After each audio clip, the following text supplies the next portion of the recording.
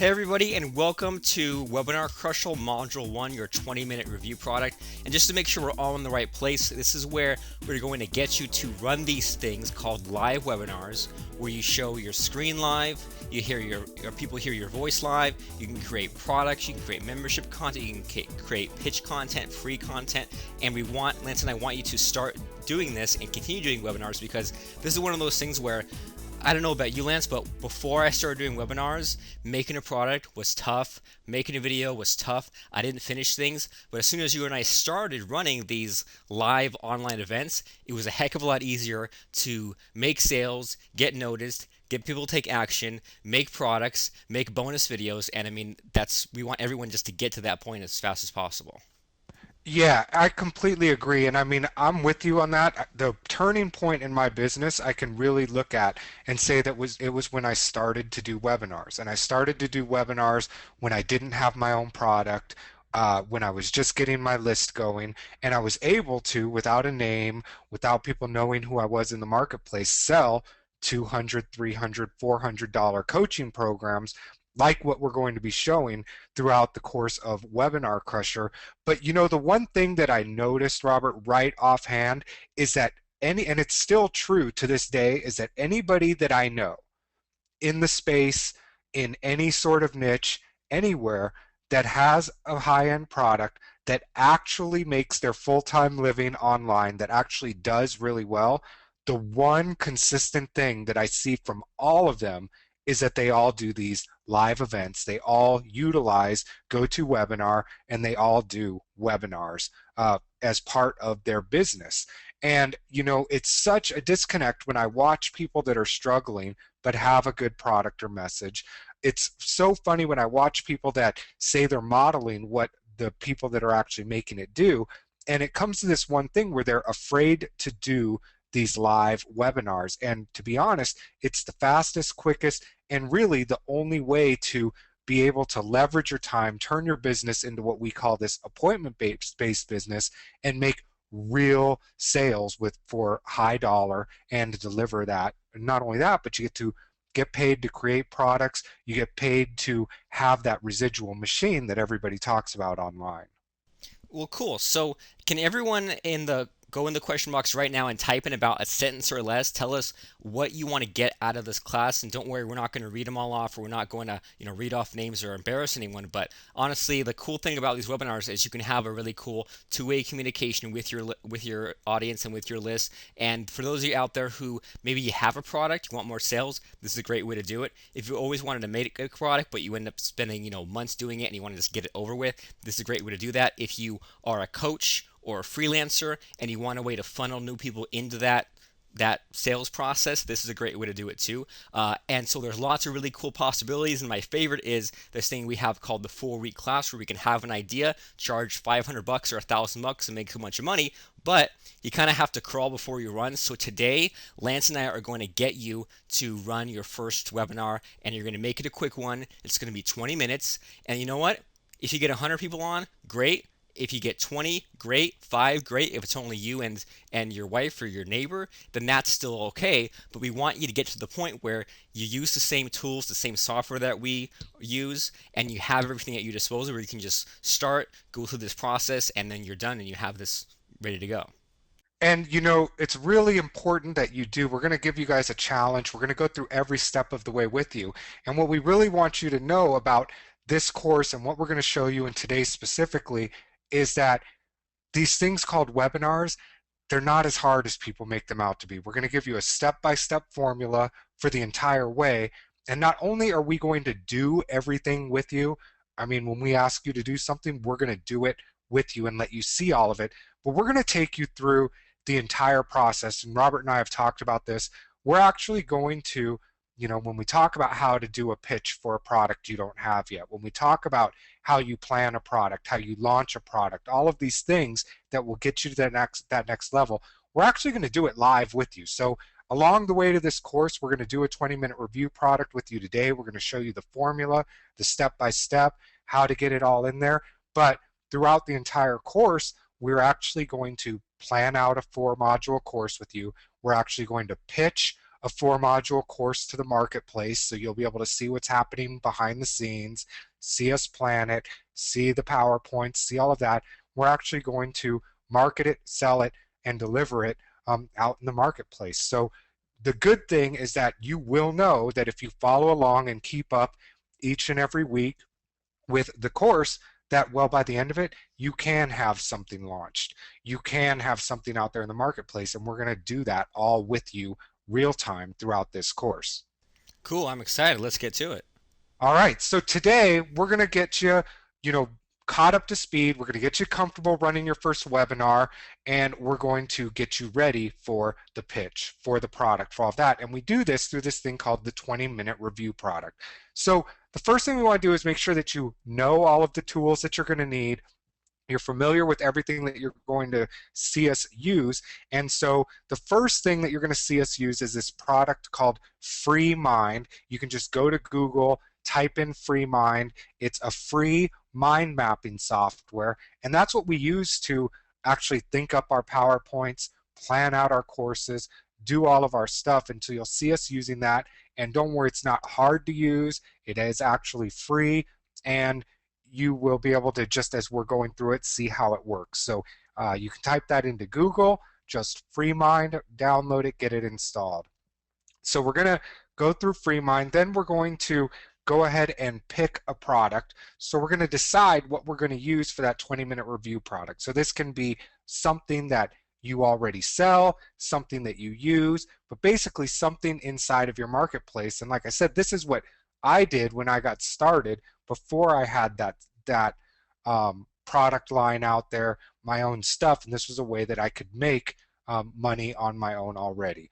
And then what we're going to do is we're going to show you how to do research for that product so that you can create this review product, if you will, for your list to do your first webinar for, but to make sure that you're hitting the right questions, that you're getting the right topics, the hot points, things like that. And this is, a great way. This will also play into when you're creating your product, when you are pitching your product, excuse me, and it's a great way to do really fast and easy research. We're going to show you the system that Robert and I use, and then we are going to do this thing called creating a hook, because one of the big things that we see people messing up on when they're running their webinars is the fact that, well, they make them boring, that they don't make them exciting, that they don't give people a reason to show up.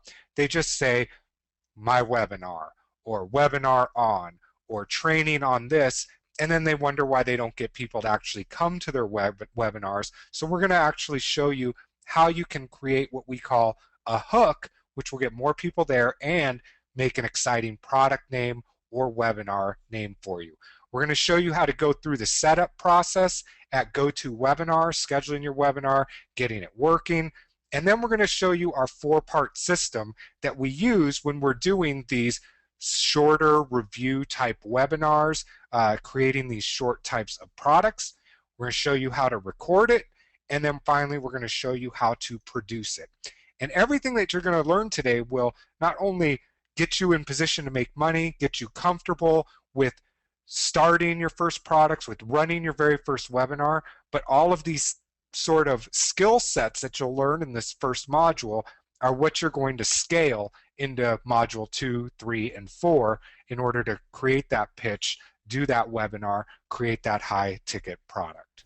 So, I mean, I think everyone's gonna have a lot of fun here, and the cool thing about this week or this module, this assignment we're gonna do is that this is gonna be based around a product. So, I mean, I know that when I first ran my first couple webinars, and I don't know about you, Lance, but I was always stuck about, well, there's so many possibilities. What the heck do I even talk about? Do I run a webinar on, how to make an opt-in page? Do I run it on how to make a website? And it's a lot easier in a lot of ways if it's centered around a product. And what's also cool is that you can make it about your own product. So if you already have a product, then great. You just show your plugin or show your book or show your system or show the inside of your membership site, and you can just have a 20-minute live session showing people how to do that. I know that, Lance, when you first started, you would show people things like how to get signed up with a Aweber autoresponder, how to get signed up with HostGator, and then that becomes a cool little 20-minute package that you can use as a bonus to a course that you come out with at some point. You can put it on things like YouTube and get some link juice so that if someone searches HostGator, Bluehost, Aweber, or things like that, then they can find you. And I mean, I've created short webinars like this on things like Kindle, CreateSpace, WordPress multi-site. And so the cool thing about this is we're keeping it simple, but this is also something that will improve your existing business or the business that you're about to build. So if you want to sell real estate training, then chances are you already own someone else's real estate book, course, membership site, and then you can create a video about that. If you have an affiliate link, great, but this way you're not creating a hobby webinar, right? It's like if you're in real estate, you're making a short webinar about real estate. If you're in street fighting, you're making a short webinar about street fighting, but this way this either ties into a product that you have or that you're going to create at some point. And you mentioned that one of the things that I used to do was there's these things called JV giveaway events, and that's how I started building my list, did my first high-end courses, and I would do it exactly like you said, is I would get people to show up, and when I started, it wasn't very many. I mean, 10, 20 people to show up to my live call, and I would literally show myself signing up for the somebody else's website. I would show myself going through the process of, doing everything that you do inside of that website. And then I would, as people would follow along, I would show my affiliate link and they would sign up while as I was doing it live so that they could follow along. And then at the end, I would pitch my coaching program or whatever it was that I was selling at the time. But the neat thing about it is I would record it like we're going to show you how to do, and I still to stay sell that as a product. So I would do it for free. People would, however many people that would show up, a handful of them would sign up through my affiliate link, so I would be getting paid to show somebody else's product. And then I just took that recording, stuck it up on a website, and then was able to sell that recording as a step-by-step process on how to sign up for a JV giveaway event. And I mean, you hit the nail right on the head, Robert. I mean, in real estate, there's all kinds of things like calculators, same with health niche and weight niche and magic and all of these other things that we have students in where you can show, if you don't have your own product yet, you can show some of the resources that you use inside of that niche, use your affiliate link, use it to sell into something else. And so that's what we're going to actually show here today. And the one thing that I want to make sure that everyone kind of keeps in the back of their mind is that every webinar you do is going to be, in one way or another, a how-to webinar. So you're not just sharing tips, you're not just having ideas, you're not just filling time, but you're showing how to do something really simple. And chances are this is something where if someone searched YouTube, they could probably already find how to do this one thing. They could already find how to change oil on a car. They could figure out how to, do this magic trick with cards. They could figure out how to do a kettlebell exercise. They can already find these things. So the information is already out there. But the problem is that it's not your information. You're not the one presenting it. It's not presented in your way. It's not leading back to your product. So we're just going to fix that and we're going to have you run a 20-minute session. So it's going to be how to, but it's also going to be one take. Because when we do these things live, like, if Lance sneezes or I say or I have to have a glass of water, then that's just how it is. And I don't think anyone really cares from an audience point of view if you had to stop for a second. And so from your point of view, well, if you want to have a 20-minute product or a bonus and you have 20 minutes, well, then you can do it. You don't have to go back and edit things. And so this is kind of the mindset Lance and I want you to get into, is this how-to mindset of getting people from point A to point B. And point B can be something really simple. It can be something where it gets them ready for your real product. And it's also something that you do in one take so that it just is out of the way. Awesome. So that's what we're going to be covering today. And the next thing is to make sure that you know everything that you're going to need and what you're going to see us use. So really quickly, we're going to be using, like we said, this product called FreeMind to do our research, to decide what we're going to talk about, to create all of our stuff. Then you're going to see us using a timer tool, and whatever you use is fine. We use a timer called Cool Timer, Cooltimer. That's what you see when you log into the webinar today. And that's what we use while we're doing our meetings, creating content, creating products, and even when we are going through and doing some of the research tools that you're going to see us doing today. You're going to need some kind of webinar system. We highly, highly, highly encourage you to use GoToWebinar. You can get a free trial. You can sign up. We have a monthly webinar class that we do a call every month that includes GoToWebinar, but you need to use something. Again, we're going to use GoToWebinar, and we highly recommend that you do as well. You're going to need some kind of headset so that people can hear you talking and you can hear what's going on as well. Robert and I use the Logitech H390. I believe they're about, what, $35, $40 on Amazon.com. You can just search for Logitech H390, and that way it has the microphone that's close to your mouth. You don't get all of the background noise, and it comes out with a high quality recording for your products. And then finally, you're going to need something to record with, and we're going to be using Camtasia Recorder and Camtasia Studio. Again, highly recommended, but whatever you do use, it needs to be able to produce MP4s and record your entire screen. So again, really recommend Camtasia, and you can get that at TechSmith, TechSmith, techsmith.com. Cool. So, I mean, are you ready to show people how to install these things? Yeah, are we gonna, do you want me to uninstall on my system, or? Or, I mean, at least just show it like the websites to go and grab them. All right, let's So, see so I mean, here. this is good, and this is something that I kind of took. It took a while to get my head wrapped around. This is that when you show people training on the internet, it's gonna seem like, do I really have to go through this step? Can't I just tell them to go to this site? But I mean, you'd be surprised at how many people need you to go and just open up the exact thing on the screen, click on the exact thing, and just take them every step of the way. That way, there's no room for error. So So the first thing on the list we had was FreeMind. So just in case everyone doesn't know, this is a tool that we can use to basically put thought bubbles on a screen and drag things around so that when we decide what's going to be in our 20-minute pitch webinar, we can just throw out some ideas, and then after those ideas are all kind of on the screen, drag them around and group them together and put them in subgroups and even delete things that don't belong, and that way we can just have a really condensed session, but it also has everything that we want to talk about. and this one's kind of tricky to find the download page. So what you're going to do is go to google.com and just type in FreeMind, one word, FREEMIND, and you'll get two results here. So wherever you get to is okay. So the first result is FreeMind main page, and you'll see it says freemind.soundforge.net. SourceForge, SourceForge. So you can click on that, and you can see it looks like kind of Wikipedia. confusing, like this wiki thing. But right down here, there is this section that says download and a link right here. So that's what you're looking for, is that link. So you can go ahead and click on see download. And you need to make sure that you have Java. Most of you will have that installed if you're already on GoToWebinar. But if you don't, you can click and install it with Java already included.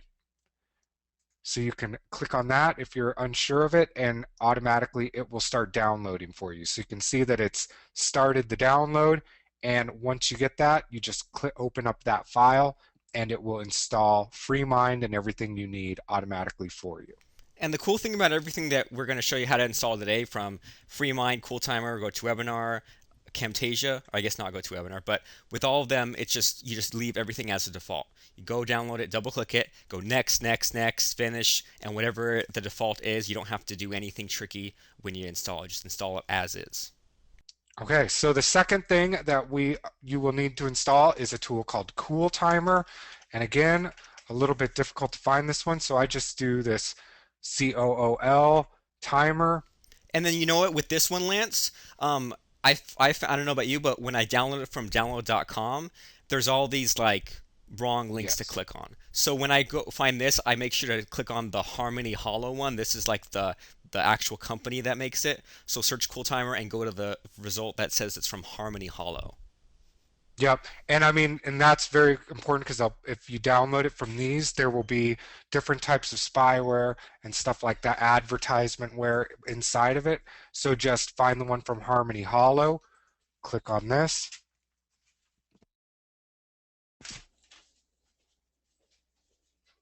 go to download, and you can simply just download it right here. Cool Timer 491. All right.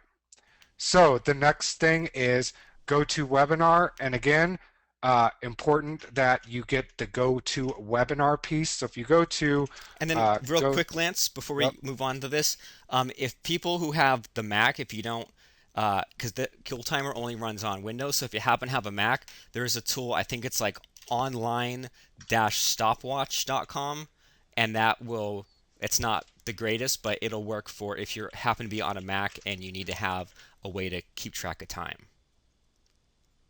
So there, and then you just do countdown, I guess. And then so that way, because I mean the thing about running webinars things is time's really important, and if you say you want to run for only an hour or only half an hour, it's really good to keep track. And of course today when we have you plan different things, we're going to be telling you we only have 5 minutes to decide on this, just to make sure that you're not spending a month doing an outline. So even if you have a Mac, no excuses, just do online-stopwatch.com. there you go. All right. So for go to webinar, you go to webinar.com.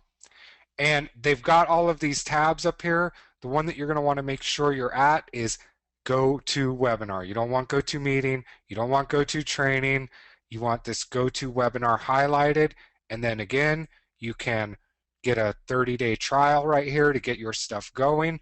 Or if you've already got your webinar software and your account already set up, you can click on the login up here at the top, which will allow you to log in, and we'll be going through all of that as well. Final tool that you're going to need, you can get at Amazon.com. This is where we get all of our stuff, and you can just do a search for Logitech H390, and it comes up right here. You can get it for $27.79 along with Prime shipping. And what I usually do is just keep one or two always on hand at my house. And that way I've always got a headset that's working in case something happens, and it'll provide you with the audio that you need and everything that you need. You don't need these fancy external mics that people talk about. You don't need all of the soundboards and USB adapters and all of that. The important thing, if you don't want to use this one, is that no matter what you get, that it connects to your computer through USB and not through those 1/8-inch jacks that like plug in that your headphones use on your iPod or iPad. Okay, so once you get all of those, oh, and then the final one, TechSmith for Camtasia Recorder. So techsmith.com, go to products, and the one that you want to go to is Camtasia Studio. And you can, again, they've got a 30-day trial for this as well. And you can, let's see, I I believe, saw one oh, on the right top here, right. free Yep. trial. Yep, free trial or buy now. That'll give you 30 days, let you download it and have all of the information or all of the functionality that you need to get going as well. So So cool. So I mean, on this list here, the great thing is that Free Minds, well, this is free, right? Cool Timer is free. GoToWebinar has a 30-day trial, and then the Camtasia has a 30-day trial. So then all you're really out is the cost of the headset, which you probably should have anyway. So I mean, it's basically free to run your first few webinars and to make your first few videos. awesome. So let's go through and talk about picking the product and start having some fun with this because, I mean, this is the way that you get everything going. So the first thing that you're going to want to do, no matter what niche you're in, and it's going to be this. Make sure that you pick a product that is already in your niche. So at the very beginning, we talked about whether it's a tool that you use or a calculator that you use or a book that has something to do with your niche or a DVD product that is yours or has something with your niche. You're going to want to pick something that is inside of your niche. And I mean, take this whole course and the things that we're going to do for actually building your business. Don't pick something that we pick, or don't pick something because it's the example that we use. Pick something that will actually grow your business and make sales for you. So make sure that it is something inside of your niche, which is why you're not going to see Robert and I pitching products on weight loss or pitching products in street fighting or golf. We're going to be picking one of our products or something that we actually use.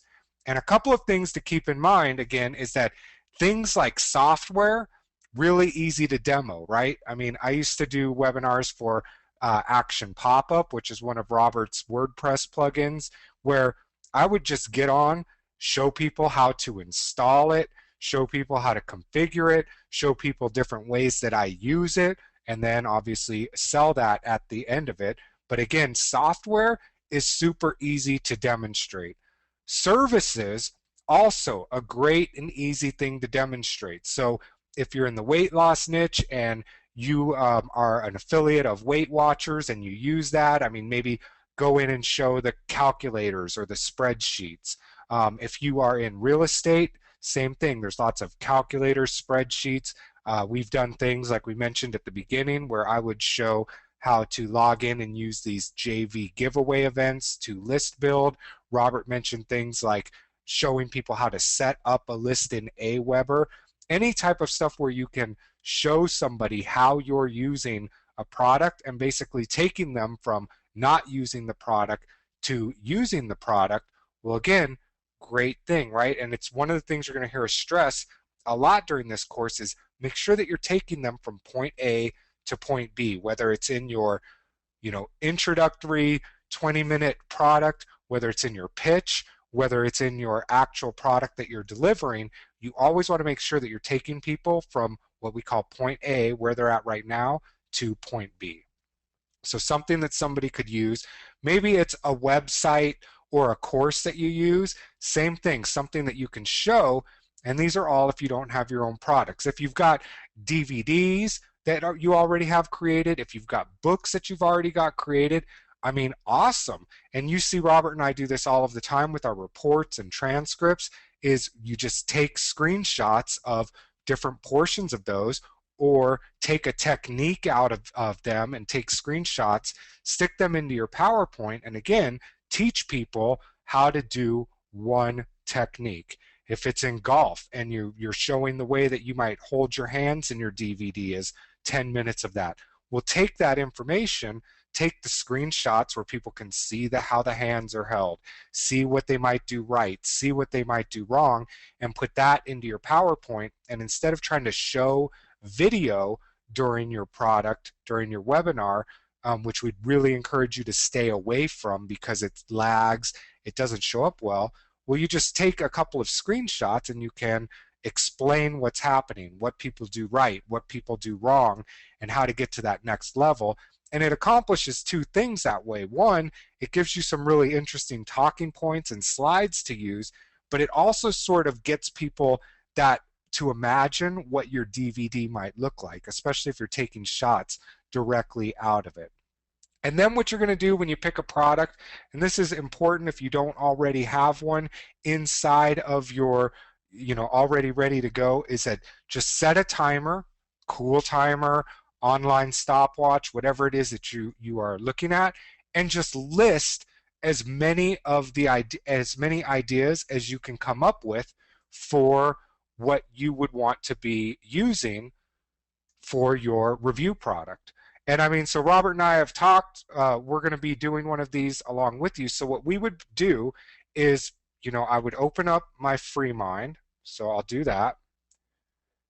And while this is loading up, so here is what it looks like. I'll make a new map right here. Very simple. Just, oops, let me get this a little bit smaller so it all fits on here. That's Good. See everything? And what it looks like when you do File, New inside of FreeMind. Let's see if I can. Oh, lost my clicking here. Well, that's weird. Will it let you right click There it? it goes. Now I don't know. Yeah, now it does. All right. Make sure I can click here. Okay. So you go File, New, and it will open up and it just has this blank thing that says New Mind Map. And so what I would do is just go click in here and I can change this and we'll just call this our 20-minute review product. Okay, and the only things that we need to know, and then I just hit enter and it goes back to normal. So the only thing that you really need to know about using FreeMind is the insert key, the key on your keyboard that says insert. When I hit that, it makes a new, this is what they call a node. So I can type in something here and then I'll hit enter. And then once I'm highlighted on node 1, I can hit enter again and it will make a new, what they call node below it. So then I hit enter, then hit enter again. And this way I can make a list really quickly of anything that I want. And the neat thing about this is I can move stuff around, change the order just by dragging and dropping any of my ideas. And I mean, what weirded me out at first about FreeMind is that clicking renames it and then hovering over it highlights it. So it's kind of like if you want to, yeah, like select one, Lance isn't clicking, you're just kind of like moving your mouse over it. So kind of weird to get used to at first, but then it's not that much of a problem. And when Lance and I make mind maps, we only create new, and they're called nodes, but we only create these new bubbles over on the right side of the center. Because, I mean, we've all seen those crazy mind maps from hell where stuff is coming out from all different directions. The person, added colors and icons and fonts, and we don't do any of that. We're just basically making a list that we can reorder. So we make it a point to only add mind maps over on the right side. That way, it's a list, not a big spider web of junk. Yep. And so I'm going to delete these out of here, Robert, and we'll sort of just show how that, oh, and what do I got? Another dialogue over here. Yes, I really want to delete it. We'll go delete. Don't ask me again and delete. And so, I mean, what you would do is just go over. And again, you don't want to spend a bunch of time on any of this if you just set a timer, get out as many ideas as you can in that time, you'll get your best ideas. And you'll see us doing this a lot. And whether we're creating a course, launching a product, doing a blog post, doing something like this, if you use this timer, you'll find you'll get stuff done a lot easier. So I'm just going to set this. We probably won't even use all of this. Go ahead, But yeah, Robert. I was gonna say like just having this thing counting down, it kind of puts your brain in like a panic mode and makes you focus 100% on what's in front of you. So it kind of makes it where instead of having 5 hours or 5 weeks to think, I mean, it's like once this timer's done, you're done with this phase. So it's like I got to have my idea in here before it's over with. So kind of when this is going along, what's going through my head are either things like either products we have that we want to promote, or maybe like maybe like little holes in product that aren't covered by our products. Like for example, like set up an affiliate program if it doesn't cover like ClickBank or doesn't cover like Pay.com, things like that.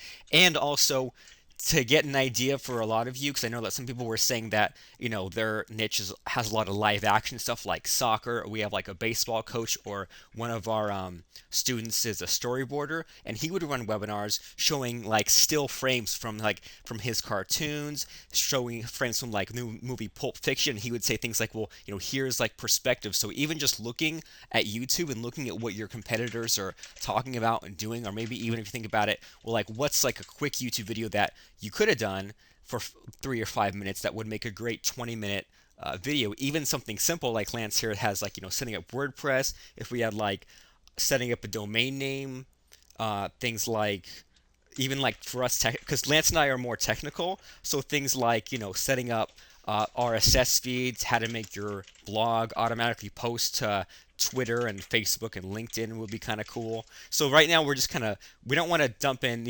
stuff we're never gonna do. We just want to dump in like any idea, and then the one thing that you wanted to do, it'll just jump out at you.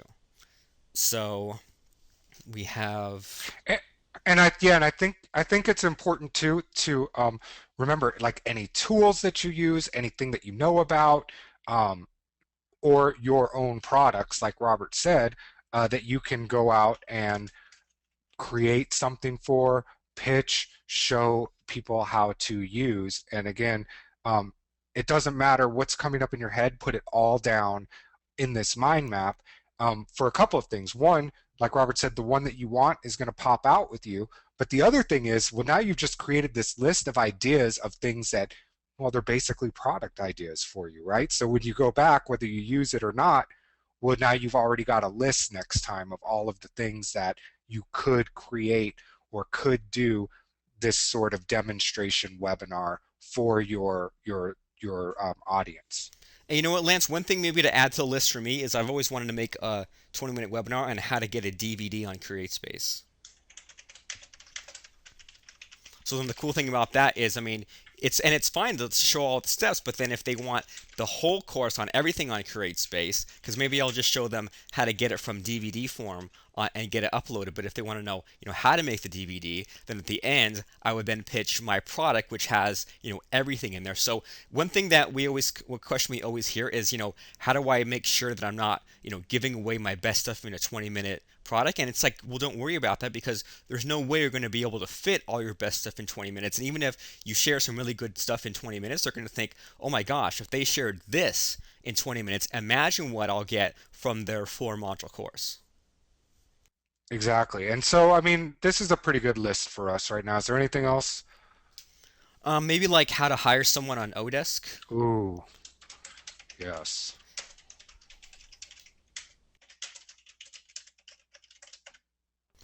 Maybe like how to set up a Facebook ad,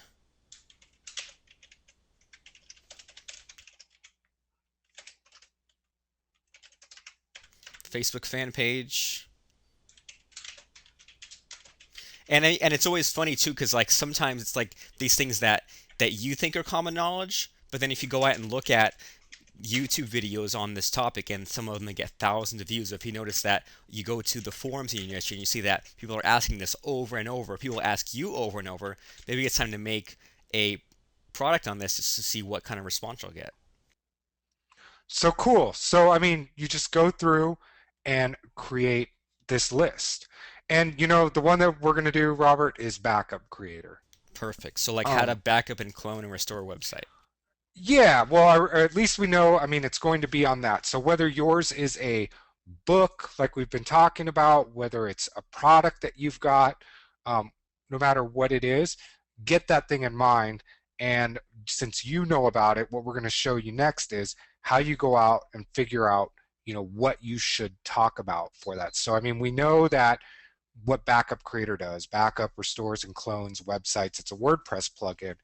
But what we want to do next is make sure that what we are going to talk about inside of our 20-minute webinar that's going to promote it, and again, it doesn't matter what it is that you're promoting, that we're hitting the right topics that people are talking about.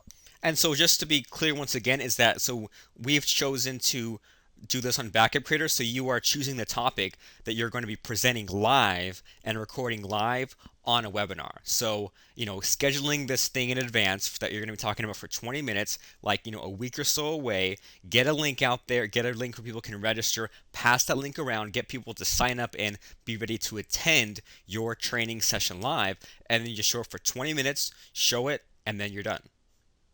All right, so let's do some market research. What do you think? Sounds good to me. All right, so we're going to talk about this thing called market research, and I think so many people miss out on this and do it wrong. And I mean, there's been a ton of webinars where you get on and watch, and it's like nobody's interested. Even if you're interested in the product, they're not interested in what you're presenting. And so, what Robert and I do is, well, we do a quick little system to make sure we're talking about topics that are actually going to matter to the people that are seeing the video about the product that we're watching, seeing the webinar.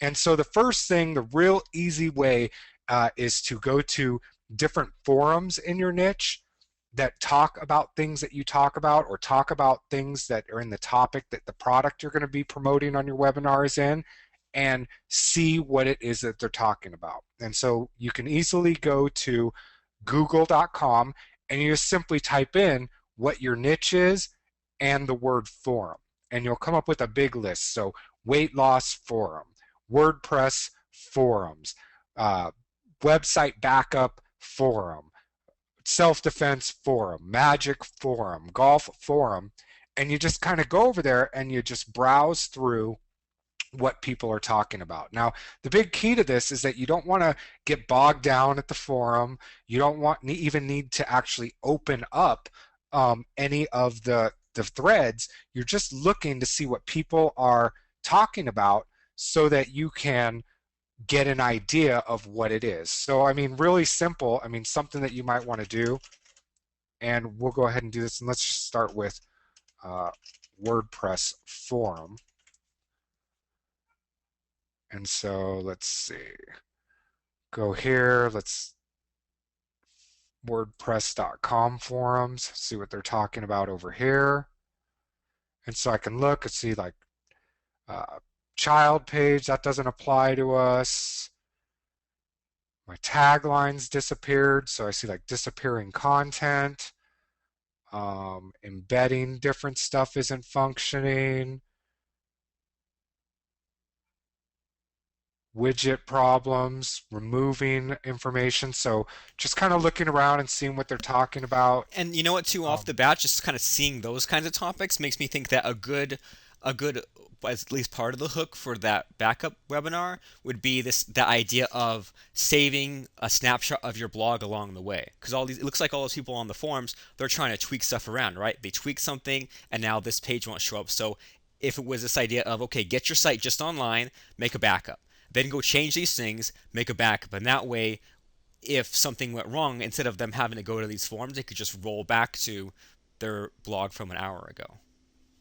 and then, okay, so let's try, Well, see what we get with WordPress backups yeah. here and see if we get a little bit more. And then, so what I kind of get from this, Lance, is that, well, there's people are overloaded with choices, right? People are saying, well, should you use online backup for WordPress or simple backup or X cloner? And that would be something else where, like, so something to keep in mind for the webinar is everyone's just trying to piece it all together. And if you're just like, well, no, use this exact backup plugin, that just that alone would be helpful. How can I back it up? And they've got all these steps. So that's another thing, like it doesn't need a bunch of steps. And then I look, unable to read database backup, so you don't want that.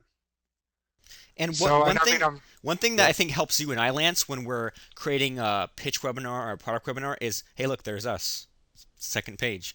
Um, there you is we get kind of agitated basically from all the forum questions and the forum advice, so that we see like people are either asking a question that it's not quite the right question, or they're getting 20 different answers and they're all the wrong answer, but here's actually the answer, if that makes sense. So if like people are worried about, well, is the backup, of it, seeing on the public, worrying about partial backups, worrying about like doing 10 steps, and we're just like, no, do it in one step.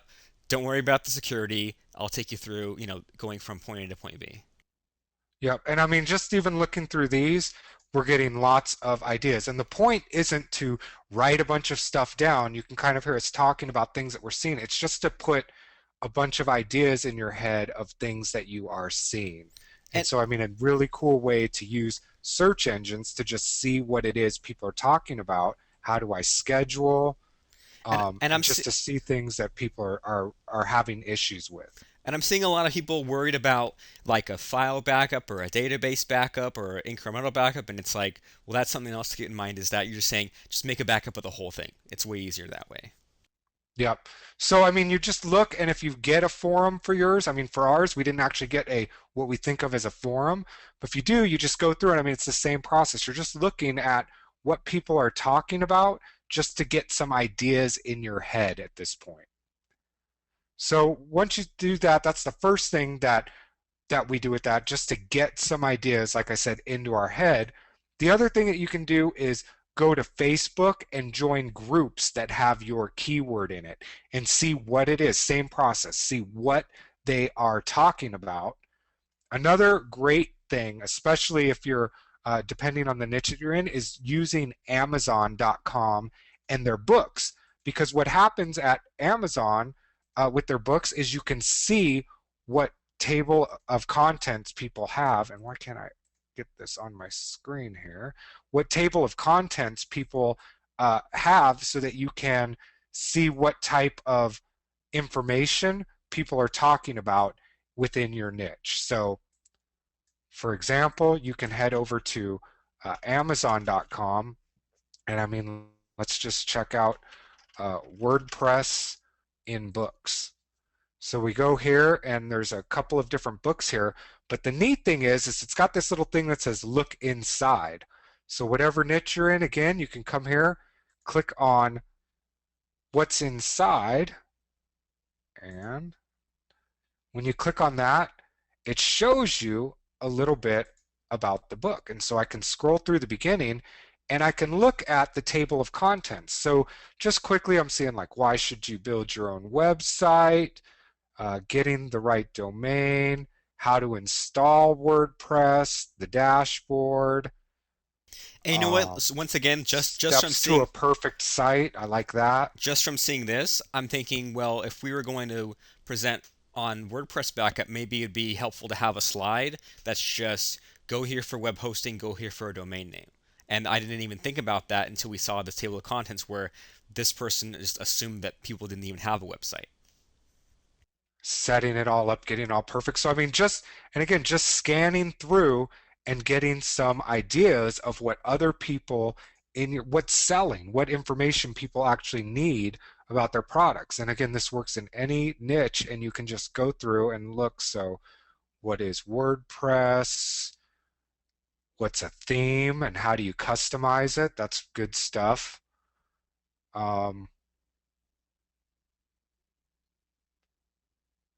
so I'm seeing in this one like lots of customization stuff, which will work for us again in Backup Creator. So again, go through and use that to see, and let's just check one more. Wonder if there's anything for WordPress backups here that come back. So let's see, themes and plugins. Oh, hackers, that's a good one, Another right? good Just angle, from yep. looking at that. And I mean, also Um, a big, oh, there's me right there. A big thing that's important is that we're not going out and buying 10, 20 books because then you'll get off and, get distracted. We're just clicking on only the ones that say look inside and then only looking at the table of contents because we don't want to copy anyone. We're just trying to get ideas or trying to fill in some holes or just say well, like, maybe security. I hadn't thought about that. Domain name. I hadn't thought about that. And we might not use every single thing because we only have 20 minutes, but the more kind of we want to make this not too weird, but just kind of interesting and just a little bit different than the usual boring stuff they're used to seeing. so, I mean, we get a bunch of ideas that way.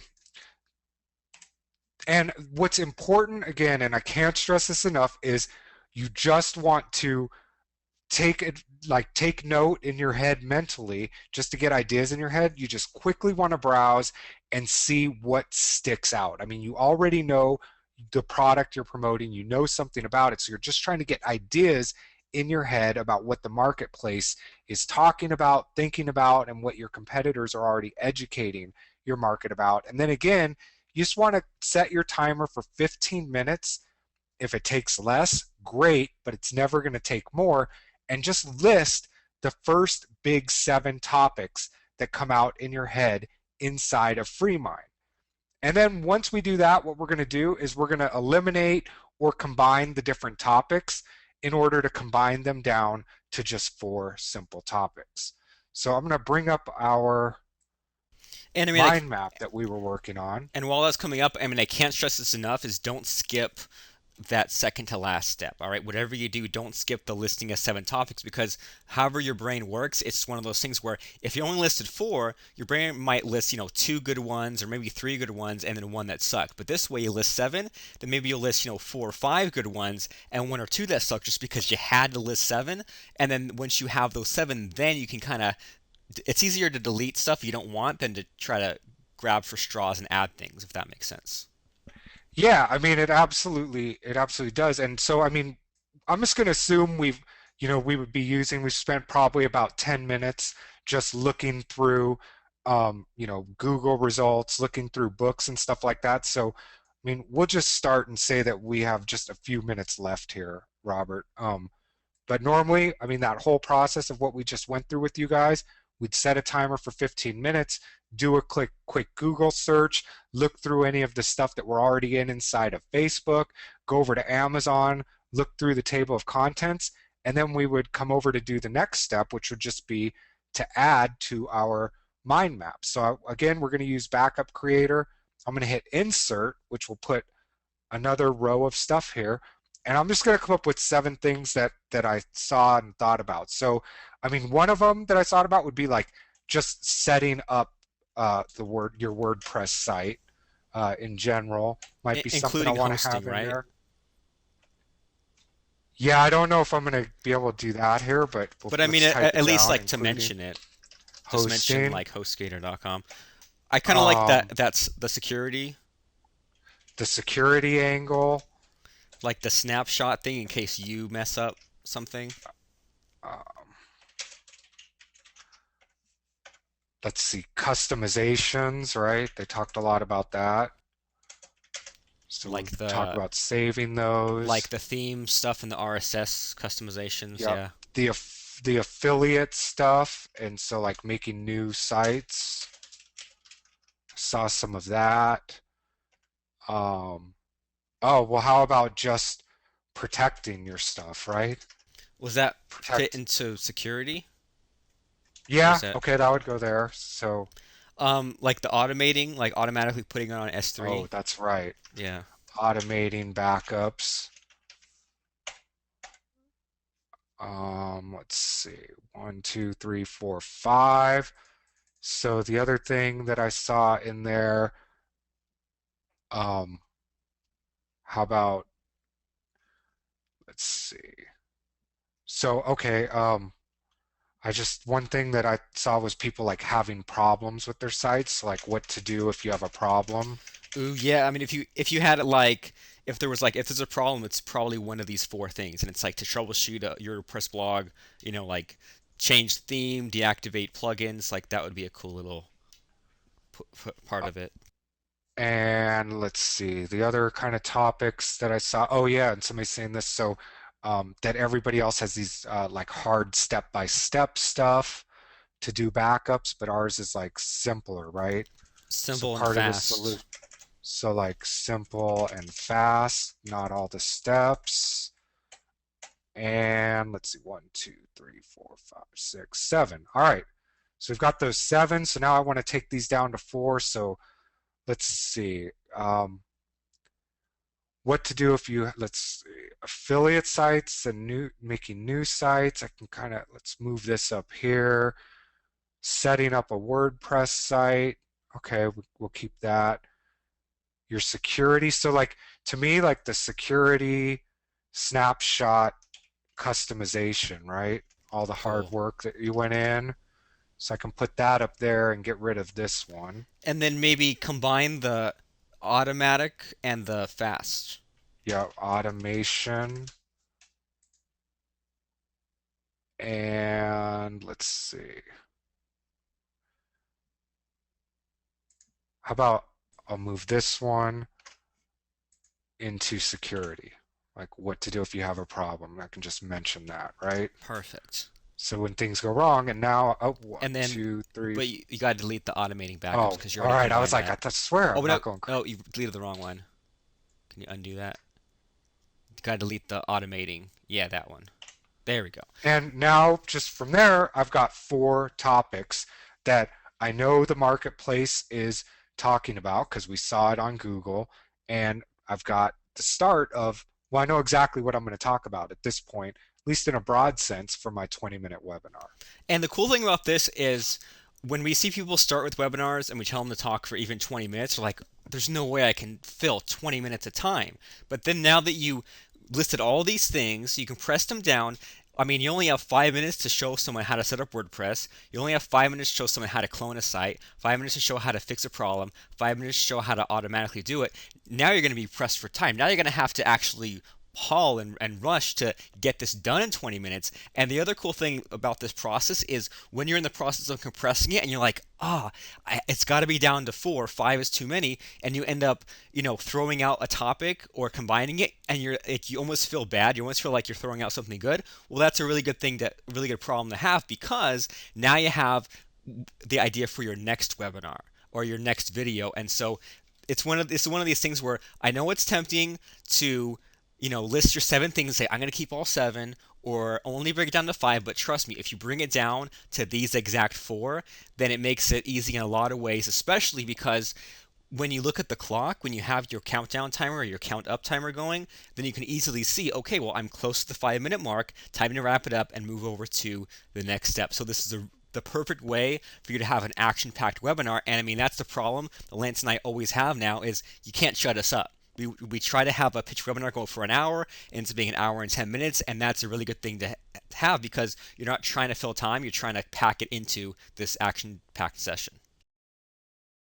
So that's how, I mean, you go about going and actually creating the content ideas.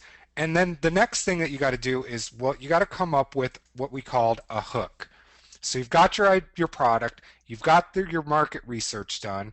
We've done all of that. Now, if it takes you the full amount of time, just 20 minutes to do, the next thing you got to do is create a hook. And I mean, we almost think of this as like, well, it's the headline, right? It's the headline for your event, the headline for your webinar.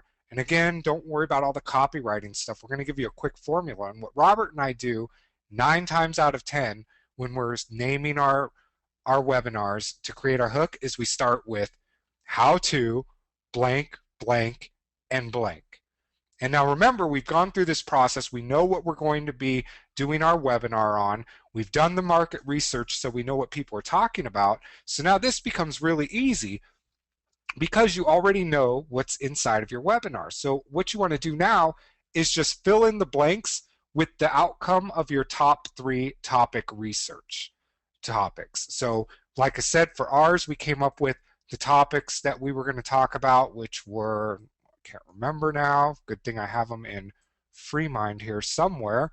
Ours were setting up a new site, maybe cloning sites or having affiliate sites, some security stuff, and that ours is simple and fast. Well, that's still not that exciting. So what Robert and I do is we have these questions we ask each other. So we know we're going to talk about setting up a WordPress site. Well, that's not that exciting, but what we'll do is we'll ask questions of ourselves. So if I set up a WordPress site, well, what do I get if I've set up a site? So you might say, well, you can set up a site, and Robert, and then in your head you say, well, what do I get? Well, now you have a site that you can have online to communicate with your family, that you can easily maintain without a webmaster, that you can use to make money by selling your products automatically. So all of these other things come out from it. And if what do I get doesn't work for the topic you've got, you can ask the question, so what? So I might say, hey, Robert, I'm going to talk about setting up a WordPress site. Is that awesome? Well, WordPress site's great, but so what? But so what, right? So now when Robert asks me, so what, I can think, well, but Robert, wouldn't it be cool if you set up a WordPress site and now you can have an automated selling machine that works for you and delivers your product and collects payments? Is that cool? A lot better. Right? A lot better, right? Or if I said like, hey, Robert, I'm going to talk about security inside of my webinar. Then I'll say, you know what? I've heard about WordPress security, but it doesn't concern me. Who cares?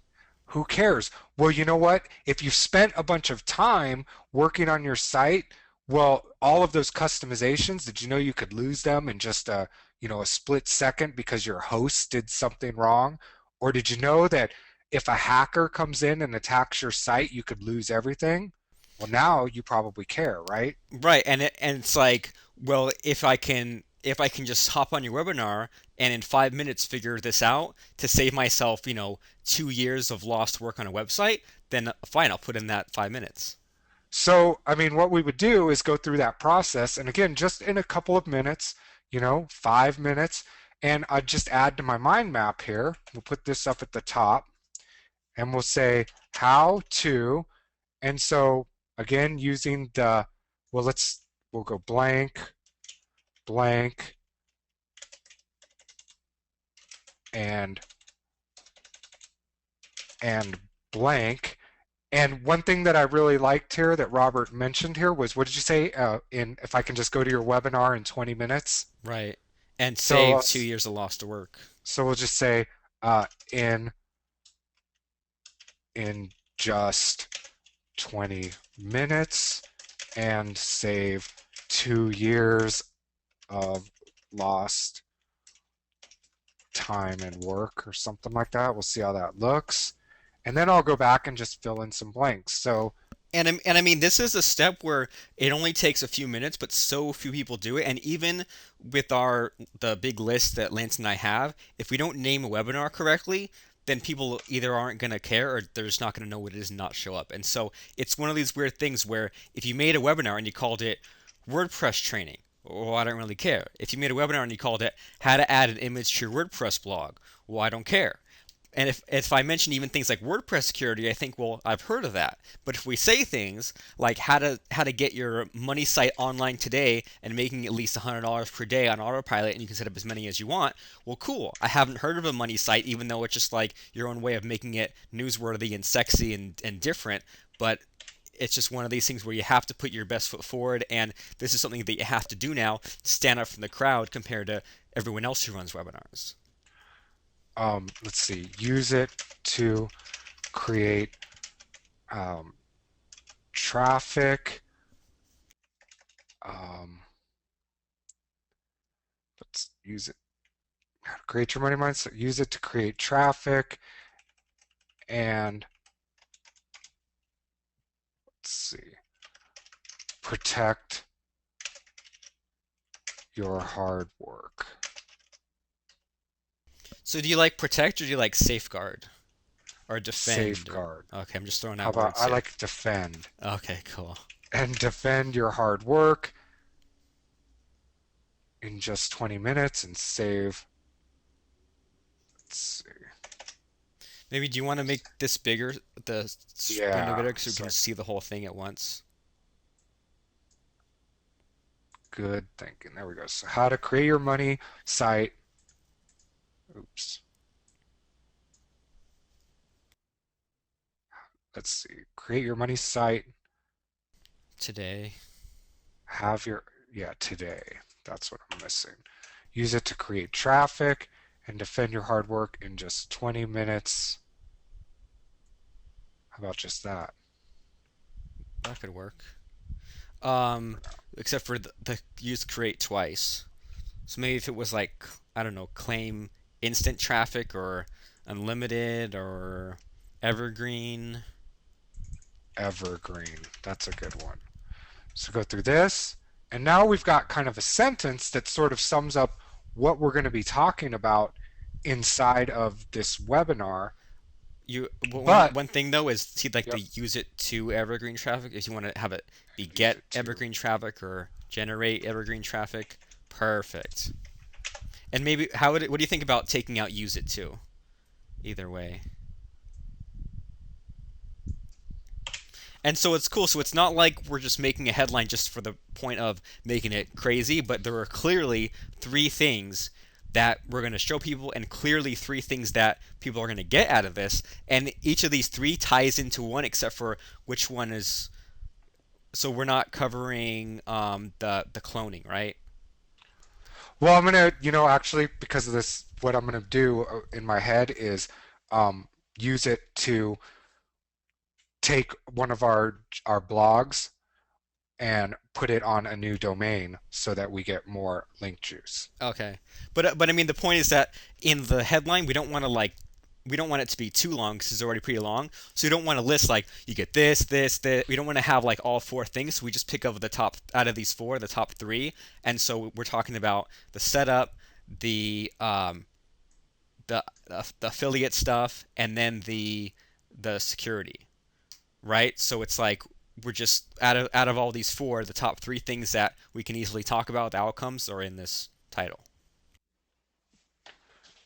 And then the last thing we do is get rid of how to. So that way, every webinar we run doesn't start with how to, and it just kind of gets to the point. And what's cool about this is when you say how to do something and you take out the how to, now it's a command. So now we're telling people as part of the title, we're saying to create your website today, right? We're saying to generate evergreen traffic. We're saying to defend your hard work. So if your webinar was called something like, like how to improve your baseball swing, do this, and then so you can like hit double the amount of baseballs that get thrown at you. Well, now if you take out the how to, now we're literally saying improve your baseball swing by 20%. So when we start off with create or do this, it's a lot more powerful and it grabs people in a way that just saying WordPress security training just doesn't even come close to. One of those cool little copywriting tricks, right? Yeah, one of those templates. So that's how we come up with them. You come up with the three things, you get that in your head, and now you're all set. So now I know what the title or my hook is going to be. I know what I'm going to be talking about here. And I mean, I've got everything figured out. And then one other thing though, Lance, is do you want to put the word WordPress in here somewhere just so that they actually know it's WordPress? So like maybe like WordPress money site. Cool. Awesome. That makes sense to me. Yep. So we've got this, and we can move on here. Got stuff all over here. And then again, remove that how to. That's a big part because it creates that action in your prospect's head before they even get there. So once you've got all of that figured out, well, now the next step that you've got to set up is to actually get that webinar set up, get the link that you need so that you can promote it and get people to come there, and have the webinar scheduled. This is probably the most important step of the entire process. So the first thing you want to do is go to www.gotowebinar.com, and again, you want to make sure that you are on the Go to Webinar tab that we showed you at the very beginning, and we'll show that to you again here. And then you're going to want to click on Try It Free or log into your existing account.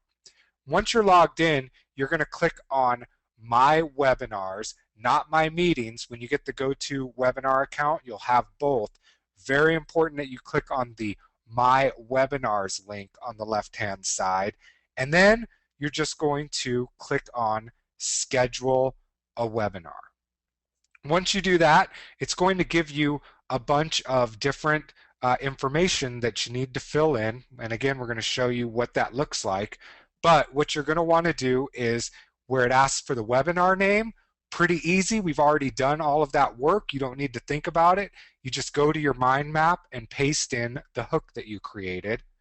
In the description box, same thing. You're going to paste in the hook that you created. Now for the start date, here's the thing, is for right now, just go pick one. It doesn't matter if it's going to be at night or on the weekend or the morning. Any time that you have free, put it on your schedule right now when we're creating this, because think about this. This is only 20 minutes, so you only need to schedule 30 minutes out of your entire life, no matter if it's your lunch break or when you're doing it, but put it on that calendar and get it scheduled so that you actually have it down and you're committed to getting this done. It's going to ask you for the start time, and always make sure when you're starting your webinar that you put it at the top of your hour of the hour. So 2 p.m. Eastern, not 2:15, not 2:30, not 2:45, but 2 p.m. You always start it at the top of the hour. And for this particular one, you're going to end it 30 minutes later. Okay, that'll give you enough time to get set up. If you go a little bit over, that's okay, but just 30 minutes. And important part is make sure that both the start time and the end time are, in the same AM or PM settings. So, sometimes what happens is we'll go in, set up a webinar for 11 o'clock AM, want it to end at 1 o'clock, and we end up putting 1 o'clock AM instead of 1 o'clock PM. So make sure you get the time zone set up correctly. Once you get the time set up, another important one is it's going to ask you what time zone that you want to have this time that you set up the webinar to occur at, you always want to pick Eastern time. And this was really hard for Robert and I to get through. I mean, when we first started doing webinars together, we used to run them in Pacific time. We'd sometimes run them in Mountain time, which is where I live, and Pacific time is where Robert lives. And it just causes mass confusion. But everybody, for whatever reason, seems to standardize on Eastern time. So set it up for Eastern time so that your the people that will be attending, it'll just be clear for them and they'll get used to it over and over again. It's going to ask you if you want it to recur or happen over and over again. For now, you just want to set that to does not recur, and then you're going to click save and continue. It's going to send you to a whole nother screen with just some goofiness on it. And again, we're going to show you the second screen that you get to.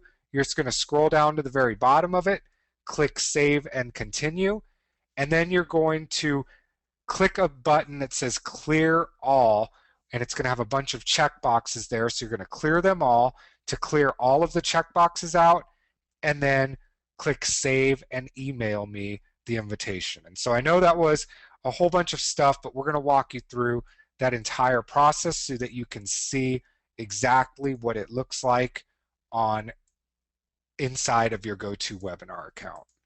So I'm going to go over here and we'll go over to webinar.com.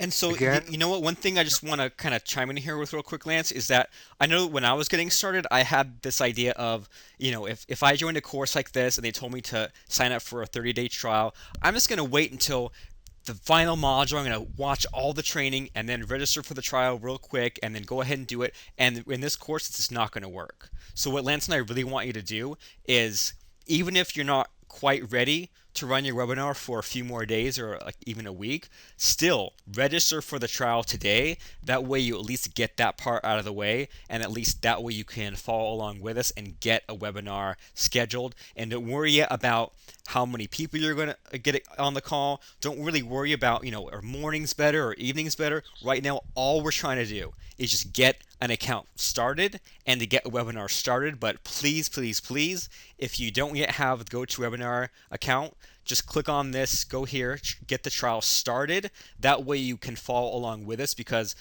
I don't know about you, Lance, but when I was starting off with these things, I would get halfway and not finish. So at least this way, if you just follow along with these steps exactly as we show you, you'll at least get a webinar scheduled and you know how to do it, and it'll be easier every time.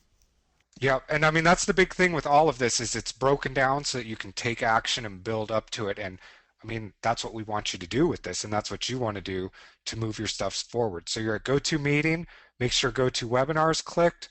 We'll log in here. And then, but yeah, if you don't have a GoToWebinar account, you click try it free, fill in the form. I think they'll want your credit card just to bill you $1 just to make sure that it's a real, card. But then you get a month to get your webinar going. Let me grab this here real quick. So we'll go to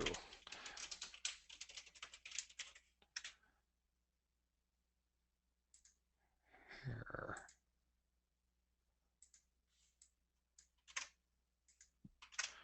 Log in here. And what we're going to do is look for on the left-hand side, it's defaulted to My Meetings. We're going to want to click on My Webinar. And so Again, this is My really this is Webinars. really important because we never use the meetings feature. Go to meetings are basically where everyone's unmuted. You can only have 15 people on a call. It's not really useful. And even when Lance and I meet normally, we just run a new webinar. So always go first thing to my webinars. Click on My Webinars. And the next thing you're going to want to do is click on this link right here that says Schedule a Webinar. And it brings up all of the fields that we were just talking about. So again, the first thing that we're going to do is just copy and paste in our hooks. So if we bring back up our mind map here, we can click on this, copy it all, right click and do copy. So now I've got it in my clipboard. And for webinar name, I just highlight this, right click and paste.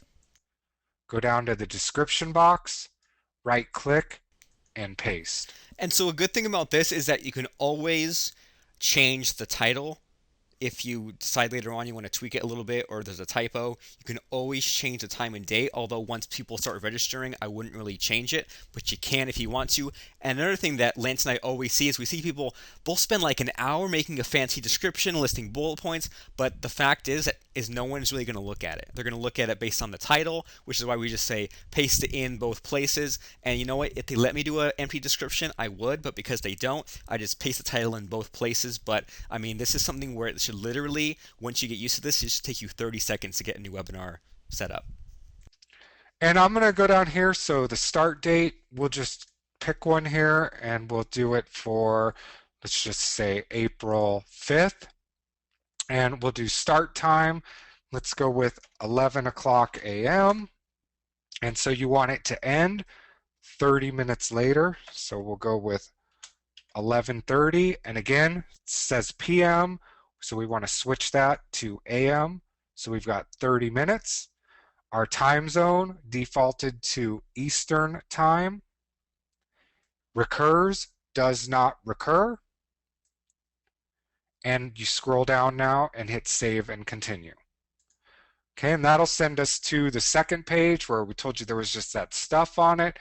You can just ignore all of that, scroll down to the bottom and hit save and continue one more time.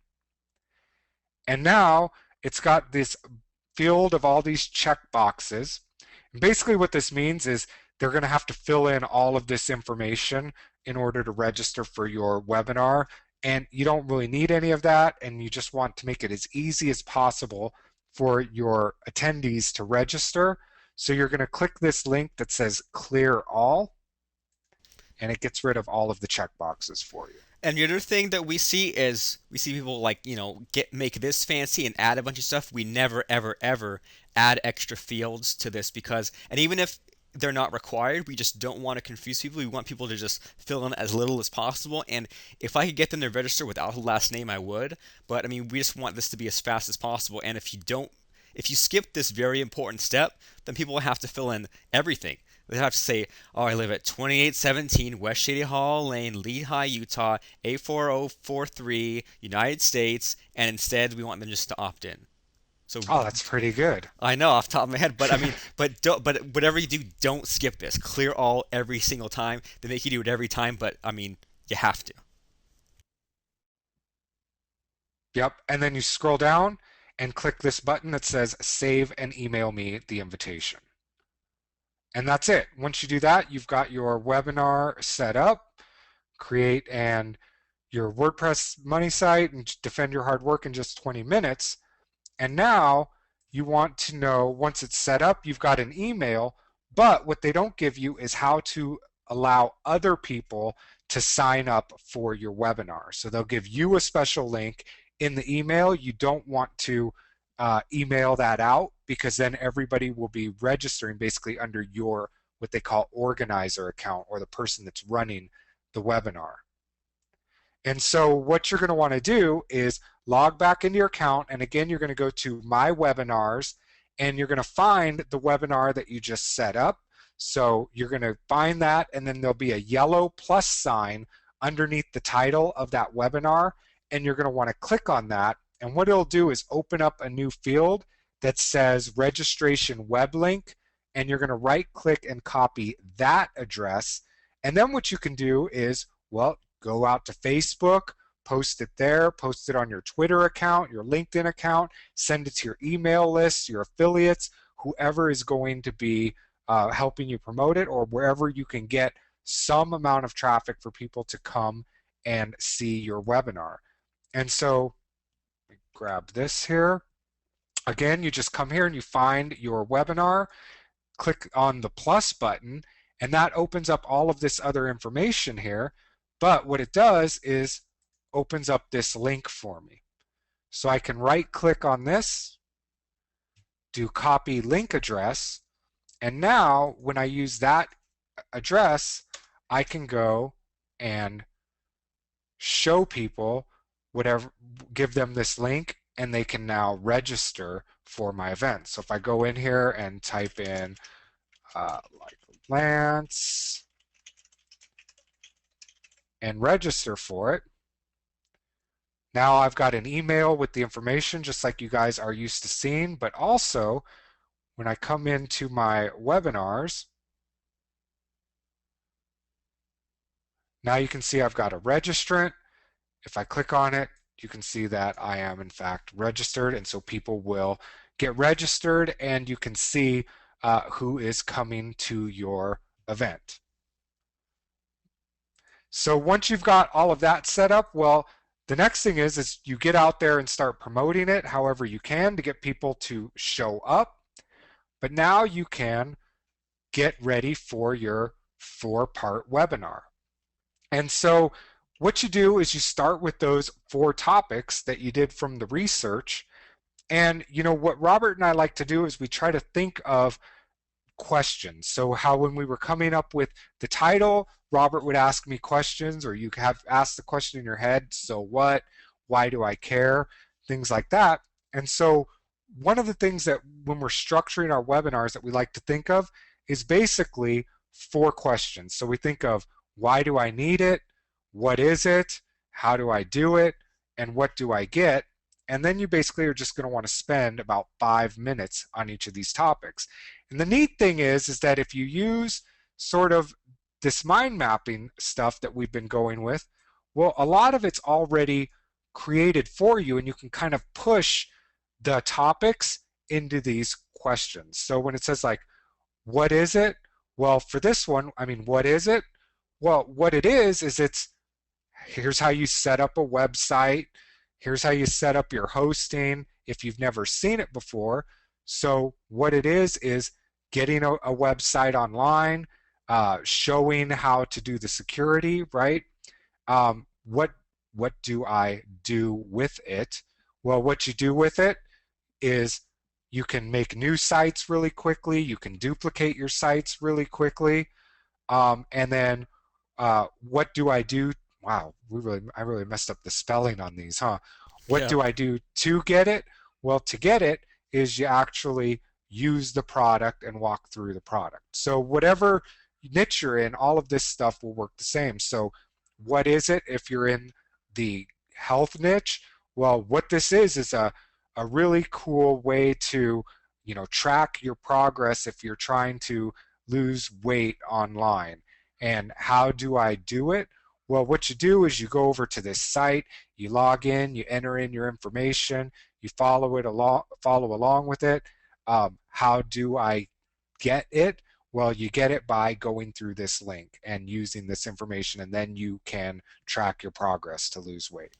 And so the cool thing about all this is that we're not even getting into PowerPoint stuff yet. So you don't even have to worry about making bullet points. And because this is how to, you're actually showing things like Lance is going to be showing how to use Backup Creator. If you're going to be showing how to use Camtasia or showing how to use this real estate calculator or showing how to do this kick and you're showing like still pictures and just drawing on top of it, you're not there's not really any time for PowerPoint or bullet points. So if you have to, for part of your webinar, it's bring up this exact mind map and just for you to check and see, okay, this is the topic we're on. Or if you're just not even bringing the mind map at all and just knowing that I'm going to talk about this for 5 minutes, this for 5 minutes, that's fine. That's still better than 99% of the webinar training that's out there, even if all you're doing is just using these 4 things as a guide and just because like the whole point is here is you're showing the how to, not showing slides. And one thing to remember too is that's absolutely correct. I mean, we won't be creating slides for this, and we still see people doing this today. This will be what they'll show on their screen for their webinar, and you'll see them just walk through. And I mean, Robert, we did this when we first got started. We didn't use PowerPoints, and we will be showing you guys how we set up the PowerPoints. We'll show you guys, give you guys templates. But for this, I mean, there's 2 ways I can go about this. I can either have this somewhere where I can see it. I mean, there's just 4 things that I'm going to be talking about um, to demonstrate and talk about it. Or I can just write these 4 things down, print it up so I can see it, or literally, like I said, use these as the talking points on the screen instead of a PowerPoint. And I mean, we've both done that. Now we prefer to either just show our screen, which is what we'll be doing for this one, or having the actual free mind right up there on the screen to sort of walk us through what we're talking about. So that's the really quick way is to just take that. You've got your 4-part webinar set up and ready to go and planned out. So what you need to do next is prepare your recording and get everything ready. You've got your webinar set up. You know the topics you're going to be talking about. The next thing is you need to resize down your screen. And so what you want to do is pick the lowest screen resolution that you can get. There's a couple of reasons for this. The first is you end up with a recording that that is actually usable. It's small in space that it takes up on the actual size of the file itself. But if you've ever seen somebody that does a webinar in the really big screen size, what happens is when you want to use that video later, and you've probably seen these before, is you can't see anything that was happening on the screen. It looks like an ant wrote it. It's like an ant, an A-N-T wrote it, and it's super small and you can't follow along. Remember, with this, whether it's a book or a video or a product or a website or whatever it is that you're going through, well, you want to be able to see the screen. It's a demonstration when you're doing the 20-minute video. And so you want to make sure that you size it down so that people will actually be able to see what's happening on your screen. Another thing that you want to do is you want to auto hide your taskbar. So have you ever been on a webinar, and let me drag this over so you can see it, if I can get it over there. Let's see. Have you ever been on a webinar where they're talking and they're showing stuff and all of this junk is showing up on the screen?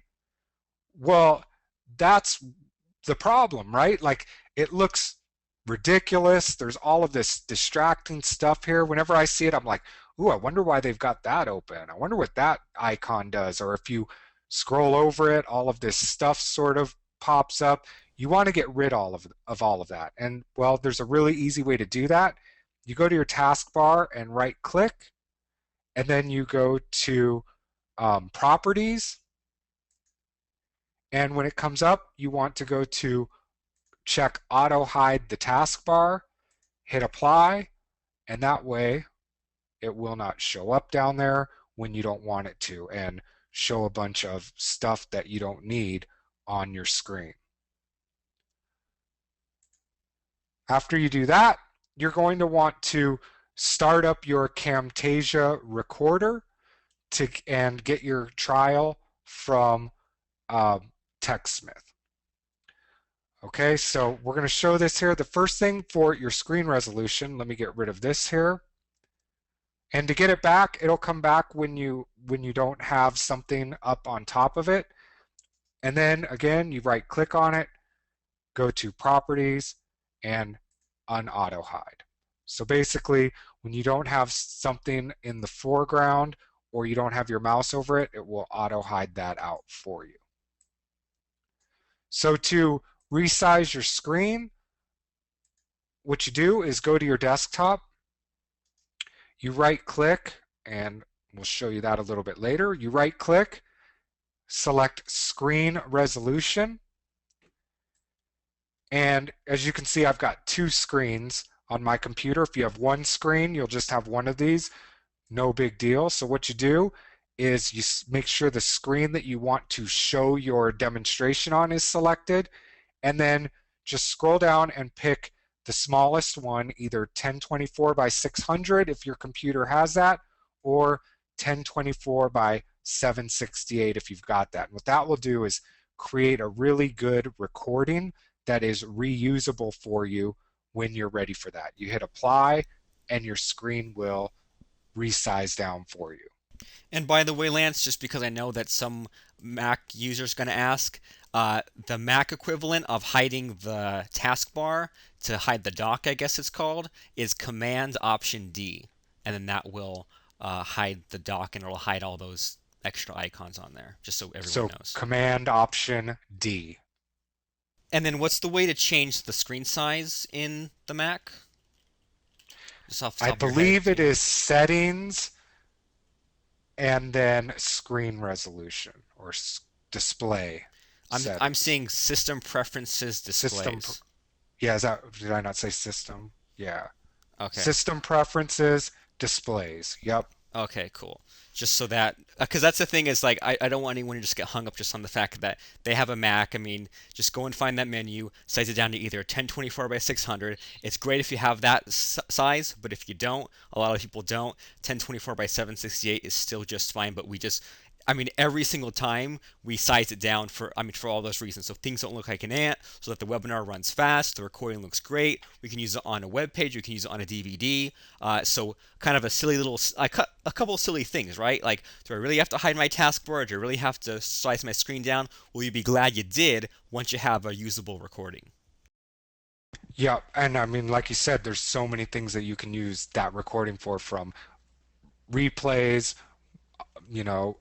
putting them on DVDs, creating your PDFs and being able to just grab out your stuff. I mean, tons of good uses for it. And yeah, if you want to have a $10 book, then just take out a chunk of, I mean, I'll take out that whole 20-minute recording. But later on, when you do your class, if you want to just take out a chunk and just sell that, great. If you want to get the whole thing transcribed, get it put on Kindle, get it put on CreateSpace, great. But it's going to come out a lot better because you put it out as a live webinar, because you scheduled it and you had to show up and you had to present it. And even if you only had one person on the call, you put everything you had into like your energy and your focus, as opposed to if you were just all alone recording. It's one of those weird things that where you always end up with better training just because it was a live webinar.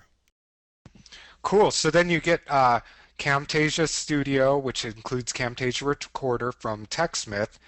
Install that.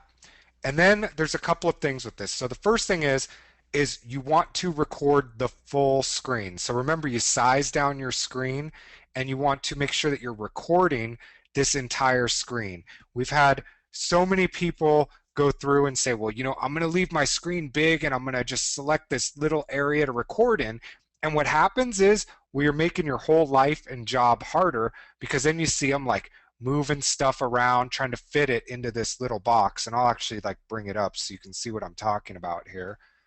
So you'll have people that they'll say, well, I don't need to size my screen down.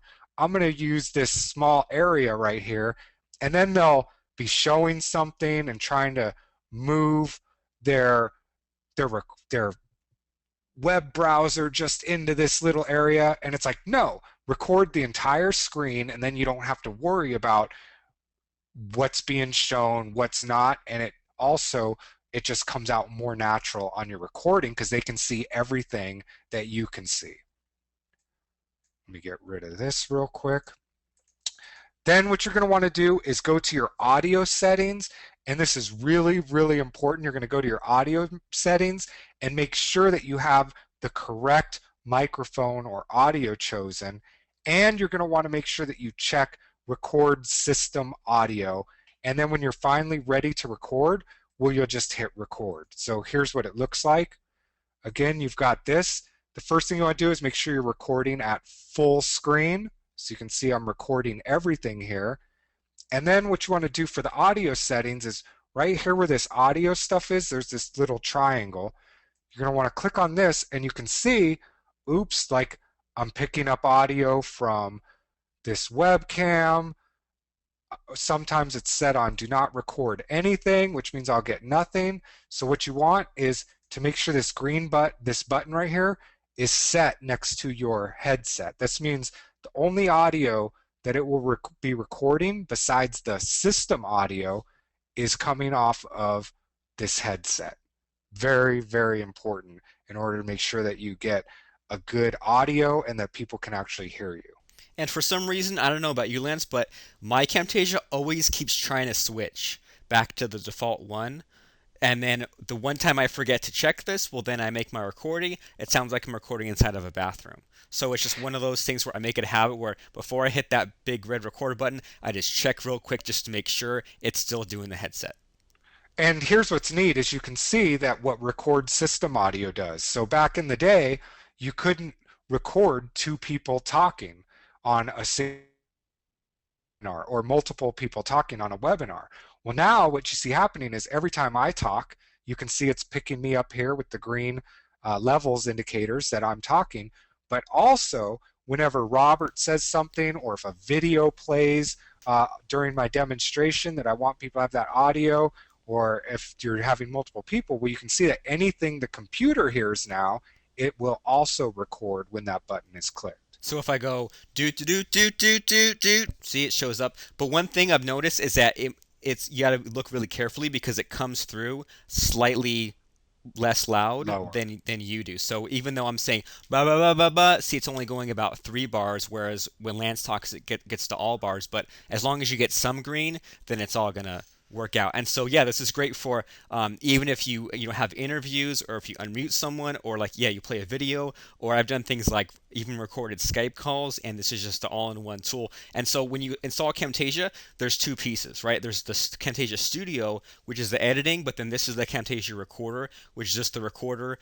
And I mean, don't worry about the webcam. I mean, we see this all the time, right? Lance people they want to do the latest and greatest, want to mess with all the buttons and all the switches, and I've never used a webcam with Camtasia Recorder, and for some reason with me it crashes my computer, but I just make sure plug in the Logitech headset, make sure it's recording the audio, and even if because this first webinar, it's only going to be you talking.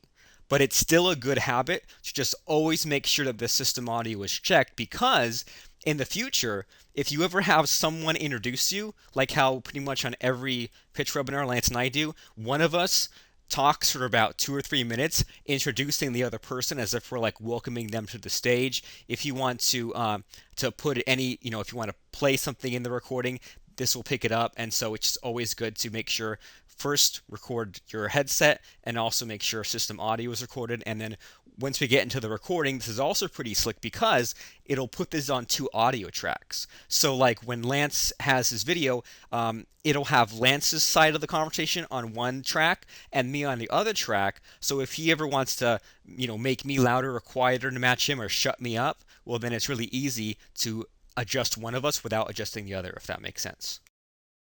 Yep. And so the one thing to remember though is this only works to record 2 tracks in Camtasia 7 and Camtasia 8.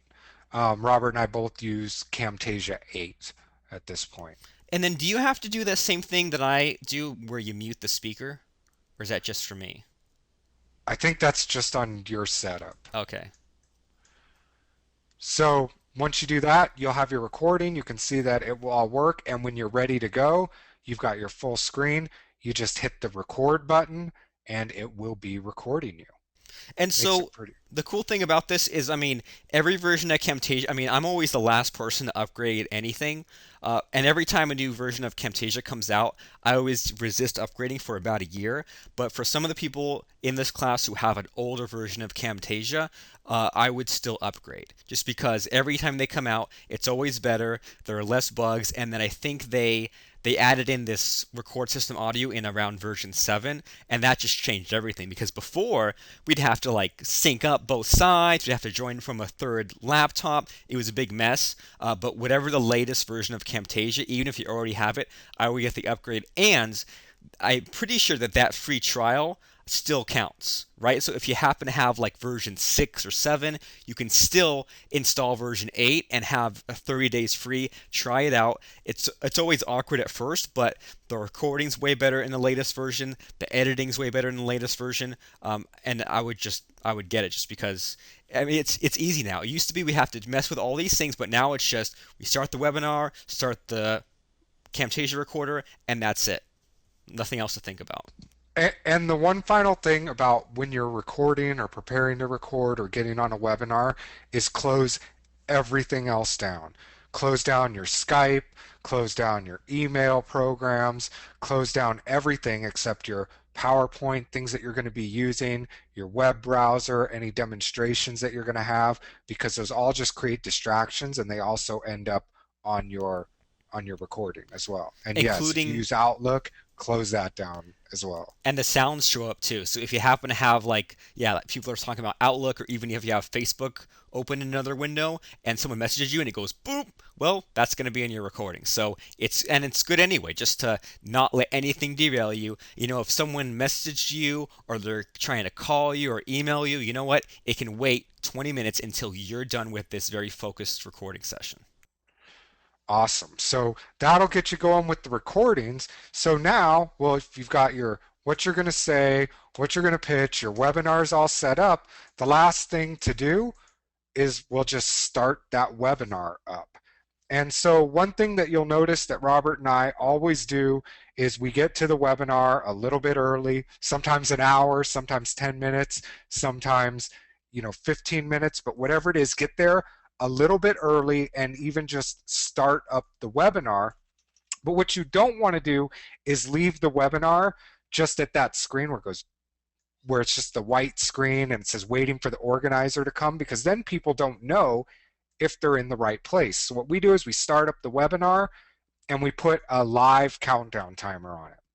So we launch Cool Timer, set it for whenever the webinar is going to start, hit start, and that way when people come to the webinar, they know they're in the right place, they know it's actually going to be happening, and they're more likely to stick around and stay there knowing that it's actually going to happen and that you're actually going to be there. So start it up a little bit early, get that timer going so that then they have that cue to actually see what's going on. And so I know that once again, when I first ran webinars, I saw this all these controls. I was like, whoa, what are all these things? And so the good news is you can ignore most of this. Like change presenter, well, you can ignore that because you are the only presenter. You're not passing the screen to anyone. Give keyboard and mouse. Don't worry about it because no one else is going to be taking over your mouse. Telephone or whatever, don't worry about it because you're using your headset. And so when you first run the webinar, like, can you hit the stop button, Lance, real quick, just so that people can see when you first start the webinar, it's just the white screen. There we go. So yeah, everyone just sees just a white screen, and so they can't hear you, they can't see you, right? And then can you start the screen again? So what you have to do is, I'll show you in a second the button to click. So then what you do is you have to click on this show my screen. And I think now they give you a little warning saying like, well, warning, you're not showing your screen, and you have to like click on this and then it'll show your screen. But but then you'll hear like a beep, right? Like every 30 seconds they go beep, beep. And what that means is that they can now see your screen, which is great for, you're showing your screen, you're showing this timer, but they can't hear you. And that's what the start broadcast means. It just means that, well, the audio they're going to hear is this: the webinar will begin shortly. Please stand by. And people will hear that every 30 seconds or so. So that way, when they join early, they know that you have not yet started. And this way, you don't have to be one of those people saying, well, welcome, we're getting started in 7 minutes. Welcome, we're getting started in 6 minutes. Well, no, you just show your screen, show the countdown timer. That way they know they're in the right place, but they know they're a few minutes early, and it has not yet started because they can't hear the sounds. So then what you do is, as soon as you're ready to start, you close down the timer and then you hit the start broadcast. And then what everyone then hears is this whole, what is it? Like, the webinar is now starting. All attendees are in listen only mode. So that just basically means that now they can hear everything you say. And then when you talk, then it should say, talking, Lance Tomashiro. And if you're talking and they can't hear you, you might have to go to your settings and change the microphone to your headset. But I mean, you'll be able to tell pretty quickly if they can hear you or not. And I mean, the number one thing that we see, I would say, from people running their first webinar is they forget to hit the start broadcast, and then they're halfway through and they're like, well, shoot, I've been talking over this beeping the whole time. No one's been able to hear me. They've been able to see my screen, but they can't hear me. So you join, make sure to click show my screen, and then when you're ready to actually start, click start broadcast, and that will turn on the audio portion. Yeah, and that's so important because you don't hear the beep.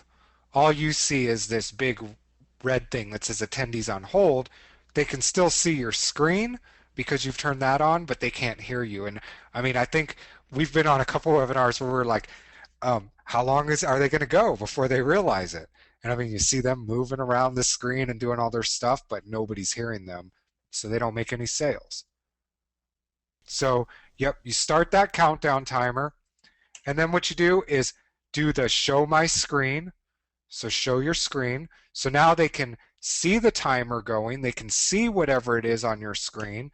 And then once that timer actually counts down to 0 and it's time for the webinar to start, then you hit the REC button to start your recording. and then you hit the start broadcast button over here. And once you hit that start broadcast button, they can now see your screen, which is controlled by this that you turned on. And now they are actually able to hear all of the organizers and hear anybody that is running the webinar. And one thing that's really important is that we use, like we said, both GoToWebinar and Camtasia. So GoToWebinar has a built-in recording button, and it sucks. It's terrible. It'll come out really low quality, and you won't be able to edit it. And in some cases, you won't even be able to use that recording. So even though they do want you to record with their system, it's not good.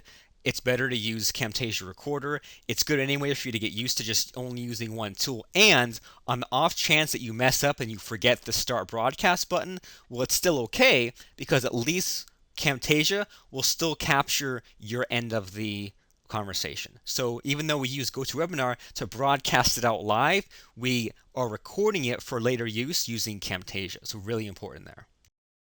Awesome. So, I mean, we've gone through a lot, and I just want to kind of recap really quick because we've done a ton of stuff so far. We have picked a product that we're going to promote. We did some research to make sure that we're going to be talking about things that actually have to do with what our market is interested in. We created our hook for our webinar to get people to go there. We set up a webinar. We now know how to record by setting up our screen, setting up exactly how to get everything started. And now all that's left is to actually deliver that webinar. And the cool thing about these is, remember, this is just to get you in the mode. This is to get you doing your first webinar, but it also is something that's going to actually can make you sales long term that you can actually use, and you don't need a whole bunch of work because it is a demonstration, whether that's, a book, whether it's a service, whether it's a product, whatever it is, you just do a quick demonstration. And I mean, Robert, I think we should go ahead and do one, right? I Yeah, mean, sounds get one exciting. done, show what it's all about and how this stuff all happens. So let me clear this screen here. We're going to do ours on Backup Creator, and I'm going to go ahead and I guess do that. And then what we're going to do afterwards is I'll show me setting up the recordings, getting everything going. The only part that you're not going to see is hitting the start broadcast button because we're already on this webinar live. And then what we'll do is we'll take that recording and actually produce it. So now we have something, a recording that we can use and that will promote us forever and have stuff out there. Or you can use it as a product that you actually want to sell. Once you go through this process, well, you're on your way to creating that pitch, creating that 4-week course, and actually getting it out there. So I'm going to, let me stop this PowerPoint here so I can see the whole screen. And what I'm going to do, Robert, is, well, I can just use this for now because they can't see all the other stuff. So we'll use this as our starting point. Perfect. And the only other thing that I know I'm going to need is a web browser. So what I'm going to do is let me drag a web browser over onto this screen so I have that there for me. And that way too I can get rid of my mind map. I don't know why it doesn't want to go in front on mine. I can get rid of that mind map. Won't go to the front when I want to. So I'll use this here and start. Let me get this. Let me see if I can do this. Ah, dang it. Won't let me drag that on top. All right, let's try it this way. So grab this, make this full screen, and we'll put this over here. And what I am going to do here is bring up my Camtasia recorder. So I've got my screen size down. I've got what I'm going to talk about. I've got a web browser here for me. And I've got my Camtasia recorder at full screen. I've got my correct microphone checked. I've got my record system audio checked. And so I am ready to go. So I think, Robert, I'm just going to hit record and do this up really quick. All right, rock and roll. Okay, let's see what happens here. So I'm going to hit record. Hi, everybody. My name is Lance Tomashiro, and what I'm going to show you today is how you can create a WordPress website. Let me bring a WordPress website that you can use to start making money, generate a bunch of evergreen traffic to your websites and products, and also how you can use a certain tool in order to defend and protect and make sure that all of your hard work is all protected and restorable at any time for any of your websites. Now, there's this cool new platform out on the market that you've probably heard about. It's called WordPress. And I use WordPress to set up all of my sites for a lot of reasons. First of all, if you're just getting started online or if you're a seasoned veteran, you can use this platform to easily and quickly get a site online that not only is easy for you to manage and add content to, but it's also really easy for you to customize.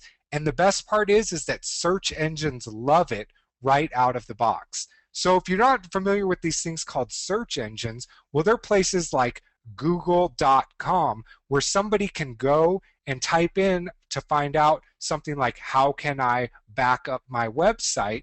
And if you've got relevant content for that, then they will show your site. And a lot of people spend a bunch of time on things like trying to get these things called backlinks or trying to basically game search engines like Google to get more traffic, when the truth is that everything that you need that Google loves is already provided inside of WordPress for you. All you have to do is add relevant content. So, one of these things, whether you're just getting started and you've never seen WordPress, or if you're getting your first site actually up and online, well, you know that you need a place to actually store your website at. You need what's called a hosting account so that you can have a web address like google.com, or that you can have your web address, but it also stores your website for you. And the host that I use is at a place called doubleagenthosting.com. And this is a very reliable source. It's the biggest hosting provider in the world. And what you can do is just click on this button in the middle. Let me go back here. That says View Web Hosting Plans. If you click on that, you can go over here and pick one of your hosting products. Now, let me just tell you right off the bat, one of the big mistakes that I see people uh, doing over and over again when they're setting up their hosting account is they pick this plan because they look at it and they go, well, it's $4 a month. The problem with it is if you're serious about putting up websites online, you're going to find out that you're going to have more than one website. You're going to have multiple URLs or website domains. So if you go with this one, well, you're stuck because this only lets you have one domain or web address. So if you want two, well, guess what? It's going to be 396 times 2. If you want 3, it's going to be 396 times 3.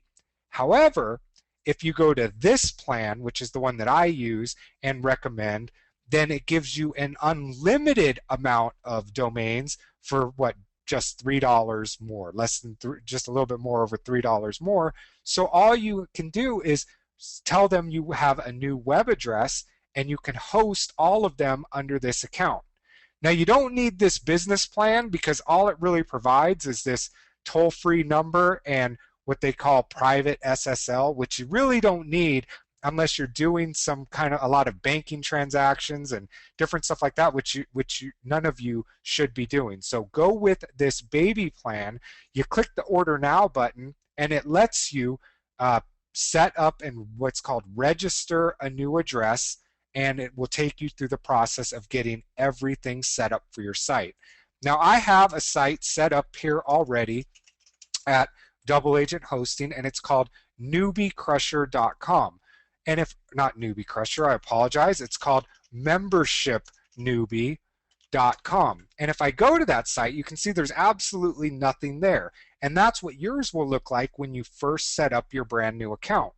So what you're going to want to do is instead of just going to the domain or your URL, those are the same words. It means this address, membershipnewbie.com, you want to add to the end of it cPanel. And that stands for control panel. And what that does is it lets you control your entire membership site, everything that you could ever want to do with your membership site. And what I the only thing that you need to know, see, there's all of this stuff in here. There's all of these different preferences and just a bunch of confusing stuff. The only thing that you need to know about to set up a WordPress site is this thing called Fantastico Deluxe. Now, I have a hard time finding it. So what I do, and it doesn't matter what browser you're using, is I hit the Control and F key on my keyboard, and you can see this little search box down here. This little search box down here shows up, so I can find anything I want on this web page. So what I'm going to do, again, to find that, you hit Control and F, and I'm going to type in Fantastico. So as I start to type it, you can see it drops me right down to this program called Fantastico Deluxe. It's included with your account at Double Agent Hosting. So you simply click on that, and it will take you to this new screen. Once you're here, you're going to want to click on WordPress. So you click on WordPress, and then New Installation. So I click on New Installation, and now in just a few steps, I can have my website online and running. So what I want to do is go through here, and I need to pick an administrator name. So I'll type in my name, and I need to type in a password. And that's all I need to do in order to get my website online, and then press install WordPress. So what I'm going to do is I'm going to take this over on a screen so you guys can't see it.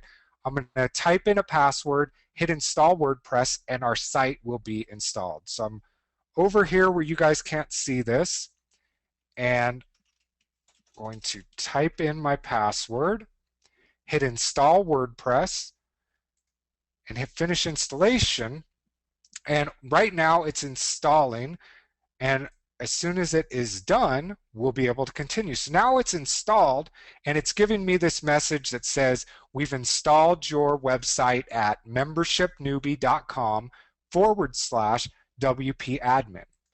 So let me show you what we've got now. I'm going to go back over here to google.com. And this is really cool. So I'm at google.com again, but now, remember, there was nothing at our website. If I go back to Membership Newbie now, I have a whole sample website installed. And again, the neat thing about WordPress is I can customize it however I want. So to log in, what I can do is go to Newbie. Now, last time we went to cPanel. This time, in order to log into our website, we're going to go to WP-admin, and I can log in. So type in the information that I used, see if I can remember my password, and I can.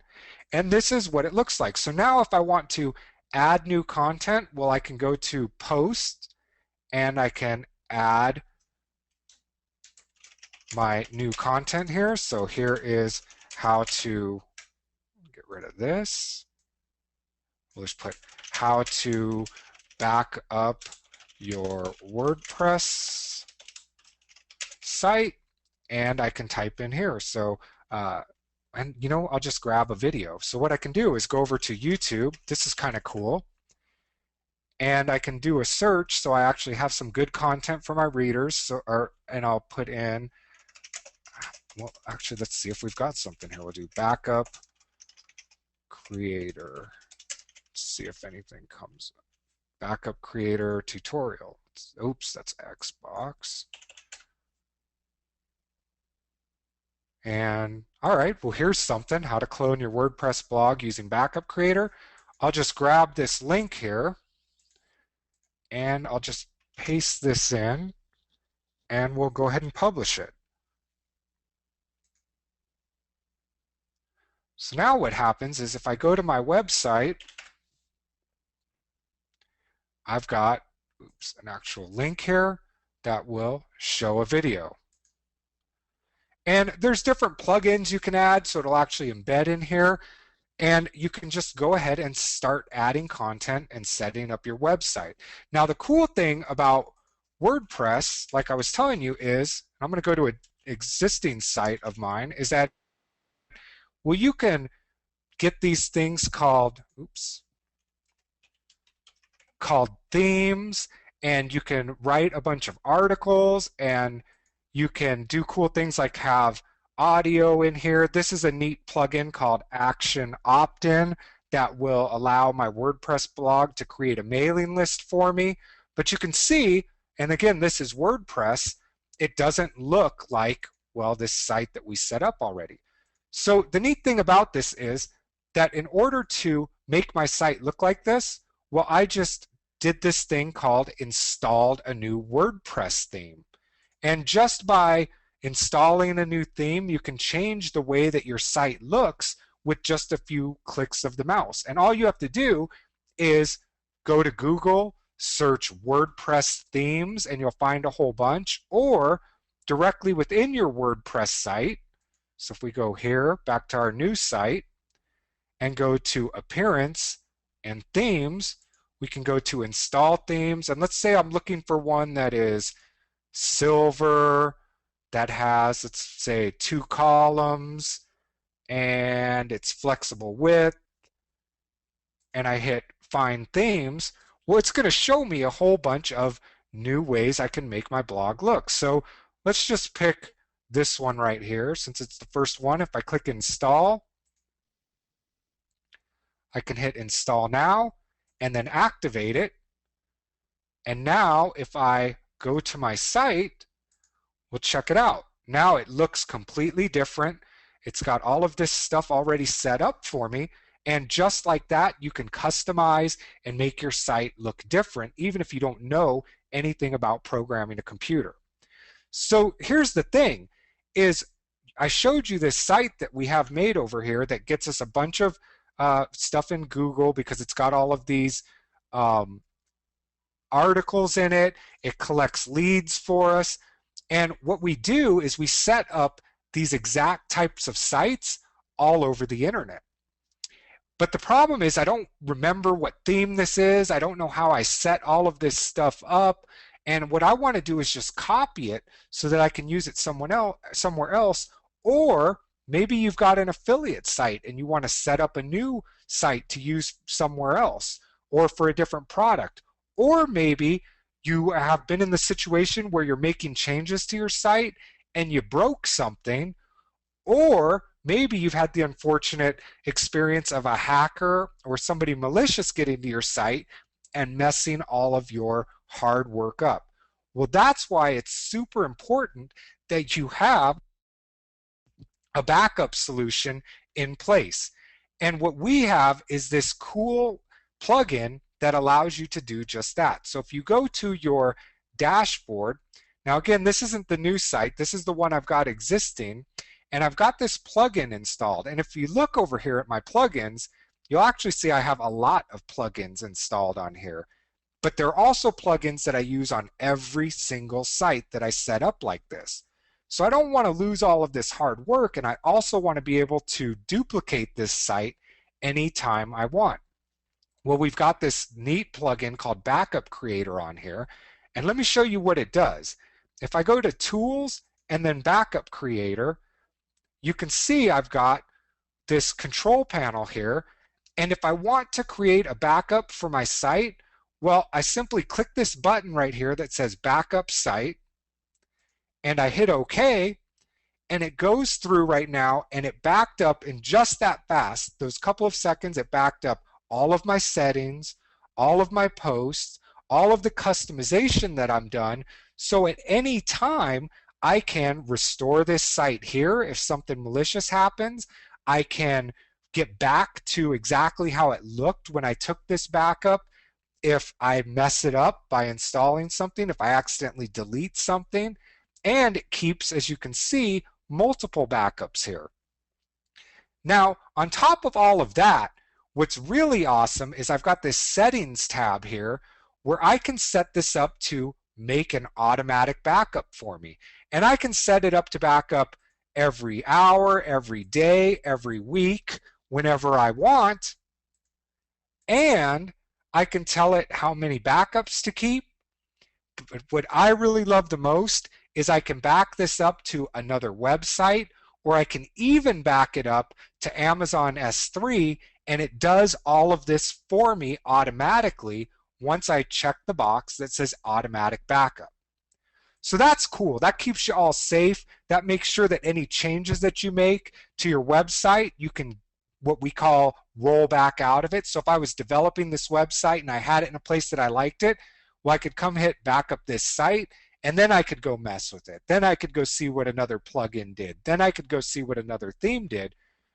But on top of it, what happens if something malicious happened? Or what happens if you want to move this site? Remember, we've got this new site over here called Membership Newbie that looks like this. What if I wanted to copy it over because I wanted to make more articles?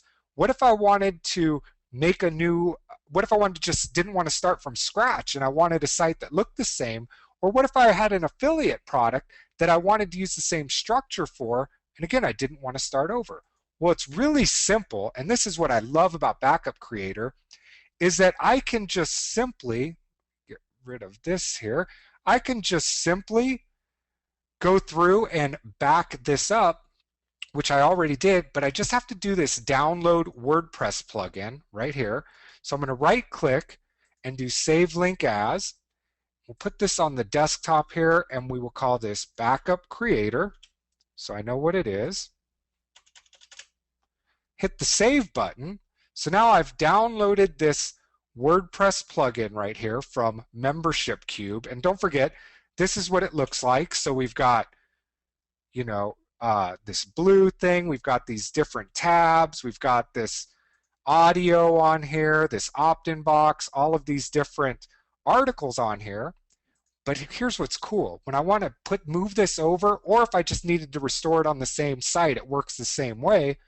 What I do is go to my website, and now I want to go to plugins, and let's just look what's on here. So as you can see, there's nothing in here right now, just the default stuff that comes with WordPress. Another thing that I want you to notice is it's telling me I need to update WordPress. So if I look at this, it installed WordPress, I don't know what the version 3.31, but on the site I want to clone or restore or whatever, it is using WordPress 3.5.1. So not a problem. What I'm going to do is go to plugins, add new. I'm going to go to upload, and I'm going to go to choose file, and I'm going to grab that file that I just downloaded. So it was called Backup Creator. So I click on that and then click open and hit install now. Then I want to activate the plugin and then click on settings, and it's asking me for my key.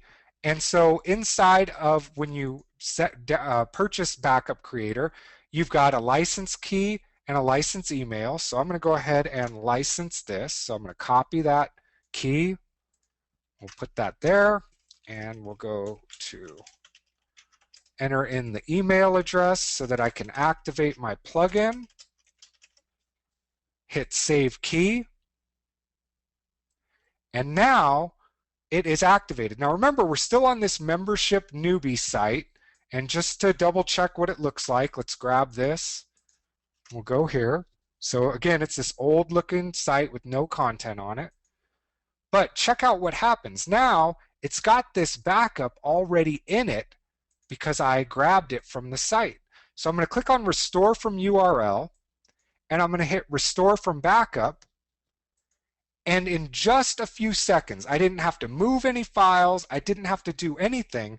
Backup Creator actually goes out, it grabs the site that I want to restore, it moves it over for me, so I don't have to worry about all this stuff like FTP and moving files and doing all of that. I just click a button, it moves the whole site over for me, and it restores all of the settings, all of the plugins, all of the content. It makes an exact copy of what I had just by clicking that button. Now, the other neat thing, don't forget, we're on an older version of WordPress here. It's also going to put the version of WordPress to the exact one that our source site was at. And this makes it really great because at any time, whether you've got an older version of WordPress, a newer version of WordPress, you can simply restore it just like this. And you can do the same thing from the backups that are saved out to Amazon. You can do the same thing with the backups that you save out to different FTP sites. And now it's finished running. Here's our site. If I restore this, now check it out. It looks just like that other site. It's got all of the content here waiting for us just by clicking a few buttons. And remember, we didn't have those plugins set up here, but now all of the plugins are there, all of my settings are there, everything works just like it did on the previous site just by clicking a few buttons. So Backup Creator can save you a ton of time, a ton of aggravation. It can actually get you a bunch more traffic because you can set up affiliate sites faster. You can duplicate your content blogs. It's very simple to get. You just head on over to backupcreator.com. That's BACKUPCREATOR, backupcreator.com. And this site is really easy to go to. You can see they're already protecting 57,000 plus sites, and you just scroll to the bottom and pick up whichever copy that you want. One that only does 5 sites and doesn't have a bunch of the features is $7, or you can get the unlimited version with all of the great features for just $47. You can get using this and protecting your work, your time, your business, your content in just a few seconds from now. So head over to backupcreator.com so you can start backing up, cloning, and protecting your sites. So now I just hit the, okay, I'm back, Robert. Cool. I just hit the save button on my backup, and it will ask me where I want to save this to. We're going to show you this on some slides, but basically we save everything with a naming convention where we will put the date in the year. So we do YYYY, so the year, and then the month, and then the day, which I don't know what today is, so go with 3. this. And then we put what it is. So this was Backup Creator, and we'll put this as 20-minute review. And then hit save, and now I can, it's got that what's called a cam rec saved out for me, and I've got a good recording of my quick 20-minute interview. Now, the one thing, Robert, that I want to point out is there's a couple times where I've made mistakes. I think at one point my timer went off on my screen and distracted me. I couldn't get things to work right. But I think the important thing to remember is, especially when you're doing a live training or webinar, you just got to keep going.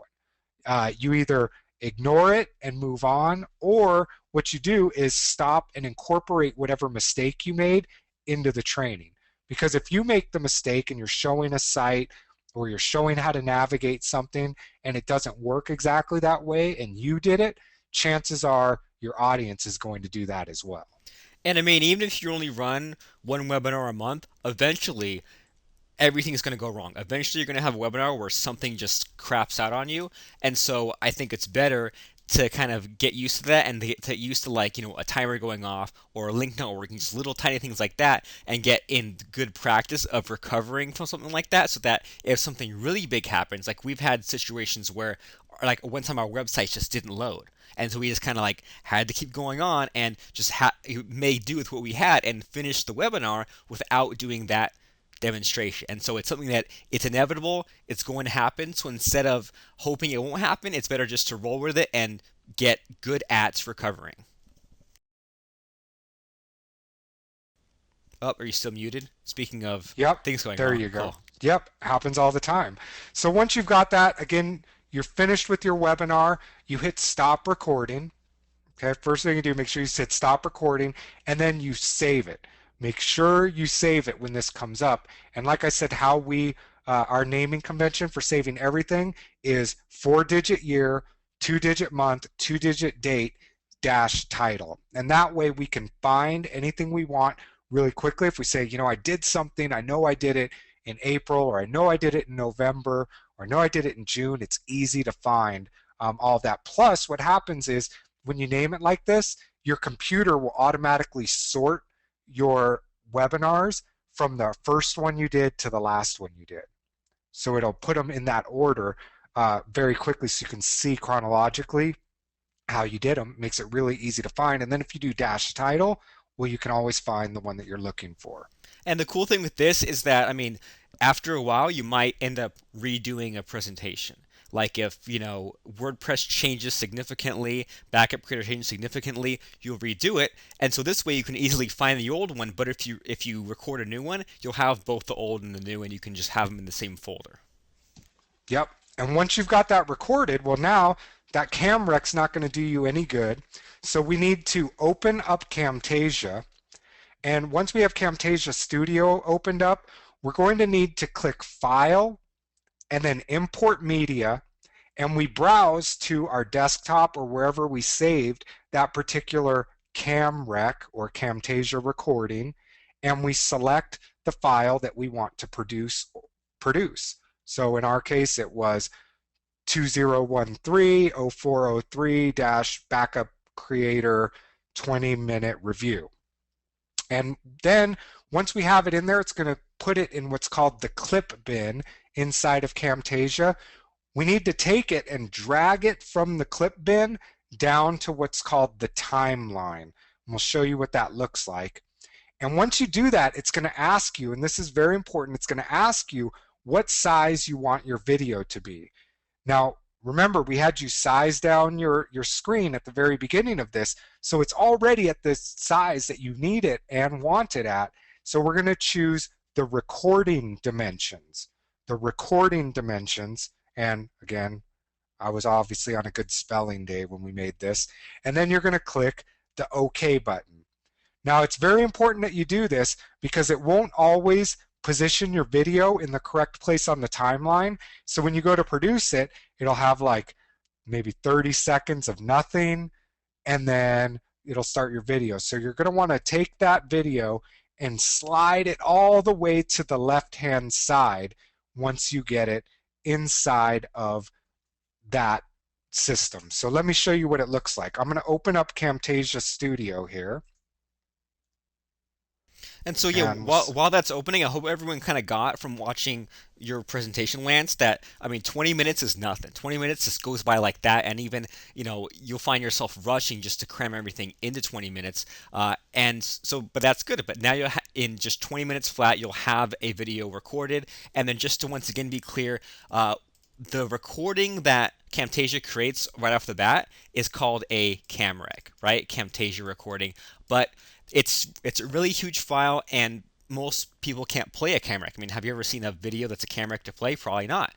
But we want to, so by putting it in here, we want to turn it into an MP4. That's called producing it. And the good news for you today is that we're going to be putting it in one click onto YouTube. So that way we don't have to worry about, figuring out like a video player or putting it on a web page. It'll just be on YouTube. So now you have a link, even if you don't even have a website. Now you'll at least have, if you create a webinar, put a link on Facebook, upload it to YouTube, put that YouTube video on Facebook, or even put it on a blog. Now you have a webinar, and now you have a video, and you just kept it simple and just did a couple easy steps. awesome. So what we want to do now is actually get this CamRec, our recording, into Camtasia Studio. So when you open up Camtasia Studio, this is what it looks like. This is what's called the clip bin. You can see that here. This is the preview window, and this is what's called the timeline. So there's nothing there. So the first thing we want to do is go to File, and then we want to go to Import Media. So File, Import Media, and we want to find the Camtasia recording that we want to restore from. So let's see, we want the Backup Creator 20-minute video review. We'll bring it in, and so now you can see we've got it in the clip bin, but there is nothing yet on the timeline. So what I want to do is click on this, and drag it down to the timeline right there where it turns into the arrow, and then let my left mouse go and it moves it. So now it's saying, what size do you want your video to be? And again, we don't want to worry about any of this. We recorded it at the perfect size.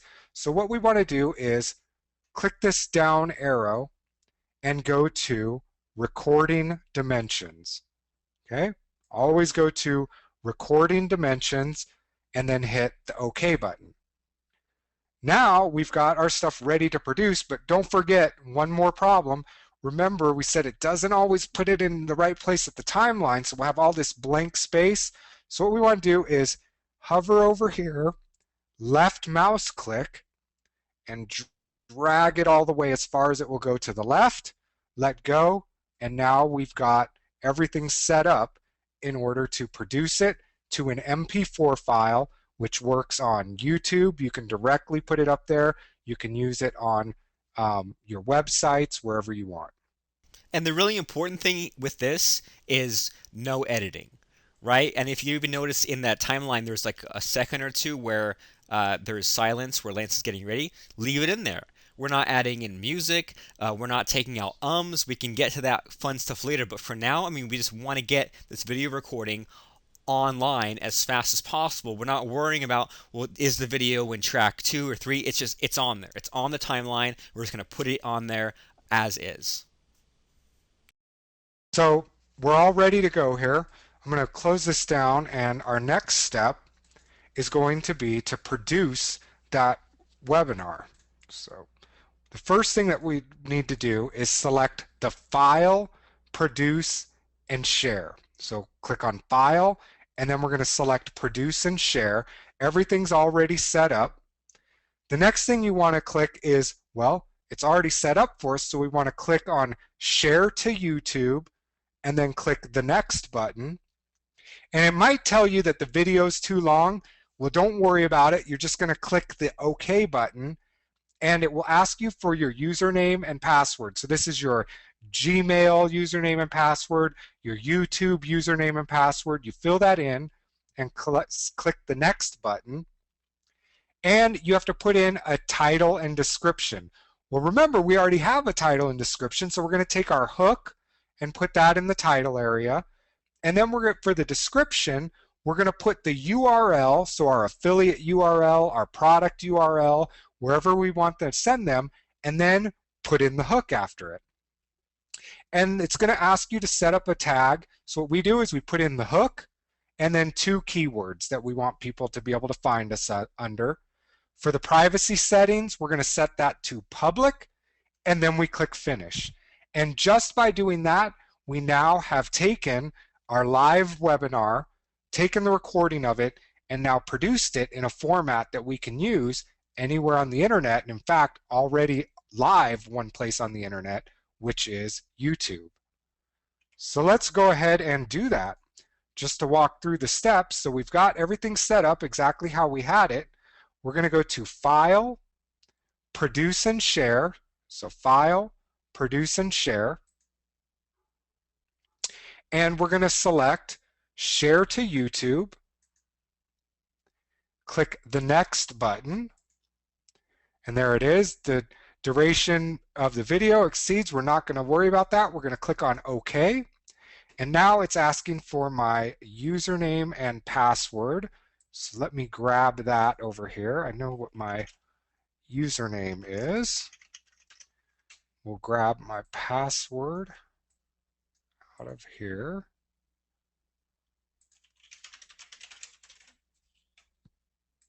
If I can find it.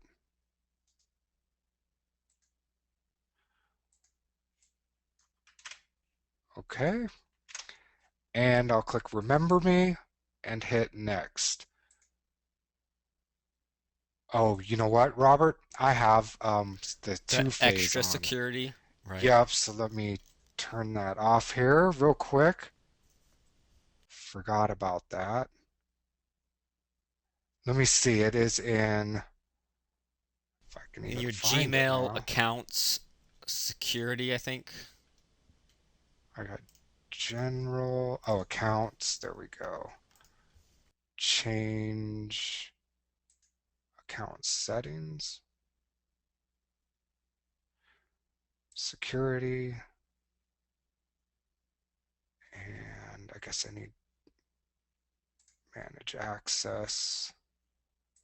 Sorry about this. See, once again, you just work through it. And here we go. Make a new password.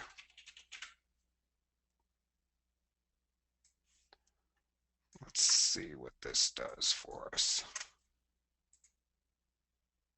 There we go. So now we need our title. Well, our title is just simply our hook. So let me grab my hook here. Why this stuff's not coming up on my screen when I click on it. Here it is.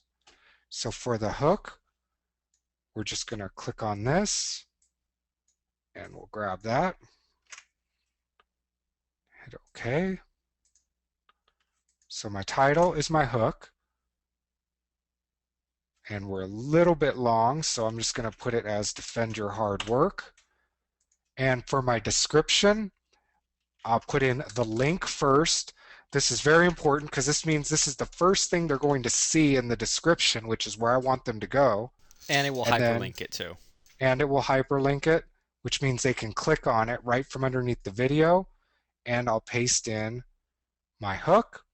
For the tags, I'll put in my hook and then comma, and we'll choose, how about WordPress backup, Maybe and how backup about, creator. I'm going to go a different one for this one. I'm going to go with, how about, I'll use, okay, backup creator, because that's searched on. And we'll leave it in how to, make sure it's set to public, hit finish. Keywords are 30 characters or less, so too long with my hook here. So what we'll do is get rid of and defend your, let's see if this gets us short enough. Evergreen traffic, let's see if that gets us, make sure we don't have any more commas.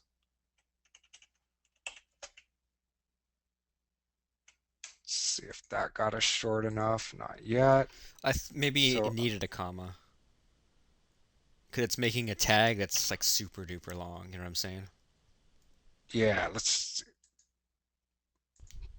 30 characters, still too many, so we'll get it down to,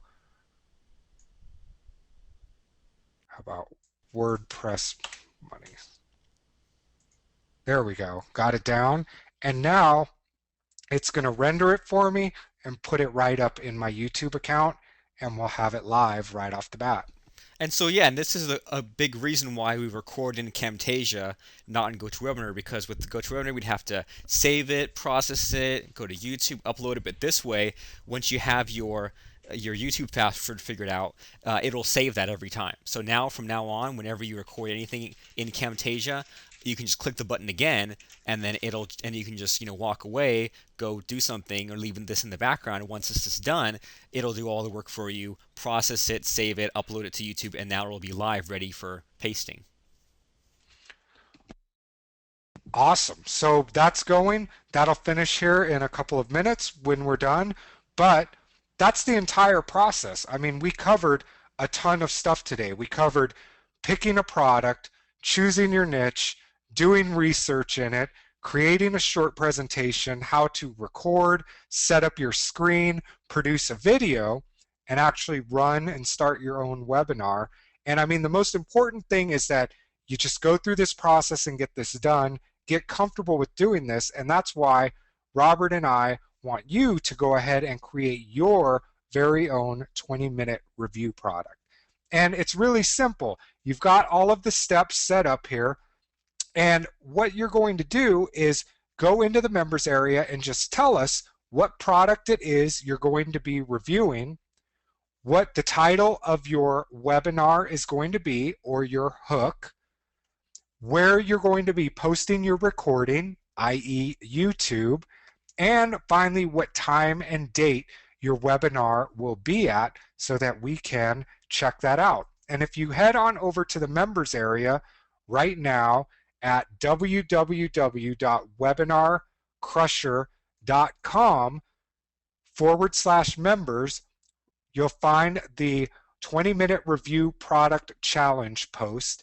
And if you don't know where to find that, well, it should be right at the top, or you can always click on the challenge link at the very top, and that will get you to all of the challenges throughout the course. And what I like to do is copy the questions out. So you can highlight them, right click and do copy. Go to the comments. You can all do this right now and paste it in, and now answer these very quick questions so that you can be on your way to running your first webinar. So I'm going to review Backup Creator. The title of mine is going to be, and if you don't know your exact hook just yet, that's not a big deal. Just take a good stab at it and you can come back and update it later. But the most important part is to get something in here that will get the juices flowing for you, so to speak. We're going to post ours on YouTube, and our webinar will be on 4/3/2013 at 1 p.m. Eastern.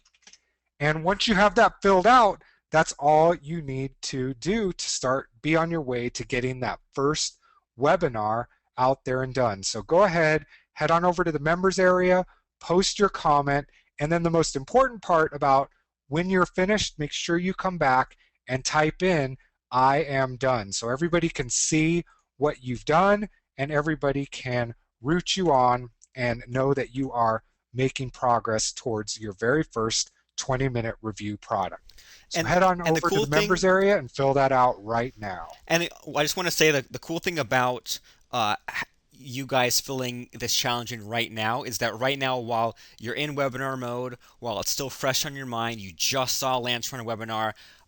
Don't even wait 5 minutes. Don't even wait 3 minutes. Go there right now and fill in that, and just figure out what time you'll be free for 20 minutes. When you'll be free for, on like a weekend or in the morning or in the evening. But you don't have to do it right now. If you want to do it right after this call, that's great. But right now, all we're asking is for you to answer those 4 simple questions and just get that on the books, commit to it, and be ready to run your 20 minutes review product. Just because, you have to start somewhere. You have to run your first webinar. And I guarantee, and even now, every single webinar we run is at least 5 or 10% easier than the time before. So even if this first webinar, maybe if you show up late, if it runs 25 minutes instead of 20, if you mess up 5 or 10 different times, that's still great. We're still going to be proud of you. This is still going to be a video that you can use over and over again to promote your own products, to promote affiliate products, to promote a product you haven't yet made. But the most important thing right now is to not necessarily do it yet, but just fill in those 4 questions and commit to doing it. It'll only take a second.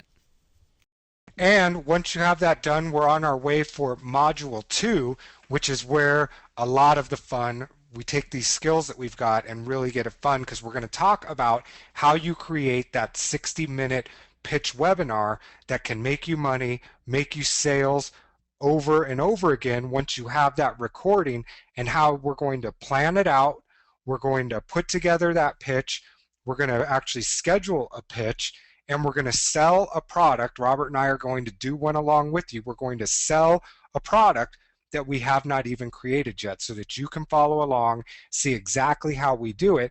And remember, if you just go through these 4 easy challenges that we have set up for you, you're going to leave here with your review product, with a pitch that you can use over and over again, with a high dollar product that you can sell your 4-module course, and everything will be all packaged up, and you can follow along and have this all done within just these 4 short modules that we're going to be doing. So make sure you get your commitment to doing your 20-minute review product set up so that you are up, running, and ready to go when we start module 2, where we talk about how to actually pitch a webinar and product in 60 minutes. and start making that residual recurring income and get your course up and running online.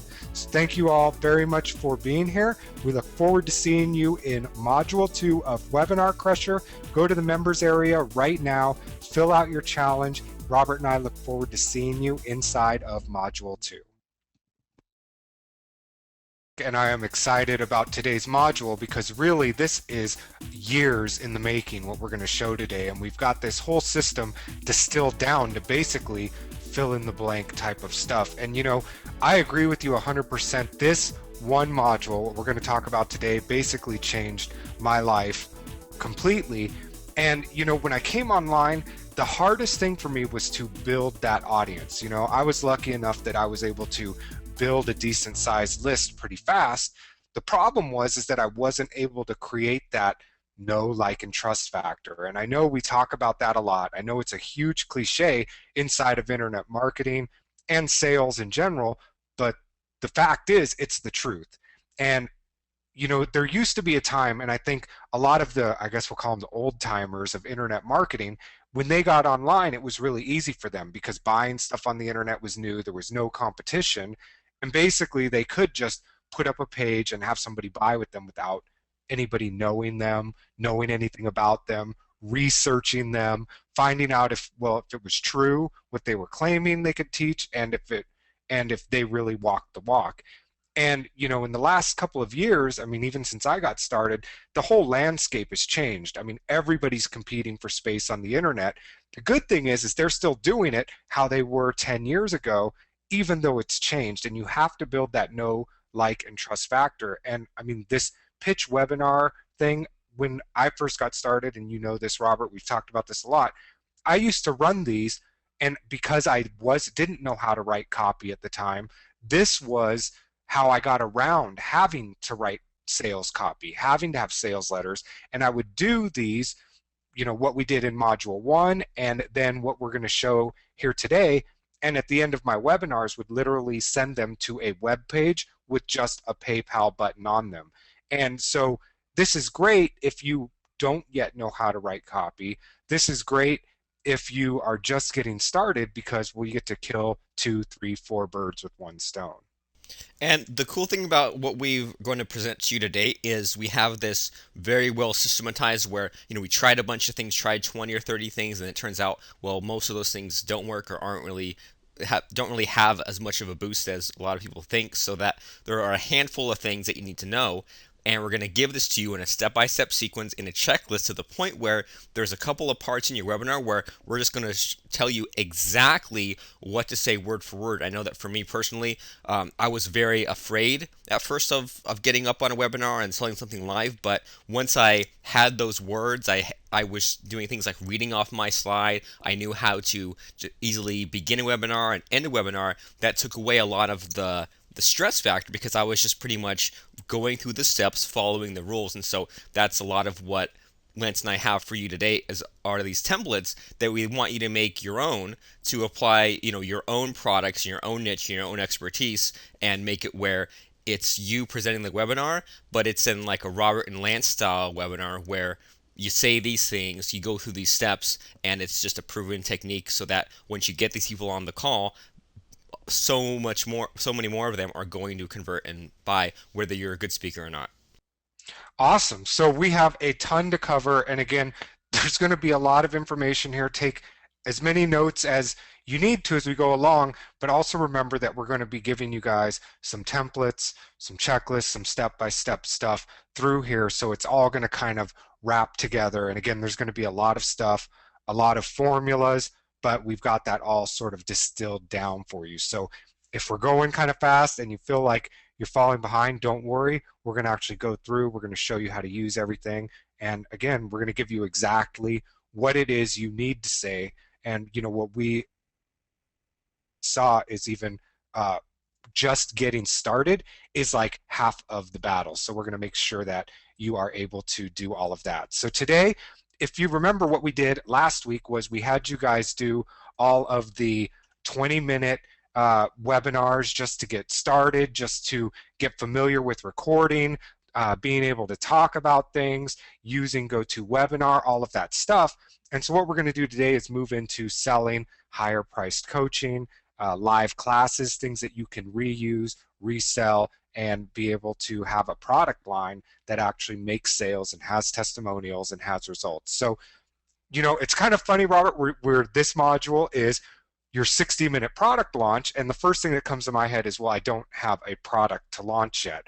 Don't worry about it, because what we're going to talk about is really quickly how you pre-plan your class. The great thing about the system that we use inside of Webinar Crusher is that you get paid up front before you even create the product. So what we're going to do today is just show you how we loosely pre-plan a class so that we can start our launch sequence, so that we can pitch the product, actually make sales, and get paid before we actually even have a product fully planned, a class fully planned. And then in module 3, we'll go ahead and plan out that class and show you how we deliver it. So we're going to talk about pre-planning the class, and then we're going to talk about our launch sequence. And again, this is another one of those things that it's taken us years to perfect. If you watch our emails come out, you'll see that we basically do the same type of thing, but there is some strategy behind it, especially when we are selling a live class. And so we're going to show you exactly what we do in that launch sequence. We're going to tell you exactly the things that need to be in that launch sequence. And we've got it sort of distilled down again to an exact science formula. And the cool thing is that you're going to watch us. I mean, we're going to pre-plan a class. We're going to tell you the launch sequence, but we're actually going to do it with a new product that Robert and I are going to be launching. So you're going to see us plan it. You're going to be able to see from our emails that go out what the launch sequence really looks like, not just theory, but really looks like. You're going to see us pitch it, and you're going to see us sell it, so that you can follow along and actually see all of this stuff in practice rather than just in theory. So we're going to talk about pre-planning, the launch sequence, then we're going to show you our pitch webinar formula, so you know exactly how to plan it out, what the sales part looks like, and finally we're going to show you the PowerPoint, how to create it, how to use it, things to watch out for, what you need to have in it. But the cool thing is that we have actually taken our pitch webinar formula and our PowerPoint formula, and we've created you guys a basic template with all of the pieces already in it of what we actually start with when we do our pitch webinars. We're going to show you how we use it, how simple it is, how to start creating and planning it, and it's basically just fill in the blanks, and then it gives you a structure to use to just add in your information as well. And again, this is what we use when we create ours. We're going to give that to you guys as part of Webinar Crusher as well. And then finally, we're going to go through some of the logistics of actually running the pitch webinar, what you need to be aware of, what you need to know, some little gotchas that we've learned along the way to make sure that you are actually able to, get the most out of having that webinar, what to do on that webinar, what to say on that webinar, and basically giving you a checklist of everything that happens. So the only thing that you have to think about on pitch day is showing up, going through the PowerPoint, and delivering that presentation, and hopefully making a bunch of sales. Cool. So if you guys can go right now to the question box and type in the name of the product that you're going to be promoting. And I don't really care at this point if it's a product that you already have, if it's a product you bought rights to, if it's a product that you are going to be creating as a class. But whatever the product is going to be named, just type in the title of the product. That way we can get an idea of what people are going to be coming out with and who already has a product in their mind. Because like you said, Lance, when we have an upcoming product, we don't flesh out every single little thing that's going to be in the product, but we at least know what are the 4 modules and what are the 4 things that people are going to get. That way we can create this pitch webinar based on the results, the benefits, and then if that sales letter is pretty short, even if all that sales letter is just a headline with the title of the product and there's 4 bullet points saying what the modules are and a buy button, if you spent that hour basically building the know, like, and trust and showing that you know what it is you're talking about and giving people a good reason to buy right now instead of later, then that's pretty much your substitute for a sales letter right there. So we're seeing lots of cool names for products coming in. We have Battle Drill, 360 Assessment Online English Classes, Proven Newbie IM Plans, How to Create a Responsive Skin with Thesis 2.0, Practice Builder 101, How to Run a Six-Figure Cash Practice in Hypnosis and NLP, Jumpstart Your Business, Learning to Cook Without Recipes, Freeing the Real Me, Group Distance Healing, Social Media Branding for Local Businesses, and a bunch. I've been kind of skipping around. I know I missed a couple, but lots of really cool ideas in here. And the one thing that I'm noticing from all these names of product plans is that, I don't know, have you ever heard of someone say, like, oh, well, I have a niche, but I don't want to give away what that is? And Right. because everyone will copy me, but it's like, but if don't you want to have your product out there everywhere? Don't you want to have your, if you have a book on the way, or if you have a product or a class, don't you want everyone to know what that is? I mean, do you think that, like, Tim Ferriss is saying, well, I'm worried about someone stealing the 4 hour work week, or someone saying, I'm worried about someone stealing the 7 habits of highly effective people? And so what's cool about having a pitch webinar and having a webinar class and these kinds of things is that even if someone tries to copy you, and if you're doing your job right, then they are, but you're still better because you're the one who's actually in tune to your marketplace's needs, and you're the one who's running this somewhat entertaining pitch webinar and making these points, and you're just having more of an impact than all these other me too's because you're live, you're running this 1 hour webinar, you're kind of creating a show basically. And just as a side note as well, to stick in the back of your pocket is what we're going to talk about today is how we launch our live classes, but it's also the exact same formula that we use when we are re-promoting our other courses. So you see us, if you're on our list, you see us promoting, membership cube a lot, make a product a lot, backup creator a lot, paper template a lot. And this formula that we're going to show you today is also the same formula that we use to relaunch and re-promote products. The only real difference is that we don't have to pre-plan the class. We've already got those modules figured out, so we just plug that in rather than have to create something new. So the only difference between re-promoting a product that you already have or launching a brand new product that you are going to be teaching live is really just the very first part, which is pre-plan the class. And so yeah, we'll go and re-promote these old classes that we've done. I mean, even membership queue we've done probably what 50 times probably at this point. And every time we just go in and think about, well, what's a slightly different way to re-promote this course? And sometimes it's even this exact same PowerPoint. Whereas we see a lot of marketers will only run one webinar a year if you're lucky, and you can just tell they stress about it and they pretty much put all their eggs in one basket for that one webinar launch. And Lance and I prefer to just launch, well, we kind of do one pitch webinar per week at the most, but sometimes we'll do 2 or 3 per month. And some people look at us and think that we put in a lot of work, and I'm glad. I'd rather they think that, but we really don't, because we just go ahead and follow the same proven formula every time, send some emails to get some butts and seats, and then get them all, there for an hour. And for whatever reason, the way the math works out is, yeah, we could send a couple of extra emails saying, okay, well, here's this course you can sign up to. But for whatever reason, when you're building up for this event and kind of, I guess, getting people to make the smaller commitment of registering for our webinar, and then a smaller commitment of showing up to a webinar, then that group of people that's there live, they're going to buy more than from anything else, from a sales letter, from an affiliate, or from an email. So if you can just make a habit of doing this every now and then not only can you get all these tiny launches going over and over, but you don't have to put a lot into it every time you do it, if that makes sense. And there's no pressure, because even if your webinar doesn't do great, then there's always next week or next month to do it again.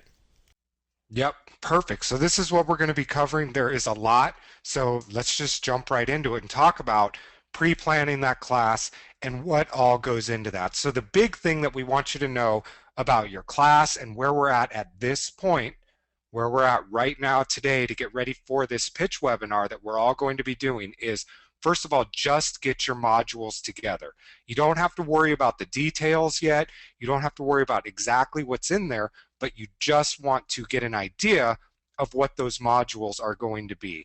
And the whole goal of your course, when you're planning it out, that will make it sell better and will make it easier for you to be able to deliver the course, plan the course, and make sure that your customers are happy with the course is keep this in mind, that your whole goal for the course, no matter what it is to get them from point A, meaning where they're at right now before they take your course, to point B, which is the result of your course, and that's it. So when they start the course, they know that I don't know how to do a pitch webinar. I don't know how to use GoToWebinar. I don't know how to put together and sell a live class before I create it.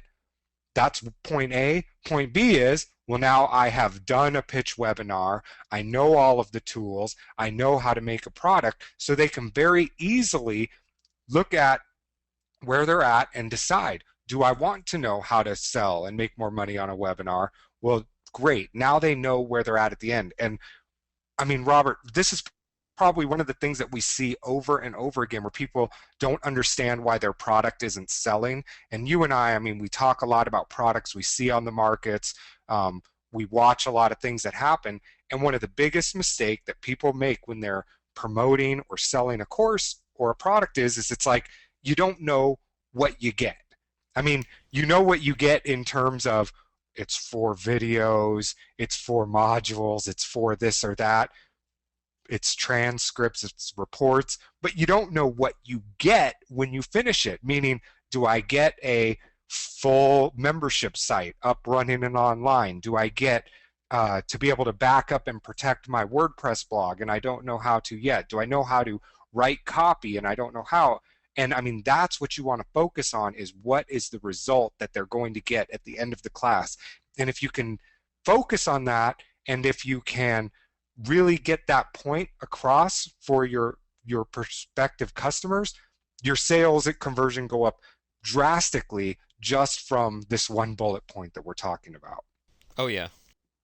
And so here's how Robert and I basically plan out and do everything. So again, what you do is just get your modules sort of together. And I know that sounds easy, but as long as you're focusing on where is your prospect now and what will they have achieved at the end of the course that you're going to sell them, this all becomes really easy. And here's what we do. We'll go through it and then we'll kind of go back and talk about it through for you guys. So there's 4 modules. The first module is what can they get and what kind of immediate result can they get?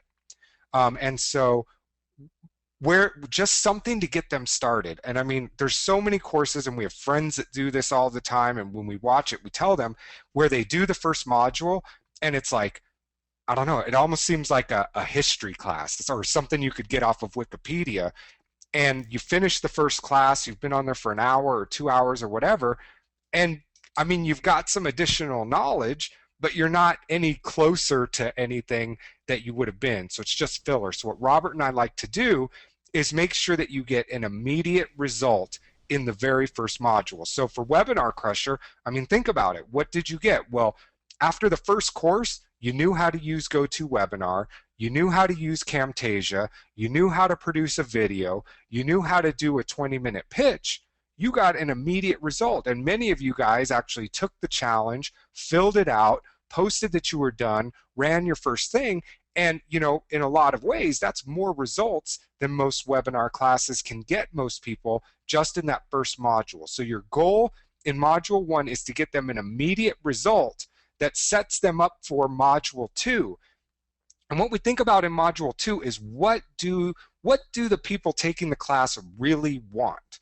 So in Webinar Crusher, well, I mean, the whole way that we pitched it, the whole way it was, is that you can sell and pitch your product before you actually create it. And guess what? We're in module 2 right now. And what we're going to show you is, well, how we create, pitch, launch a product before we actually sell it. So you get to take the skills that you learned, the immediate result in module 2, and apply it to the most exciting thing, and you get to know how to do every part of it. So what did we tell you? At the end of this module, you're going to know, well, you're going to know how to pre-plan a course, which is what we're doing right now. You're going to know the launch sequence so you can do it. You're going to know our pitch webinar formula. You're going to know how to create your own PowerPoint, and you're going to know exactly how to run your own pitch webinar. And we're only in module 2. Excuse me. So when you think about that, how different is that than a lot of classes that are laid out online? And how much better is it for your customer to start getting immediate results? In the third module, you teach them what they need. So, what the long term benefit is, how they can leverage what they've learned in module 1 and 2, and what that does for them long term now that they know those two things. And in the fourth module, it's kind of like, what's next? Now that you know how to get from point A to B, what's next? What are some the cleanup of the loose ends, things that still need to be talked about, the case studies on how what you've shown them works in the real world, and most importantly, what they can do now that they've got from point A to point B. What's the next step that they can take in order to get what they've now learned through this entire process and get even better results, or point C, I guess, basically, right? Like, how do you take it to the very next level?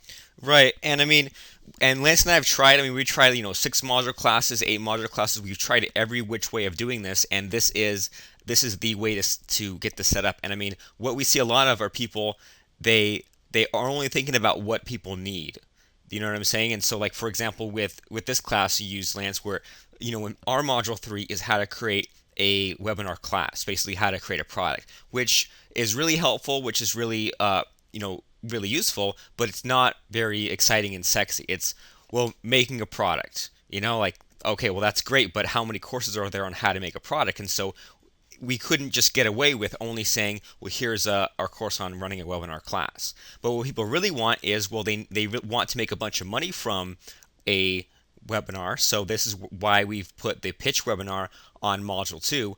And then module 1 was just to create a short webinar. And so many times, that's why you'll see in our classes, we'll have you just create something really short and simple. Like we have our course called Make a Product, where we show you how to make a book. But at first, we're thinking, okay, well, everyone's going to be afraid of making a book. So how about we have people just do something where they can get something done in 10 or 20 minutes? And this is so important because, like Lance said, if you have module 1 be the intro or the overview, then it's like school, right? It's like whether you went to high school or college, you could always miss the first day because what are they doing? Well, they're telling you, like, what's coming up in the weeks ahead. Here's the course syllabus. Here's all these boring things that you really don't need to know.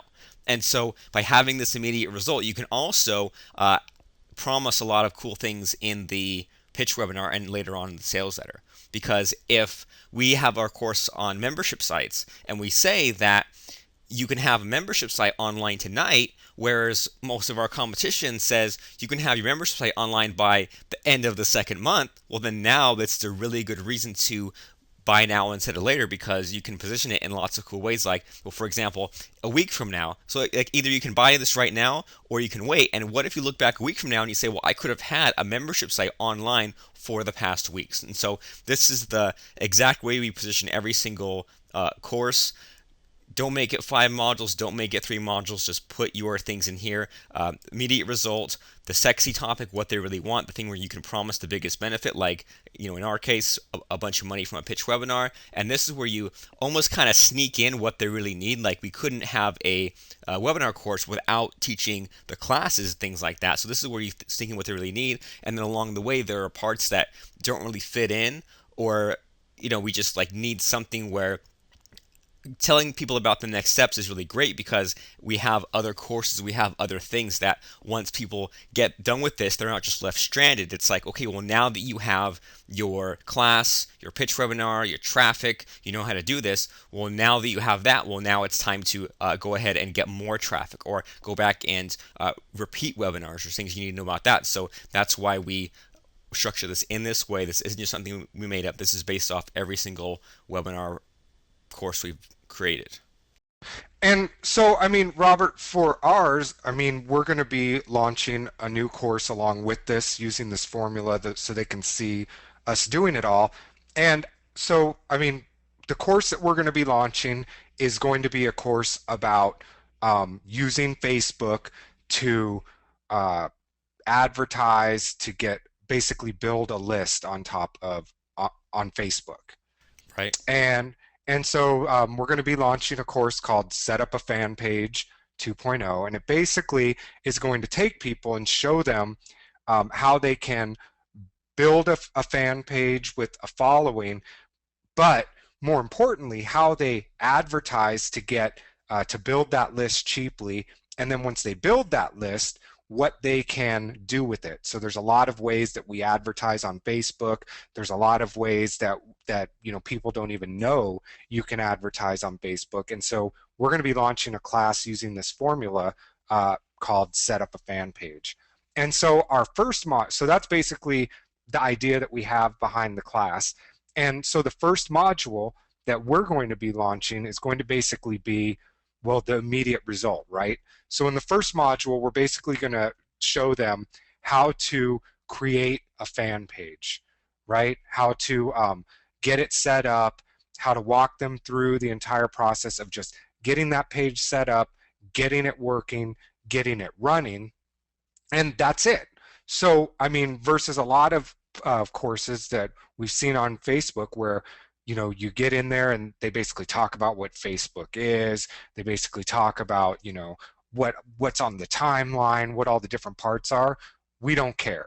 So in our first module, we want to get people an immediate result. So what that's going to be is, well, how to choose a niche, how to get their page set up, how to have it the way that we do it in order to start getting results right away. So in the first module, we're just going to show them basically how to create that fan page. In the second module, we're going to show them, well, what's the most exciting part of it, right? Well, you got your fan page, cool, you have to have that in order to utilize module 2, but what they really want is, well, they want a big list, right? And they want a big list for cheap. They want a responsive list. They want to see a bunch of likes on their posts. They want to see a bunch of reposts on their posts. And so what we're going to do in module 2 is we're going to show them the way that we set up the ads, how we set them up so that we get the cheapest likes, so they get the most stuff back. We're going to show them how it's all set up, how we narrow down, why we want to go narrow in our groups that we're targeting on Facebook instead of live. We're going to show how we do different promoted images. So basically, by the end of module 2, they will know how to, well, they'll have their page set up because that's the immediate result. And then at the end of module 2, they'll have people actually signing up for their page. They'll be building their list, right? Which is, in our niche, that's the most exciting part. That's what people want. They want to build that following fast. So we'll have them doing that at the end of module 2. And then in module 3, we're going to give them what they need.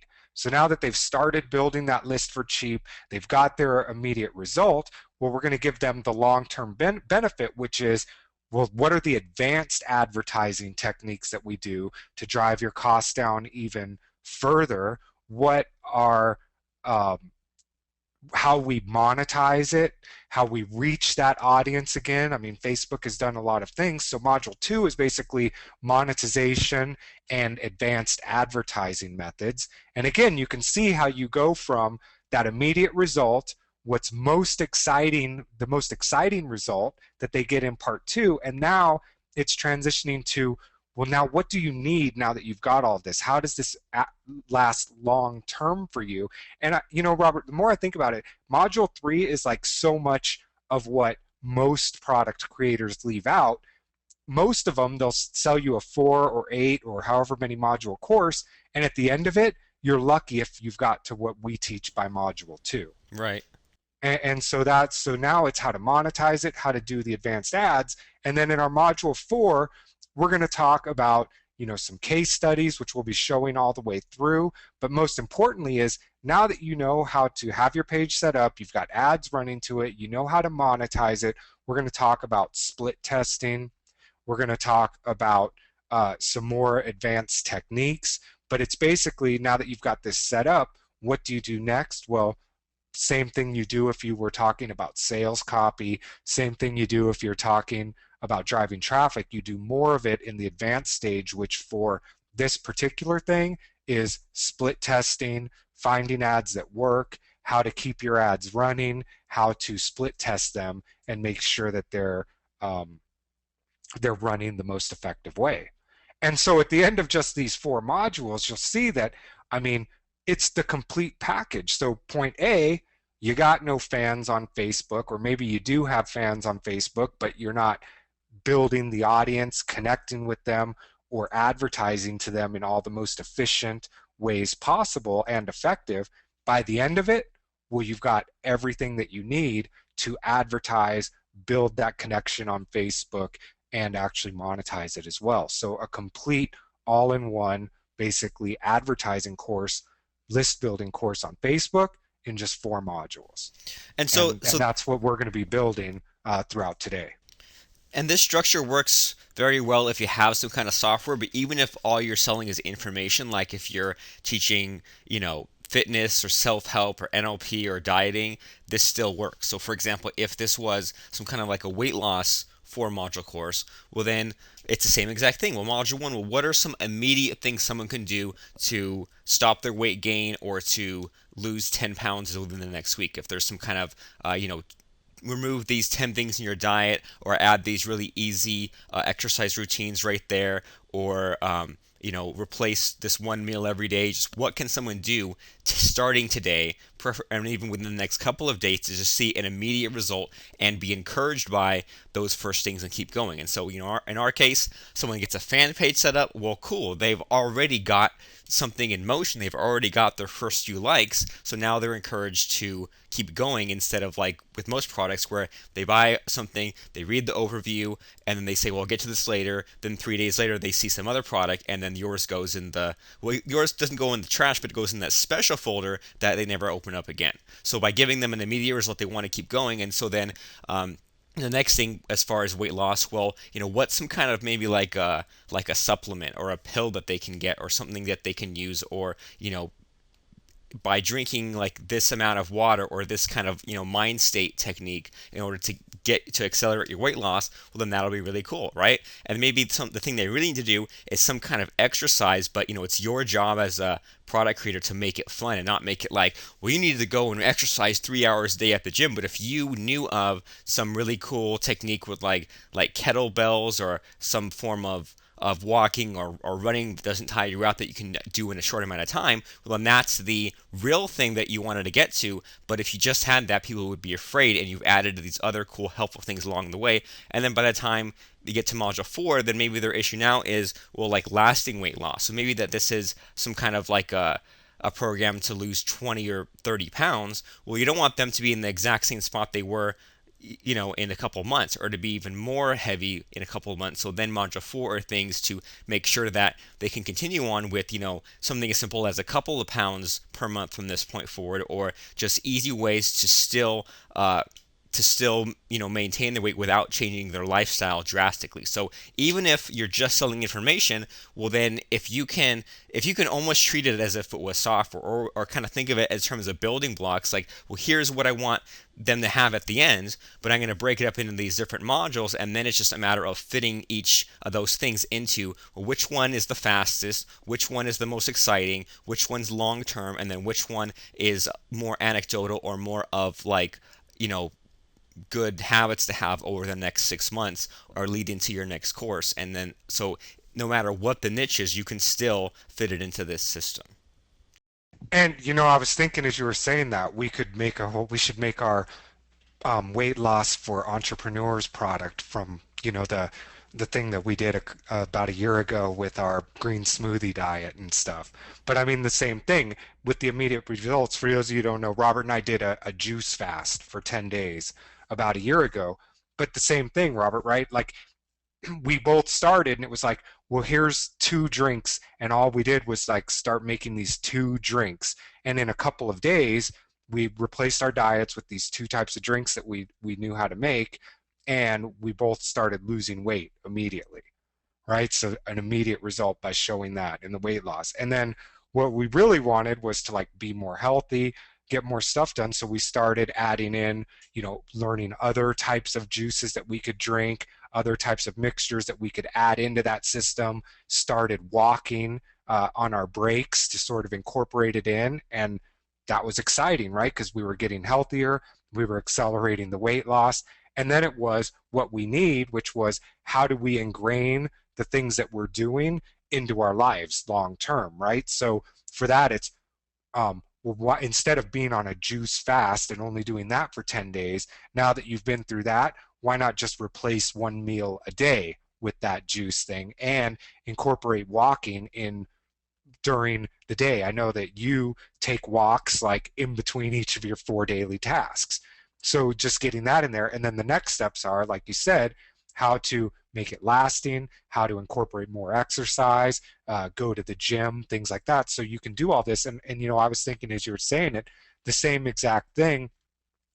You could do this in guitar, you can do this in self-defense, in any niche, it's the exact same thing. It's get them that immediate result so the ball is rolling and it keeps that momentum going into the most exciting result that you can get them. And then once they get that ball rolling, they're super excited because they've got the big exciting result, which will keep them sort of the momentum going to make that long-term change or lasting change inside of what you've been teaching them. Right. And I mean, and putting it into this format is a heck of a lot more exciting than a $7 report that's recycled off of private label rights, or that, or someone went to Wikipedia and looked at the table of contents for dieting and kind of said, well, here's the history of dieting and here's this way and this way. Instead of that, you're giving them this 30-day plan to get to where they need, and something that'll change their life forever and they'll never go back.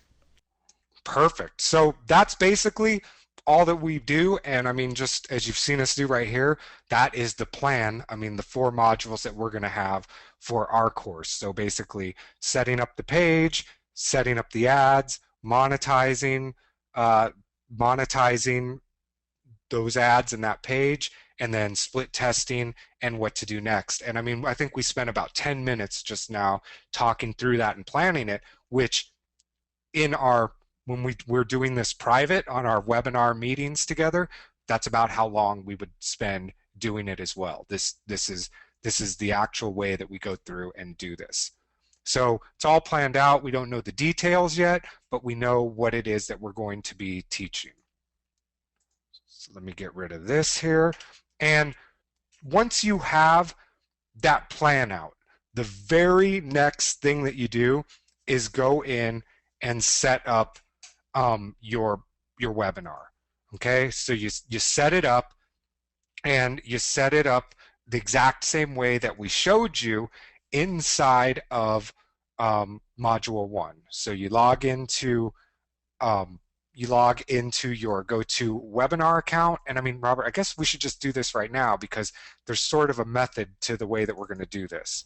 So I'm going to just bring this up here, and mine is under here for this, I think. So we'll log in.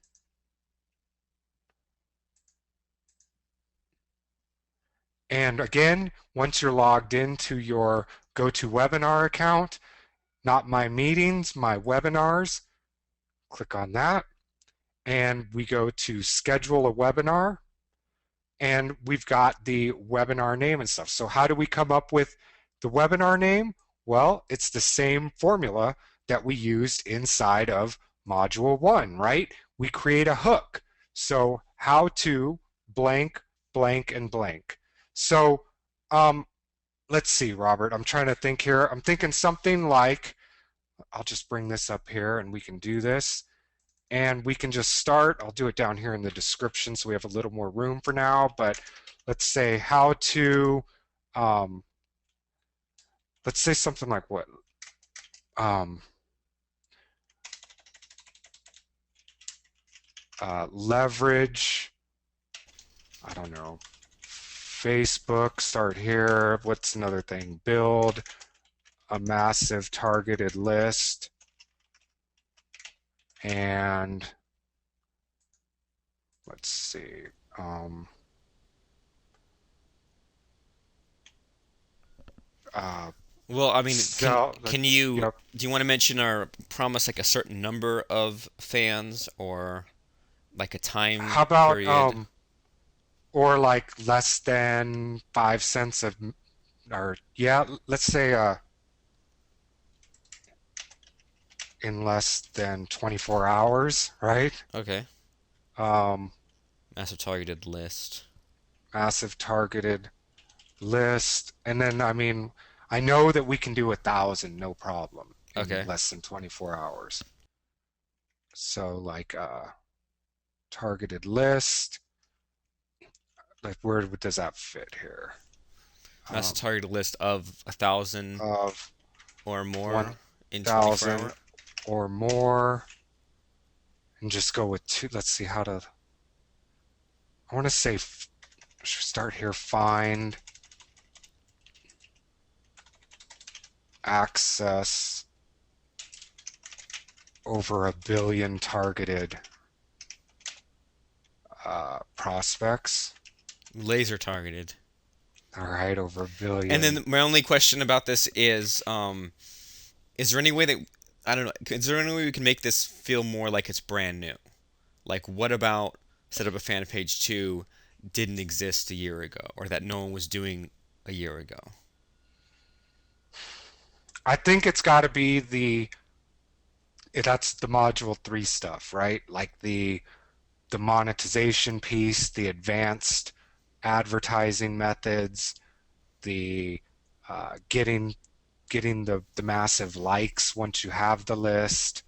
So it's Um, like, so I guess the difference between us and the average Facebook course is we teach people how to actually make money with Facebook, right? yes. So what if I don't know, what if in like the description it started off with like how to actually make money with Facebook, and it was like colon access over 1 billion like targeted prospects.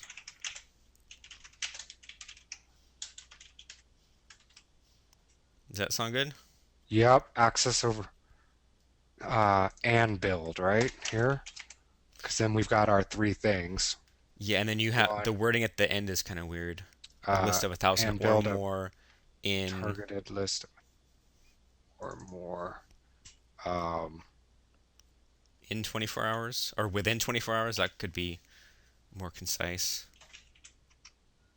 within 24 hours. Cool.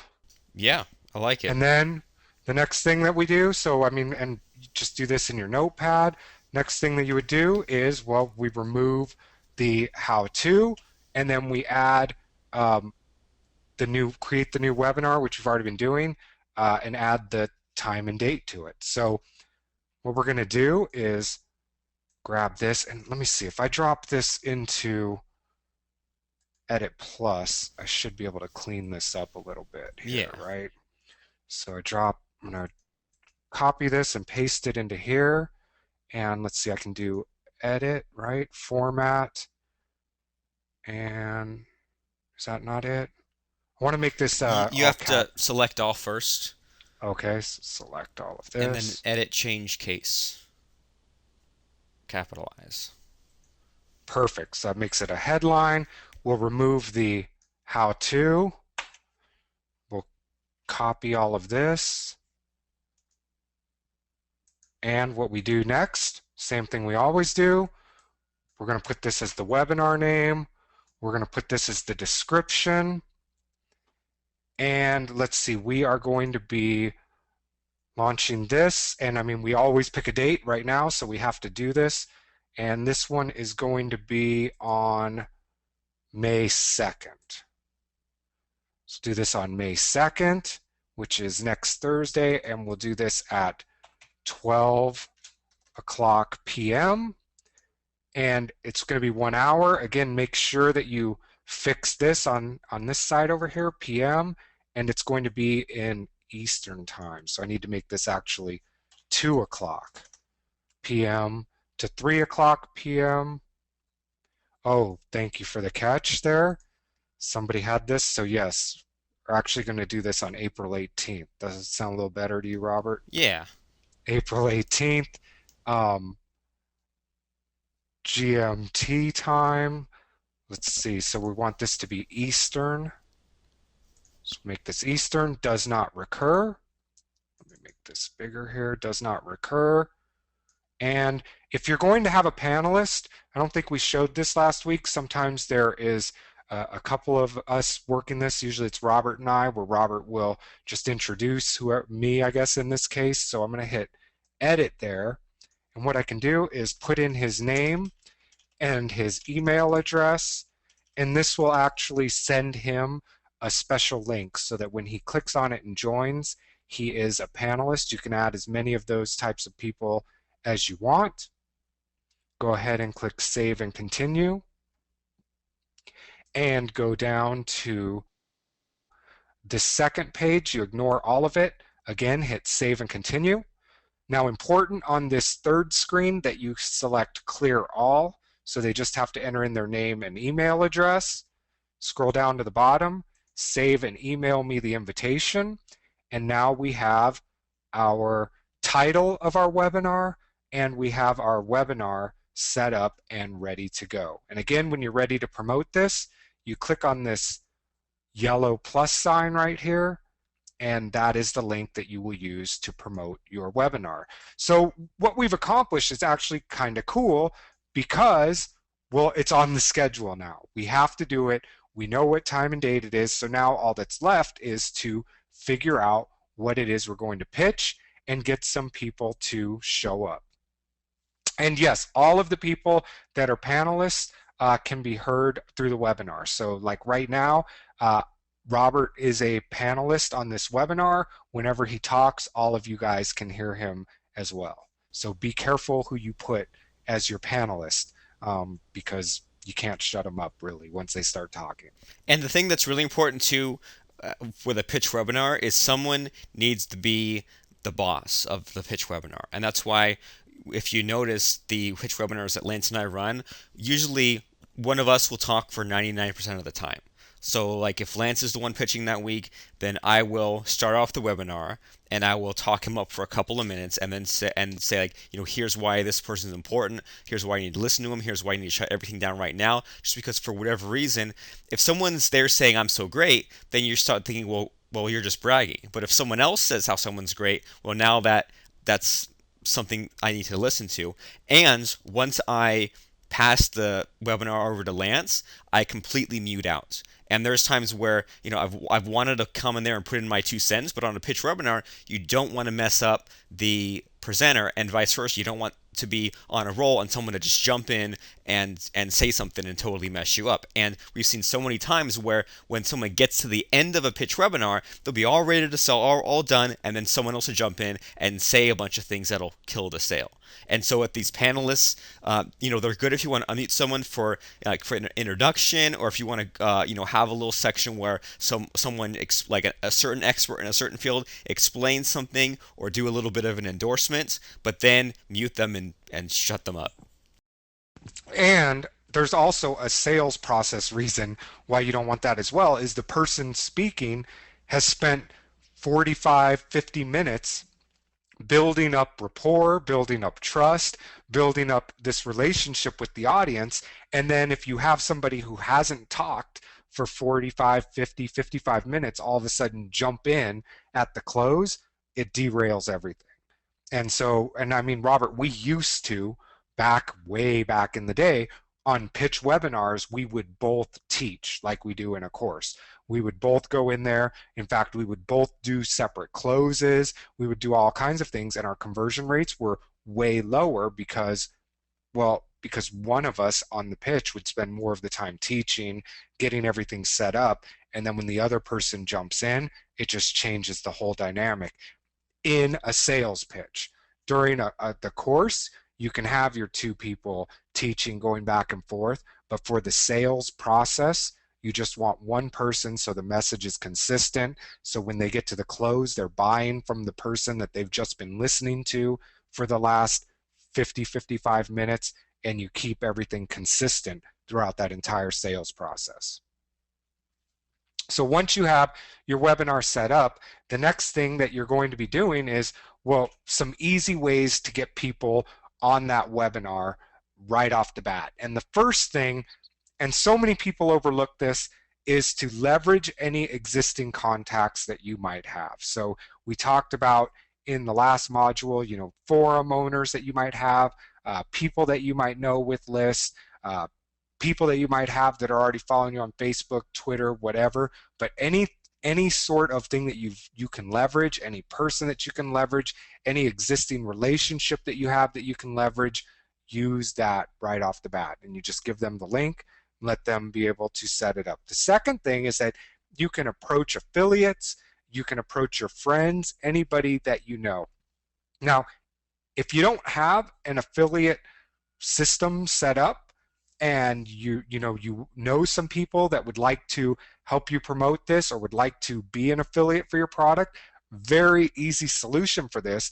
And this is basically what Robert and I do in our business is you set up a webinar specifically for that person. So that way you know all the sales that are made on that webinar get credited towards that person. And so I know Robert, especially, I mean, I know when you got started, you would do for one of our really good friends where this person would host webinars with their list. You would come on, present something, they would make the sales. You didn't need an affiliate program, you didn't need anything because everything was coming from that one webinar. And so you just schedule specific webinars with each individual affiliate or person that's going to promote it for you. And we still do this with affiliates to this day, where you And when won't we do see it, us. when we do it, we don't invent something brand new. We just say, well, here's the webinar that we have that's converted the best for us, and we go and change the very first slide and add usually their name with ours, add their picture, and have them introduce us. And we don't tell them that say talk about anything specific, and some of them will open up like our about pages on our blogs, and some of them will just say like, well, here's 4 talking points, and just say it in your own word, and they'll just say what they want to say, and then they'll mute out, and most of the time they'll be too afraid to even unmute anyway, even though we wouldn't want them to. But I mean, it's there. I don't know. It's like they'll do that 2 minutes, and then it'll be your show, and it's really cool because it's just the exact same webinar, and it's just you can just get yourself a little bit better, get yourself in better practice for running webinars. And we'll have like a special link, like we might say, webinarcrusher.com/, Jason Parker, and then we'll just have a special button just for him, so we know that all of the sales that night came for him. And then I'll take that webinar, record it, put it on its own page, and then just have him promote some special page where it'll be the same video and the same button, and it can just make sales over and over again. I'll have him put the emails to go to that replay page into his email follow-up sequence, and so we did it one time, but then get sales over and over again and get better at your existing presentation. And another thing that you can do in this case without an affiliate program to track that is when you make your PayPal button and you put what the product is. So if it was Webinar Crusher slash for Jason Parker, for example, where we were going to be doing that, what we would do if you don't have your affiliate program set up is inside of your PayPal button, you've got the description. So it would be for Webinar Crusher. We would just add dash Jason Parker, and that would be the link on that page. So everybody that bought it would come in to when we saw the receipt, would have the affiliate's name right on it. And you would just create a button for every single affiliate that you are going to be putting this on. And when you post the replay or put up the buy button on / Jason Parker, it would have that particular link for them on it as well. It's a really easy way to track those sales. So there is approaching your existing contacts, your affiliates, and then use Facebook, use LinkedIn, use Twitter, use Google+, use all of that social media stuff that you've already got built up just to get that word out about that product. And again, when you are announcing it, it's a live event, it's a free training, you've got an exciting name to it already, and then you put that link to your webinar directly in it, and now people can share it around. Your audience that you've already got there can see that, and you post it. And I mean, you see, if you're on Google+, you see that we post them on there. You see us creating Facebook. We do promoted posts, we do ads, we do events, all of that. So we leverage a whole bunch of different ways on Facebook. We post it on Google+, and just get that word out there as many places as we can. And are you And okay with oh, showing the Facebook events if we can do it in about 5 minutes? sure. Do you want to pull up are you going to do this on yours? How we do it on yours? Because I just added something in the members area Okay. where what I've been doing, and sometimes Facebook won't let me. Sometimes Facebook says I'm creating too many events. But basically, what I've been doing for quite a while is creating a webinar and doing all this stuff like posting on LinkedIn wall, Twitter, Google Plus wall, Facebook wall. But then you create a Facebook event. And what's interesting about this is you can put in a specific date and time of the event, which works perfectly for webinars because webinars are live at a certain time. And then you can invite everyone on your friends list, and it'll pop up. It'll show up on their phone, and then if they RSVP, then as the webinar approaches, their phone or their web browser will light up and give them an alert. I think an hour before, and then right before the webinar is starting, which helps get it all filled up. So if you scroll down here, Lance, on the module 2 post, we have a bunch of things, but there's this check all checkboxes bookmarklet right here. And so what you do is you click and hold down, and I think you can just drag it up to just below your address bar. I think if you let go there. Oh, that's okay. That's brought it to the address bar. So I think what we need to show, you know how like there's those bookmarks buttons below the address bar. We need to show that part of the web browser. All right, bookmarks. Let me see. Show bookmarks bar. All right. Okay. So yeah. So how did you turn that on? Oh, so you go here in Chrome and bookmarks, show bookmarks bar. Cool. So one more time, over here on Chrome, and then find bookmarks, and then show bookmarks bar. And that brings up this extra little bar underneath the address bar here. Awesome. So now that we're back on the site, so we go to the check all checkboxes bookmarklet and we just drag it up to that little area. And so what this will do is it'll create a button on your web browser. And so when it comes time to invite people to a Facebook event, then this will check all the boxes because before you have to say, well, I want to invite Emtano, Martin, Howard, Donna, Colin, Charles, and all this. But if you have 1,000 friends or more, you can just click one button and they're all instantly invited. So what we need to do is grab the GoToWebinar link and have the title ready and go to Facebook to create the event. Okay, so I've got this. You guys can't see it on my other screen. I've got my link right here, and I've got my title already ready for me right here. Cool. So Okay, then we just go to Facebook and events on the left side and then create event on the top right. up here. Yes. And then so for name, we just paste in the title. And then for the details and the where, both of those I paste in the URL. Okay, so paste in the title right here, and then I will grab the URL. So we'll grab this. Details, where, And then click on the just use. just use. Oh, it's gone. Okay, close enough. And then with the when, you have to put in the date and the time, and the time is your local time that the event is, and it will adjust for everyone else's time zone. Okay, so my local time will be 12 p.m. Okay, And then, yeah, and then the ends thing, and then create. So now you've created the event, but then you need to invite people, so you click on the invite friends right there. And then make sure not to hit submit, but if you just click on the check all checkboxes at the top, so it'll check everyone, and then if you hit save, then it would send invites to all those people for your events.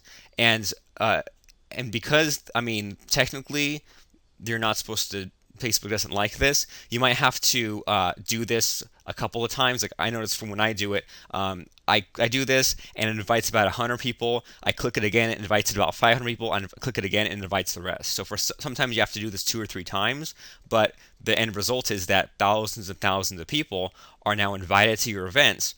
And for some reason, I mean, only a few people actually accept, but those that do, it'll pop up a thing on their phone and on their Facebook homepage when the event starts. So it's a really good way to get a handful extra people onto your webinar and to remind them to show up when the time comes.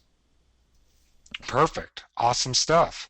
So cool. I'm glad you added that in there. That's one of those little tricks we don't share very often. Cool. So we've got that on there. You know how to promote it. That's some easy one. The other thing, again, forums. We talked about this in module 1. If you've got a place where people are talking about that topic, which you should know about, if it's inside of your niche, great place. And then the final place that you should be using is your email list. And that's what we're going to talk about right now because I mean, I see even Robert, it's funny, people are asking, well, how early do we start promoting events? When do we start? What do we say? Well, luckily we have an exact launch formula that we use every single time we do one of these. So there was a reason why we, sort of put that out there and scheduled it the time that we did. And so here's what you're going to see us doing for our exact launch sequence. And this is what we always do. So remember, we have now decided that we are going to have a course. We're going to have a pitch webinar, which we have already scheduled. I think, what did we schedule it for? April 18th is Sounds what about we right. scheduled. We scheduled this webinar for. So here's what's going to happen is on day one of our launch, and we'll work backwards so you can see how all of this is going to look. But on day one, we send out an email and we talk about hook number one. So if you remember when we created our Facebook event, I mean our pitch webinar name, we started with three hooks, right? We had our how to, one, two, and three. So one, actually make money with Facebook, right? Two was access over 1 billion laser targeted prospects. And part three was build a massive targeted list of 1,000 or more within 24 hours. So we've got three distinct pieces of our hook here. Well, guess what? Again, every single thing that we do is for a reason. So on day one, you'll see us sending out emails, and the same thing for you, inviting people, telling them about your event, or in our case, our event, using the first part of the hook. So we'll be talking about actually making money with Facebook because so many people get involved with Facebook, so many people try to advertise there, but they don't actually make money with it. So on day one, we'll talk about actually making money with Facebook and then putting the link to the event right inside of it. On day two, well, we're going to talk about hook number two, which in our case, again, this is access over 1 billion laser targeted prospects. So we're going to be talking in those emails about how if you've ever been trying to build a list, most people have a hard time building a list, but there's a place where you can access all of the people that you'd ever need to build a highly targeted list. And then we end the email with click on the webinar link. So we paste that right in there again.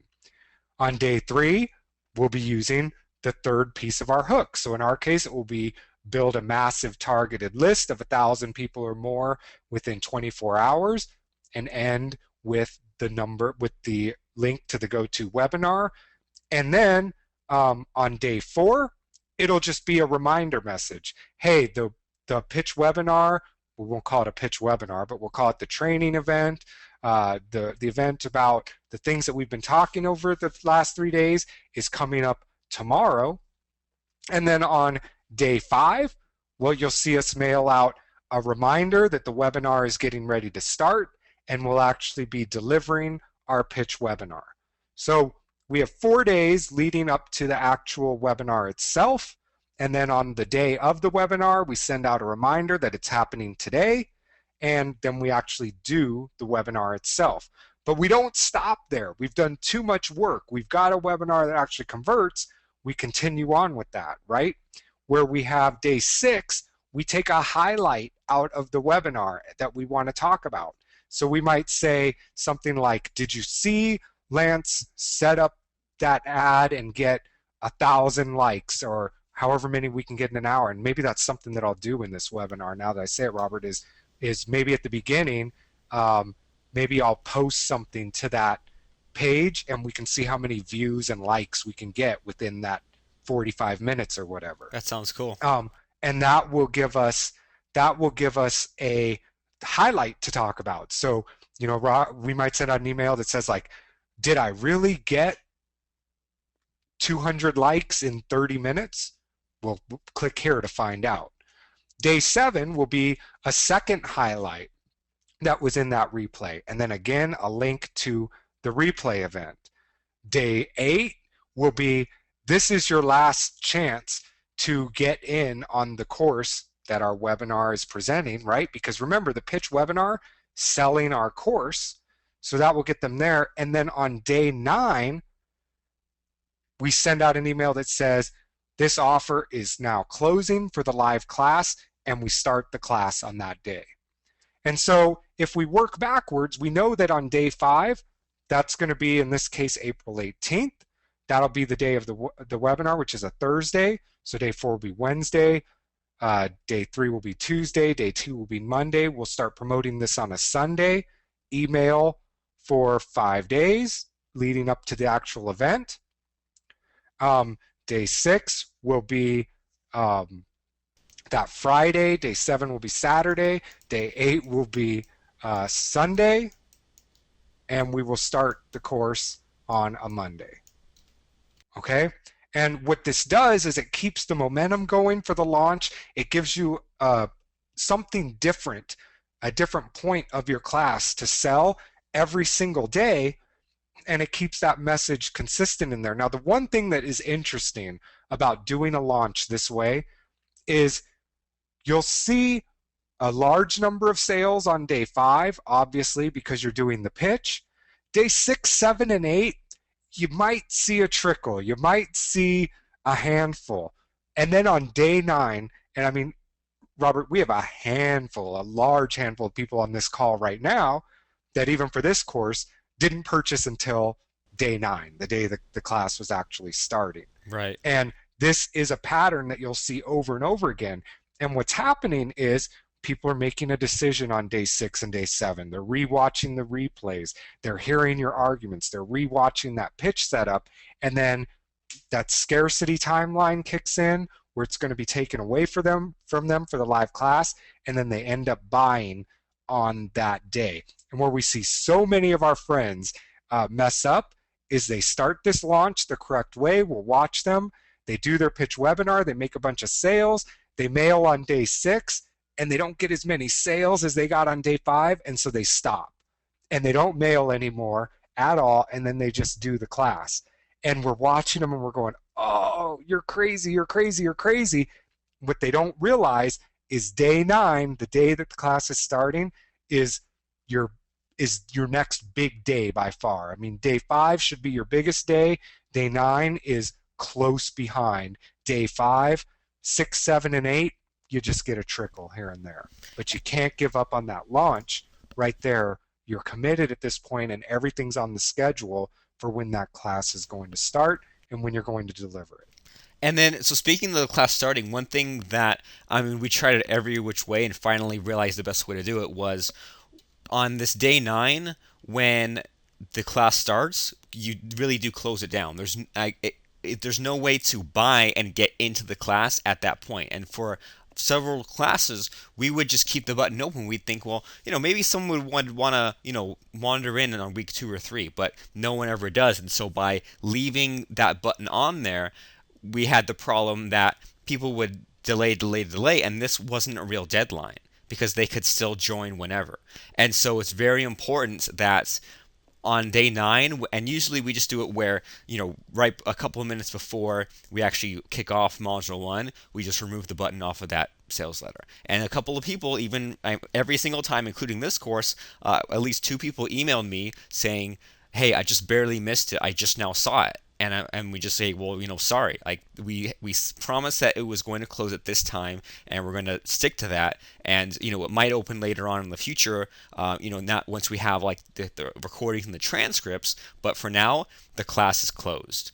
And it kind of feels counterintuitive that you're going to lose sales and piss people off, but I guarantee that those people who missed last time are not going to wait around until the final day, because when you're emailing for 9 days, they saw it. They saw the webinar coming up, and even though they might have not been too sure about exactly what the course was about, because what's also important here is that these reminder emails are not selling your course just yet. They're selling them to register for the webinar, and you're getting a few objections out of the way, but you're not even really mentioning your upcoming course. You're just getting them on the webinar. And then for day 5 through 8, then it's all about your course. But I mean, so they saw at least four times when they knew you had a course going, and so but they just for whatever reason it wasn't urgent enough. So next time it will be urgent enough because they know that you're serious. You really will stick to your guns, and you really will close out the class when you say you will. And I mean, this doesn't have to be complicated to do this. I mean, literally all we do, and I'm gonna get rid of some of your drawings here, is we literally just take the button off the page. I mean, we've got, if you go to Webinar Crusher right now, you will see the page is still there. If you go down to the bottom, and I mean, we didn't do it fancy, we didn't do anything, the button's gone, and where the button was, we just typed in closed.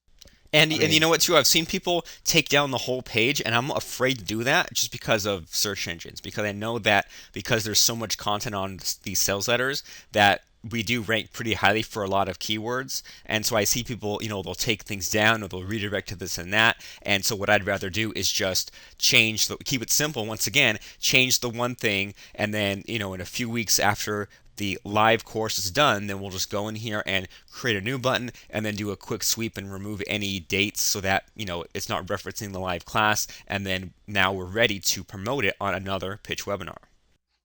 using the exact same formula we used to pitch it in the beginning, right? And The only probably the same difference is it's PowerPoint, not too. live and probably the same PowerPoint. Exactly. So this is the exact sequence. I mean, you guys will see us do this. And I think, Robert, what we're actually going to do is we'll take our emails when we're launching this and we will actually put them inside of the members area because there's not a whole lot to these. And I think sometimes people overthink what they need to put inside of there.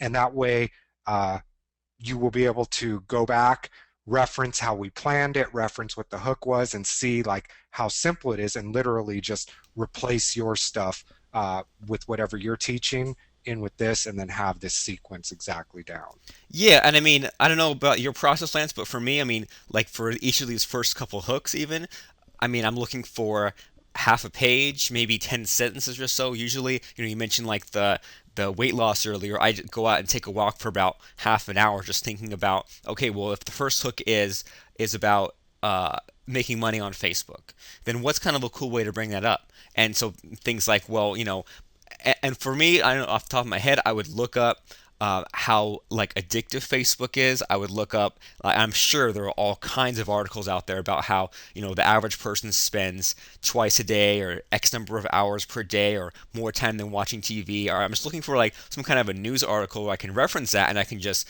I'm not going to link to the article, but I can just say I was just reading an article that mentioned how Facebook is more addictive than heroin or something, or how the average person spends this number of time, and so everyone's on Facebook, but are they able to find you on Facebook? Or wouldn't it be cool if people who have this browser tab open all the time, or if 20% of people who are at work always have their Facebook on even though they're at work, wouldn't it be great to send your marketing message to them? Or things like, well, you're on Facebook anyway, so you might as well be making money from it. Things like that. So I like to go in kind of armed with the facts. Like if I knew that Facebook has 1.2 billion people, then that's kind of helps to make my case. So I'm looking into not writing a novel, but about half a page just to make my quick argument about hook number one or hook number two. And what's cool is that on some of these emails that we send out, sometimes I'll get quite a bit of response. If I'm kind of edgy or if I send a really surprising thing, then I'll just get a couple of responses, and I'm like, well, cool. I'll just use that news story in my presentation. And I mean, also, there's no rule against repeating yourself. And so, by kind of doing that, the hooks will help you to flesh out your ideas for what you want to focus on in the pitch webinar, if that makes sense. Yep, perfect. And one thing to be clear of is you don't have to say that it's opening up later. All you say in these things is this is a live course. This is a live course. It may or may not open later. I mean, we do have a couple of courses that are no longer available on the market. Um, they get out of date. We don't want to re-update them. Techniques have changed. We don't use them anymore. And so you don't need to. First of all, people are love being in live classes. They get to answer their stuff. They get to do it real time. They get to follow along. And there it creates that sort of like when you're going to class and showing up and doing stuff sort of thing. And we don't ever mention whether we're going to resell a course or not. Some we do, some we don't. It kind of just depends on where we're at and what fits into our schedules, quite honestly. I mean, we've said this over and over again throughout this, and we talk about this a lot. I mean, we do basically 3 or 4 webinars a week, I mean a month. Every month one of those is always membership cube. I mean, that's just the way it is for us. It's our product that we sell the most of. And then whatever else is there, if we're doing a live course, that automatically gets something. We're doing a seminar that's upcoming. So for the past, we've been promoting that, I think, 2 months now. We're going to continue promoting that. That will take at least 2 or 3 um, webinars. And so whatever is left is either something that we want to sell again or something that converts high. And so whether we reopen courses or not, we don't make any kind of guarantee about that. It's just if it fits inside of um, our schedule. We can only launch so many things at a time using this sequence. So the other thing is that um, the day that you do stuff is totally irrelevant. Um, you pick a day and you deliver it at that day and time. So we're going to start this one. It looks like on a Monday. That's just the way that it's going to work out this particular time. But if you use this as your sequence, you will get that high result. Okay, so that's our launch sequence. The next thing is, well, now we know how to launch. We've got stuff all figured out. We know what we're going to talk about. We know what we're going to sell. How do we do this dang pitch? The hardest thing I think that people have is they think, wow, 60 minutes. Here's the thing. For the formula that we use, 60 minutes is actually really, really short. It's also the optimum time. I mean, think about how people schedule their days and when people are here. It's usually top of the hour to top of the hour, right? So we always start our stuff at the top of the hour. We try to end it as close to the following top of the hour as we can so that we can keep people there for that entire time. And our really simple formula that we use, and you guys have that swipe file, you can see how we do this, is we start off the first 10 minutes with what we call the why, or the pattern interrupt, and talking about the hook. The other thing that we don't include here on this slide that we do is Robert will if I'm pitching, Robert will take a few minutes and introduce me. If Robert's pitching, I'll take a few minutes and introduce him. But what we basically do here is we talk about um, why they need to get in here, use this, what we're going to teach them that's different than what they might have heard before, or show them something that is something they might not have seen before. So, I mean, one of the ideas that we sort of just came up with as we've been going through this call and sort of figuring out what we're going to talk about, Robert, is it might be cool to, at the very beginning of the call, somewhere in this first 10 minutes, is actually bring up one of our Facebook pages, make a post, and so that people will have to stay for the whole thing to see what kind of response we can generate from just making a post. That sounds exciting. And you know what, too? You mentioned about how one of us introduces the other. I mean, we have both run webinars where if the other person's not around, we just start. And so I just don't want anyone to think they need to find someone. It'll help, it'll give you a little bit of a boost if someone else is talking you up, but even if it's just you on the call and you just have to start and explain a couple things, that'll work just as well. And the kind of the way I look at this, Lance, is there's the 10-minute why section. So if you spend, and we never know how long the introduction is going to take, but if you spend 2 or 3 minutes introducing me, I just know that that counts against part of the 10 Your minutes. 10 minutes. Right, so I Yeah. have about 7 minutes left to get to the next step.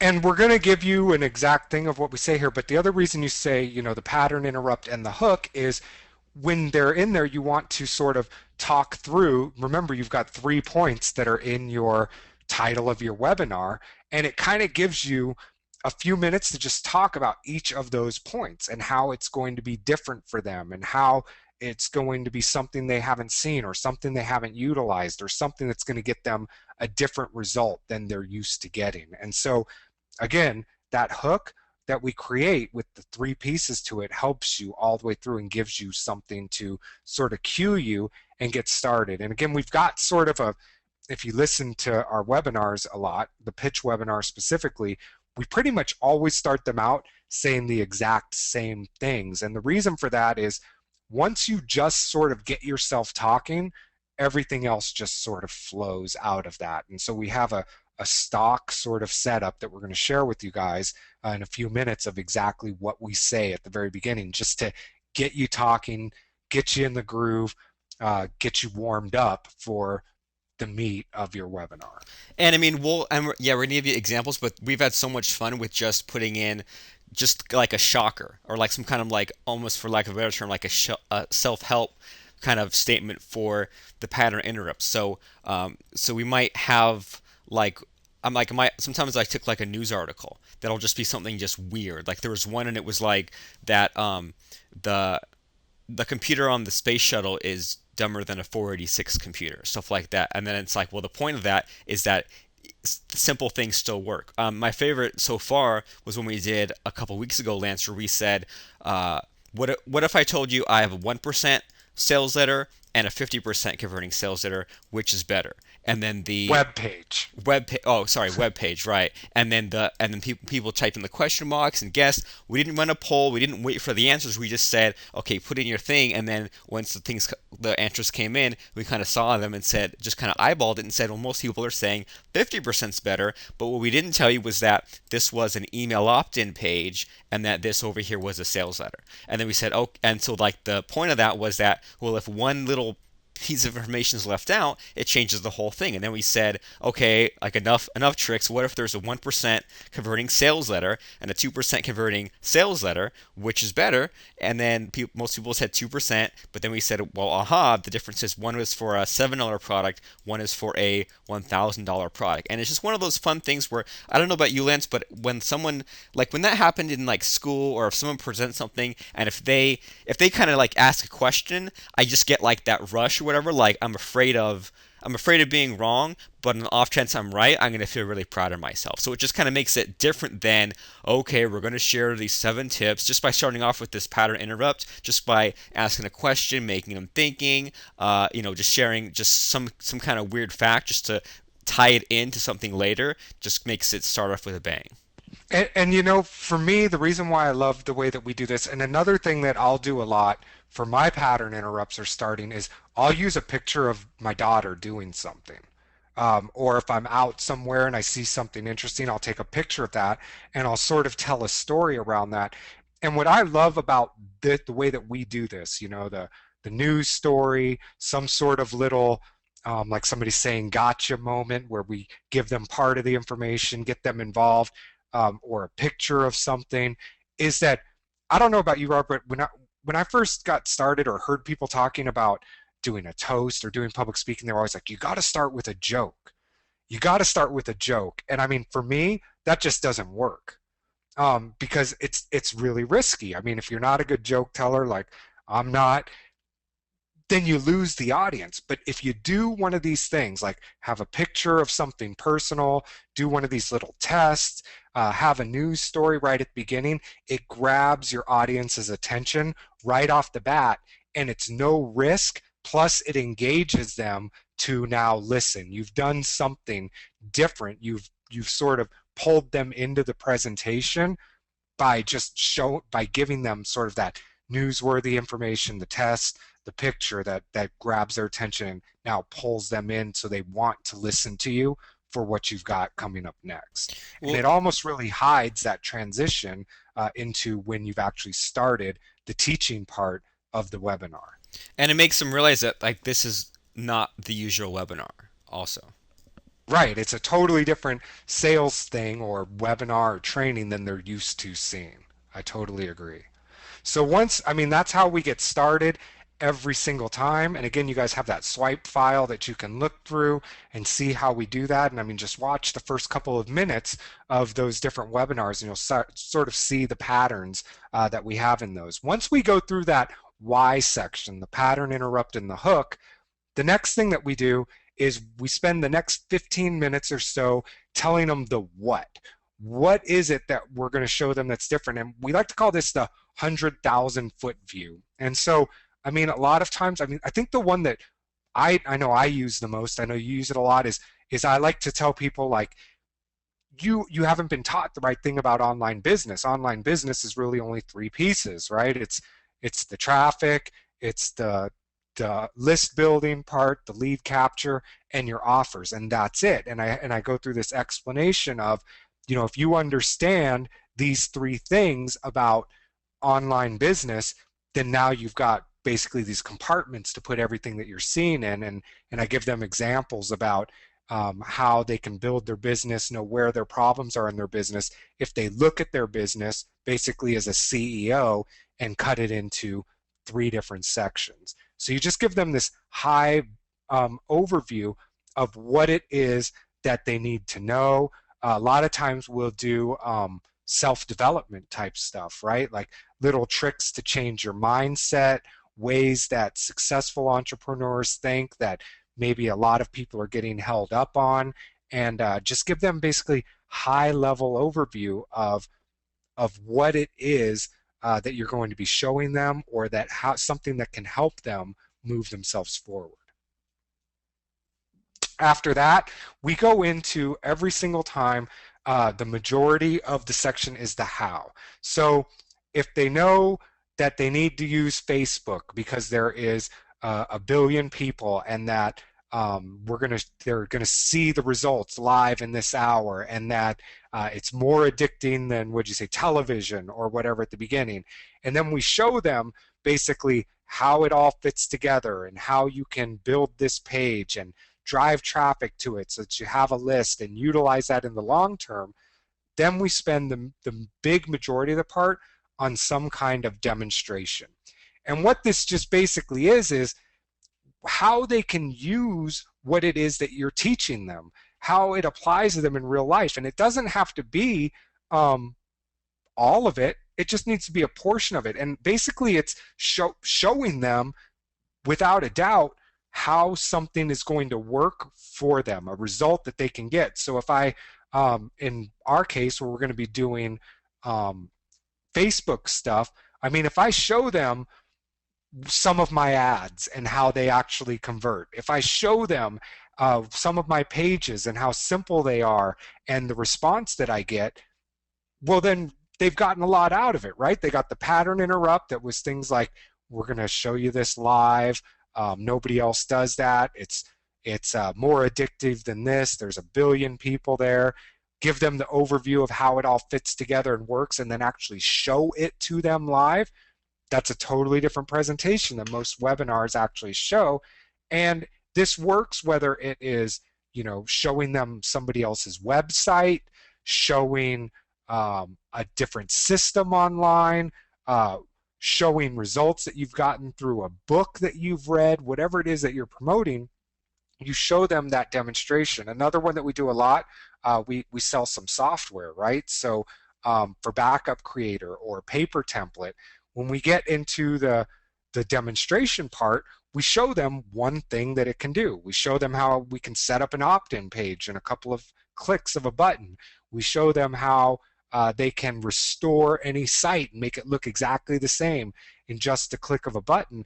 And that way we don't have to show them everything that it does, but we show them a tangible result that they can see, use, and basically feel if they do, that makes them excited, that relates to exactly the two things before it that we were talking about. And you know what, Lance?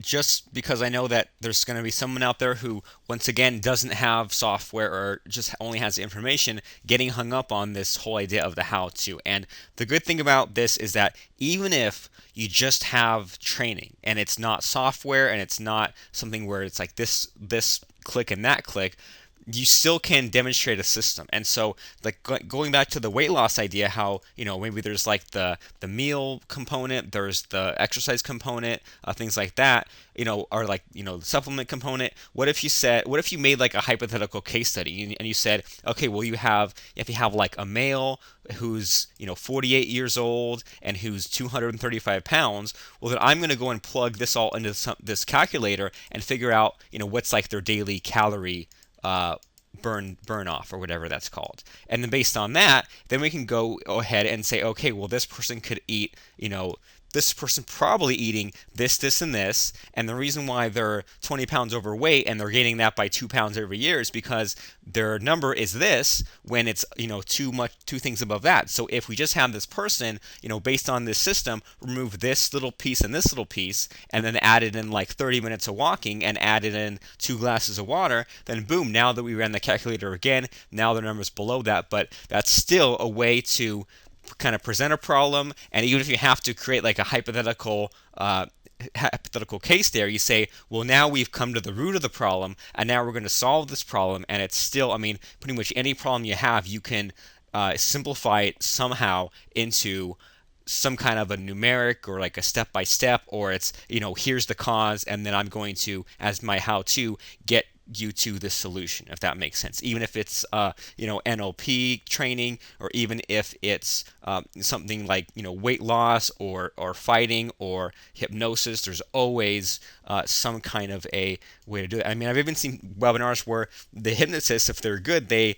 got someone, I guess, pre-inducted before the webinar, had them on as a panelist, unmuted them, and then took them through whatever kind of hypnosis steps, and like did an actual hypnosis session on the webinar. Now, if you want to figure out how I did it, well, then that's the next step, right?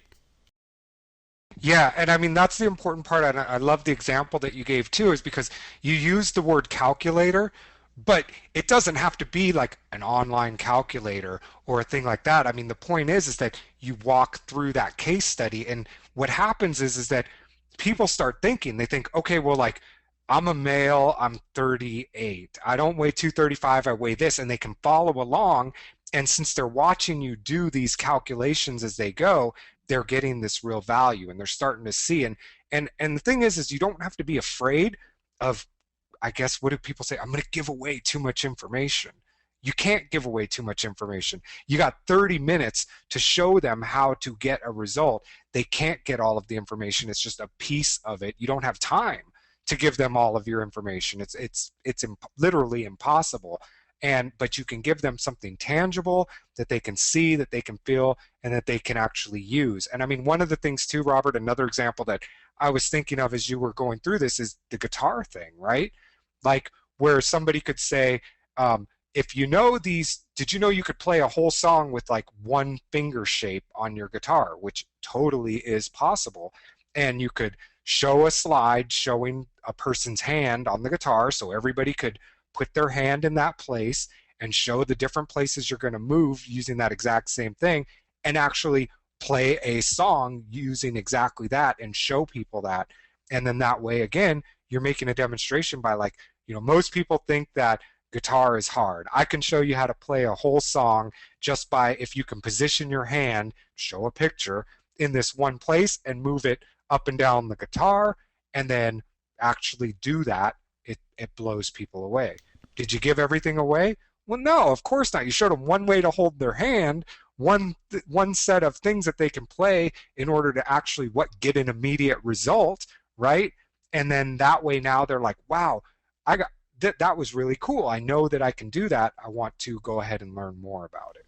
And you know what too is as you get better with webinars, you can have a lot of fun by having the audience kind of choose their own adventure.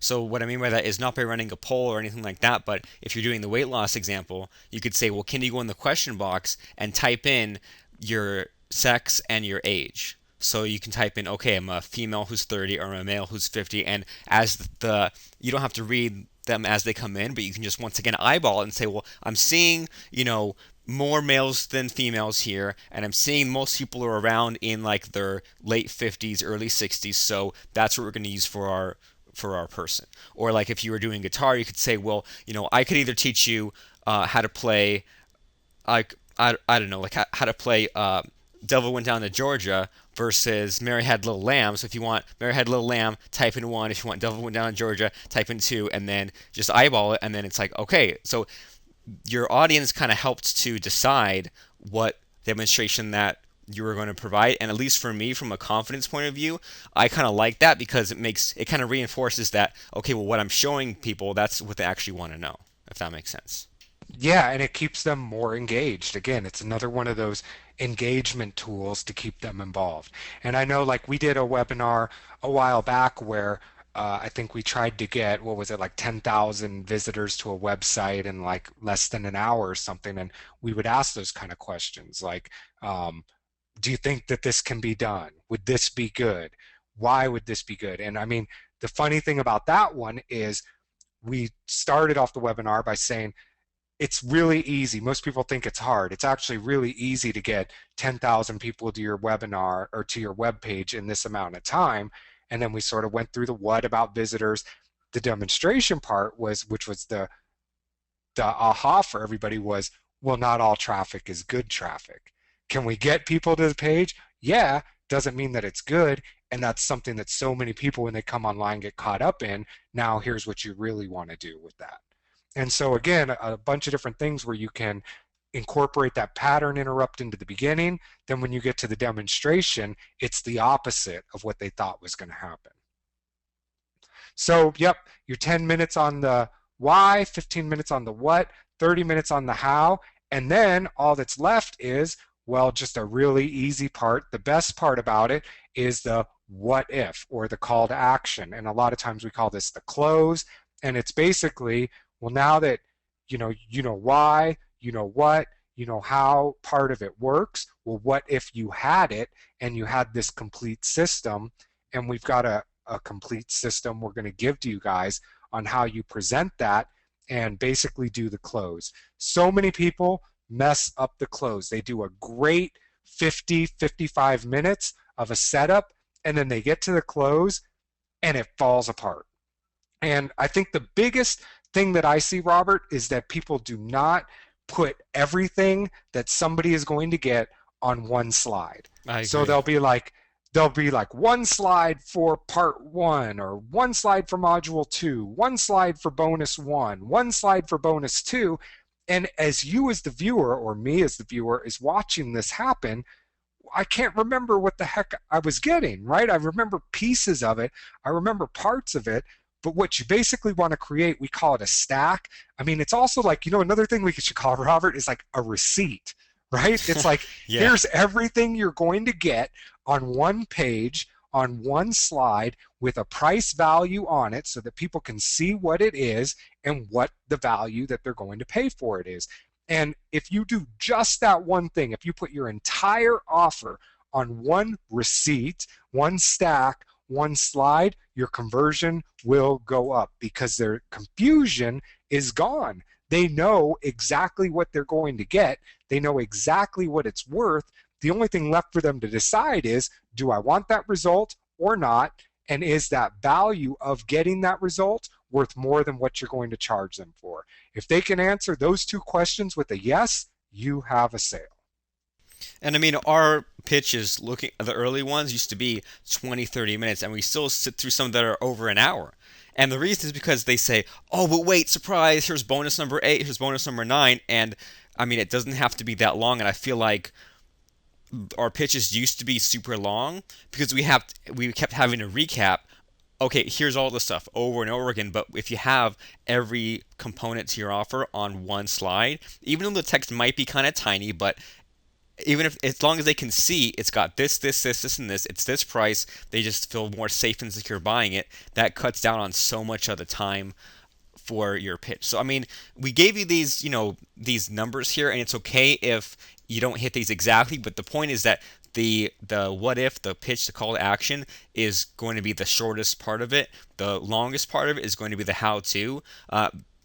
Just because this is where you're really showing the value, the what's getting them ready, and so these things are going to be, somewhere in between. But the big point of it is that each step here leads to the next, right? Because they start off with the why, and this is where you kind of wake them up, get their attention, make them aware that maybe things aren't as great as they think, or that there's a reason why they failed at this. And so this kind of just establishes the importance of the rest of it.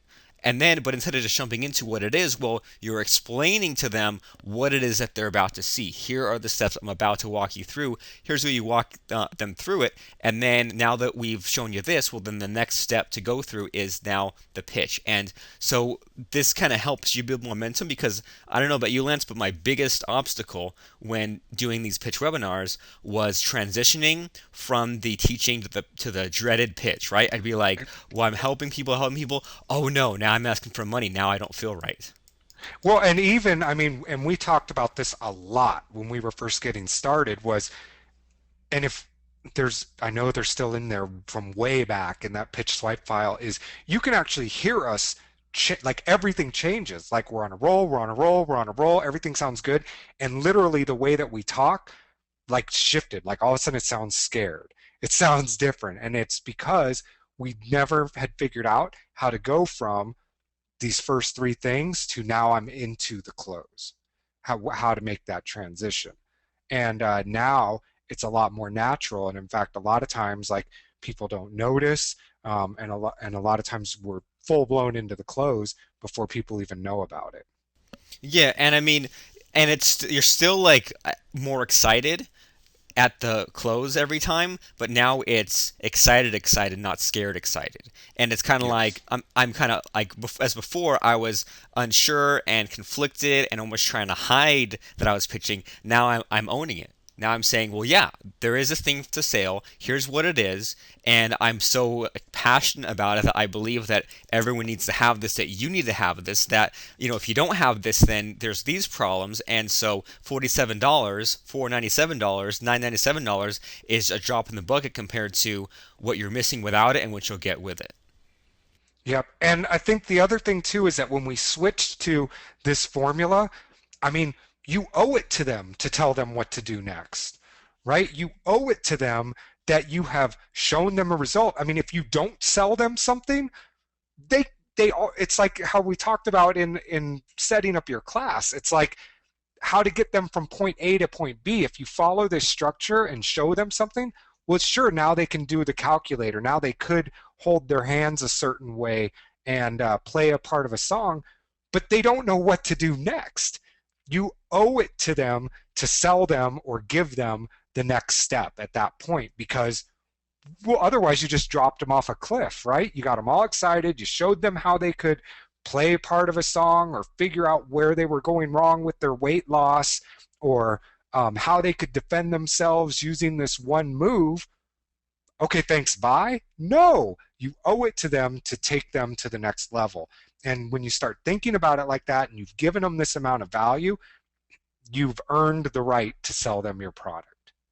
And you owe it to them to sell them their product. And so it makes it really easy to transition there. And you know that you're going to, again, take them from where they're at to the next level, to the next step. And so it makes it really easy to get there. And again, we're going to show you in a template, we're going to give you all of this. So it's important you understand these individual pieces. But again, we're going to give you basically a template that will get you started. You can plug in. We've even got the call to action, the different ways that we do all the stuff built into the template. So you can fill it in and then add your own sort of pieces to it as well. But those four simple bullets is exactly how we do each and every pitch that we've done for years now. And this is the way to do them. It's the best way that it works. So once you know that and you sort of got that in your mind, well, we got to do PowerPoint, right? And Robert, I believe there's a PowerPoint crash course in there for them, right? If they want Right. to go through some stuff, it's inside of your members area. But what we're going to go through is just to show you guys a quick things. This isn't going to be a bunch of PowerPoint stuff. It's just going to be a couple of tips that you need to know about delivering and using PowerPoint when you're doing your pitch webinar. And then we're going to give you a template and we're going to show you how it works, which is going to give you everything you need to know inside the template for PowerPoint. But first of all, you want to drip out your content. So you notice on our slides, they start like this with a title. We tell you which we're going to talk about. We give you a little intro on it. And then you see the content like this, right? As we're talking about it. You don't get it like this, right? Have you ever been to I mean, I know in college this happens a lot. Robert, I've seen a lot of speakers do this. I've seen it on webinars where they basically like have all the content out there, and I'm done with the slide minutes before they are. Oh I yeah. can look at it and see these 4 bullet points, and I don't pay attention to what they say, and there's no anticipation. I've got no reason to listen to them. I just figure it all out. So it's important, important, important that you drip out these bullets. Now, don't worry, we're going to give you a template that does it all for you. If you know a lot about PowerPoint or you go through the crash course, then you'll know how to set that up. But the point is, drip out each of your bullets. The next thing is you don't want too many bullets on your slides. You want about 4 bullets. If there's a little bit less or a little bit more, that is fine. But what you don't want is like your words getting really small. You don't want it all smashed together. You want it, so it's big, it stands out, and that there's not a lot of information. And in fact, what we'll do is when we're creating our slides, if we get too many bullet points on one of the slides, what do you think we do? Well, we create a new slide and we split it into 2 slides. You just don't want too much information on each one of your individual slides. So use about 4 bullets. It could be one less, couple more as your basic guide rule of thumb for your slides. Yeah, because I mean, if let's say that this slide was all there was to it, if there were just 2 bullets, doesn't it look kind of empty? So yeah, we have at least three, but then yeah, when we get to 4 or 5, it's good. But any more than that, it starts getting crammed together. And so when we have that during the pitch, when we have, let me just get a pen. Uh, we'll list like boom, boom, boom, boom, boom, boom, just to because we have to fit it all in one space. But that's the only time because otherwise, if someone's trying to learn, it just keeps cramming more and more stuff on that slide. So I mean, it might take a little bit of rethinking to get back into thinking of okay, I'm only going to share 4 things on this page. But if you can get back into that space, then your presentation will be really easy. And for some reason, it's like if you're going through the different slides at a pretty good pace, it feels like the webinar is moving along pretty rapidly, as opposed to if you only had 2 or 3 slides for the whole hour, it feels like oh man, we've been on the site forever. So 4 is that good balance, I think. Awesome. And once you get those full bullets on here, and this is another one that we see people making big mistakes on as well, is that you want to speak or create your PowerPoint in phrases. You don't need to put whole sentences on there. And one, it kind of like makes it feel like somebody's just reading you slides, right? Like, and you're all intelligent enough to read what's on the slides. But what you want to do is just have some phrases that sort of remind you of what it is that you want to talk about. It keeps your presentation more interesting. And what I like to think about it is like the PowerPoint is like the Cliff Notes version, right? As we're going through this PowerPoint with you guys right now, well, if you just saw the bullet points, it might make a little sense, but you would miss a ton, right? Like, especially when we talked about the pitch webinar formula. I mean, we could have given you those 4 bullet points and you could have got it and you would have had some understanding of what we're talking about, but then it cues us on what we want to talk about. But now, if you go back and look at this slide, well, it makes a heck of a lot more sense to you, right? I mean, yes, there's just 4 bullet points on there. Yes, you would have had some understanding, but it means something totally different to you now that we've gone through every one of those than it would have. So then now this is your note, right? If you want to know the pitch webinar formula, you can look at your notes. If you've taken these 4 bullet points, you can look at this slide and it reminds you about all of the things that we have talked about, but only because we've gone through it now. If we had just gone through and said, all right, if your pitch webinar is 10 minutes of your why and pattern, interrupt, and hook, it's 15 minutes of your what, it's 30 minutes of your how, it's 5 minutes of your what if. Next. Well, that wouldn't have made much sense, but because we went through it all, it now is ingrained and you've learned more about it. So when you see this, it brings up that recall for you and you're able to remember it. And the same thing is what you want to do when you set up and structure all of your webinars. Just type it out in phrases, almost think about it as notes. So the other big thing is don't have animations. The truth is that while internet connections are getting faster and things are happening, it doesn't come through on a webinar great. It doesn't even come through good as well. So you don't need things flying around the screen. You don't need actual videos playing inside of your PowerPoints. I mean, if you want to do all of that kind of thing, then take screenshots and put them in and use pictures. But no animation, no video, just keep it simple. I mean, all the PowerPoint that you've seen that we use over and over again, it is, well, it's like this, right? It's just dripped out content. Sometimes the design might change. Sometimes we might show a picture on it, but there's nothing moving around other than the content being dripped out or if we're drawing on the screen. Finally, and this is a big one that we want to make you guys aware of, is keep your hands off your mouse unless you're drawing or you need to get focus back on there or something. And if you want to move through the PowerPoint, well, you can use your arrow keys on your keyboard. So if I want to go back, I can use the left arrow. If I want to go forward, I can use the right arrow. And that's all that you need. Because what a lot of people try to do is they try to use their mouse to click through. So when I click the button, you can see it does this, and they try to use this. But what ends up happening is, well, they've got this mouse on the screen, and you've probably seen people do this on webinars. It's really distracting. They'll start moving their mouse around. They'll say, well, you got to have drip content. You got to have 4 bullets per slides, and they start doing all of this stuff as they're talking with the mouse, and it's just distracting.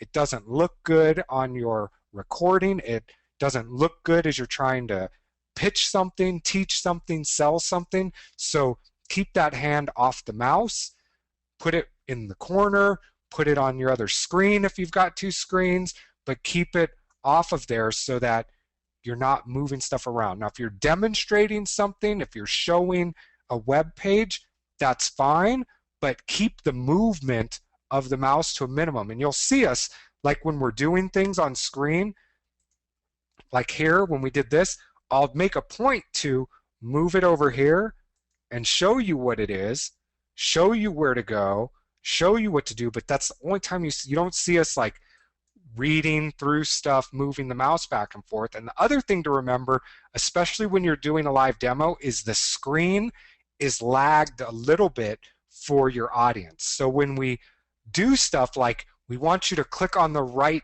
top corner of the screen, we do it really slow, we let it sit there for a little while, and we go through the motions and make sure that we're not just zipping through it so that everybody can keep up, knowing that it lags behind a little bit. We tell them where we're going so they've got this sort of vocal cue and they know where it is, and then they also see the movement on the screen. But if you just, I mean, and you saw how slow I did that, but if I just went, you go up here, you click bookmarks, now a lot of you, all you saw was it show up there. So you got to slow it down, make sure you're making deliberate actions when you're doing stuff like that. And you know what? If you're the kind of person who moves your hands while you talk, great. Move your hands all you want, just don't touch the mouse. That's right. I mean, move your hands, talk with your hands. A lot of times it's funny is that I'll actually, and I know Robert can tell, I think when I'm saying it that I'm doing it, but a lot of times like I actually like point at my screen as if you guys can see it. Or I actually like try to do something on my screen as if you can see it, because that's how I would talk if somebody was sitting here, and that's fine. It helps you talk the way that you normally would talk and not like you're doing this weird presentation. Um, but yeah, use your hands, just like Robert said, not on the mouse key, And not on the mouse. just because it's like, I mean, I keep thinking back to when I was a kid and I was in baseball, and like you swing the bat, they have you follow through, right? Even though you swing your bat and you hit the ball, even though you hit the ball, you keep moving your arm like the rest, like you keep moving even after the ball is hit, just because of that follow through. So with that in mind, it's like when you're running a webinar and it helps you deliver better, or it helps you just feel more comfortable to do your pointing, to do your hand moving, to help you stand up, do whatever it is. Even though people don't see it, it'll still make it a better presentation just because you are presenting the way that you like to. Awesome. So that's Just with it. your I hands not mean, on the yep. mouse. Yep. Just please, with your hands off the mouse. Um, so that's really all we want you to know about PowerPoint and about how we set up that pitch webinar formula. And what we've done is we've actually put together a PowerPoint template for you to get started inside the members area that contains all of the stuff that we have talked about. So show you where that is here. If you log into the members area, and there is the module 2 part for the pitch webinars. So if it's not the top post for you, let's see the place that you can find it. Where did we move that to? Oh, we don't have a, we don't, oh, right here, recent training. You can go to module 2 pitch webinars, and right here down at the bottom, and the video replay will be in here as well, you've got the webinar pitch PowerPoint template. So you can download that, open it up, and enable editing. And what we've got here is a template that you can get started with that is what basically what we start with. And you can see we've got this title slide up on here where you can, and let's see, the way that we did this is anything within the quotation marks is something that you should edit out. So as you go through here, these are things that you definitely want to edit out. So if this was Robert Plank, you could edit that out. And I'm going to just get started here so we can show you how all this works. And maybe zoom out a couple clicks so they can see the whole slide. Better? Yeah, better. Perfect. So I'm going to go ahead and put in my name. You can replace yours. And the title up here, we've got just one in there for you. You can see it uses our hook system that we showed you guys in this course. I'm going to bring up my webinar that we're going to be doing so I can, oops, logged me out here. Go to log back in. And again, a lot of this stuff is just reused. There's a reason why we set all of this up like this, so we don't have to think too much when we are actually creating these. So I've just copied the name of my webinar, and I can just highlight this. I'll right click and paste, and there we go. Now I've got my title in here. I'm thinking one thing I might want to do with this is maybe just make this a little bit bigger Yeah. here. And to do that, I can just highlight the part I want to make bigger and go up here, the home page where you can see the font. And I'll just make this just a little bit bigger here. And what do you think? Maybe make it a different Maybe color. take out actually, and then you Ooh, can there you have that go. really big. Perfect. Take out that. Okay, here's another thing here as well. See how this is all on the same line, and if I don't really want it there, if I just hit enter, oops, there you go. You can see it makes like this big space here, which I actually kind of like. But if I wanted to do this here, if you hit shift and enter anywhere, it will split the line for you. So you want to do shift and enter rather than just one big enter to make the line break not have an extra break in there. So I want to do, let's do, what I try to do is sort of split these up so they kind of line up well, and so the eye can always see something good there. So like access over 1 billion prospects, I like that. And then build a massive targeted list of 1,000. Let's see, what do you think about this? That could A work. thousand or more I within like that. 24 hours. And it points down to your name. And then, yeah, so as you can see the eye, everything kind of comes down. I'm using the mouse now in that way. And I wonder if I can get this just a little bigger here. So if we go to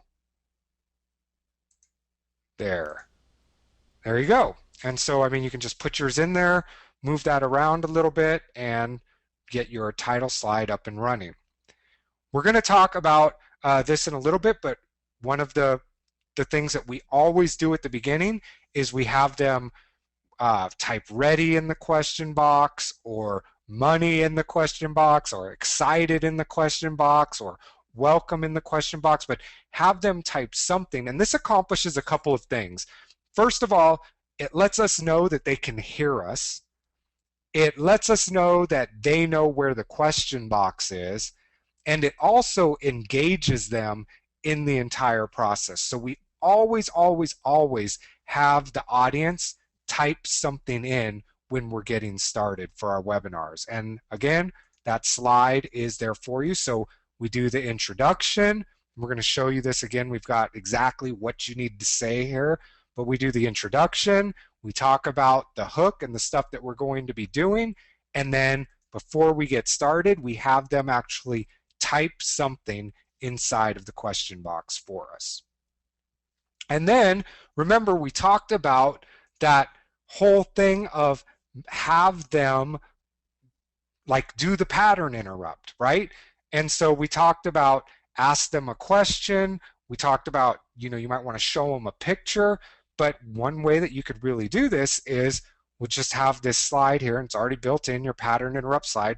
What would happen if, and again, this is in quotes, so we could change this. So let's just say, I don't know, for now, you could reach, let's say, well, let's just do this right now, 10,000 targeted prospects in just 45 minutes, right? And know that they saw that and all of that. Now they're thinking, well, that's kind of crazy. And for what we're going to be doing on this webinar is, well, we're going to see how many we can reach on the live call. So again, I'm kind of just going through setting up exactly what we're going to be pitching and how we're going to be pitching it using this exact same formula. So because we had talked about we're going to do that demonstration where we're going to see what we can get, well, it's kind of a cool thing because now they're thinking, well, like,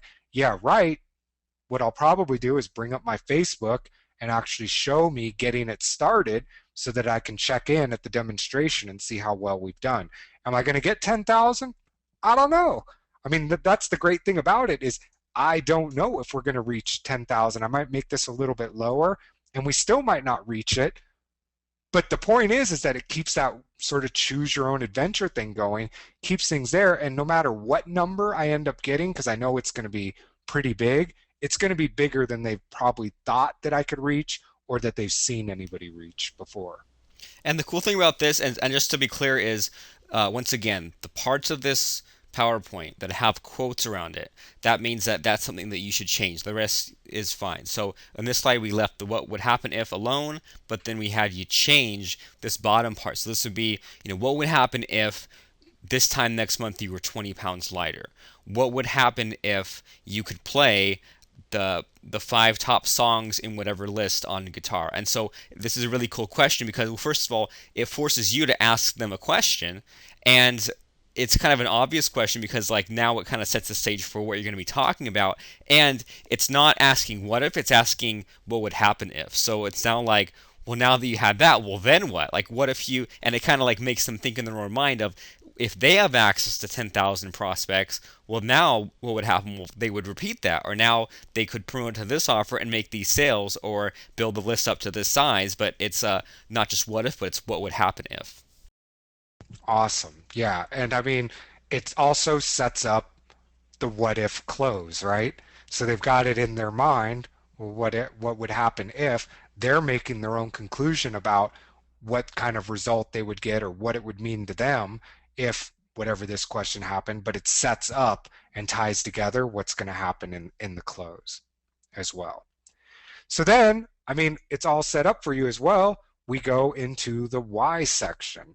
And, one of the things that we like to do is we'll start off with it's no secret, basically, and that is, where people have failed, what they already know about whatever topic. So for Facebook, I mean, mine might be Facebook is the world's largest website, right? It's more addicting than TV. And then on and on, adding those types of things in. And then what we do is we talk about, well, why do they need to know about this? Is, well, a lot of times people failed.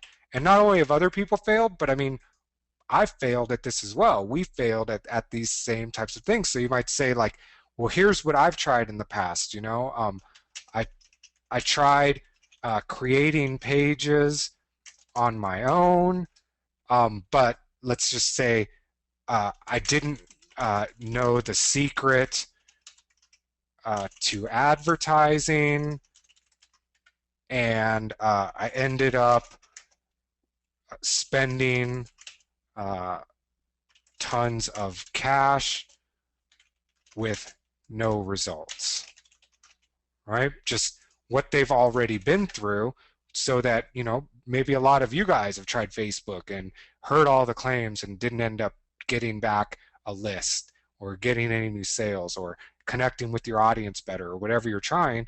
So this is what I tried to get here, and it didn't work, right? Um, Same thing. So just more part of the why that you can fill in here. And then you get to the what. Now, this is a really simple slide. And basically, what we do with the what is we try to come up with what you need to do. And the best way to structure this on your pitches is for 4 steps. And this will make you not know exactly what you need to talk a lot. And if you think about like even what you've been seeing in the webinar crusher course, you see us at the beginning of every single class. We show you a slide that says today, right? We show you this is what we're going to talk about. And you can kind of think of it like this is, well, you know, what you're doing isn't working, but what you really need to do in order to get the results that you're looking for is, well, for this, like create a converting fan page.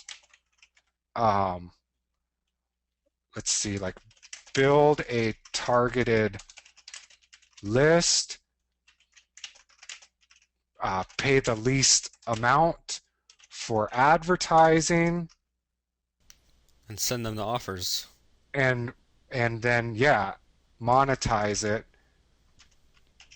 correctly, And the right? cool thing here is, and just to kind of match it up with the WWHW, is that this slide number 7 here, this is where we start off the what, the 100,000 foot view. So if you can we scroll up on the side there to like the those other thumbnails. So I'm looking for slides 3 through. Yeah. So I mean, so 3 through 6 is the why, is the pattern interrupt. So you get them started off saying, well, what would happen if this crazy thing happened, which can, by the way, be good or bad depending on how you want to do it. So I mean, what would happen if your website was hacked and you lost everything? What would happen if in 5 years you were 100 pounds heavier? So you can either make it like like danger, watch out, here's the answer, or imagine these possibilities. And then on slides 4 through 6, it's like, well, on slide 4 we're saying it's no secret, so we're kind of stating things that they probably have heard, and maybe they haven't heard it in such clear forms, but you might have heard things like, Facebook is huge, just listen to Facebook. You might have heard things like, oh, well, all you have to do is just eat less, or exercise more calories than you eat. You might have heard that all you have to do is, swim an hour a day or run an hour a day. You might have heard that, if you go on Weight Watchers, then you lose weight. So you start them off by meeting them halfway. So this way we're not just right off the bat saying, everything you've heard is a lie, let's do the opposite. You're saying, no, like, you've heard these things and maybe you've tried these things. But then on slide 5, instead of saying, well, everything you've tried sucks, it doesn't work, well, that also kind of hurts you, right? So instead of making it like that, we don't want to tell anyone that they're in the wrong place. Everyone is exactly where they need to be. So this way you make it about you. You say, well, I don't know what you've tried, but here's what I've tried. And this way, because maybe they've only tried a couple of things out of this list, you can say, I've tried this, I've tried this, I've tried this didn't work. I joined this weight loss program, I joined that weight loss program. I tried going to a guitar instructor. I tried teaching myself the guitar. I tried all these goofy webinar techniques. I tried all these different webinar platforms. So this way you're kind of starting off, you're backing up and saying, well, here's where it was when I started, which is probably right around where you are, probably even a worse position, and you're just setting this up for before and after, right? Because you're installing this thing in everyone's head that, well, again, on some level, I think most people on your webinar early on think that they're just going to join and get a couple of secrets and then leave and figure it out on their own. And some people will actually try that, which is fine, but you're making it a point to say that Well, you could try it on your own, but it's going to take you 5, 10 years. And that's what I did. And that's how I, through trial and error, discovered the step by step plan, the fast way to do it. And then, so that's why you say it didn't work. So you go from, it's no secret. Here's what you know. Here's what I've tried. So here's where I started. But then here's the reasons why the common things that you hear over and over again about weight loss, guitar, webinars, NLP, backing up your site, why those things don't work. And this is where you make your argument about, well, this doesn't work, this doesn't work, this doesn't work. And so now you've just set up all these problems and opened up all these things that people have to stick around to for you to close up. So now you say, well, Facebook. When I first tried Facebook, it didn't work because, well, people aren't there in a buying mode, or I ended up paying $2 per click. My members weren't they weren't targeted. And then what you can do is, and then when you get to the what later on, then now it's like the way to look at this overview is like, well, here are my four answers. So I've set up like the four problems, and now here are my four answers. So then you're kind of like promising, if you stay on this webinar, now you're going to get the four solutions to get you to the next point, if that makes sense. Yep. And what you do is just set up, the four things that you've got there, and then here's what you do. Well, you go through each of those things and you talk about it. So create a converting fan page. So step one, you can just change this, right? Or maybe Converting. even well, yeah, I mean, it depends how you want to do it. Because sometimes we keep the step one, but that's a little. I guess that's a little risky because then they know that they're at the last step, right? When you're about to transition into the pitch. But we do this a lot Yeah, where we'll leave the actual steps in there. I mean, it's up to however you want to do that, but we actually tell them they need to have a converting fan page. And so you might want to tell them things like, I mean, where other people go wrong. I mean, one of the things that I know about fan pages that actually convert is it's not what most people tell you. Like most people tell you, you got to have like these fan gate things. You got to have all these iframes. crazy, yeah, you got to have like all these crazy things like iframes, fan gates, um, fancy graphics. And you can have a lot Um, of fun with this because for sometimes when we do this, we'll just like list as many things as possible. And this is where we might even violate the 4 bullets per slide thing. We might list like 10, 20 things just because we're like, you might have heard this, because there are 100 wrong ways to do it, but there's only two good ways to do it. We're going to give you the best way. yep. And then, I mean, might say something like not true. Um, Something like simple equals best conversions, right?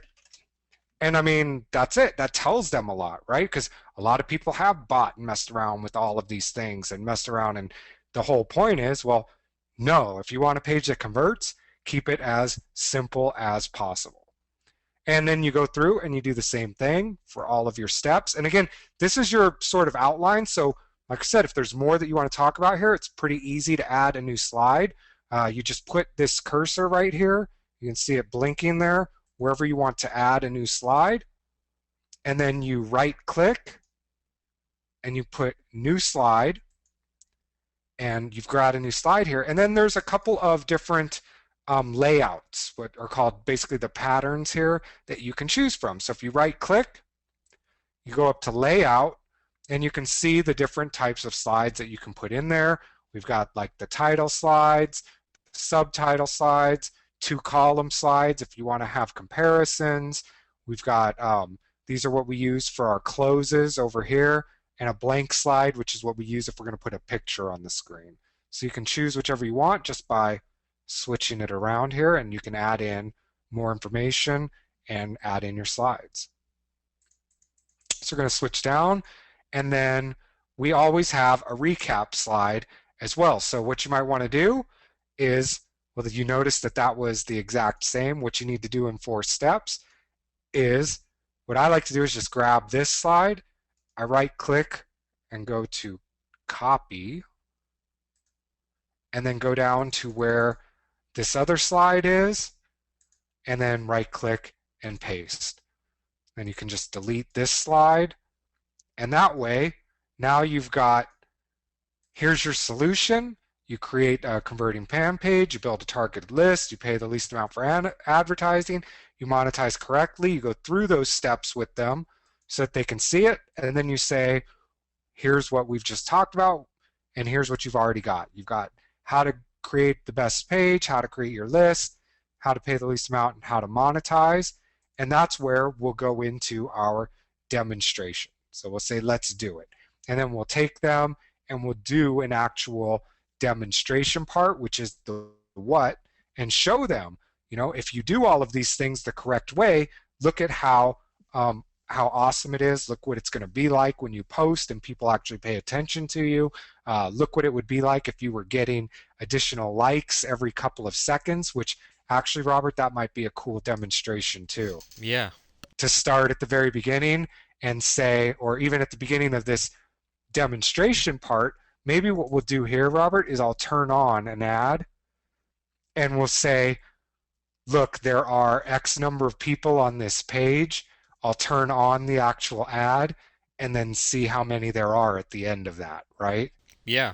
So maybe if I could add 500 people in 30 minutes or whatever, that would be pretty cool. It would. So we'll do some kind of demonstration here, and then we'll come back and say, this is what we just showed you. This is what we just demonstrated. You know that if you build a fan page the right way, then you can get the same result that we just showed you here, and we'll recap what it was. So maybe we'll just be, what we just did was um, uh, built a new list of, we'll just say X 100, because I know I can get 100 at least in this time. Built a new list of X 100 subscribers. What else did, I'll do this. Built a list of, because that way it's even more shocking, right? If I put 100 plus, so I thought it was 100, but it's actually is 2 or 300 at that Oh time. yeah. That would be cool. We connected with, let's just say for now, 3,000 plus targeted subscribers, since we're going to start the webinar with that, and generated, and maybe I'll just actually build a page. I don't know. We'll see about this. Built a high converting page. Right? So all the things that we just showed them so they can see, like, and here's the other cool thing when you do demonstrations like this. Most times when people buy stuff or see systems or do things, they think this is going to take forever.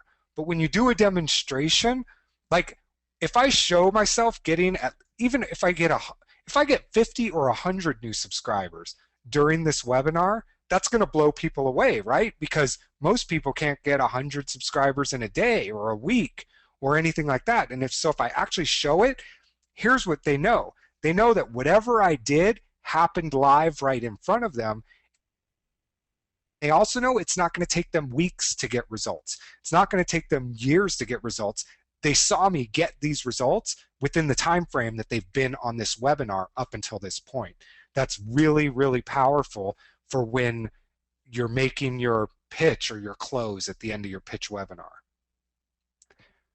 All right, and then here's what I want you to have, right? So this is back to the results, right? It's basically like what you get, and this is part of the transition into the pitch.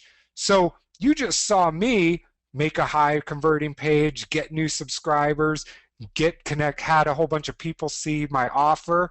But here's what I want you to have. I mean, what if you could have a high converting page in any niche, right? What if you were able to get 1,000 new subscribers for $50? What if you could have 5,000 people pay attention to your posts, right? All of the things that we know that they can get. Why do we know this? Well, because we're going to prove it to them in the demonstration area. They're going to see me actually do these things. So if I can do it in this time frame, I mean, what would it be to you guys? I want you to have the same thing that I just had. So we fill this stuff in, and then you say, introducing whatever your course is, right? Because we want you to have this, they want to have this, Now we just do introducing whatever the course is. And now we have, remember we talked about that transition into the close. So what we do is we just put the name of the course up here. Ours is going to be set up a fan page.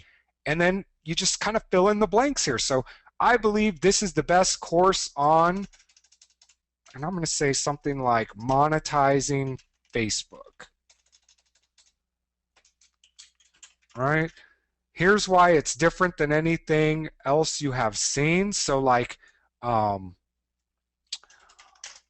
most courses don't show you exactly um, how to get targeted cheap advertisement. Uh, if you don't get this course, then um,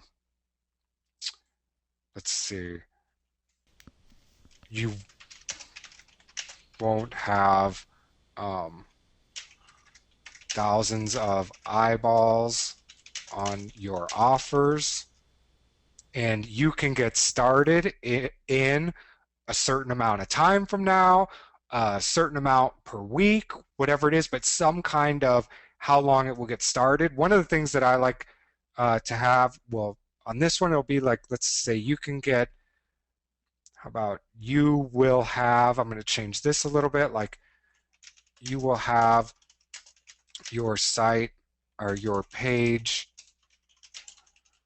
collecting leads uh, in the fastest time possible, right? Yeah. Or because I mean, it's the course is going to take a couple days before they're going to get access to it. So you have your page collecting leads in the fastest time possible. So you just fill out like what they're going to get out of the course, and then it is exactly what's involved with the course. And so this is basically a template that we use for what we call the stack, the receipt, whatever it is, and you just go through, put in your modules. So I think we've said something like create your fan page was one of them. I can't remember what the others were. Generate Advertising was number two. generate leads. Okay. And then you just fill in your modules. And I mean, you can pick and choose whatever these are. We usually do a little bit higher on our lifetime access. The community is always a big selling point that people buy from us.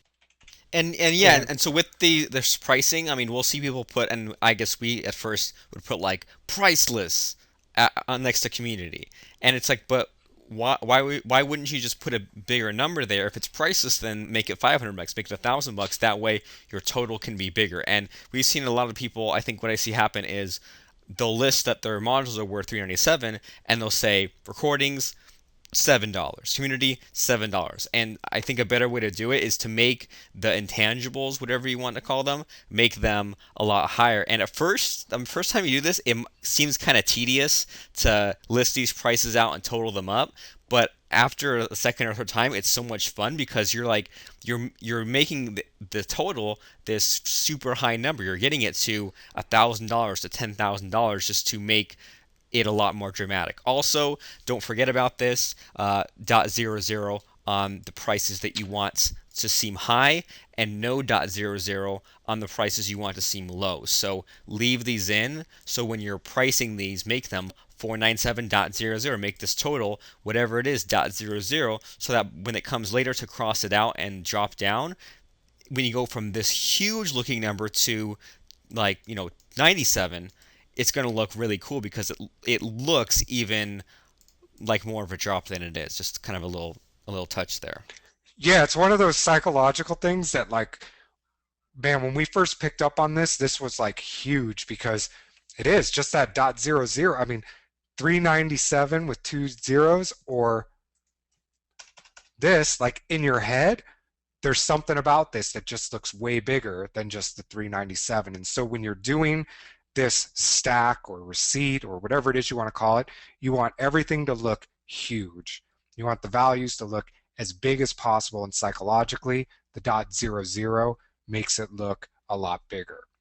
And then once you add it all up so they can see what the actual value is of everything that they're going to get, then you do what's called the price drop, and you can add in as many of these or one of these as you like. It depends on how comfortable you feel at this point. I mean, a lot of times we just do one drop. Sometimes we do three. Sometimes we do four. And it's just depending on, I mean, honestly, for me, it depends on how I felt when I created the webinar, the pitch, and it depends on how shocking we want to make it. So a lot of times on our low ticket products, you'll see us do huge amounts of drops. And the reason is because people really, this is one of those things, and Robert, it always amazes me when we go into price drops. People believe that price and they think it's such a great value. And the one that I'm thinking of specifically is we launched Paper Template Express basically at $7 when we knew that all of our competitors on the market charged between 97 and 197 for it. And when we got into the price drop, I think your second or third drop was 497, and people were in the chat box going like, I want it. What's the URL? I'm ready, because they saw how different it was than all of the products they had bought at 97 and 197, and it seemed reasonable based on, well, based on the way we did the stack. So when they saw all of this, they thought, awesome, it's this much, and we're going to, I'm ready. I believe that's that. And so when you drop it to 497, compared to the other markets, compared to what they'd seen, they thought, okay, I'm ready to buy. And I mean, that one particular, because we were launching it and we wanted to just get a lot of buzz out there about it. When you dropped it down to $7, I mean, people were freaking out. I think you ended up closing like 76%. And I mean, people were looking for the buy button from 497 at 297 at 197. They were freaking out. And when we got to $7, I mean, the chat box just exploded and sales just kept rolling in because that price drop, what happens is you build up the price, they can see what the value is, and then as you start to bring the price down, well, it looks like, remember we talked about at the beginning, that the value that they're paying is so much less than what they know the actual value of the product is. And that's why you have to use a price drop and why it really does work. So after you do the price drop, and again, if you want to add in more or add in more slides, you just put the cursor right here where you want it to go, and then right click and do new slide. And then important, important, important. After that price is out, you tell them specifically, you can get it. Go here now to www.webinarcrusher.com. That way they know it's time for them to go there. That is the offer, and it's a command. You want to tell them, go now and get your copy. Go now and register for this course. Go now and secure your spot, and give them that URL. So tell it to them, go here now. Here's the URL. And then another little thing that you can do also is in the chat box, not the question box, but the chat box for GoToWebinar, you type in this URL, Yes. including the HTTP, and that way it's a clickable link. I mean, unfortunately, GoToWebinar, I don't think they will ever add it, but they have never had anything where you can just like push someone to a URL or add a clickable link to your webinar. But the closest you can get to that is if you go to not the question box once again, but the chat box and type in the URL. And I mean, when I'm on a call, it's no problem with me. I'm just like, okay, I'm going right here. I'm going right now to type it in, and it takes you 10 seconds. You type it in, you click send, and then a little blinky thing comes up. Like if I did it right now, if I go to webinarcrusher.com, I click send, then everyone in the audience kind of got that little blinky thing. They can, and now that's at least a clickable link to the webinar. But I mean, the only way that someone's going to get to your sales letter from this point is either to click on, find that link in the chat box, or most of them, I believe, will just type it in. But if they're typing it in, then you're going to have to tell them at least 7 times to type it in. Yep, and we're going to talk about that in a minute too, about why you want to be so specific about go here, where to go, tell them what to go. But it's that important that you tell them, go here now. Now is the time. Here's where you go. Then after you tell them that, you give them, tell them that they can get a refund. Tell them that there's no risk on them. What we tell them is if for any reason in the next 30 days you want your money back, you can get it back. The only catch is you will lose access to whatever you got and you have a decision to make. But the good news is it's an easy decision, so go here now. And you know And what? then again, notice again, you're telling them where to go. Go here now. Now it's time to get the offer. And for me, Lance, I mean, it depends on your personality, but if you want to really push it, you can make this guarantee an if-then guarantee. And so, like, if I'm selling a course that's usually not sexy on its own, or that people have a lot of barriers to join, they're afraid of doing it, like copywriting, then I'll say, well, if you can't make a sales letter with this within 30 days, or even within 7 days, or even within a day, then go ahead and get your money back. Why do I say that? Well, because this right here, this phrasing says that for any reason within the next 30 days, they can get their money back. So if you make up a reason and say, well, if you can't do this within the next couple of days, then that falls under the no reason guarantee. So you can always have fun with this. We didn't put this in there because we didn't want to scare you. But if you want to say, if you honestly, if you buy this course and you don't lose 10 pounds this month, then return it. So that seems pretty cool, right? It makes people think in terms of like, well, that's such a crazy offer. I'm probably going to lose 10 pounds this month, but I have to buy this course to do it. And the other thing to remember is when you're selling product, digital product online, they can get their money back for any reason if they want to anyway. Whether you tell them they can or not, in 30 days, they can get their money back. And so it's better to just put it out there, let them know that they can, give them one less objection to buying from you.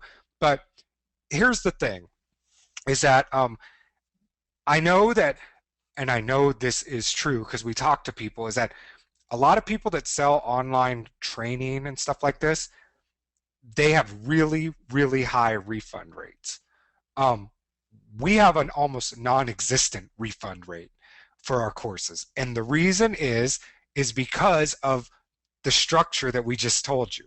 Because of the pre-sale or the pre-planning structure of how to make your course, because people get results when they follow along. And if you set it up this way, then and you go through the pitch the way that we've shown you, this whole thing is a system that fits together for these reasons. You will have a drastically lower refund rate than anybody else in your niche because your audience, your customers are going to get results. Why?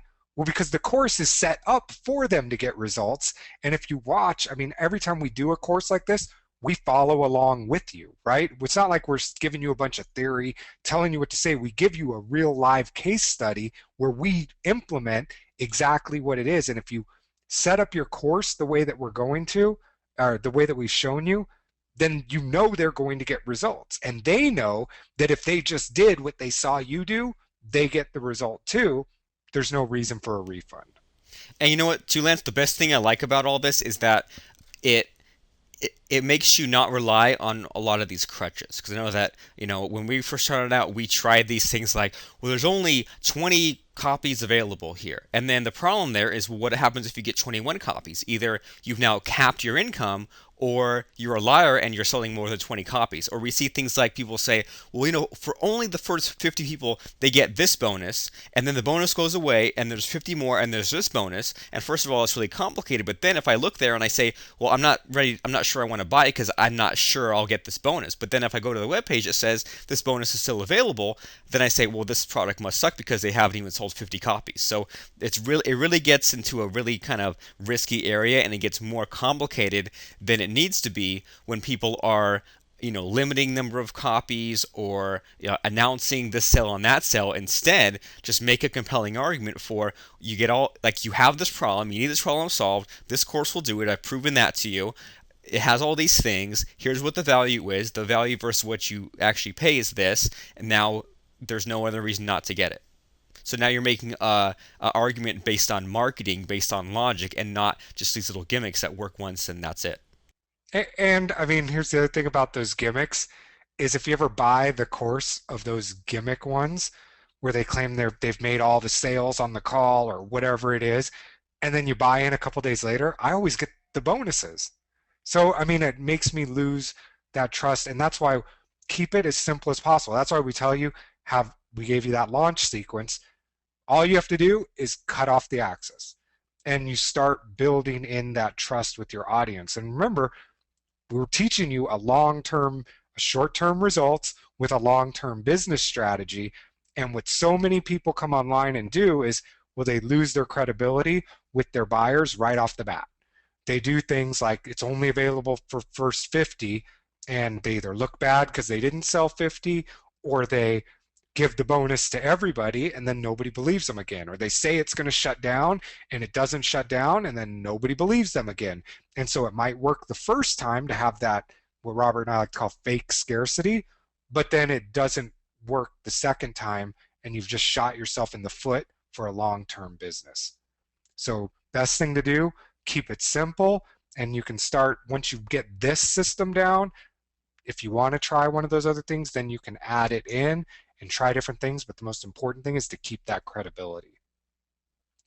Then once you do this, again, remember we said like you have a decision to make, but the good news, it's easy, is we put in the URL here. So this would be like set up a fan page, and you basically just say without and with. And what we like to do with these types of slides is, well, it makes the easy decision. It's the Ben Franklin close, right?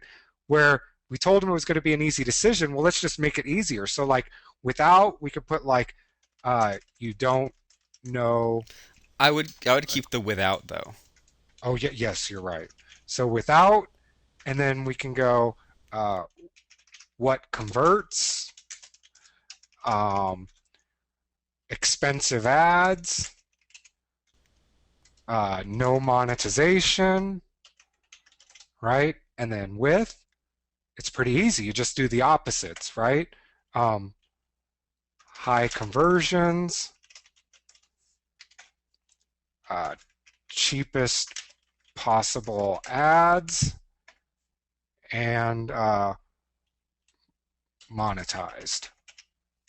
And let's see. So they can just see what they're going to get. And again, these, well, these are a lot of the things that we talked about at the beginning, right? What doesn't work? Well, what doesn't work were things like iframes, all of the crazy stuff. What doesn't work is when you don't know how to advertise correctly. What doesn't work is you don't know how to connect with your audience, make money with your audience, etc. And then with, again, just what the opposite is, what they're going to get from your course. How do we know this? Well, we know this because we've set up the course to give them these results from the very beginning, from the planning of it. And then this slide, very important, what to do next or what to do now. Go to the URL and secure your spot. Click, and then you want to tell them exactly what's going to happen. So they're going to click the pay button, and for us, it comes up and it says they're going to pay our company, Double Agent Marketing. So we tell them, you're going to go click the button, you're going to send your payment or your first payment or however you're going to do it of X amount to what company, so they know they've clicked the right button, the payment's going to the right place, and then they log into the membership site or get access to the training or register for the webinar or register for the course, whatever it is, so the action in the next few minutes. And then you always end with something like, hurry up, go ahead, do it right now, go to whatever the URL is. And then at the end, you just close it down. We're going to give you like the exact verbiage here that we use, but you close it down, and that's all you need to have for your slideshow. And I mean, you'll see when we do this, this is the basic structure that we will be using for this exact same pitch that we're going to be doing here in a couple of days. So you go through all of that, get your pitch set up. You can use that template. You can start with that.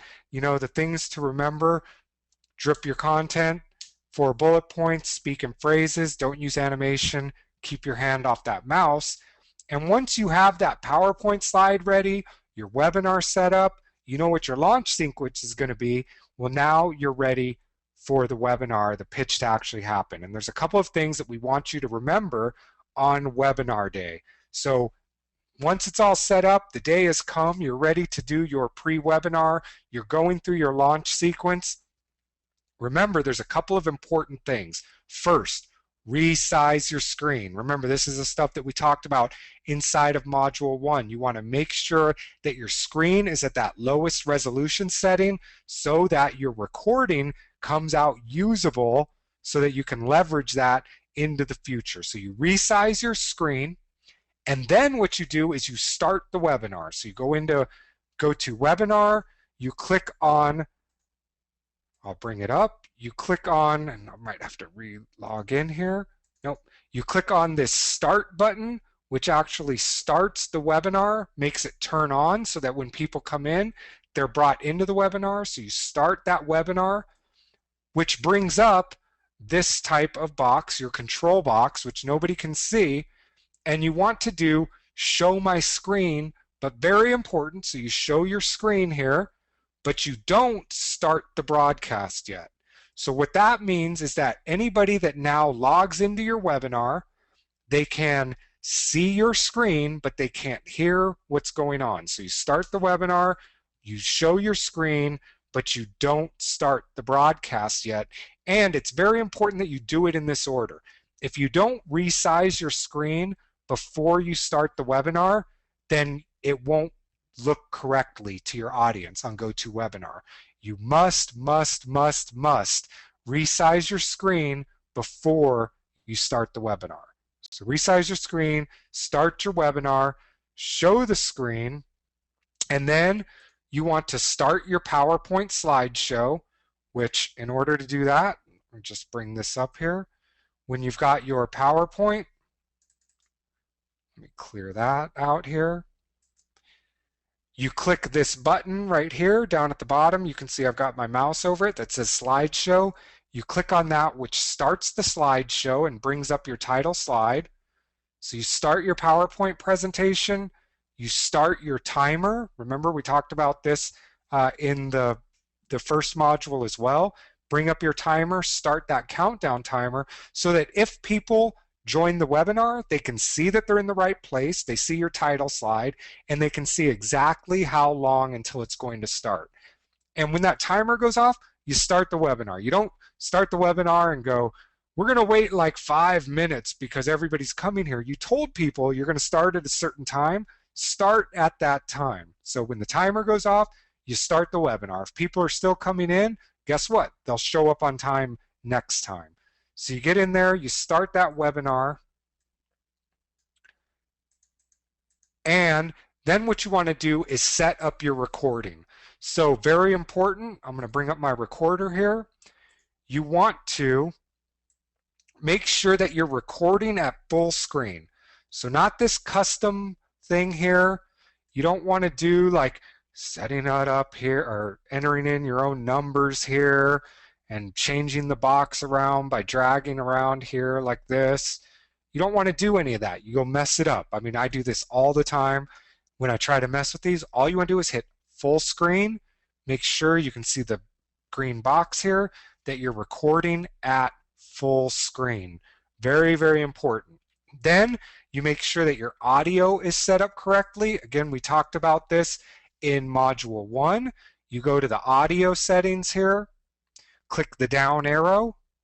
You want to make sure that the microphone is the correct microphone that you want to have recording. You can see that I've got 2 that are picking up right now, but only one that's going to record is the one where this is set up on. So you want to make sure it's set up on your headset, and you want to make sure that you have the system audio set.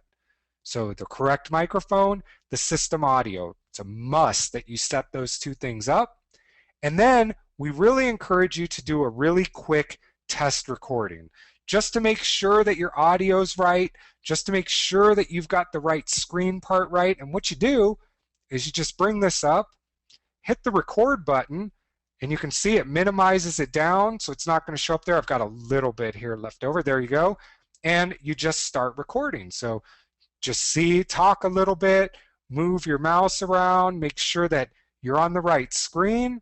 And after you've done that for a few seconds, like 10 seconds, you go ahead and hit the stop button. And what that'll do is bring up another screen here. You can't get the whole thing. Let me stop this. So it'll bring up another dialogue here where you can see I did a little bit of a recording. Oops, got, well, it's not going to refresh there. And it'll just play so you can hear yourself talking, and then just go ahead and hit the delete button, and it won't, it's not refreshing here as I drive through, but there's a delete button on it, so you can just go ahead and delete that recording. And what that does is it lets you know that your recorder is set up to run properly. Very important. So to do the test recording, again, you hit the red record button here, and once you do, you delete the test, and now you're ready to go. You hit again the red record button, and now you are recording your webinar um, for the real thing. And as we stated in the last module, the built-in GoToWebinar recording sucks. So don't depend on that. Definitely use Camtasia, record the whole screen, and then you're ready to go for the webinar broadcast. And once you hit that record button, hit that first.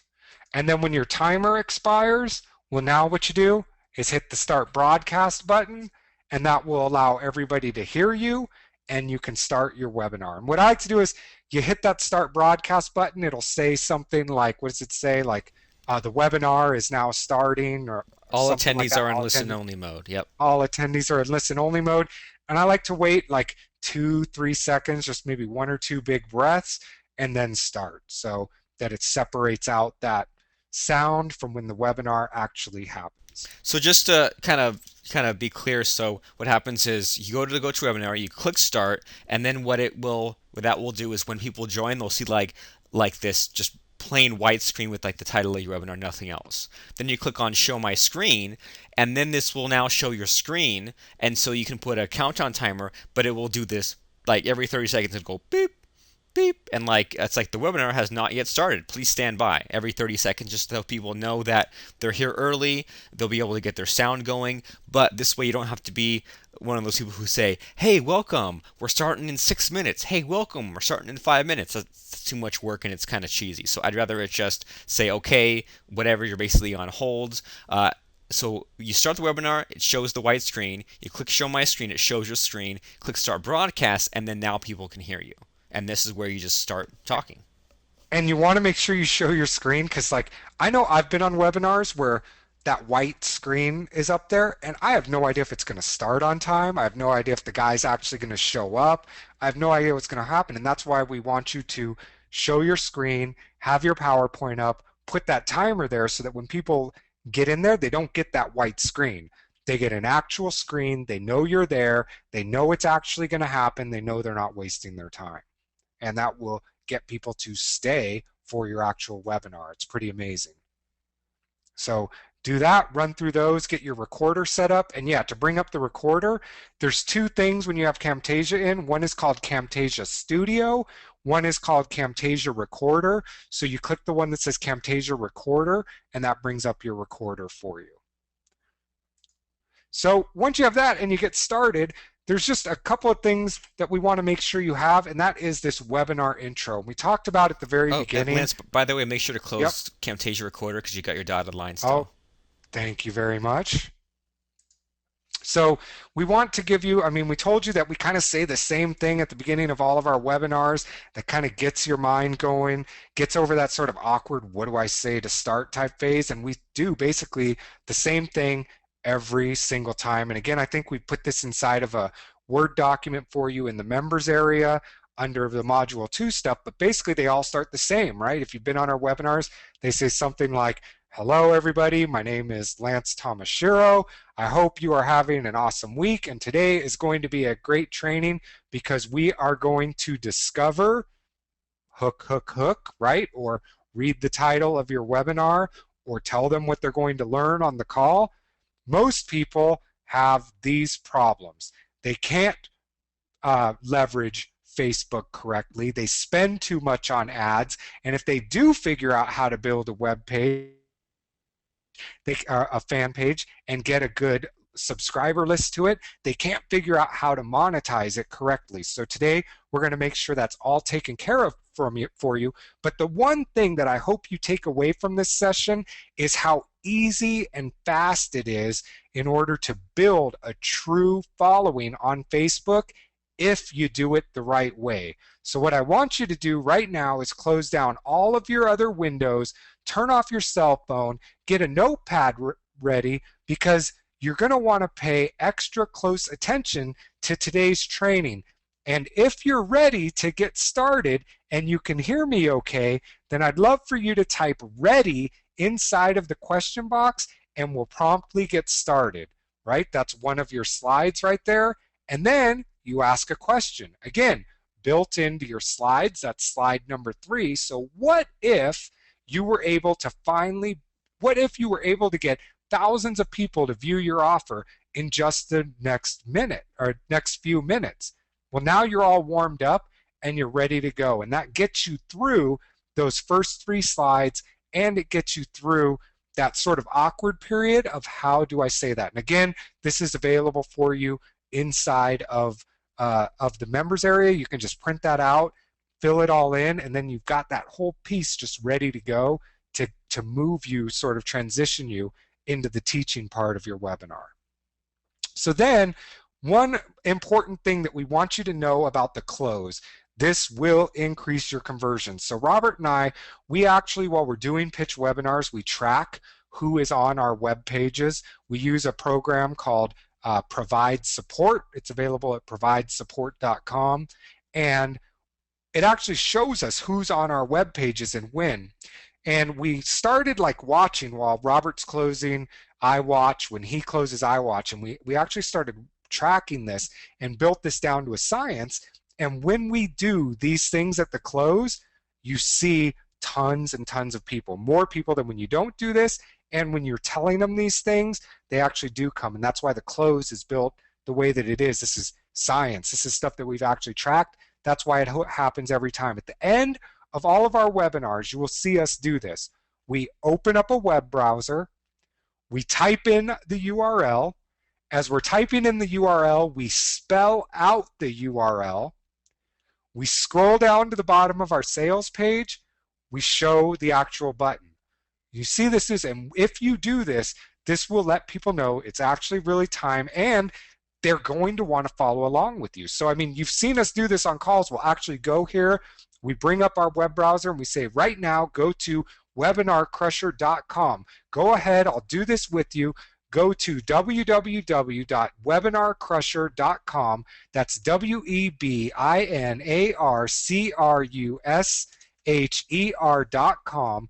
webinarcrusher.com. You'll see everything that you're going to get today. Scroll down to the bottom of the page, click on the button at the very bottom, and we'll see you inside of the members area.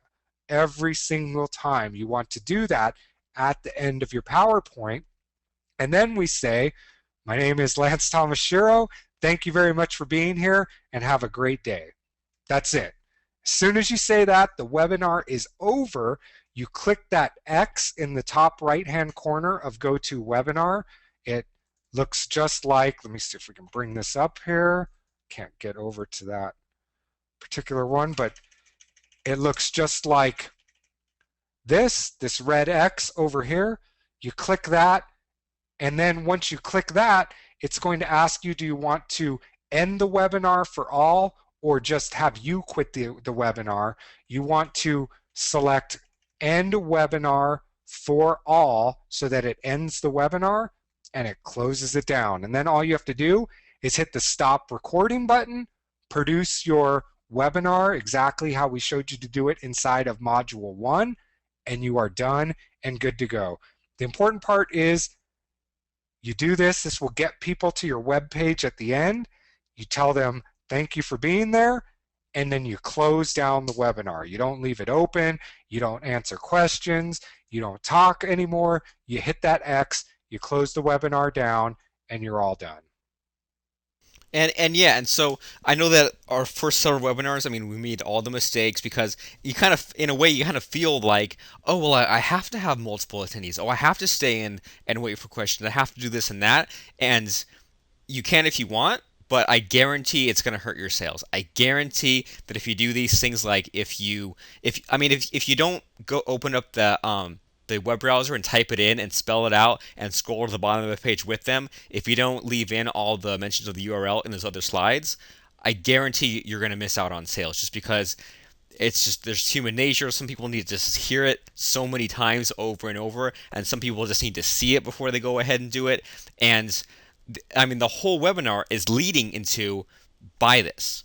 And so when you do these things, like you say, lead up into buy this, well, now we're going to stop for questions. I know that it feels like you're being a nice person, but it's going to cost you sales for a couple of reasons. The first thing is that, well, if there really are legitimate buying questions, then they should have been somewhat covered in your pitch. And sometimes, like, sometimes we'll see, if you end up getting a second monitor or something, or you see questions coming in, you can kind of work those in. But for the most part, I mean, if you really left something out, then that's something you can cover in your follow-up emails for your launch. That's something where you can add in the slide later so that the next time you present this, then you can already take care of those objections.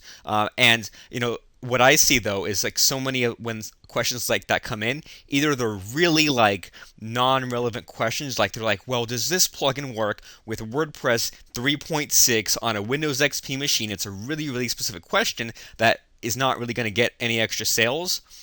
Or the other problem with that, so you have either legitimate questions or they just missed that you already covered that objection somewhere else for in the slide, and so that maybe you just need to cover it again. But I mean, I guarantee that if you have these pitch webinars that go on for 5 hours, if you have them where you open it up for questions, it's going to make it take forever and it's going to lose your sales. I mean, even like with these training calls, when we go on for 2 or 3 hours, it's kind of rough. And so imagine if it was for someone where they join for free, they're kind of half paying attention, you're selling something at the end, it's really going to hurt you. So I mean, it's important that you do your best to have this pitch webinar end at the 1 hour mark, that you go through all these steps. It seems so silly to say over and over again, go to this URL, but I mean, I'd rather be a little bit silly and get a bunch more money.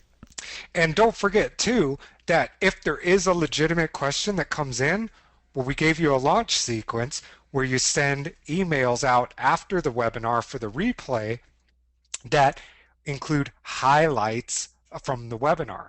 So I'm not saying that you necessarily say, so this question was asked where Robert said, maybe somebody said, does this work with WordPress version 3.51?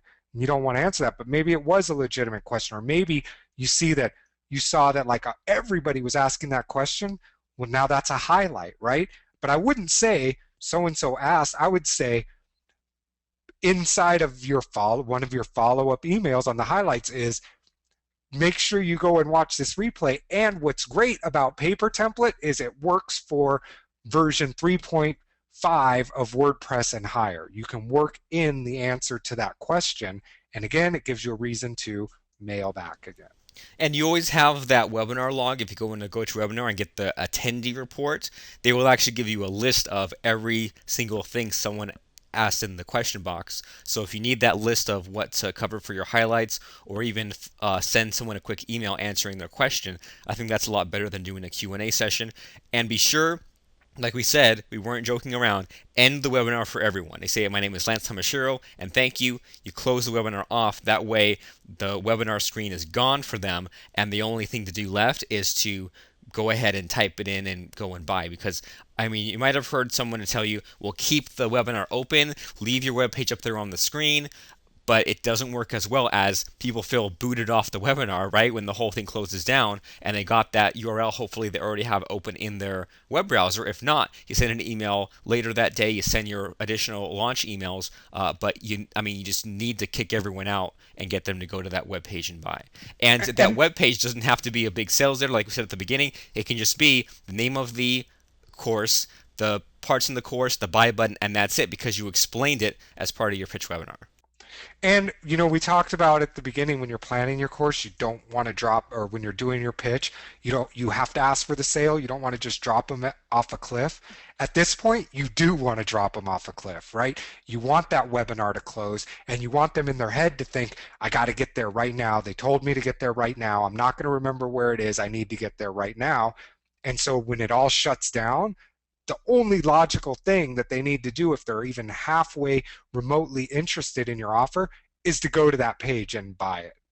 And so you do want to drop them off at this point, off that so-called cliff. So, yep, you get all of that, and those are some things that you need to do at the end of your close. It will help your conversions. So, Robert, we went over a ton today. We went over pre-planning in the correct way your course. We're going to cover more of that in the upcoming module. We talked about how to uh, run your pitch webinar, how to set up your PowerPoint, how to actually run it, record it, get it all done, sell it. Talked about a ton of closing techniques, sales techniques, all of that. And the great thing is, it's pretty much all built into that starting template that we've got for you guys inside of the members area. So now it's your turn to get that pitch webinar set up, to get it all ready to go so that you can get that thing ready for next week when we talk about actually the course and delivering the course and putting together the course and how we go through all of the detail of that. So what you want to do is create your very own 60-minute product pitch. And if you go into the members area right now, we've got a challenge for you, and you're just going to answer 4 simple questions. What will be the title of your pitch? What date and time will your pitch start? What will be the name of your class? And what date and time will your class start? So if you've gone through the entire process, these should all be very, very simple for you to answer. You just go to webinarcrusher.com. That's WEBINARCRUSHER.com/members, MEMBERS, webinarcrusher.com/members. And you're going to go to the Module 2 Pitch Webinars session. And, oh, did this not come out yet? Let me get I'm not this even out. seeing the draft, but I'm posting Oh, it right did there we? in the thread. Thought we did that. So Robert's going to get that all set up for us, and we will have that. All We'll right, be able to get to it. refresh. Should be Yep, we'll there. be able to get to it from the Module 2 section or the Challenges section. Oh, right in the Module 2 section. So what I like to do is just copy this out, highlight it, right click and copy, go to the comment area. We can paste it in. So the title of my pitch is going to be, let me grab this from here. So the starting of the working title is going to be this. My pitch will start on April 18th, 2013 at 2 p.m. Eastern Time. The name of my class is going to be Set Up a Fan Page. And the time and date that my class will start is, what was that, April 20th? Or no, I don't have a calendar right in front of me, so I think that is the 22nd, 2013 at 2 p.m. Eastern, and we'll hit submit. And then again, the important thing when you're finished with this and get it set up, and even if you want to drop your link in here for your pitch when it's going to happen, go ahead and do that. And then come back when you are done and type in, I am done.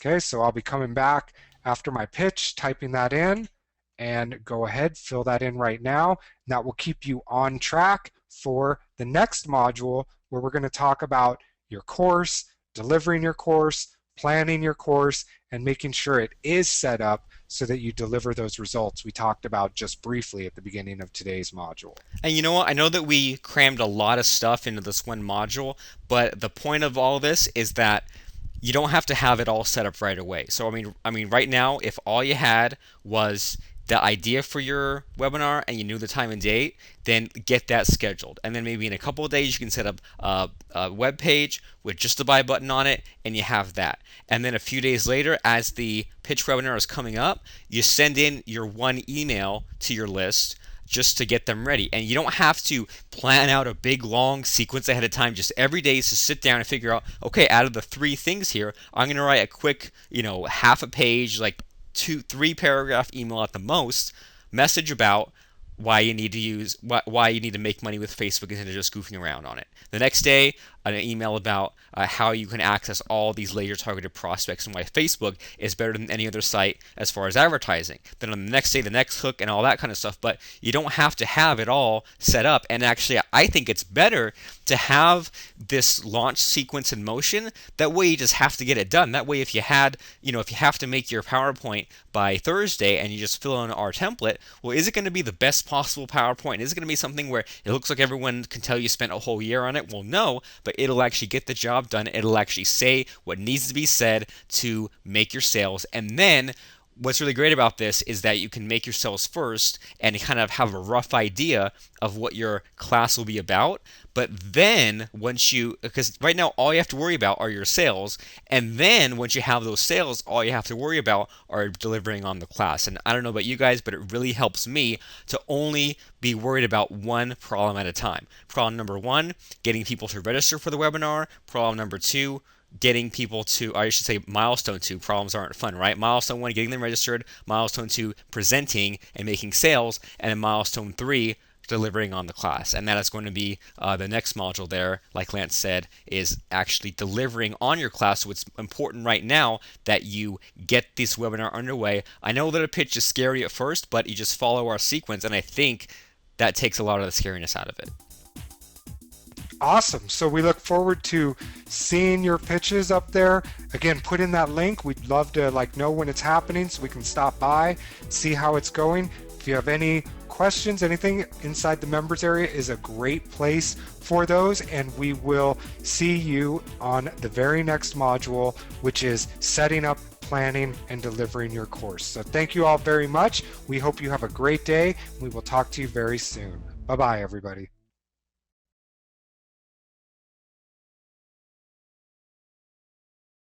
Hey everyone, welcome back to Webinar Crusher. This is Module 3, the 4-week webinar class, and I'm super excited about this week because this is pretty much the only way, as far as Lance and I are concerned, to make a product. This is the best way if you want to make $100 a head, $500 a head, $1,000 a head. If you want to make, $10,000, $30,000, $50,000, $100,000 in a weekend, this is the way to do it. And the secret that you're going to discover today is the big thing is that you can pretty much wave a magic wand and figure out your offer before you make it, and even as you're making the product, you can adjust it one way or the other based on what those best buyers, what your closest fans want. So how's it going, Lance? It is good. And, when we figured out this model, it really did change everything because, well, product creation became easy, selling products became easy, um, you know, coming up with ideas became easy. Basically, when we figured this out, everything really changed. It became easy for us to make stuff. And so the part that I liked most about this was we just had to have a loose idea to market it and see what the response was before we spent hours or weeks or whatever normal people take creating a product. But the other neat thing is when we started creating products this way, the products themselves became better. And what I mean by that is that the products, because there were people live, changed some of the things that we taught in the product. Another big thing that we're going to show today is that we don't basically create all of the modules in the courses until after we've completed the previous modules. So we don't create module 2 until we've done module 1. And the reason for that is, well, we get feedback to see what people were interested in, where they're at, where they were struggling, and it makes for a better class. And I've been just kind of blown away, Robert. I was just kind of looking through the members area a little earlier, and I know at least one person in between module 2 and 3 actually did a pitch webinar, sold a pretty high dollar ticket course, had some really good results. And I mean, that's what it is all about, because why spend a bunch of time marketing something or creating something when you don't know if there is a market for it? And this way you get to find out if there's a market, you get paid before you create it, you get paid to create it, and at the end, what we're going to show you today is if you do it right, then you have something to get paid for forever. So you get paid all along, which is really what the internet lifestyle is about. Cool. I'm excited. And so, I mean, the first module, if everyone's been following along, we got you to get the hang of this thing called GoToWebinar, just to run a really quick, short webinar. And then in the previous module, we were showing you how to use these things like Camtasia and PowerPoint just to record lengthier a 1 hour pitch webinar. And today the big thing here is going to be the paper template, because we're just building on what you've done already. And so you already should know at least somewhat how to run a webinar. And if you're kind of clumsy, that's okay. But if if all you know how to do is how to just present a webinar and then also to record a webinar, then you're ahead of most people, because even last night I was sending Lance some text messages how there was all these arguments going on all over Facebook about, well, how do I record it? And someone has this way of doing it and someone else has that way of doing it. And I posted the way we do it, which is the simplest way, and I just got drowned out by all these other more confusing answers. And so we're going to make it very simple for you today on how to present your webinar and record your webinar. And so there are going to be a few technical details, but if you can get through those, then you can pretty much have an idea and make it and get paid for it before you make it and knock it out in no time at all. So I'm excited. All right, well, let's jump right into it then. And so there's a couple things we're going to be talking about today. Let me clear this screen here. Is first of all, we're going to be talking about what is or is not going to be your offer. And we see a lot of people, well, messing this up. So we're going to show you the right way to do it. And then what we're going to do after we talk about your offer is we're going to talk about how to plan out that course. And if you remember from last week or last module, we basically already gave you this formula, but we're going to show you how we plan it out, how we get it ready to go, and then talk to you about actually delivering it. Talk to you about actually, putting up that basic download page, getting that members area going, giving the course and setting it up and doing it in such a way that it becomes easier to sell it later. We're going to talk about challenges. Robert, challenges really are, whenever we talk to people at conferences, whenever we present, talk to other people that do webinars, we get to the challenges part, and people are just blown away. And it does a lot of things because it allows us to talk about our course on our sales letter a little bit differently later on down the road when we remarket it. It gives us a lot of social proof. And we know that what's happening works, but most importantly, it gets our customers results. And when most people buy products online, they're not used to getting results or knowing if they're getting the right result. So when you do these challenges correctly, it really changes the whole dynamic of your course and your product. We're going to talk about how to post your recordings, what to do with them, and then finally, we're going to talk about remarketing it later, which is going to get us set up for Module 4 as well. And another huge mistake that we see people doing, teach the class once, they have a hit, they've got a bunch of happy customers, and then they forget about it. That's not what we want you to do. We want you to actually use it, sell it, make more money from it down the road. So let's dive right into it and talk about your offer. And so the first thing you want to do when you're planning your offer is realize that, well, your offer is not just the course. It's not just like the thing that they're getting. And, it's not a table of contents. When people put stuff together, they'll say, well, I'm going to give you a webinar course and here's what it's going to be, 1, 2, 3. Those are components of it, but that's not how you want to position what it is or how you're going to explain to people what they're going to be getting when they purchase your course. Remember, at the end of the day, all of this stuff, and if you think back to Module 2, what we taught you is what you want people to really get is they're exchanging their money for some kind of result. And so one way to look at it, and the way that Robert and I, when we're coming up with whether it's our webinar courses, Webinar Crusher, our membership trainings, Facebook trainings, is we basically sit down and without spending too much time about it, we think, if this was the best course on Facebook, for example, what would it include? What would it have? And we start thinking as far as, if people don't know anything about advertising on Facebook, what could we give them? What would be the best result? Is that how to advertise cheaply, how to advertise more effectively, how to build a fan page list, how to leverage other people's work on Facebook so you don't even have to do any of that if you don't want? what would it have? And a lot of times what we do is look at the other courses, the competition out there, and see what they've got, and most importantly, what they are missing.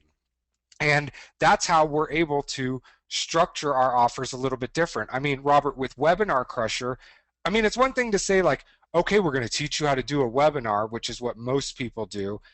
But we added a bunch of different things in Webinar Crusher. I mean, the big one that comes to my mind that we really like to do with our courses is we include a live case study whenever we can. Because I know, like, when I was getting started with webinars, that was frustrating for me, is the courses that were out on the market, people would say, well, what you do is you plan a course, you teach it, you record it, you market it, and you sell it. And I'm like, well, great. I kind of knew that taking the course, but and that was frustrating to me as somebody buying a course. And so when we started doing our own webinar training, it was important for us to include not just theory, not setting up a test site or a test webinar or a test campaign. It was important for us to walk through the process so people could see exactly an example of how to actually do that. Right, and I mean, and we saw a heck of a lot of that with webinars, with membership training. People would say things like, "Well, here you can set up a membership site, and you can set up a silver level, and you can set up a gold level," and they'll say, "Okay, cool, now we're done." And we're like, "What? You're done? Like, what about all the other pieces to it?" And I think we overlooked for a long time about, you know, there's a setting up a membership, for example, but then there's also things like getting a domain name, getting a website set up, and so when we actually have to go through the steps, then we pretty much have all of our bases covered. And I mean, we got really frustrated when people would say things like, here are the 7 ways to run webinars, or here are the 7 ways to run a membership site, and we're like, I just want the way, and it's fine if you lay out to me the steps or give me like the basics, but then I'm more interested in the way that you actually do it, your actual system, as opposed to all the facts and tips and the theory. And I think that, it's important to figure out in whatever niche you're in, you can do this sort of real example, live example. And I mean, here's the neat thing is, I mean, let's take Webinar Crusher, for example. We're going to be putting out this Facebook course that you guys have seen us plan, you've seen us put together, you're seeing us promote. But think about what we're doing. I mean, we're actually getting paid to create Webinar Crusher, but also another course as well. And, if you're going to be doing it anyway, why not incorporate it? Because it makes a better product. Also, you get paid for your time. But this works in any single niche. And I mean, Robert, we had bought I think last summer we bought it was like an NLP hypnosis type of product. And I was actually really surprised because when we got the product and I'm going through the videos and watching the course, I mean, it was one thing to say something like, a lot of the courses they go, well, here's this technique and here's how you anchor a person and here's how you do all of these different things. But this course was unlike any other course I had seen in that niche before, because what this person actually did was had a subject, a person sitting there on camera with him. And when he would teach the techniques, he would actually go through a live case study on a real person going through the techniques. And it changed the way that the whole thing felt. You can do this, we talked about it in the weight loss niche, kind of getting into it in the pitch part where Robert said, well, you can lay it out with a calculator or show them the steps. But I mean, what if you took that a step further and actually had somebody that you took that was going through the stuff with you as you did it, and you could show their results or your results or whatever it was. But if you can incorporate some kind of real life case study into what you're teaching, I think it really drives that point home where people, and especially like in how-to stuff, I mean, it's one thing to hear it, it's one thing to take notes on it, it's one thing to see it, but a lot of times what we find is people can't take it from what they're seeing on a PowerPoint or what they're hearing us talking about to transforming it into something real. And when you're talking in abstract, it doesn't help anybody, but if you can show them a real thing being built, I mean, it takes it to a whole new level. And I mean, if you have both those things, even better. So and we're going to get to this in a little while, but if you can explain exactly what it is that you're about to do, and so people kind of have some idea, then you do it. So they say, all right, well, you told me I was going to do this. Now we're on step number 4, step number 5, and then you go back and explain what you just did. Well, then now it's really going to cement exactly what it is and how to do it. Yep. And I mean, that's really something to put into the back of your head because the real thing when we're planning our offer is what do they get at the end? And yes, I mean, the thing that we always talk about and what we would encourage you to do is set it up with 4 modules and 3 bonuses, whatever that may be. And we'll talk a little bit in more detail about that in a second. But what do they get at the end? And if you look at any of our sales pages, if you listen to any of our pitch webinars, we really stress what they are going to get at the end. And that isn't the 4 modules or 3 bonuses. The 4 modules and 3 bonuses are how the course is delivered. What they get is the result. What they get is they learn how to create a course or pitch something on a webinar. What they get is how to set up a membership site in 2 hours. What they get is how to leverage Facebook. What how it's delivered is 4 modules and 3 bonuses. And that's sort of the formula that we use. And if you watch a lot of marketers out there that are making mistakes, what they're selling is 4 modules and 3 bonuses, not how to get to the final result, which is A to B. What they get is the knowledge, and if they've implemented it, where they're at, not how they get there, which is the modules and bonuses. And you know what, Lance? As soon as I learned to not be so in love with my own product, and I kind of got the difference between like the physical amount of stuff in it versus the result, I mean, it was huge because I mean, we see this over and over. People say, "Oh, well, it's a 200-page report. It's 6 hours of videos." Well, who cares? What do I get once I'm done with it? And the other one big hang up I see people have is when I ask this question of what they get, I hear things like, oh, well, they'll have a plan to do this, or they'll have the knowledge of this, and that's wrong. It's like, I mean, if someone says, all right, they'll take my course on how to de stress, they'll have a plan on how to de stress. Well, no, their stress should be gone by the time that this 4 modules are done. When someone takes set up a fan page, by the time they're done, they will have a fan page and ads and traffic and fans of their page, and that makes it super easy to sell it also.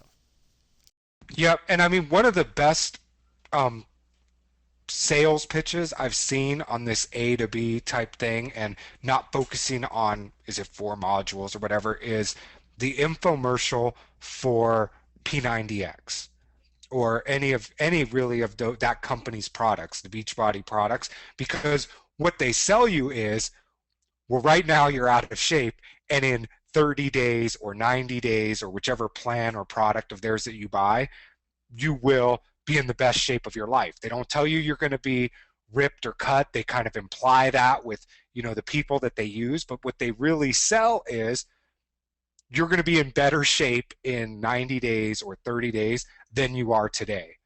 And that is like, then they tell you afterwards, well, what it is a X number of day program. I mean, I bought that a while ago and I didn't even know what it was. I mean, I got that it was DVDs, but I didn't know if it was like 10 DVDs, 4 DVDs, 2 DVDs, what it was. What I bought was I'm going to be in better shape if I do this process. And that's so much different than positioning it as, well, you're going to get 5 DVDs that you follow every day. I mean, I don't care what it is. I care what I'm going to get at the end of it. And really think about how you can position whatever it is. And this works for any niche at all. If you sit down and think about it, is what do they get at the end, not how do they get it. And that's what your offer is. If you look at it that way, it makes it really easy for your customer, it makes it really easy for you to pitch it, and it makes it really easy for you to sell it. So that's about thinking about your offer. The next thing that you really want to think is once you have that, we talk about this thing, 4 modules and 3 bonuses. And this is basically how we start every single course. And we sort of talked about this. And if you think about this A to B stuff, how to get somewhere, that's why we told you last module, just loosely plan it out. Think about module one is what's an immediate result that you can get somebody. I mean, can you get them recording a webinar? And I mean, think about what we did with Webinar Crusher. I mean, module one, if you really think about what was included, it was what most webinar courses get you after 8 weeks or 16 hours or whatever it is. But at the end of module one, I mean, you knew how to use GoToWebinar, you knew how to record your webinar, you knew what to say in a 20-minute webinar, you knew how to sell a product at a basic level, you knew how to put it online at a basic level, you knew how to record it. All of the things that you actually needed to do was all included in module one. It gave you an immediate result, and it was basic, but it got you to the point where you knew all of the tools, you were comfortable speaking, you knew exactly what you could say, so we could move you to the next part, which was, well, what do you really want? Well, most people that bought this course wanted it because they wanted to know how to pitch a product, how to sell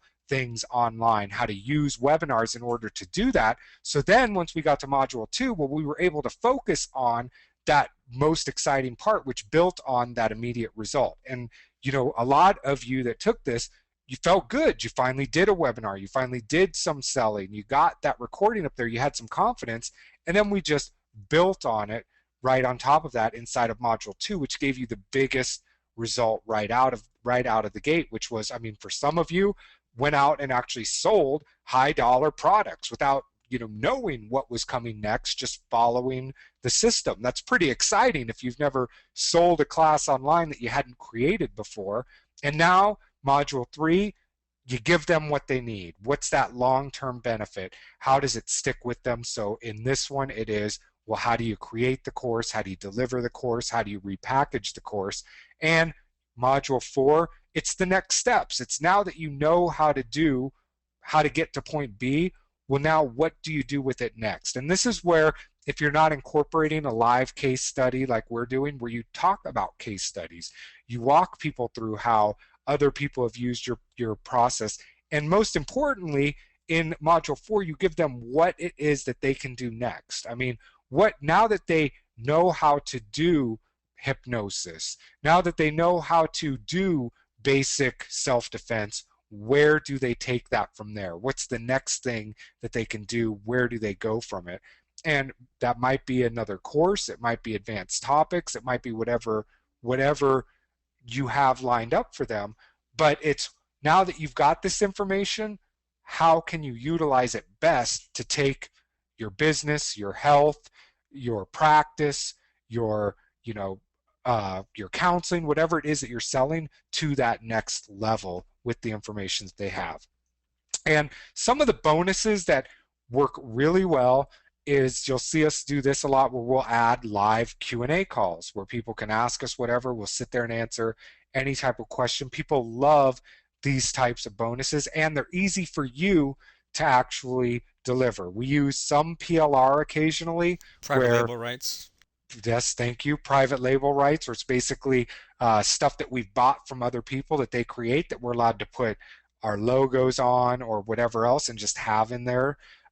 We've got checklists that are really easy to create. And I mean, if you think about the way, and we're going to talk about this a little bit later, but even what you've seen in Webinar Crusher in module 2 or module 1, where we laid stuff out, if you think about that, what we've really done is, if we take certain slides out, they are already checklists.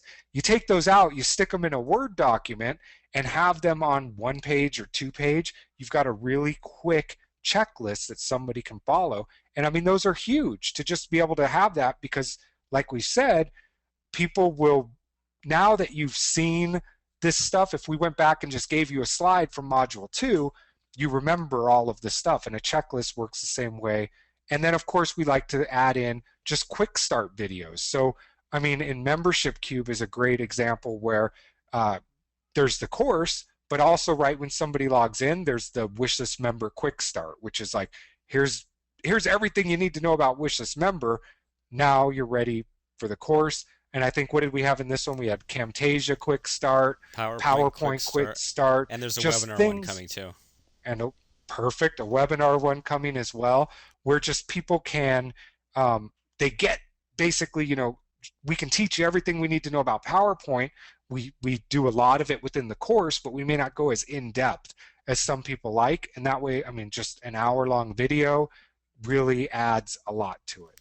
And you know what? With this, I mean, with the quick start videos, for this, I plan to overlap whatever else we have in the course that's going on. So, I mean, like and what's also cool is that we can reuse these. So I've reused, for example, the Camtasia crash course, what we called it, in video sales tactics. And so pretty much with these quick start videos, I make them, and I try to have them about exactly 1 hour, and it's focusing on one exact software or one exact tool. So that means if you were, let's say that you were putting together like a course on just like traffic in general. Well, then maybe you'd have one video about Google AdWords, even though you plan on having different modules, but just one video is on this one piece of software. If you had like an accounting course or things like that, and you might, show different parts about, say, QuickBooks throughout the whole course, well, you could have a quick start video that just goes for one compressed hour about how to get started with QuickBooks, how to make like your first document, how to do a couple of things, whatever fits into 1 hour. And so that way everyone's all up to speed. But I think the important thing here is don't depend on the quick start to cover bases in your modules. Like your four modules should all stand alone, but the quick start is just kind of overlapping what's already there and like reiterating stuff about one particular piece of software, if that makes sense. Yeah, and I mean, I know that at first we didn't really know how to, like, I mean, it was a big insecurity, I think, at first. Like, I mean, because we've got, I mean, what we know about PowerPoint, so refined, right? And there's a lot that we do with it. And we're like, but if we do it here, then it's not gonna, then they're not gonna like what's in the modules, or it's gonna take up too much of what's in the modules. And the truth is that you don't have enough time to give all of that. And it's like it's a great supplement to, in your course. I mean, we showed you how we use the template that we gave you, how we fill it in, how to make it all work, and that was enough if you just did that. But then if you go watch the PowerPoint quick start guide, I mean, it shows you how to make those things, how to do things like the master slide, how to do it all yourself. So you have enough in the course, and that's all we had time to cover in the course. But then the quick start really drills down into it and gives all of the stuff that you would need if you just wanted a basic standalone on PowerPoint or Camtasia or Wishlist Member or whatever it is. It's just it doesn't give you the bigger picture, the parts that are, well, the immediate result, the most exciting part, the long-term benefit, or the case studies, right? Yeah, and I mean, this could even work even if you didn't have software, because I know that that's always what comes up. So even if you, for example, were doing like a weight loss course.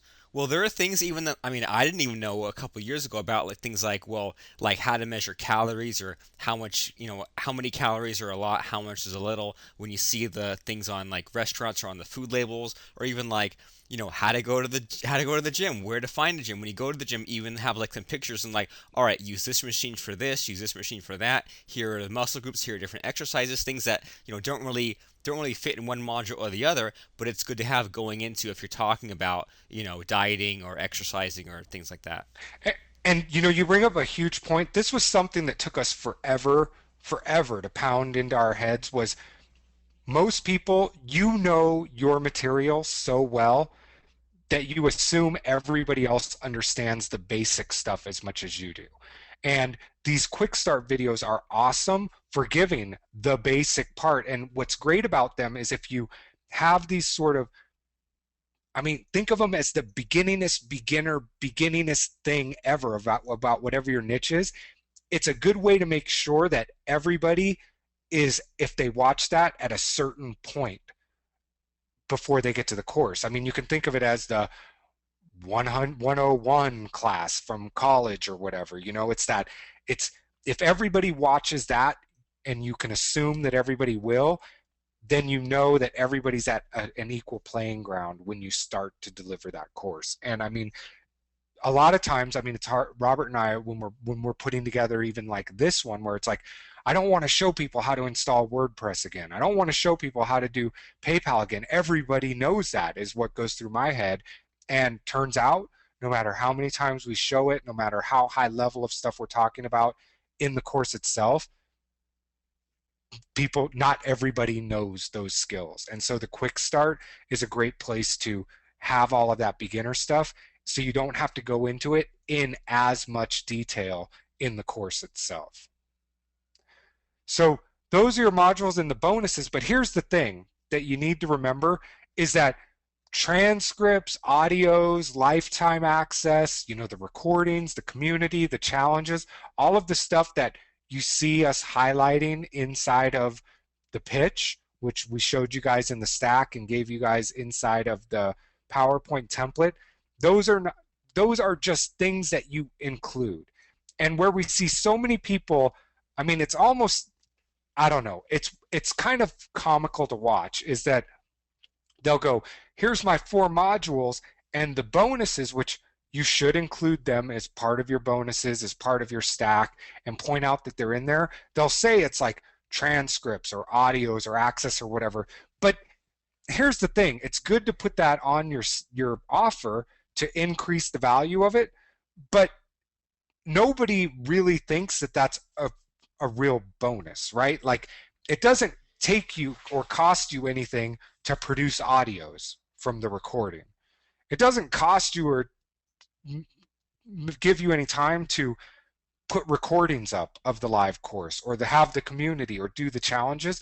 Those are all things that you should highlight and put price values on, but they're things that just automatically, these things are included with your course. Because what your competition's doing is they're not adding Q&A sessions, they're not adding checklists, they're not adding quick start videos, and that makes your course automatically better when you just automatically think, when you're putting together your course, I'm including these things with them.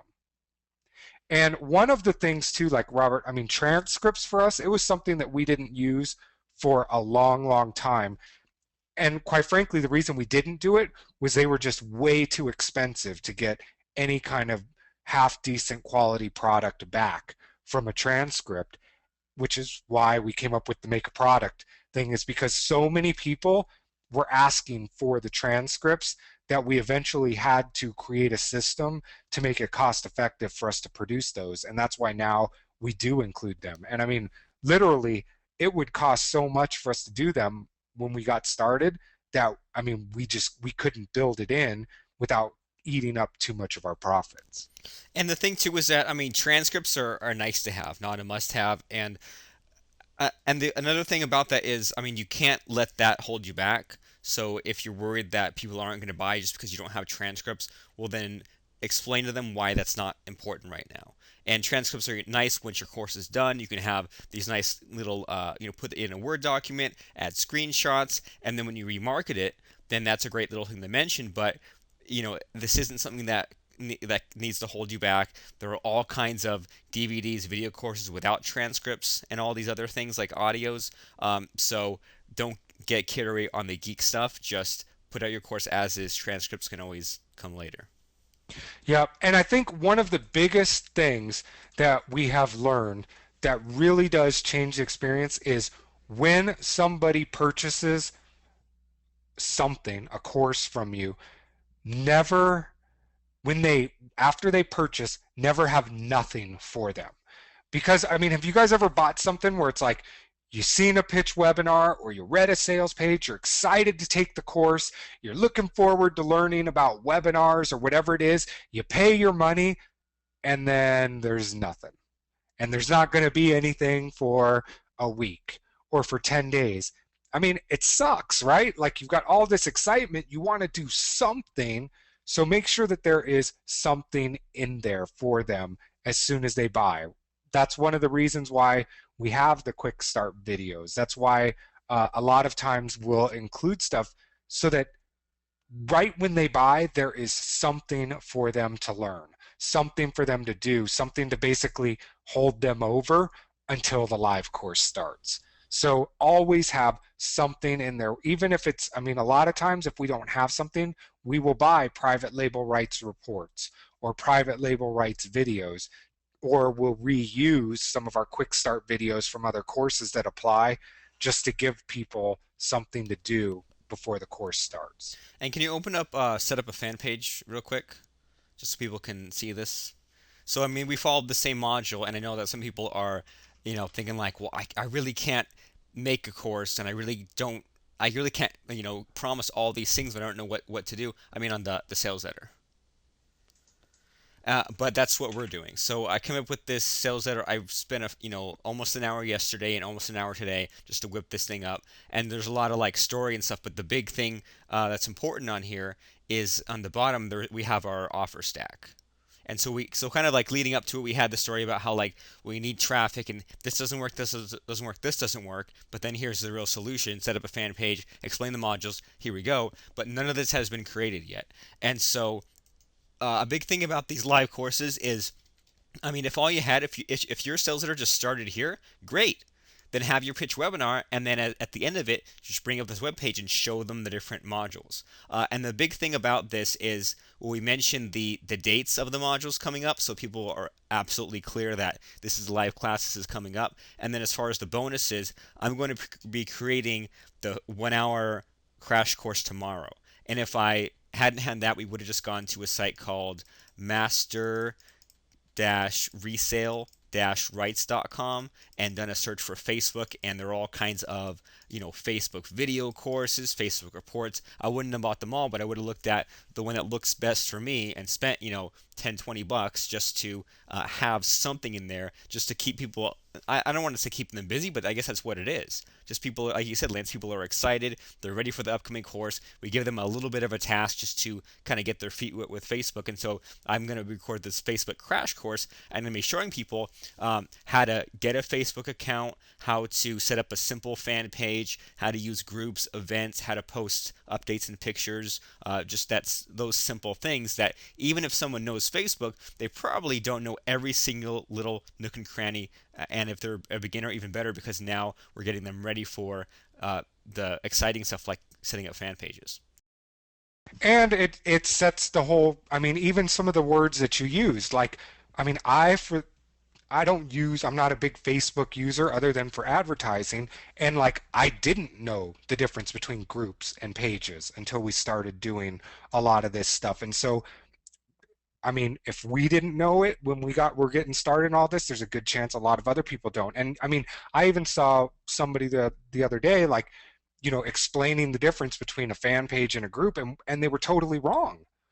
You know what I mean? And so it's good because we're going to be talking about these different things: how to post a picture, how to post a video, how to post these different things that are going to be included in here. So when we get to the course, we'll still talk about it, we'll still cover it, quickly, but we won't have to spend as much time explaining those things once we get to that point. So yeah, real good thing, like just giving them something to get started with right off the bat. So make sure that there is something for them as soon as they purchase the product. And so let's talk a little bit more about planning the course itself. And here's the important stuff. So the way that we even told you to name your modules, come up with your modules, get an instant result, all of them are results driven. So what you do is you look at each of your modules and then come up with a step-by-step plan. So what does this do? Well, first of all, it makes sure that you deliver what you told them you were going to deliver, right? Like, so module 1 for Webinar Crusher, we told you were going to know how to make a 20-minute affiliate video, a 20-minute promotional video. In module 2, we told you you're going to know everything you need to do to pitch a course, right? And so when you make your modules this way, planning the content of it becomes really easy, and all you need to do is start with what is a step by step. And you see us doing this, throughout it. We start with, here's what we're going to talk about today. We list out all of the things, which if we cover all of those things, we know that will get you from point A to point B. But then what we do is when we show you the stuff, the systems, the making things, we literally map it out. And Robert kind of alluded to this. We literally will tell you, log in, click this button, it's going to say this, you're going to do this, and we put all of that on a slide, the step by step, every single thing. And you'll notice it in module 1 and 2, and I guess we'll point it out when we get to those parts today, where every single thing is, here's what you're going to see, here's how you're going to do it, here's what you're going to do. And then after we map it all out, then we actually do it live. We do the demo, and then we show you a slide that says, well, here's what we just did. And the reason is that when we first started doing these types of training, we would just go, well, here's what we're going to do. We're going to set up a PayPal button. And then we'd go to the demonstration and we'd start clicking around PayPal and create a PayPal button. But here's the thing is, for a lot of people, that was the first time that they had seen those screens. It was the first time they had done any of that. And so they would get lost. It would just be too fast. And this way, what you're doing is you're saying, here's what you're going to see me do. Now here's me doing it. Now here's what you just saw me do. And this way it really does stick into their head, and it doesn't, I guess, shock the brain, right? Like, you're not trying to, you may not have seen the screens before, you may not have know exactly what's going on, but just the fact that we told you exactly what we're going to be showing you, it gave you basically a point of reference, like you knew the big picture of what was going to happen. Even though it might happen really fast, you've still, like, your brain already knows what it is going to see, what it's seeing, and then it allows it to process it. So by doing it with that, here's what's going to happen, here's it happening, here's what just happened, it really helps the learning process, and it makes for a better course. The other neat thing is, if you do it this way, will your checklists become really easy, right? Because your checklists are on the slide. You've already mapped out exactly what's going to happen. That becomes your checklist. And it also makes the transcripts really cool, because now when people are going through the transcripts, I mean, you know what each thing is. You can just grab, once you get it transcribed, you can just grab screenshots of what was happening and plug them right in, so that it flows really nicely. And you see that within a lot of the transcripts that we provide for you guys as well.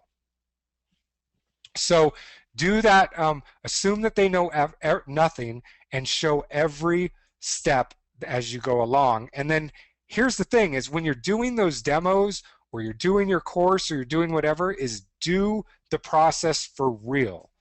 Tests don't help anyone. Tests don't ingrain what you're doing at all for people. So if you're telling somebody that you're going to create, use a template, for example. So we're going to talk about paper template today. Set it up the way that it's going to be set up so that people can see it. Don't go to, my test, or create, I mean, we see this a lot with like list building courses, or even Facebook courses, where they go, here's how you set up a Facebook ad. I'm going to call, you fill in the title of it. I'll call this one test. And I mean, watching it, they're never going to use the thing. So what happens in my head when I see people doing that is like, are you telling me the real thing?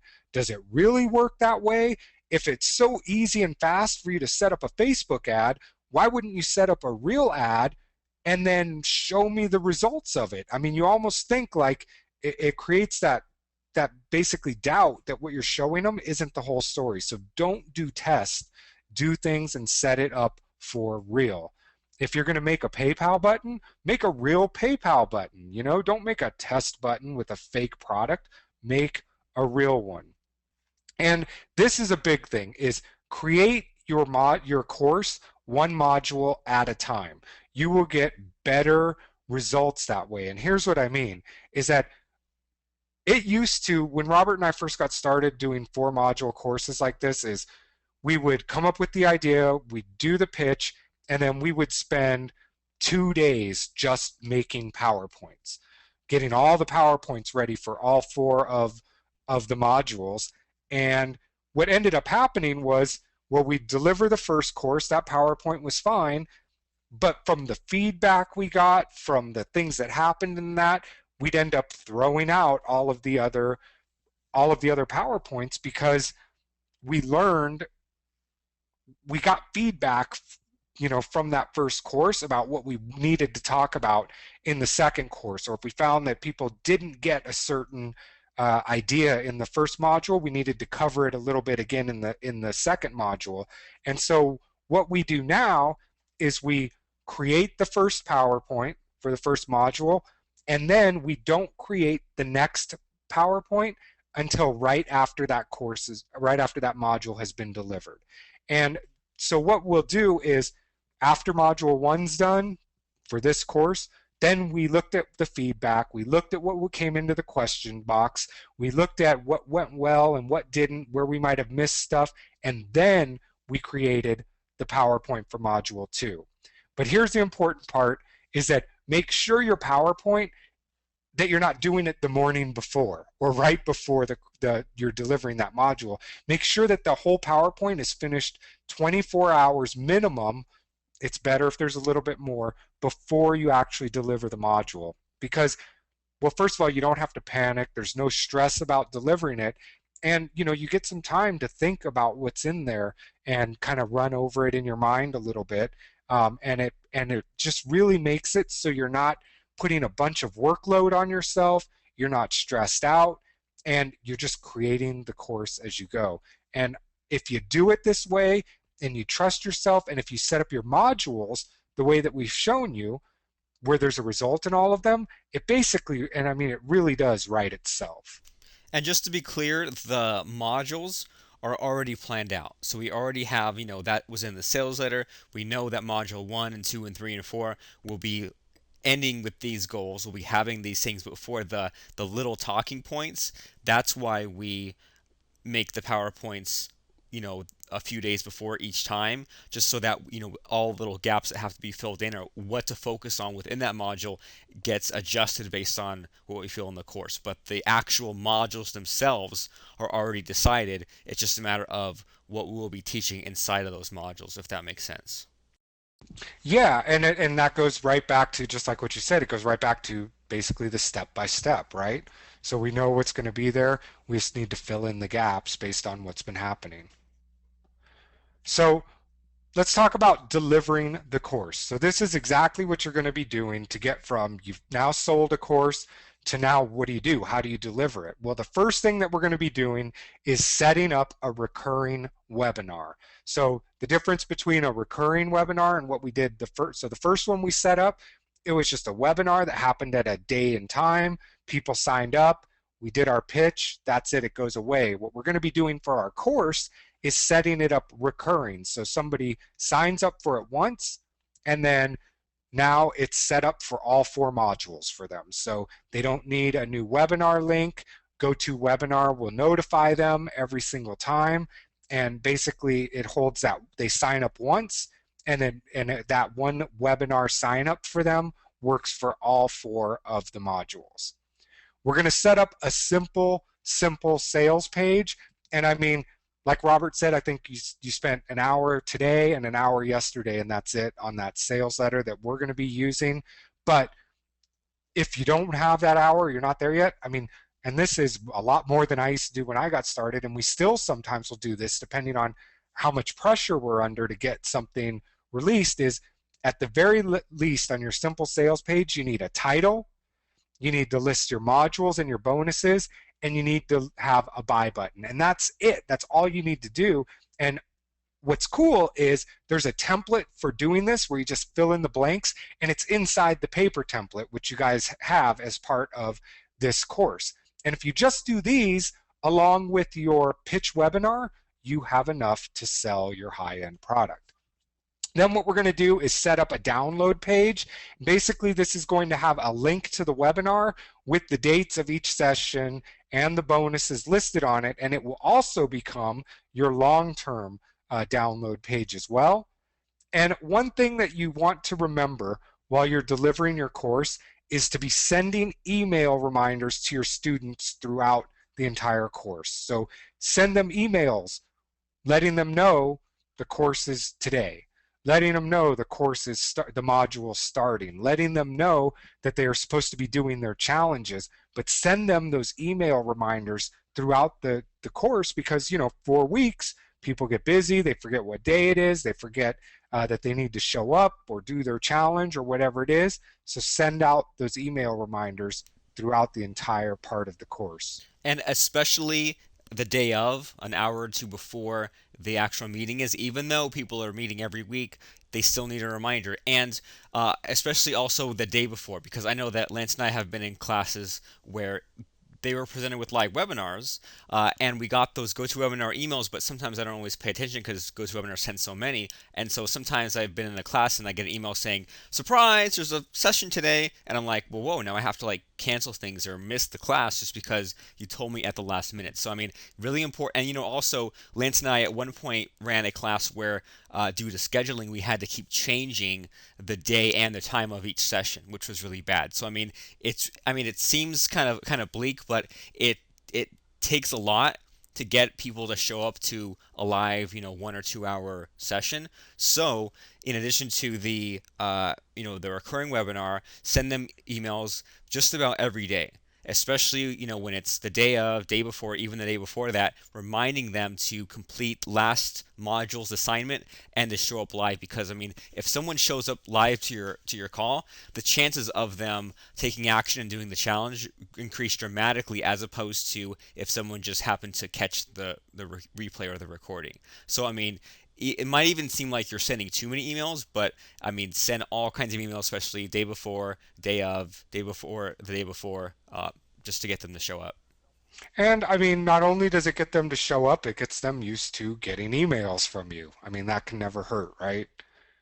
So send those email reminders, and then once you've got this stuff set up, we're going to show you how to do all of this today. Then you just record live, which you guys all know how to do from module one, and then you take those recordings and you post them in the appropriate area on the download page. And now it makes it really easy to transition to front once it was a live course to now selling the online home study course after you do it live. So if you follow this process the way we're going to show you guys here in just a few minutes, it's really cool because there's not a lot of work between going from delivering the course live and then being ready to immediately sell the recordings on an ongoing basis.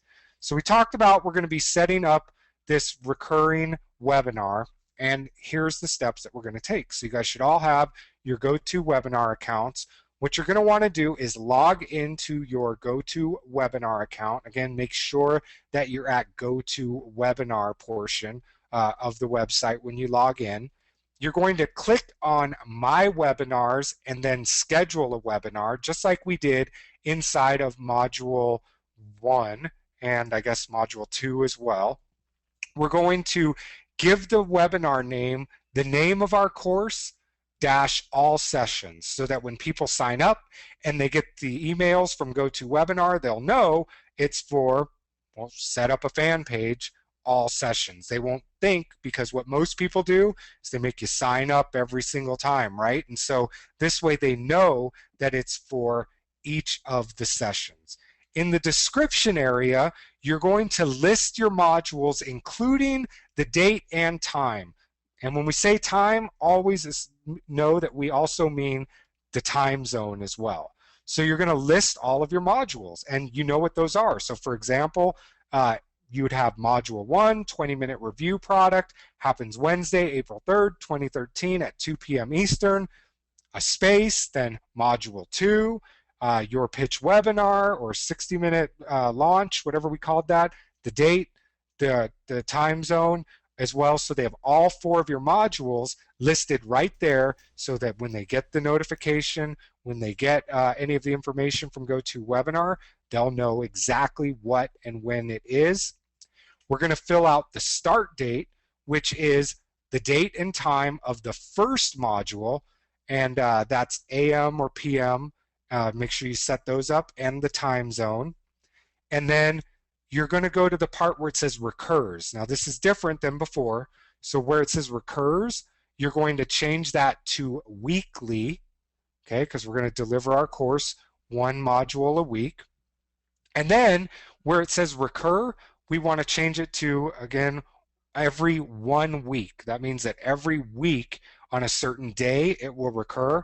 And then for the end date, you enter in the date of your final module. So again, it's a 4-week course. You enter in the date of that final module. And then this is important. It'll ask you who will be attending each session. You want to make sure that you check same attendees. Okay, and what this does is it makes it so people do not have to re-register every single time. You'll scroll down to the bottom, click Save and Continue, which will take you to the Step 2 page, just like we did with our pitch webinars and our 20-minute webinars. We're going to scroll down to the bottom of Step 2, hit Save and Continue. When we get to Step 3, we're going to check the button that says Clear All so that people don't have to enter in all that crazy information about themselves, and then hit Save and email the invitation. And you know what, Lance? In the chat box, I've sent you a webinar link for this exact session we're on, just so people can see what we're going to be building towards. Okay, so let me grab that here. Let me bring over our thing, and we'll go ahead and set up this webinar here exactly the way we showed you. So this is the link for this one, and you can see how it shows up. It's got all of the modules listed, when they're at. It allows them to enter in their first and last name and their email address, and they can register as well.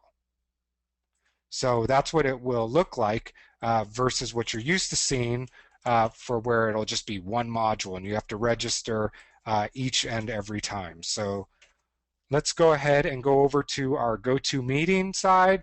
Make sure we're at GoToWebinar, and we'll log in. So I think I made, what was it, temp?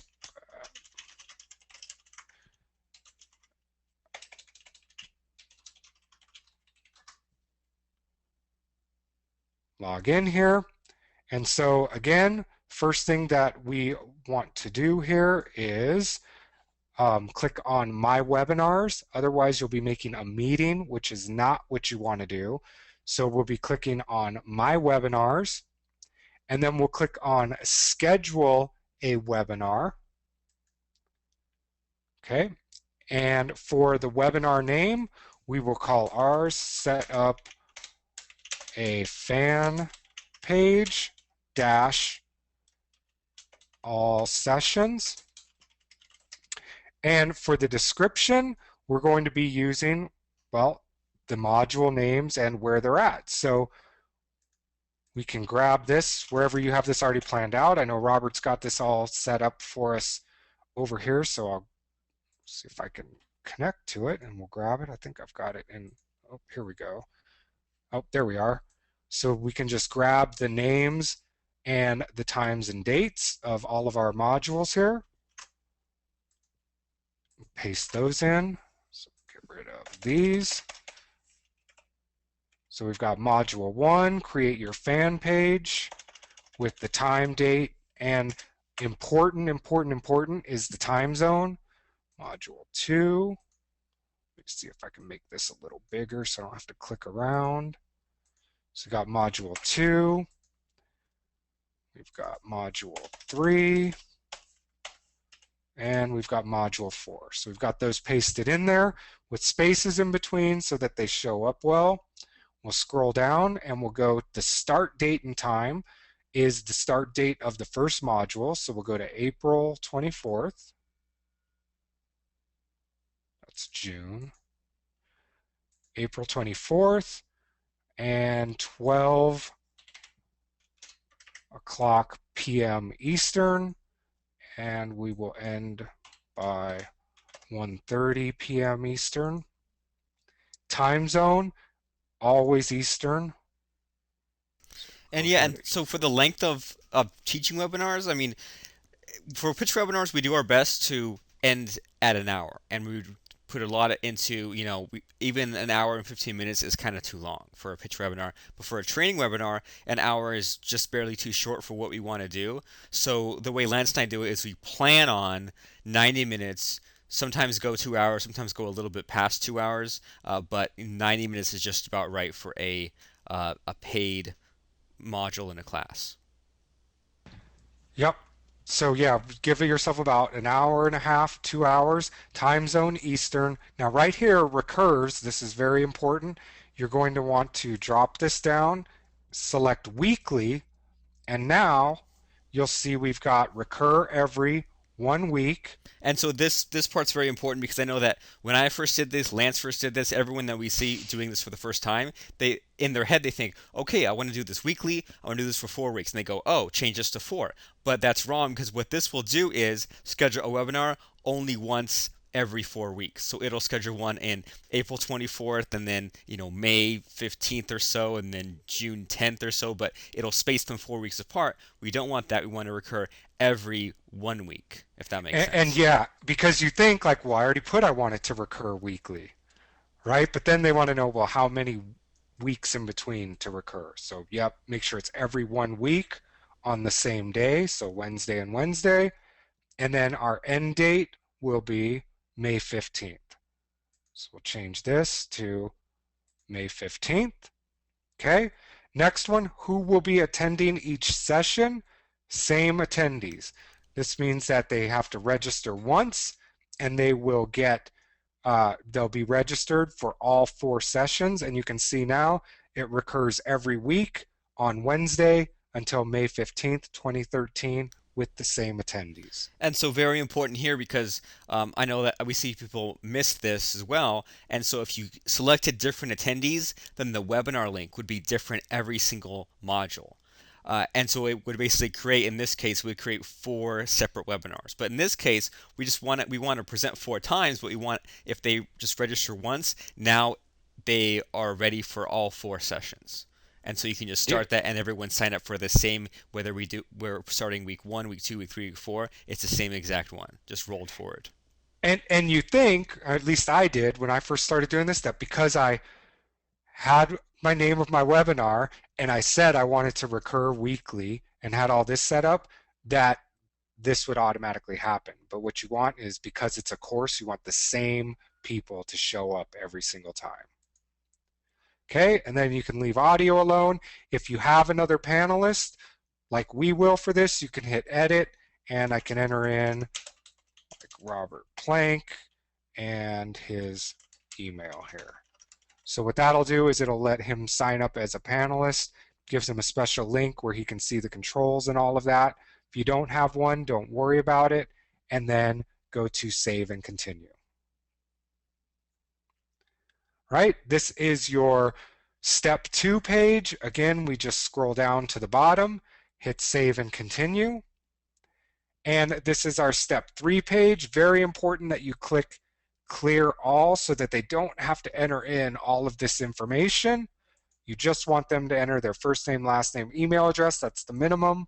Scroll down and click save and email me the invitation. And now, just like last time, you've got your webinar set up right here. And then when we need the link later to let people sign up, we get it right here with this orange plus or yellow plus, and this is the link to sign up. So if we take a look at this,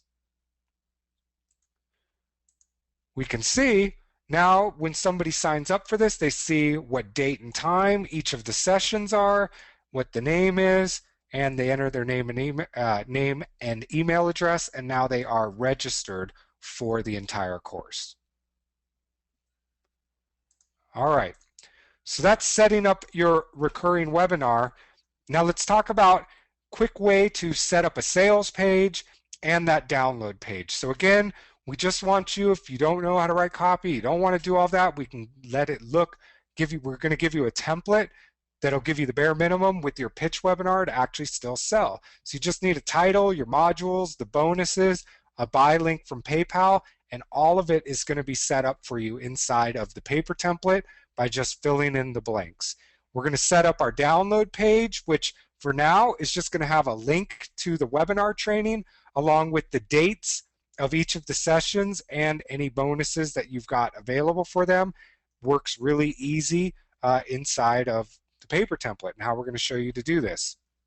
Then remember, this download page that we're going to set up will also contain your challenges, your recordings, your transcripts, and the way that we're going to set it up, you basically just go back, insert it in, and you are all set to go.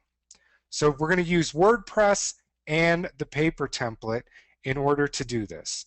So to set these things up, the first thing we need to do is set up WordPress. So in order to do this, you need to go to your cPanel or your control panel, depending on your host. And usually you can find that at example.com / cPanel. And then you're going to find Fantastico Deluxe. We'll show you how to find that. And then once you're inside of that, you're going to click on WordPress and then select New Installation. Okay, then you're going to install it on a domain. Make sure that you select the correct one. If you've got one of these accounts where you can have multiple domain names, you want to make sure you're installing this on the domain that you want.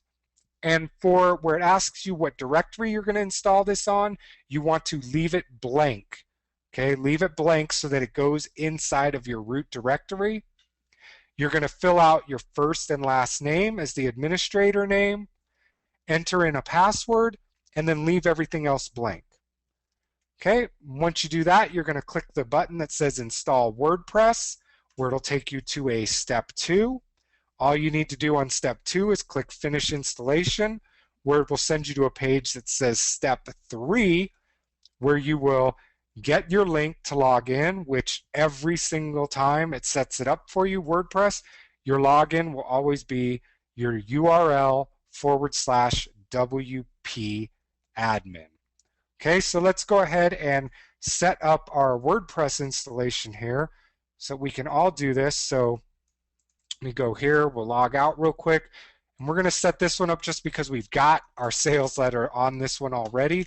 We're going to go to our domain / cPanel and log in.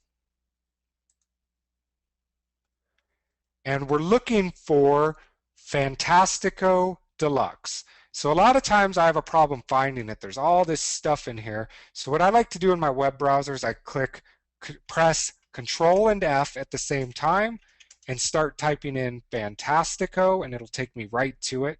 It's this little blue smiley face guy. We'll click on Fantastico Deluxe. And once we're in here, it looks like this. We click on WordPress over here on the left. So there's all this stuff here. You click on WordPress over here on the left. And we'll go to New Installation right here in the middle. So we're going to click on New Installation. And very important again, where it says Install on Domain, you might have a bunch on here. Make sure that you have the domain that you want. Leave it blank because we want this to install in the root directory. So basically, if I go to membershipnewbie.com right now, you will see that there is nothing at this website. Okay, so we want it to be there. So for my administrator name, and I'll put in a password. And if anybody logs in, we know it's you because you're in this course. And then we'll leave the rest of it the way it is. Hit Install WordPress. This is the step 2, where it's just telling us where we're going to be installing it. We click Finish Installation. And just like that, we now have a WordPress blog set up for us. And it gives us our link right here to log in. So when we click there, we now have a login screen. If we go to our site, oops, I spelled it wrong. We go to our site, we now have a brand new WordPress blog. So just like that, we have a site up and running, ready to go. So the next thing, yep. Oh, I was just gonna say, so am I getting this right in that the reason why we're showing this on a separate GoToWebinar and when we're showing this on Membership Newbie just because we already have stuff set up, but this is the exact same Process. procedure that we use for set up a fan page. We just don't want to Yep, have to delete our site just to put up a new site, right? yep, exactly. Because I'm just sure someone's going to have a question like that about, we mentioned earlier about not having test sites, but this is a real product we're launching, but we're just kind of showing off to the side, but these are the exact same steps that we're doing on our own server. Yep, and the exact steps that we took, what we're going to show here to get it all set up and where we would have started with if Robert didn't have a little extra time to write more copy already. Cool. So what we're going to do is next we're going to install the paper template. So first thing you want to do is download that at webinarcrusher.com/members. That's your members area. You're going to log in, and what you're looking for is the webinar starter kit up at the top. So you're going to click on webinar starter kit. Then you are going to,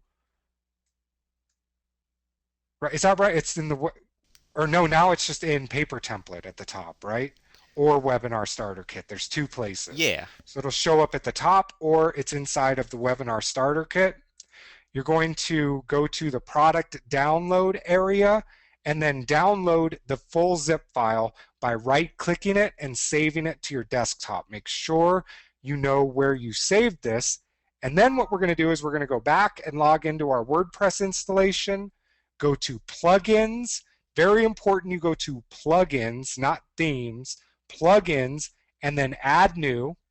We're going to click on upload and then choose the file that we just downloaded it by browsing for the file. Once we find it, we're going to click install now and then activate the plugin by entering in our information, right? So we're going to activate the plugin. Once we do that, we're going to click on the paper template. There'll be a whole section set up for us in the left-hand sidebar. And then what we want to do is enter in our license key and our email from the members area. Now it's really, really, really, really important that you make sure you're entering your email exactly the way that it's shown to you inside of the members area. So it may not even be the same email address depending on how you set up your WordPress blog. If you signed up in the members area with uppercase letters or lowercase letters or whatever it is, you need to enter it exactly as it's shown inside of the members area. And then we're going to click on activate license, and that will get our sales template and our download template all ready for us to install. So I'm going to go to the members area.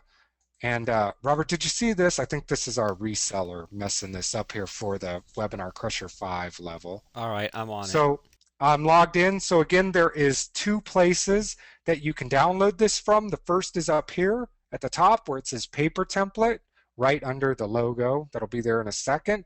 The other place is over here at this webinar starter kit. Both will take you to the same place. So we're going to go to webinar starter kit. And we've got right here the paper template. It's actually not Express. It's actually paper template ultimate. So we'll click on that. And now we're at the product download area. So what I'm going to do is right click and download. So right click, save link as. We'll save this in the downloads place so I know where it's at. And now that we've got it downloaded, we're going to log into our members area, our WordPress backend, excuse me. So for us, that is newbiecrusher.com/WP admin. And it's not. Made that up. Membership newbie.com/WP admin. Okay, and we'll log in.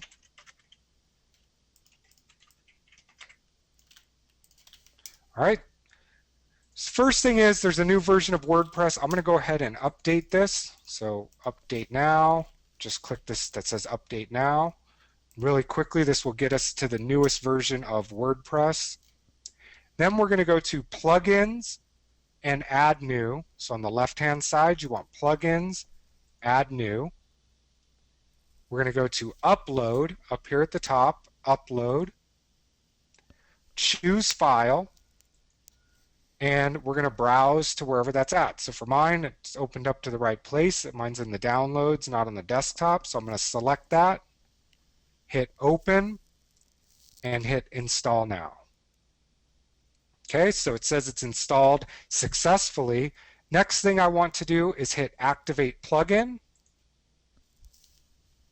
which will tell me that the plugin has now been activated. So in order to find it, we look over here on the left-hand sidebar. We see paper template. So I go down to paper template, click on that, and it tells me I need to enter in my license key. So I'm going to go back to the members area. Quick reload here. Cool. Good job, Robert. And I'm going to grab my license key I can double click on it and it highlights it.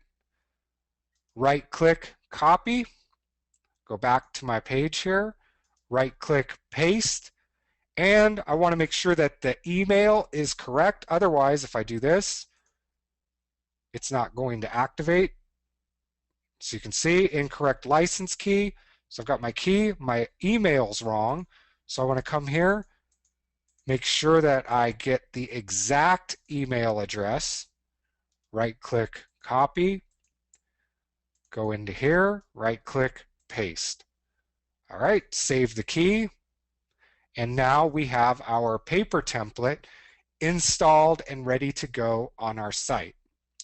Now, before we go any further, we're going to be making a sales page, so it's important that you know how to create a PayPal button in order for people to be able to pay you. So what we're going to be doing is logging into PayPal, clicking on Merchant Services, very important, Merchant Services, and then we're going to click on Create Payment Buttons for your website.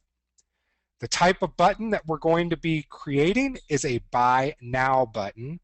And once we click on Buy Now, it's going to ask us to fill in some information. So when it asks for our item name, we're going to enter our course name that we're going to be selling. We're going to enter in the price that we're going to be charging. And then there's going to be a part that's closed. We need to expand it open. So it's called Step 2. We're going to click on that, and we're going to make sure that the button that says Save Button at PayPal is checked. Then we'll click on Step 3, and there's a couple of things that you want to make sure that you fill out. First of all, you want to make sure that the section that says take customers to this URL when they cancel their checkout. So if they click on your sales page, they click on the buy button, they go to the PayPal to check out, and they go, for whatever reason, I'm not ready yet, they click cancel. We want to make sure it goes back to our sales page. Okay, so And we're going to also go make back to sure our sales page. that the URL has HTTP also. Yes, very important. So HTTP. Second thing right underneath it is we want to take customers to this URL when they finish checkout, which we haven't created this yet, but we will be in a second. It's going to be your URL /download 123 XYZ. And again, make sure you have HTTP :/ in front of it. Then we're going to click on the Create button, and once it creates that for us, we're going to select the Email tab, and then we'll just leave that open until we get there inside of this process. So, And so, I mean, there's a reason also why we have you create the PayPal button first. And that's because, I don't know, when I was first getting started and I was first making sales letters, I'd start off with the sales letter and I'd work on my headline and I'd be, chipping away, chipping away. I get distracted right around here, right? And so if you have a half done sales letter, well, does that do anyone any good? Well, no, because no one can buy from you. So the way things change is when I first met Lance, he was probably the only guy at that point to have sales letters with just the button on it. So you'd have a sales letter and there's a PayPal button on there, and that's all that was on the sales letter because he would run a webinar, send people right to that web page, and that still got the job done. So that's what Lance and I want for you is to start off with a web page with just the button on it, just to get the technical stuff out of the way, and then later on, if you want to add a headline, well then great, you have a headline with a button on it. If you want a headline and bullet points, great, you have a headline, bullet points, and a button, but the entire step along the way, someone can buy from you at any point. and if only I had had the paper template when I was doing this, but you're right. I mean, I would send people just to a website with a PayPal button on it, and I mean, it did the job. Why? Well, because the pitch webinar explained to them exactly what they were going to be getting. So in order to make your PayPal button, you log into PayPal, you click on Merchant Services up here at the top in the middle, and then what you want to do is click on Create Payment Buttons for your website. And it's kind of weird. These don't really look like buttons, but they are. guess they're icons or buttons. I don't know what they are, but this section right here, create payment buttons for your website, you want to click on that. And then you want to go not right here, but scroll down where it says buy now. So when it comes up, all of this stuff, don't worry about it. What we want is the buy now button type. So we'll click on that. And now we just fill it in. So first, make sure that you've got the buy now. Item name will be set up a fan page. We need a price. So now put in this. And then we can not worry about any of the other information here. Scroll down to step 2. So all you need is the name of your course and the price. And sometimes what I'll do here too is put in like live, so they know that it's a live course that they've purchased and not recordings. And we'll go to step 2. I'm going to click on this arrow. It opens up a new section for me. The only thing we want to do is make sure that save button at PayPal is checked. It is. We'll scroll down, click on the arrow for step 3, and we will scroll down to this section right here. So step 3, we scroll down, there's these 2 places. This is the information we need to fill out. So first, take customers to this URL when they cancel their checkout. So we will go to click this and we'll put in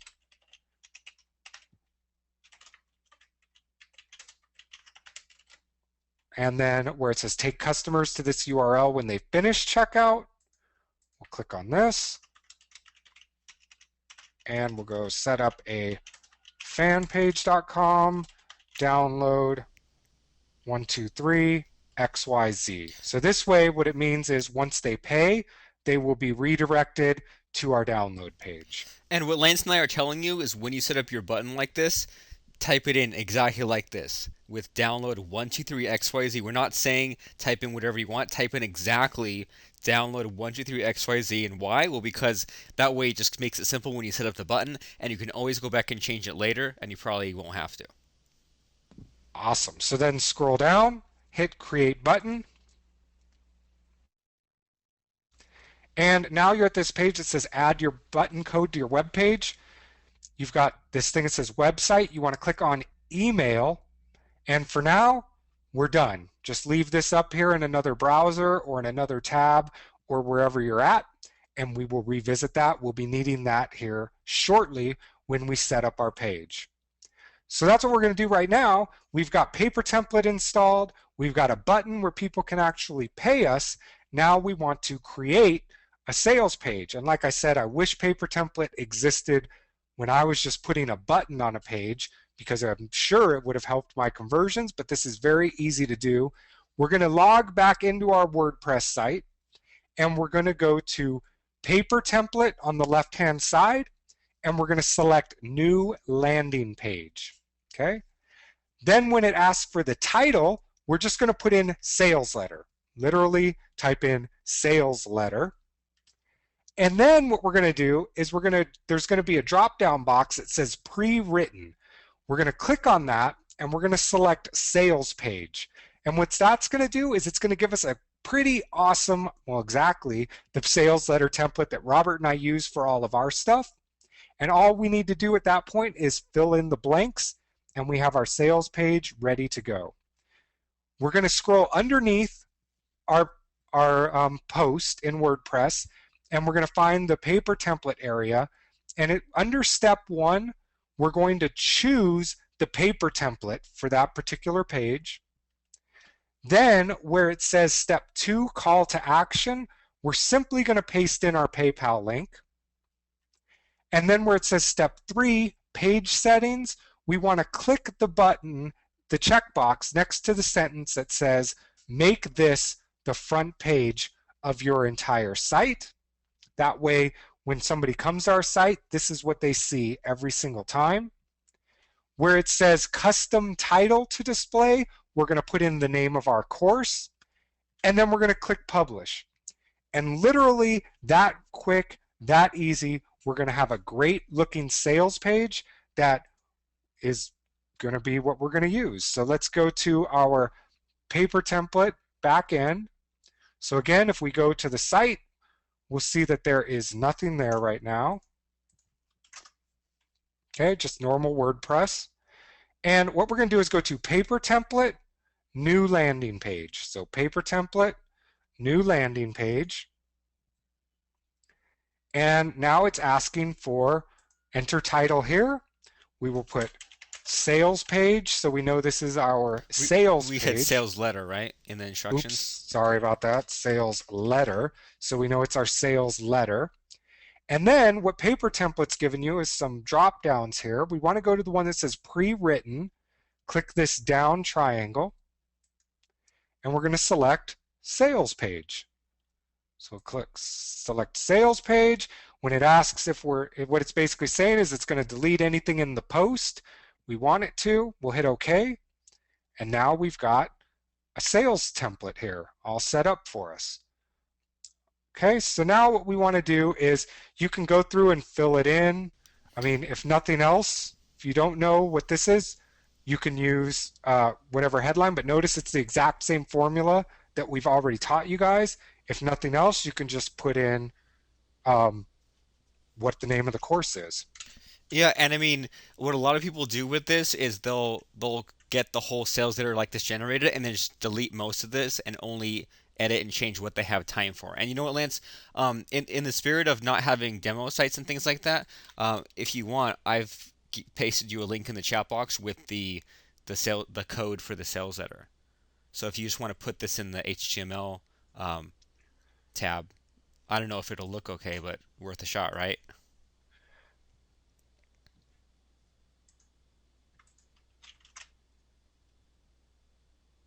Maybe switch back to visual. Yeah. So it might look kind of funky just because, like there's headlines and things, but once we publish it, or once we get to those next steps, it should look okay. But I mean, this is just assuming that if we did the pre-written sales page and then went through and, changed it based on set up a fan page, we'd have a page just like this where we filled it in with our bullet points, our modules, our offer stack, all that kind of stuff. And the thing that's really cool about this template is it comes with the offer stack for you already. You can just fill it in for you, all of that stuff. But it's already in here for you inside of this template. It's got the guarantees, all of it's built in automatically for you. You got the price automatically built in. So the next thing we need to do is just add that button in here. So we'll go down to the bottom where it says paper template. Step 1, choose this for the template. We want paper template.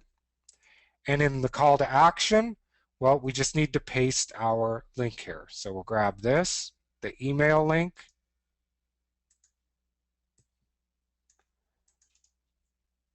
hit paste, and then under page settings, we want to make sure that this is the front page of our entire site. Hit save all changes, and then what we'll do is publish it. Now if we reload this, we've got our whole thing set up. And so basically what this is this is just where Robert would have went through and filled it all out. This is all included in your base template. But what that also does is it creates, oops, Oh, whoops. button for you here that will send you over to PayPal. Okay, so So that so we, button's we might have create. lost some of the formatting when I pasted it in for you. Sorry, Lance. But yeah, I mean, even if you go here though, your sales page, I mean, we can rewrite it here, put in your headline. So, I mean, I can even grab this, grab our headline, we'll just say, who else wants to make money using Facebook?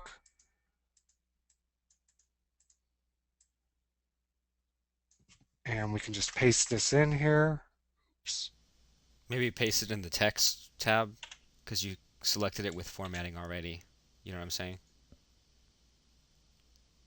Yeah, and here we'll get rid of this. And then you can put in your name and fill it all out. And I mean, this you can fill out, but if you don't have time or you aren't ready to, you just can delete this and then fill in. It's got the place for your modules. You can add your bullet points. And you've got your stack already. I just want you guys to see what this looks like right out of the gate with nothing else. Everything's still typed in. Hit save all changes here. Update. So with just the template itself, you can see it's got everything already set up for you. You've got your price stack that you can fill in with your module names already in here for you. And everything is already set up. You just go through and edit the stuff that's already in here for you. And you've already got this great looking sales page with your guarantees, your price, your stack, everything is ready. You just need to fill in the blanks. So doing that will set up your sales page, and now you can actually take payments. So then what we need to do is create a download page.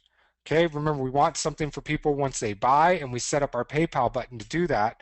So in order to create the download page, we're going to go through the same sort of process. We're going to go to paper template, new landing page.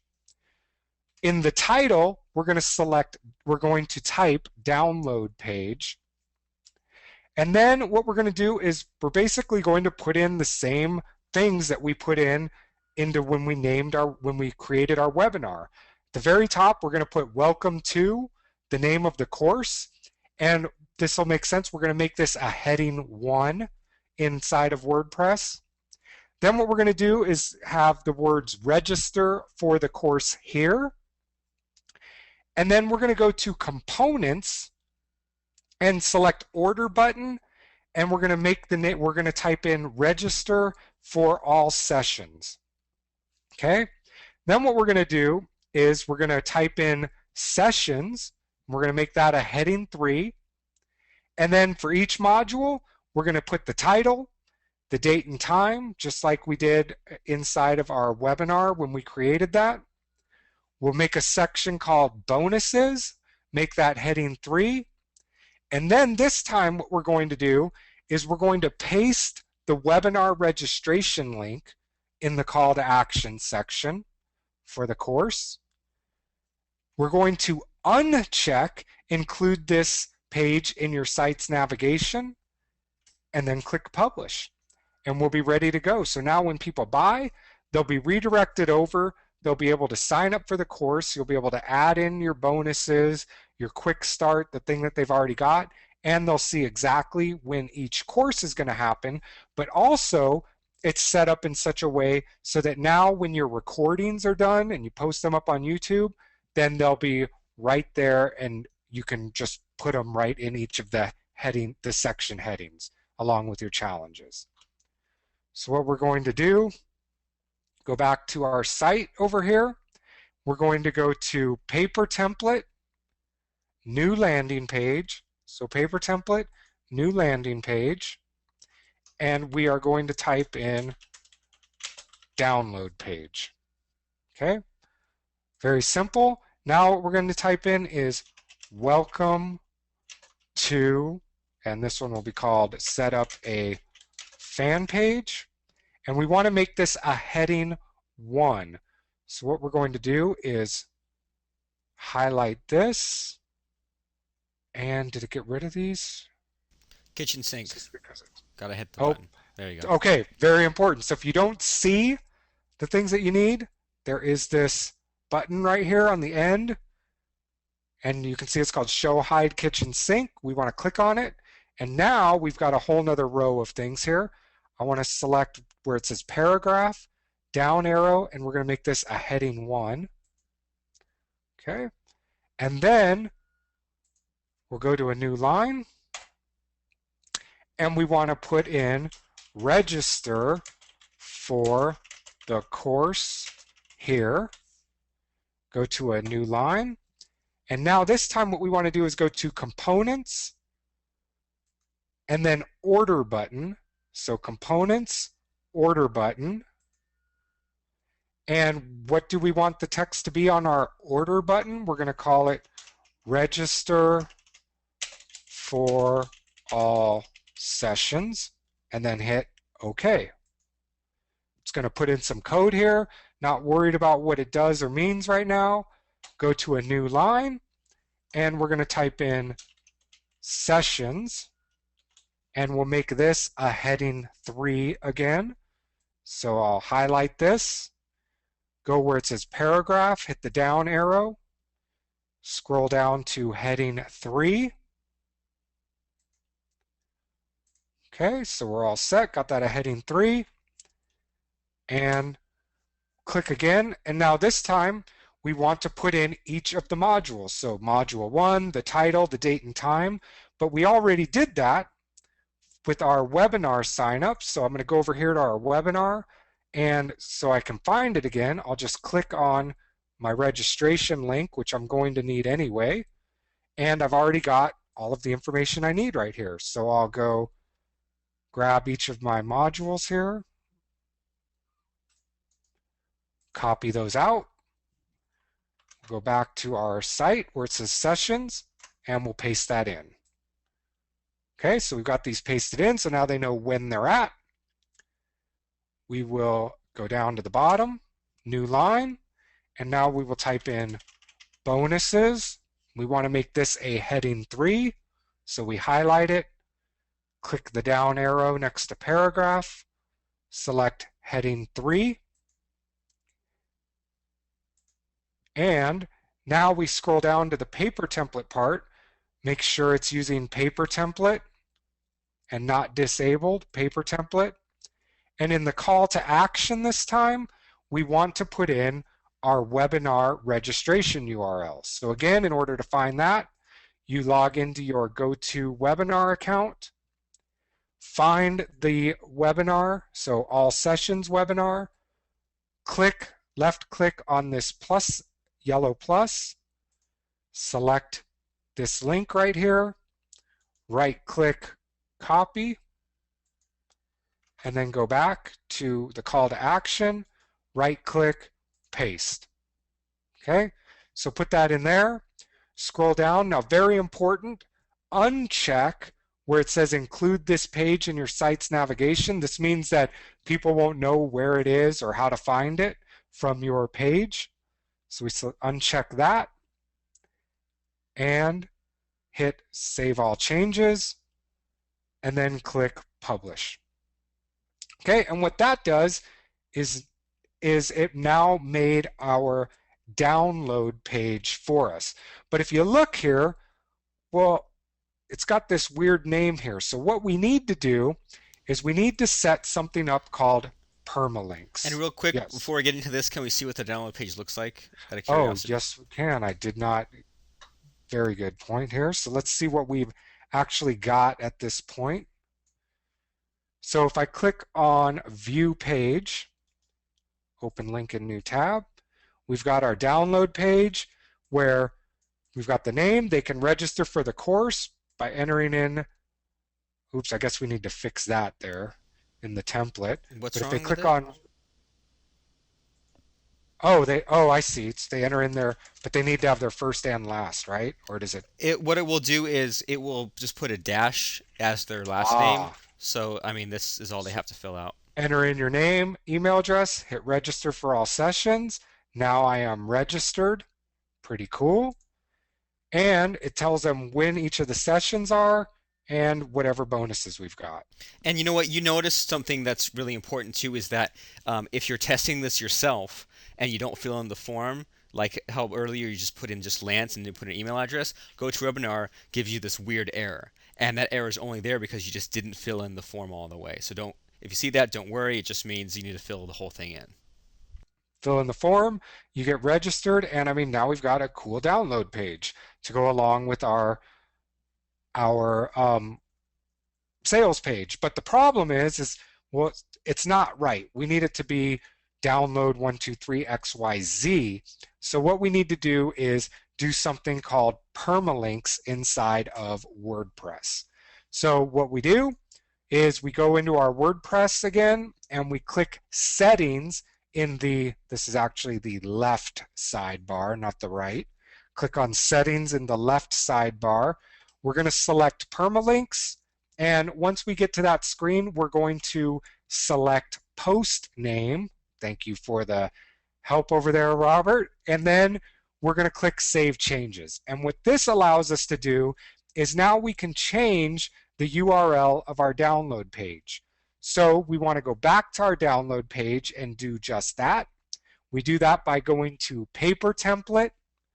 We select the download page, and then we hit Edit. And once we're on that page, what we want to do is go to Permalinks and Edit again, and then we're going to type in download 123 XYZ and click OK. And that way then when somebody pays, they will be directed immediately to that specific download page. So again, we need to go to our dashboard in our members area. We click on Settings, Permalinks, and you can see by default it's set up to this. We want to select Post Name down here towards the bottom. Click Save Changes. And now what we want to do is go to Paper Template, Landing Pages, find our download page that we want to change here, hit Edit, and up here at the top where it says Permalink, we want to change this by hitting Edit, and we want to change this, and you can see it's already changed it to the title just by us changing the permalink, but what we want to do is make it download 123 XYZ and hit OK. And that way now when we view the page, I think you have you to can update see, it. oops, I Oh, did maybe not not. update it. All No, right. I didn't. All right. So I need to hit Edit. You can see it didn't And save it. this That's is good. very This important. is good Yep. too because also I know that when I first did this, or the first few times, I would change this and I just click update, but they make you click OK first and then you click update. So it's like a two-step process, I guess. So yeah, so just to see, like you can see it's changed here now, but if I hit View Page, it says it's there, but it's not the right page, right? So what we need to do, and then when we go back, you see it changed it again. So we need to go Edit, download 123 XYZ, hit OK, and then what we need to do is hit Update over here on the right-hand side. Hit Update, and now you can see it's updated and it held it this time. So now when we hit View Page, we see our download page. Pretty cool stuff. So that's how you've got your sales letter set up now. You've got a PayPal button set up now. You've got your webinar set up, and you've got a download page set up. And I mean, all that within the hour. And I mean, you and I, we talked a lot in the beginning about, doing the course, but as far as setting up the sales letter and download page, I mean, you can do it in an hour, do it in 10 minutes. And I know that when you look at the insides of our sites, we have, all this fancy membership stuff. But I mean, before I started working with you, Lance, I mean, this is how I did it. I just created a simple sales letter, put it another simple WordPress page in there, and just had the webinar links in there, put the video links in there. And I mean, if you want to get your class started in a hurry, people aren't going to complain as long as they can still get to your training. So, I mean, sure, later on in the future, if you do another webinar class or you want to move this into a membership site at some point, that's great. But this is a class not on membership sites, but on webinars, and it's our goal for you to get your webinars going as fast as possible. So, I mean, once again, what used to happen to us or what we see people doing is everyone gets so hung up on all this software stuff, they think they have to have this membership site set up before they even run the webinar class. If you already are using that, great, but don't let it hold you up. So, if you're stuck, if that's been holding you back, just do it like this, exactly this way with the sales letter, the button, and the paper template, and now you can have your class up and running today. Awesome. And I mean, that's a good point is get it up. You can always make it better, integrate it, but this gives you everything that you need to get your class running and delivered so that you can make money. Now, the And next thing you we know what, talked Lance, about, if your class yep, is running, better go catch it. I know, right? Really quick.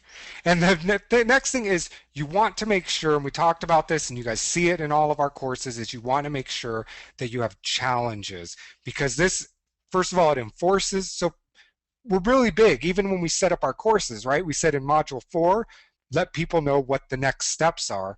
The same thing is true in your individual modules. So if you've just taught somebody something, it's really important that they understand what the very next steps that they should do. I mean, you just gave them this information. What should they do with it? How do they apply it? How do they get that immediate result that you promised when you laid out your course?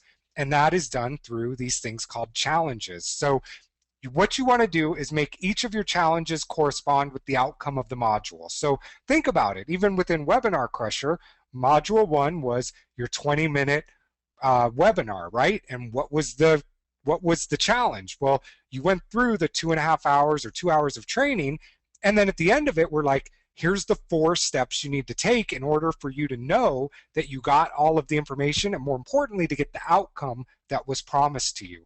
Module two was your pitch webinar. So what was the challenge? The challenge was schedule it, get it all going. And in those 4 steps, we incorporated all of the important things. If you do it all, you've done everything that you were supposed to get out of that course. And so basically what we do is we break it into 4 questions that lead to the outcome. And normally, if you notice what we do is it's kind of a formula that we ask for the exact same thing over and over. We basically ask you, like, what is going to be the name or the title of the thing that you're going to create or do, right? Like for the first one, it was I think it was like, what is the name of your pitch webinar? What product are you going to be promoting in your 20-minute webinar? But basically, what is the title of the thing that you're going to create? And then we ask for the detail of it. And usually that'll be things like, when will it be? Where will I be able to find it? Uh, you know, where online can I look at it? And then the proof, which is that part of it. Like, so when will your pitch webinar be? What will it be about? What time and date will it be? And then finally, what time and date will you have all of these steps in the challenge created? And you know what? I mean, the example that I usually use to explain the challenges is like for video sales tactics. And so that one, I mean, early on we have people just record like a really simple video. So in that kind of situation, we'd say, all right, what's going to be the title of your video? And then detail might be like, what are your 3 talking points? Your third one will be, where can I find it? So we'll have someone record a video, put it on YouTube, place it on a web page or on their blog somewhere. So it'll be like, well, where will I be able to see it? And then finally, where's the time and date? And so then I know that, when we do challenges, it doesn't always fit into this exactly.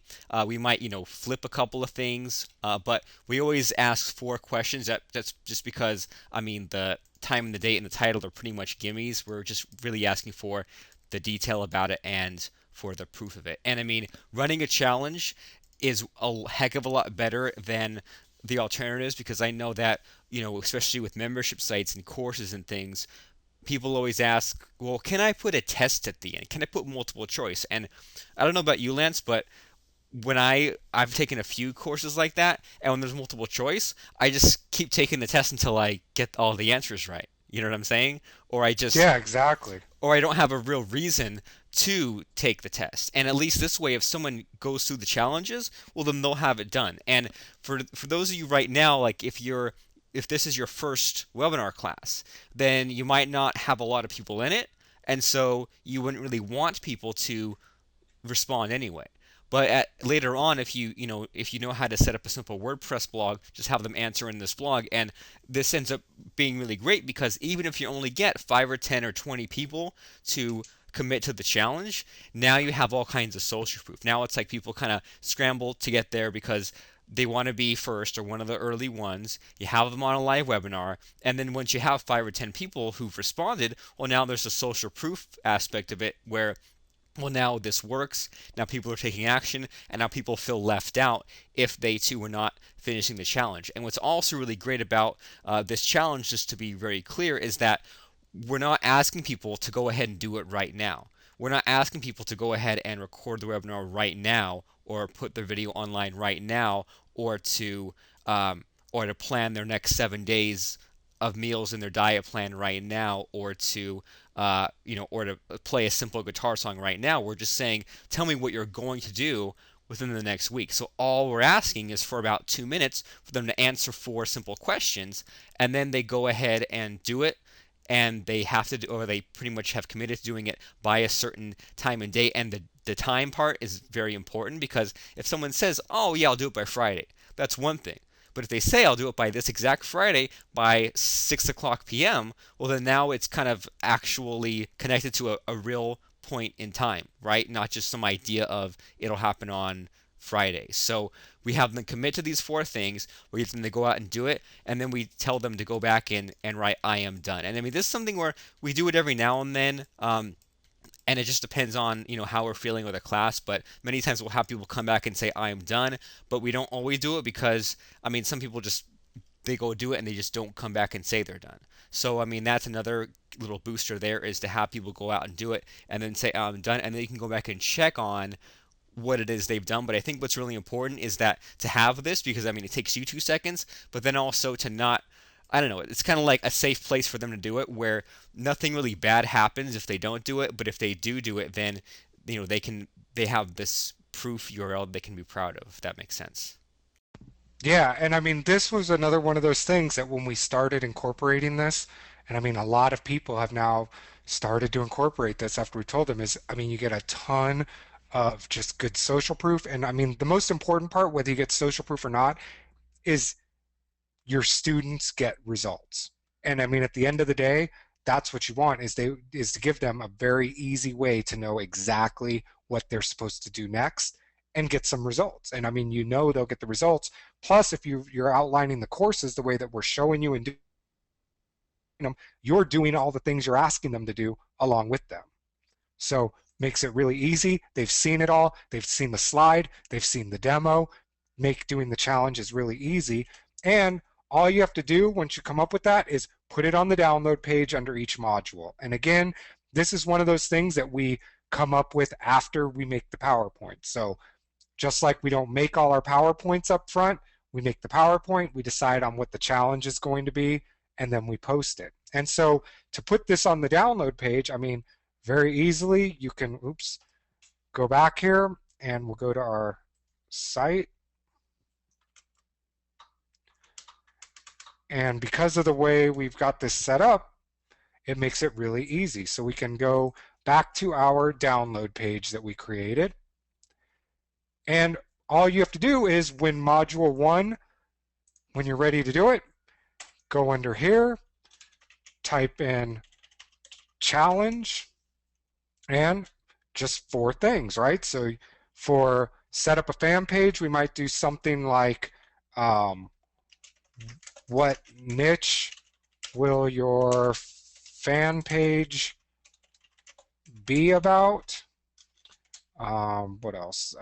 What group will your ad target? How about what will be the name of your page? Cool, so I can go look it up. And Yep. yep, what time and date will your page be finished? Right? So just 4 easy things, but this is going to cover a lot of material. I mean, it's going to cover how to do an ad, how to get it set up, how to pick a niche that they can monetize. And then these 2 basically gimmies, but there's a lot that goes along in here if you don't know what you've been taught in that course. So we can select this, number it, and hit update. Now when we go view our page, there we go. We've got our challenge set up right here. And then what's neat is, well, the next part is once we make our recording, we can just post the link right in here. The video will show up. We can get rid of the date. And now what are we doing? Well, we're building our download page as we go. So let's take a look at that because the next thing we're going to do is And post our recordings. Yep. also, real quick, just before we move on, I just want to say that I'm not real superstitious too much about the way we name things. Like, I mean, I'll call a webinar and not worry about, oh, it's a web class or things like that.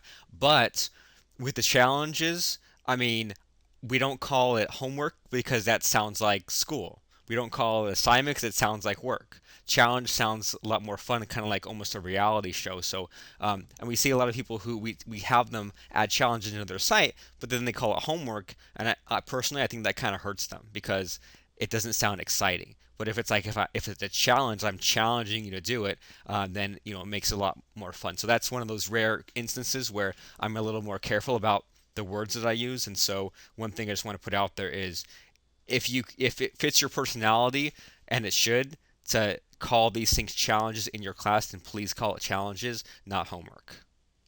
Perfect. Good point. Yeah, and also challenge makes it seem like you get something if you complete it, right?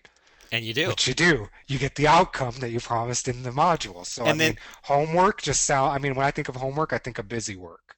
yeah, Like just doing stuff for the sake of doing it. Challenge means something totally different. and that's something else too, is that early on using with webinar classes, we experimented quite a bit with different rewards. And I'm even looking at some of the names of people who were in that class or in those classes where we gave away like a presentation remote. I think one time we gave away a laptop, a camera, things like that.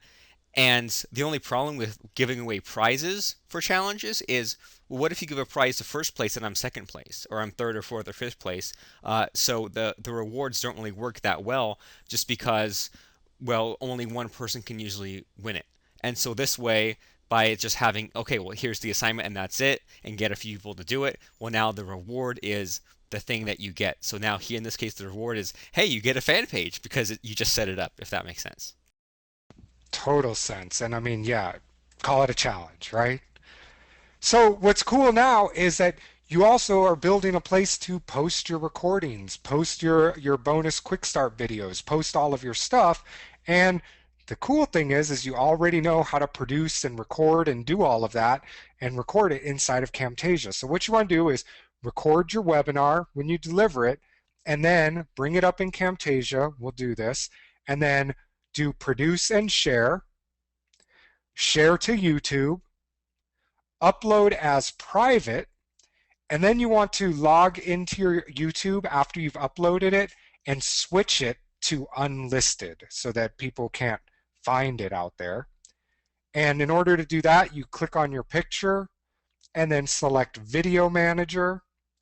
Once you've done that, you find the video that you've just uploaded, you click on it, go to Info and Settings, find the privacy settings, and check the unlisted box, and then save your changes.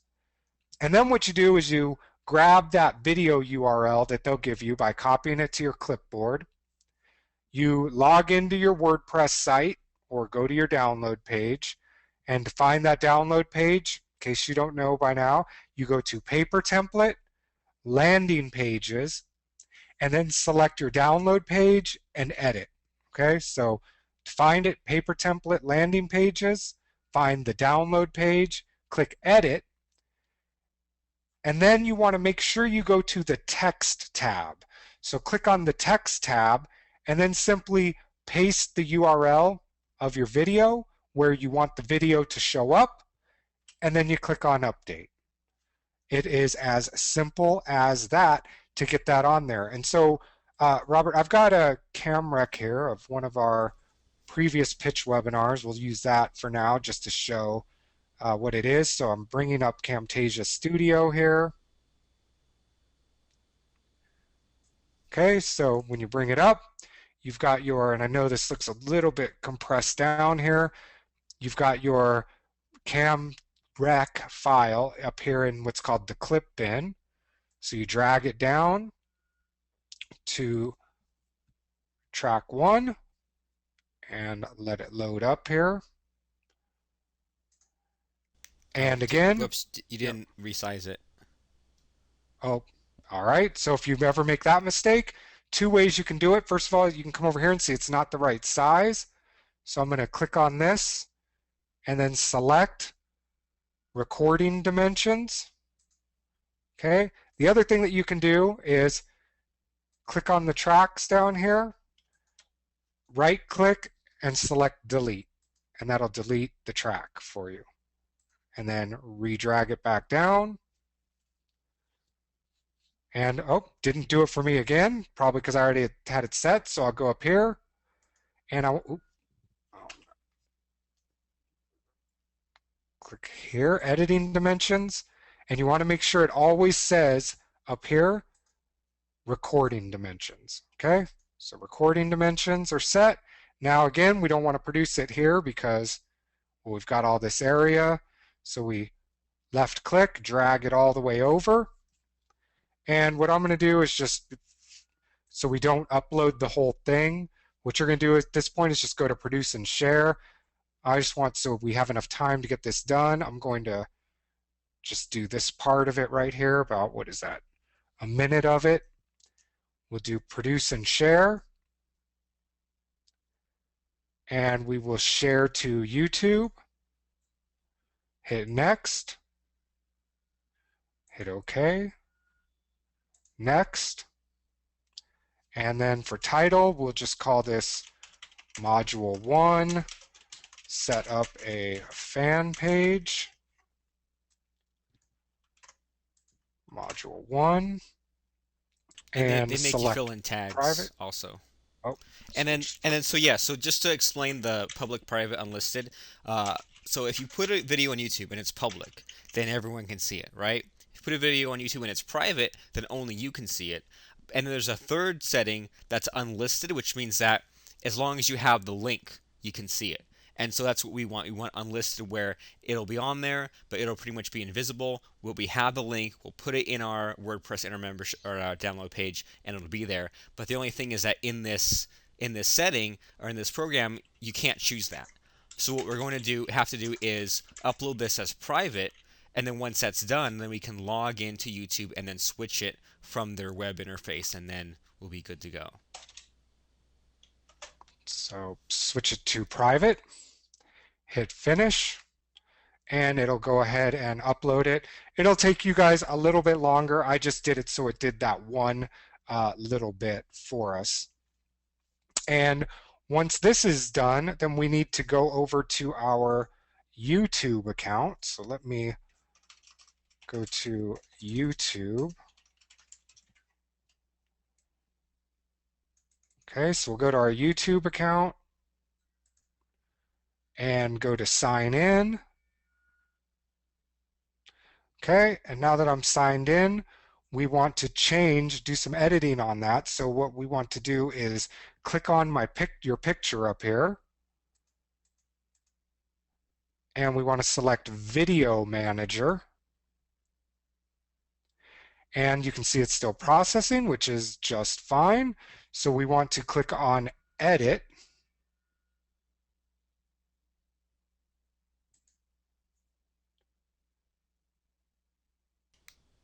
Oops. Yeah, you're there. Oh, Yeah, oop. that was right. Get rid of this. Edit. So on the oh, it was on the right side when you were there, but I think it's on this area as well. There you go. There we go. Yep. Privacy settings. Oh, you know what it was? It was that because the video was processing, we didn't see the screenshot at the top. Oh, So okay. it just So looked a now little it's done. different. Yeah, now it's done. So, yep, I want to change it from private to unlisted. And then I want to um, Save it. save my changes. Yep. And then grab right here where it says video URL. Just highlight this, right click, and copy. Now what we can do is we can put this video, once it's done, right on our download page. So I can go to our WordPress admin. We go to paper template, landing pages. Once there, you'll get a list of all your paper template pages. Find your download page, go to edit. And now what you do, once you've delivered your course, first of all, make sure you're on text. If you do it on visual, it won't work. So you want to go to text and find your module 1. So we'll go right here underneath the title of it. We will right click and go paste. And I'll go ahead and delete the date out of there since it was already delivered.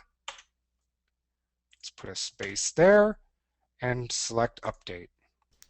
And so that's really important because what I know I do every now and then is I will paste the YouTube link while in the visual editor, and I might do something like click on the headline, and accidentally paste the YouTube video on the headline. And sometimes it just doesn't work that way. It won't. It's not smart enough to know that it should be a video. So that's why we switch to text and make sure that we paste the YouTube link just away from any other text, so that it's totally by itself, and that now it will know to change that into a YouTube video. And I mean, in module 4, we'll show you how to have the videos hosted on your own server, but just for your first few webinar recordings, it's completely fine to host it unlisted on YouTube. I mean, it's free, it's easy, you don't have to worry about uploading files or anything. So even though it seems really simplistic, well, great. Then that means that you can get your webinar recordings on there without a hassle, just by having them on YouTube. Yep. And I mean, it looks the same, but it's really important that you paste it in the text. Everything else that we've shown you today, you can use in the visual. And, if you've got bonus videos or bonus things, same thing. You just put the links directly inside of your download page. So if you've got another video for a bonus page, you can paste that in there, hit update. And now what happens is when we view the page, you can see it's got our video right on there. So as they go, now they see this was module 1. They can click on this and watch the video. And they can see their challenge right below it, and you just fill it in as you go. And so this gives them a easy place to come back to, find everything, and easy for you to produce and deliver that content for them. And so again, you could play around with that download page as much or as little as you like. So once you've got your course set up, delivered, you know how to plan it, you know how to set up your challenges, you want to start thinking about remarketing the class. And now think about this. The way that we've had you set everything up, at the most basic level, remarketing this becomes really easy, because all you really have to do is now go back through your sales letter, remove any dates or references to the live sessions, and now your sales page is ready to go. Plus, you have a pitch webinar to go along with it that you can use the same PowerPoint over and over to deliver to sell the course. The only difference is it's not a live course, it's now an online course that you're going to be selling them. You can add transcripts directly into that download page just by putting links into your WordPress. And here's the big thing that we want you to know today about remarketing, and we're going to cover a lot more of this in Module 4, but the biggest thing is that there is no discount when you're selling the recordings. And this is one of those things, and I mean, well, here's the big reason is how many times have you seen somebody, and I know that I've bought these kind of courses live, where the live course is $2,400, $400, $97, whatever it is, and then after they do the course live, what do a lot of people do? Well, they turn around and they try to build a list with it or sell it again, if they sell it at all, and they sell it for like $7. Now, think about this for a minute. What did you just teach your best customers? We told your best customers not to buy your live courses is what you've done. Because why would they pay you $2,400 or $100 or $1,000 or whatever it was to take the course live when they could have just waited a month and know you were going to sell the product at a lot cheaper? And so what Robert and I do is that we sell the recordings at the same price that we sell the live course at. A lot of times we sell the recordings more expensive than we did the live training at. And the reason for that is, well, we train our best customers to do the exact opposite. That if they get in early, not only do they get the course live, not only do they get their questions answered live, we usually have some kind of extra little bonus for them besides being able to take it live, but then we raise the price afterwards.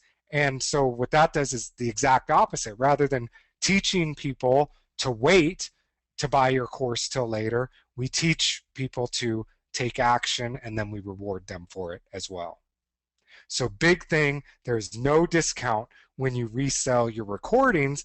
And here's the thing, we always like to position it as it's not a recording, but it's an online home study course, right? It's kind of like the whole thing between like, is it homework or a challenge?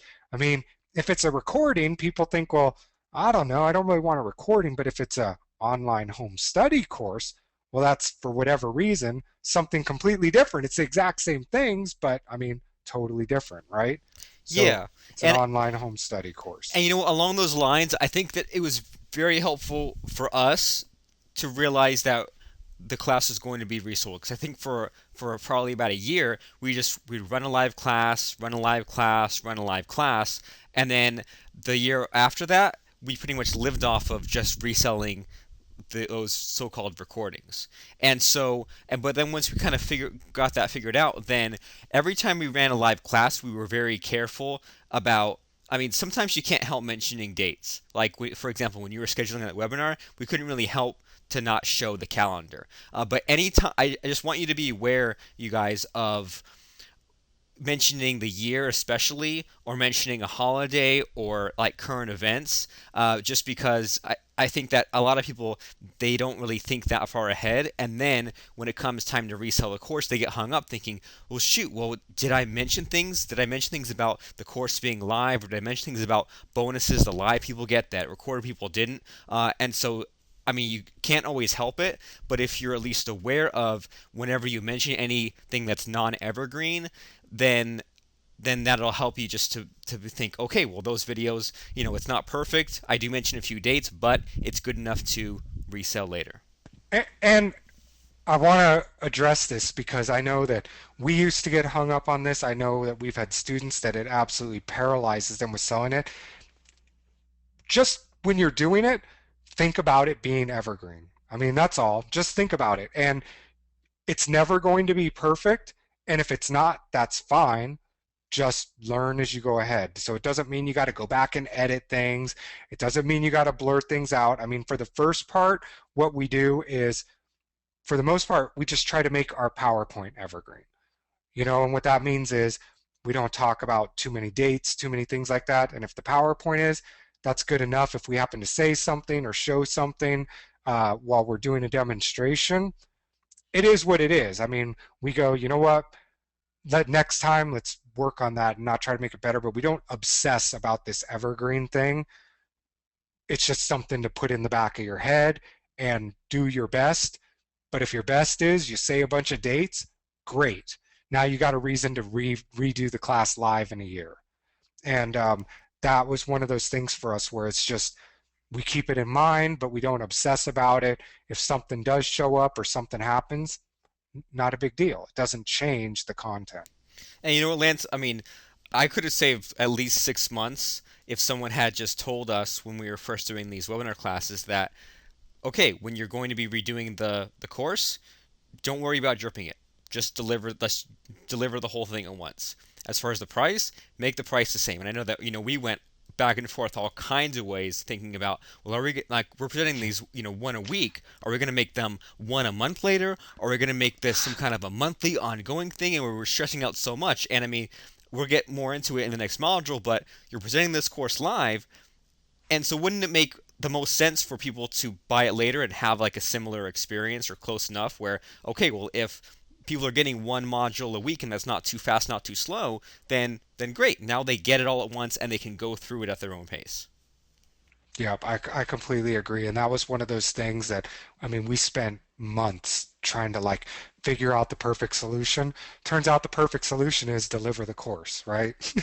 Yeah, and I Like mean, charge. going back to people worrying about the video length or the page length, it's like, well, all that matters is that I get what it is that you promised and that I paid for.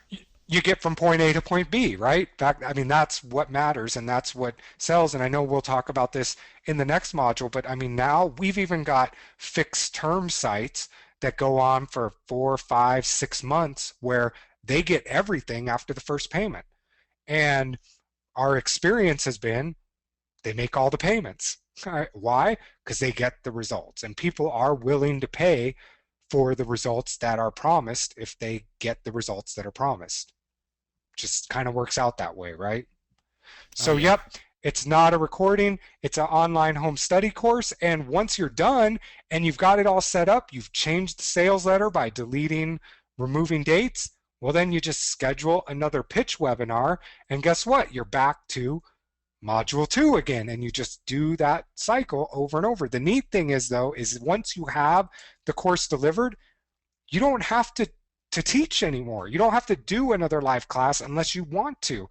You can just do more pitch webinars. And again, we're going to talk about this more, but I mean, one thing to realize is until everybody in your audience, your list, your followers, whatever, have bought your course, you need to keep pitching it. I mean, we pitch Membership Cube to our list every 4 or 5 weeks. I mean, that's just what we do. And at first we were like, we can't pitch it again. Everybody's seen it. Not true. And not everybody's bought it. And every time we pitch it, we know exactly how many sales we're going to make of it. And the neat thing is we don't have to do any additional work. We have to show up for an hour, do a pitch, that's it. And so that's what you want to build, is those things where you've created the product, you got paid to create the product, you know people get results. Now all you got to do is sell the product, and that really is the rinse and repeat online business. So we've talked about a lot today. Talked about how to set up your offer. Remember, your offer isn't X number of videos, X number of modules, whatever that is, that's part of it. But your offer is, what do they get after they buy and go through your course? They don't get 4 modules. They get from point A to point B.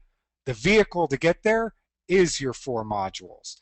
Planning your course. Remember, we set it up for you a very specific way. We set it up where in module 1, they get a really quick instant gratification result. In module 2, they get their sort of the big bang, the one that's sort of the big promise of your entire course. In module 3, they get sort of, what's the long term? How do I keep this going? How do I get it used? And in 4, they get their case studies and their next steps. And if you plan it out that way, designing the course becomes easy, the content becomes easy, the challenges become easy, and most importantly, you know that getting your prospect or your customer from point A to point B is guaranteed to happening. Delivering it, really simple. You set up your recurring webinar, you get it all scheduled out the way that we have showed you, you present the content live. I think the big thing for you all to remember is, don't try to plan out your entire course before it happens. Just do it 1 module at a time, the same way that they're going through it. So after you deliver module 1, then plan the PowerPoint for module 2.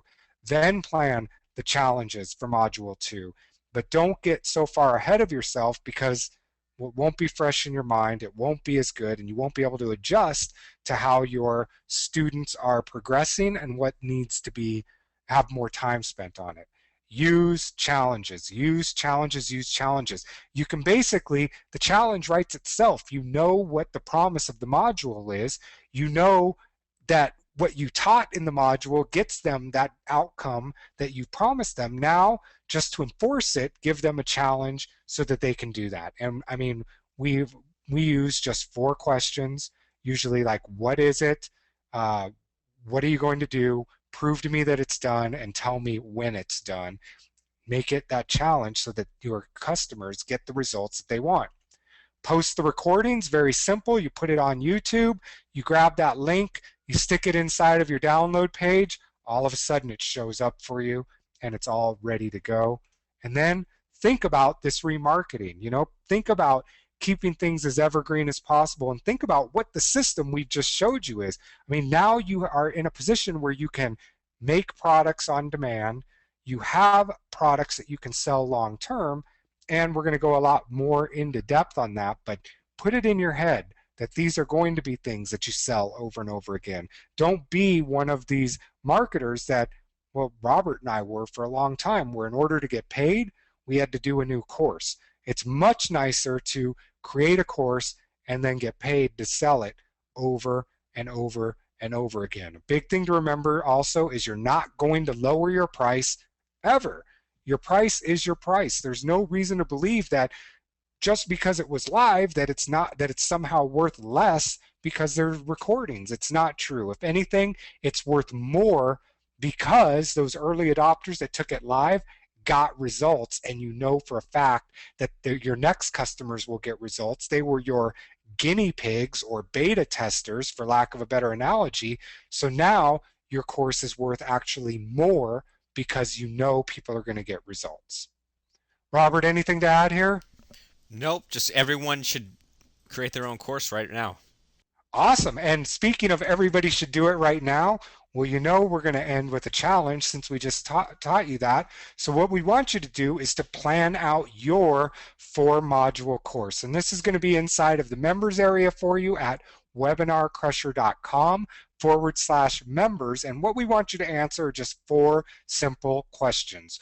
What are the 4 modules of your course going to be? What is the URL of your sales page going to be? What is the URL of your download page?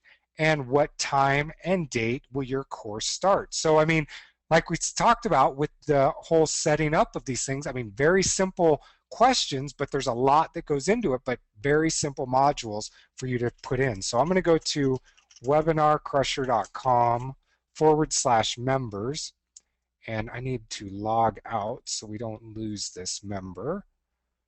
And I'll log back in.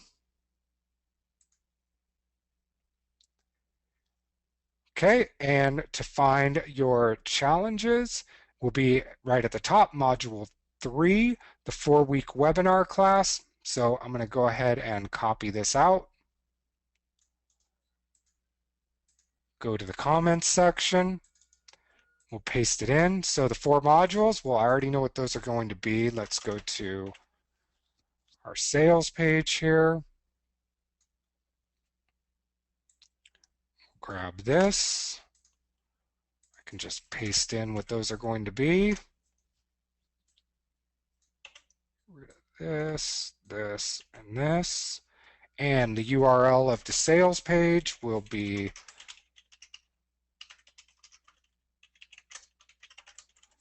and the download page will be set. If I can type today, or any day, I guess, XYZ, Download one and two three, right? ooh, thank you very much. And it will start here. And we'll hit submit. And there we go. So it's that simple. Go ahead and fill those out. Get your course rolling. Get your challenge filled out, and we will see you in the next module. We're going to spend a lot of time talking about how you really market these things, how you make some money, and what you're going to do next now that you have this information and you've got your business moving ahead. So thank you very much for being here. We will see you in module 4 of Webinar Crusher. We look forward to that. See you next time, everybody. Have a great day.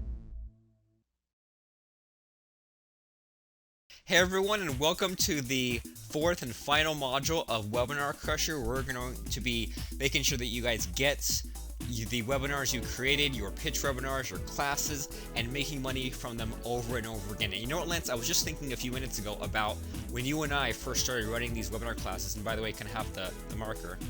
You can. Perfect. So what we started doing when we were experimenting with webinars, we didn't want to waste any time. And I remember we tried to push it as far as we could go. We did things like we'd run a webinar class to the end, and then the last week we'd pitch another webinar class. I think it got to the point where at our peak, we pitched an 8-week class at $1,000, and then halfway through, pitched another class at $497. And then somewhere in there, we were also had like a $27 a month membership going, where we just met once a week and like talked about time management stuff.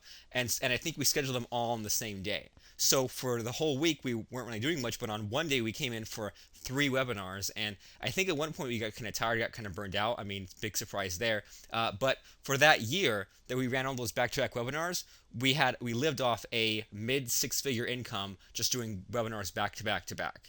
And then the year after that, we wanted to do something a little bit differently, and we turned around and remarketed those old classes and made over double the income from just reselling what we already had versus making new stuff. And I mean, I think that that's why today is going to be very important for everyone involved here, because we still see this happening where we'll see people run a class, run a class, run a class, and they just have this hang up that, okay, well, I've made this bundle of money from my launch.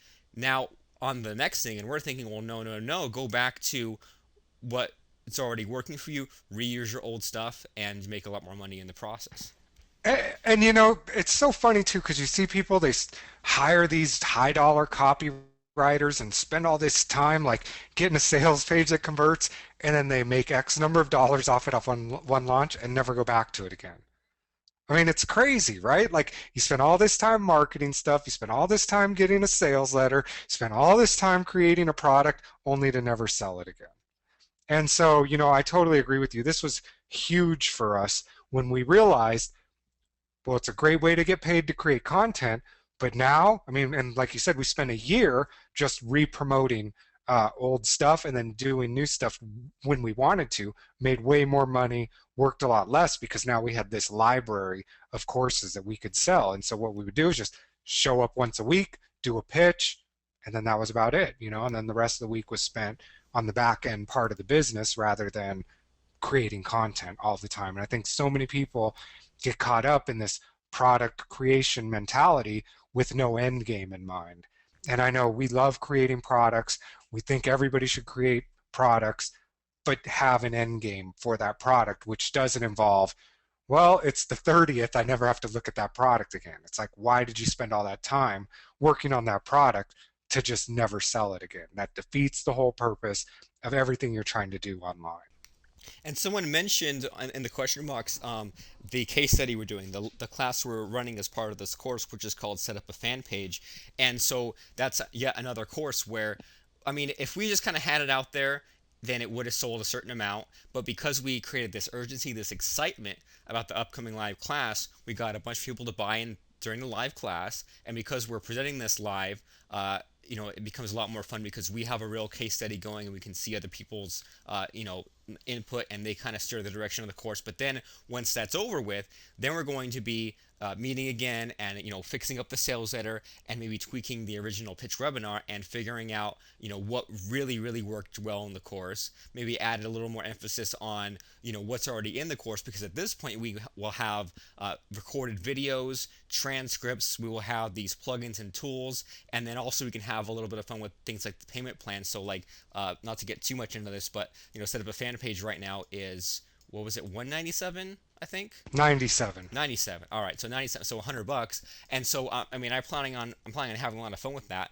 First of all, offering it at $97, straight up, and then also messing around with the payment plan. And I think what I'm gonna at least try and at least have a button and see how it sells is a 5 pay of 1995, which would be just freaking ridiculous to get this $100 product with this Facebook training, with the reports, with these tools for $20. And so, once you have this product already created that was good enough for these live students, well, now when it comes time to repackage it, now you can have a lot of fun and play with the bonuses and the pricing and all that kind of stuff. And I mean, we talked about this in the last module about this whole idea of the live case studies, about actually doing stuff and how we structure teaching and stuff like that. And the other part that, you hit on was we're going to go back and we'll change the way the pitch goes when we remarket this thing. And one of the cool things that we get to do when we remarket it is, well, in the first pitch, we showed a page we had been working on for a long time, and it's impressive and it's a cool demo. And we go and like all of a sudden there's 1,000 likes on the page during the hour or whatever it was. But when some people see that, they go, "That's impressive. I want it." What the other half of the audience thinks is, well, that's such a big page. I'll never have a page that big. I'll never be able to do that. And what's cool is now that we're doing a live case study, we'll be able to say, look what we've done live during this time frame. Look what we have now as a real case study. So now we've got here's what we started right in the class. You can see what it looks like versus this giant thing that's already out there. So we're going along doing it with them, just like in this class with you. We said, here's how you set it up, here's how you launch it, here's how you do all this.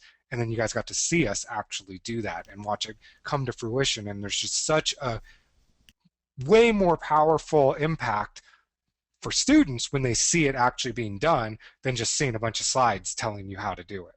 Right. And so far in this course, we showed you how to use GoToWebinar to make your 20-minute affiliate pitch to get the hang of running webinars. We showed you how to use Camtasia and PowerPoint to create your pitch webinar, how to use the paper template to put in your class recordings. And today, the big thing, the big, I guess, technology segment of the show is going to be our video player plugin. So this way, when you have your pitch webinars, your class recordings, you can now store them in your own little, basic members area and have full control over them and have your transcripts bundled with them and just have it in one little nice little package where now you can sell it over and over again. Yep, awesome. So let's jump right into it. We got a bunch to cover today, and we're going to have a lot of fun. So we're going to be talking about traffic, remarketing, all of this other cool stuff. And so first, we're going to start off, like Robert mentioned, we're going to talk about the video player, how to use it, and we're going to talk about hosting video yourself, which involves some different encoding, some different stuff with Camtasia. So we're going to show you how to do all of that so you control all of your content, control your site, control what your users are seeing. We're going to talk about replays, so your pitch replays, your course replays, and some different things that you can do with affiliates, even if you don't have an affiliate program. And then we're going to talk about some cool tricks that Robert does with social media, Google Plus, Facebook events, Facebook promoted posts, just to get more people showing up on not only your pitch webinars, but also your class, sort of get that another way to bring back that traffic to your events. And then these cool things that we do called last minute webinar bumps. And this was something that somebody mentioned to us offhandedly, gosh, it must have been about 2 years ago now, and something that we have really incorporated that we don't see many other people doing. And without a doubt, these strategies like increase our show up rate um, dramatically. And it's really funny because when we do any of these last minute bumps, Robert and I will be on the call before we open it up to everybody, and Robert will say, okay, I'm going to get people to come here now, go do the last minute bumps, and all of a sudden, I mean, literally as he's doing it, we see people, the attendance increase right off the bat um, into the webinar. And so these are things that you're going to want to do to get people showing up to your webinars. And then finally, we're going to end with the whole idea of a re-promotion, kind of what we talked about here at the beginning, how to keep people coming back, to leverage the product that you just created, different things that you can do so that you don't just spend a bunch of time, a bunch of energy creating a digital product only for it never to be sold again. That's not the point. In fact, it's the opposite of creating an online business. So let's jump right into it here. We're going to talk about the video player. So this is something that you guys all have access to inside of the members area. So what we're going to do is it basically allows you to host your own videos on your server. And if you record them the way that we have taught you guys at the smallest resolution, if you produce it the way that we're going to show you, if you host it using Video Player, well, what's awesome is that you don't need to use YouTube. You can put it right on your very own server, although you should still use YouTube. And if you look at our YouTube accounts, we do occasionally post some of our pitch webinars. Some we put out there, some we don't, but that's just another added source of traffic. In fact, Robert, I think it was yesterday after we had closed, maybe it was a couple of days ago after we had closed, set up a fan page, you had actually gotten a comment on the video, the pitch webinar video that you posted to your YouTube account, where somebody didn't know who we are, wasn't one of our customers, contacted you and said, can I get in this now? I just found it on YouTube. Right. And I mean, so just the power. So you do want to use that stuff, especially once you reopen and reuse things. You don't need to use Amazon S3. There's none of this complicated stuff. In fact, I don't know, this whole Amazon S3 thing was such a big marketer's trick. You know what I mean, Robert? Like, where people were like, well, you got to have S3 because well, you use up a whole bunch of bandwidth on your own server, which, well, if you do it the way that we're going to show you, doesn't matter. And then they would say, well, if you do this giant launch, your server won't be able to handle all of the delivering all of the traffic. So you got to use S3. And it's like, but not most people don't have 10,000 people hitting their page simultaneously during a launch. And then what they did after they told you all that is they sold you a product to put stuff on Amazon S3, right? Right. Truth is, if you do it the right way, you don't need any of this other stuff. You can host it all just fine right on your servers. We host all of our stuff right on our own servers, and everything just works fine, right? Yeah, and I mean, just to do a real quick technical explanation, I mean, when someone loads your web page, and what do you would say, Lance, is about 50 K or so when someone loads a web page, if you Yeah, just include a like, blank web page. yeah, with like Yeah. image, like a few images and like your membership site and things like that, it's about 50K. All right, so then if 100 people or so show up, then it's what, like 5 megs about. So not too bad at all. But then the problem was back in the day when people would use Camtasia to produce their videos and upload the default thing that they create, because by default, like they try to get you to save all these files and all like their own player. And the problem with their player is that basically the page loads and the video kind of buffers up and loads, whether you choose to play it or not. And so the problem was that if you had a members area with a video here, a video here, a video here, a video here, and this one was 10 megs, 10 megs, 10 megs, and so you had 5 of these, well then if someone just loaded one page load, then that would be 50 megabytes. So it turned into what was before one person was actually this as the equivalent of 1,000 people hitting your site. So of course, if 10 people, if 100 people came to the site at once, it'd be just like having 100,000 people. And so the problem was not S3 or not S3. It was just that they were using the built-in Camtasia player, and when you use our video player that you'll see, will load the page just as it is. And then if they decide to load this video, they click on that, then it'll grab the video, but it doesn't send the video over until you ask for it, if that makes sense.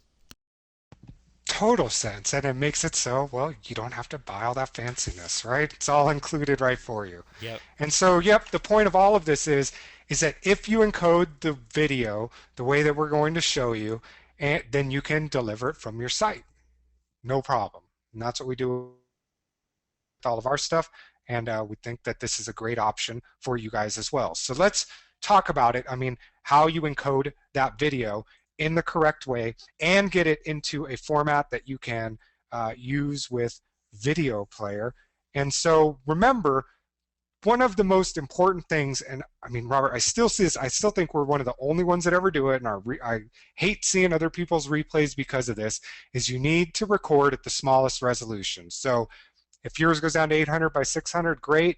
Otherwise, 1024 by 600 or 1024 by 768, whichever you've got on your computer is fine. Robert and I use 1024 by 600, so that's what you're seeing right now. And again, the reason is not only what it looks like when you're actually get that video replay so that people can see the screen when they see the replay and it doesn't look like the ant stuff and you don't have to struggle to see what's on their screen. But the other reason is the size of the recording once you produce it. So that does have an effect. And that's why when people record them at these huge resolutions, it looks great until it's, well, then you can't see it on the replay. And what you don't see on the back end is it's this humongous file, and it doesn't need to be. I mean, webinars, there's not a whole lot happening here, right? There's no reason for it to be this enormous file. That's why we're going to show you how to do that. And so once you have your recording, remember that's called a camrec file, a Camtasia recording file, so a .camrec file. What you're going to do is you're going to open up your Camtasia Studio. You're going to click File and Import Media. Okay, and then what you're going to do is open your YYYMMDD-title.camrec file. So that's the naming convention that we told you guys that we use and that you should use too, which is the year in a 4-digit year a 2-digit month, a 2-digit date so that you can find it again, dash the title of what the webinar was called. And then CamRec obviously is the type of file, which is your Camtasia recording. So you open that up into Camtasia. So that would And be like 2015 0101 dash Camtasia Crash Course dot camrec. yep, and that way Cool. you can see when it was, plus what the title is, and your computer will sort it by date. So you can figure out where things were at. Comes in really, really handy. And then what that'll do is it'll put it into your clip bin inside of Camtasia Studio. So just like when we did in the previous modules, putting it to YouTube, you're going to want to drag it down into your timeline, and it's going to ask you again, what size do you want your video to be? And you're going to select recording dimensions. So you go to dimensions, the recording dimensions, and then before you do anything else, you're going to want to drag it over to the left of that timeline. Okay, so what I'm going to do is bring up my Camtasia Studio, and we're going to go through this process just so everybody's got it. We're going to make sure we're all at the exact same spot. So I've got Camtasia Studio over here, and what I want to do is, first of all, you can see there's nothing in it. We're going to go to File, Import Media. So File, Import Media. And I'm going to bring up, let's go to Downloads. I'm going to bring up this one right here. So you can see this was 2013 0418, set up a fan page pitch. So I'm going to bring that up. And then the first thing that I'm going to do is drag this down to the timeline until it changes. So not where it's got this, what is that, a no symbol or a not symbol? Yeah. The circle with the arrow through it, keep dragging down until right there where it Well, now makes that's the to create a plus. new track. So you want to put Yep, it on so track one or on a new track? That's my question to you. doesn't matter. So there you go. We'll drag it down there. And then we need to drag this over to the left. And then you Okay. you didn't keep it at the same size. You notice that? You clicked off. Okay. So go here, delete this out, drag it down, Maybe just start over with a new scroll it project. over. Yeah. And I noticed too, like, cause if you try to fix it later, then it's like zoomed wrong and everything. So better just to start fresh. All right, let's bring it up here. We'll close this down. We'll go to File, Import Media. We're going to grab our CamRec file. We'll drag it down here. And then under Dimensions, we want to select here Recording Dimensions. And then very important that you remember to drag this over to the left. So you don't want this space over here because then there'll be nothing You'll be there. waiting for So 5 minutes, right? we want to drag it all the way over to the left. And now one of the things that we haven't shown you yet is if you look here, let me see if I can make this big enough so you can see. We've got our countdown timer clock going so that people can see, and you can see like I started this recording with still 9 seconds. So we don't necessarily want to have that. And then it'll be, once you hit the start presentation, it says the broadcast is now starting. All attendees are in listen only mode. So you don't want all of that on your video that you produce, right? So what we're going to do is we're going to trim up that video. So if you've got anything right at the beginning or right at the end where there's noise or you're talking to somebody else and you don't want that on your video, well then what we're going to do is trim the beginning and end of the video. So we get rid of the GoToWebinar announcements, we get rid of all of that setup noise that we don't want on there. And in order to do that, what we're going to do is there's a slider in the top timeline that what we're going to do is it's got a green triangle and a red triangle, and we're basically going to slide out that area to cover the area that we want to have removed from our recording. Once we've got that area selected, and you can play it and make sure you've got the right area that you want. Once you've got that selected, you're going to click on the scissors and it's going to cut it and remove it right out of your timeline. So you won't even see it anymore. That way, if you play your video, you'll see exactly what you will be producing.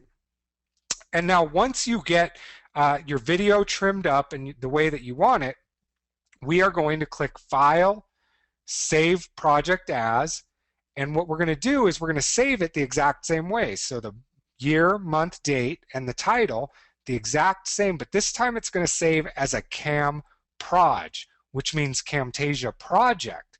Okay, and so that means that any of the edits that we do will now, we can retain them just by opening this Cam project file. Okay, so what happens is it doesn't make any changes when we do these cuts. When we make any changes to the video, it doesn't actually change our cam rec file. So any changes we make, we want to save as a cam proj file. Does that make sense, Robert? Makes sense to me. The camp proj is the project, and you With can the you edits. Yep. right with the your edits and your changes, and you can and the cam rec is just the raw recording. And so when we make changes in here, it doesn't actually affect this recording file that we've got. So up here, if you look, you've got this little slider over here. And basically, if you look at the very top, you can see it's changing the time, it's changing what's on the screen. And so this is where you're at on the timeline, 16 seconds in. And so what you want to do is if you take this and you pull the green over all the way to the beginning, and you can see now it's highlighting areas. And I can come over here, and this will be the part that we want to cut. So you guys won't be able to hear this, but if I hit play, I can hear me talking, I can hear go to webinar getting going, and I just want to make sure that I get everything in here. So that's right where Robert starts talking, is right here. I'll move it back.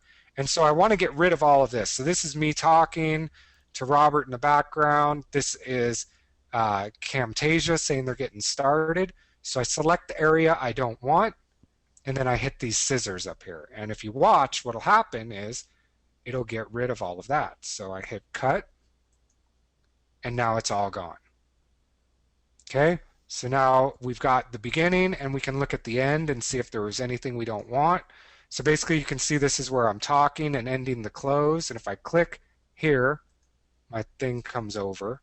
So you can see in the thing it's my close, and if I go to the end where I stop talking, now I can just grab all of this and cut it out. So I hit cut. And again, remember, we didn't make any changes to our camrec file. So I want to make sure I have these changes so I can get back to them later. So what I do is I go File, Save Project As. So File, Save Project As. And if I go back to Downloads, and now what I want to do is save this as the same, but I don't want it to be camrec. I want it to be camproj, and make sure that the save type as is Camtasia Studio Project.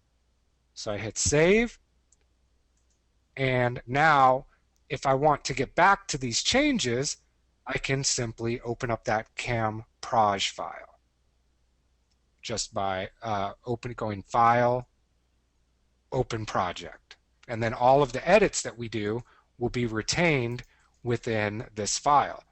And speaking of edits, so another cool thing that you can do really simply to your videos, and we like to add them to the beginning and the end of all of our videos, is we'll put in some music. And a great place if you don't have any royalty-free music that you can get some is freestockmusic.com. That's freestockmusic.com. And so what you want to do once you've got your video trimmed, your edits done, and you want to add some music to your file is open up or use your camproj. Make sure it's the camproj. So that's your year, month, date, title, camproj file. And then what you want to do is go from inside of Camtasia, click File, Import Media, and find that music file. So find your MP3 file that you want to add into your recording. And then what you can do is take that recording in the clip bin, just like your video was, and you want to drag it down above your existing tracks. And you want to drag it down twice. The reason why we want you to do it twice is so that you have music at the beginning and music at the end. Okay, so we'll bring it into our clip bin and then we'll drag it down onto our track list twice so that we've got music in there. And then what you do is you just slide one of those music tracks all the way to the left, which is the beginning of your video, and then slide one all the way to the right, which is the end of your video.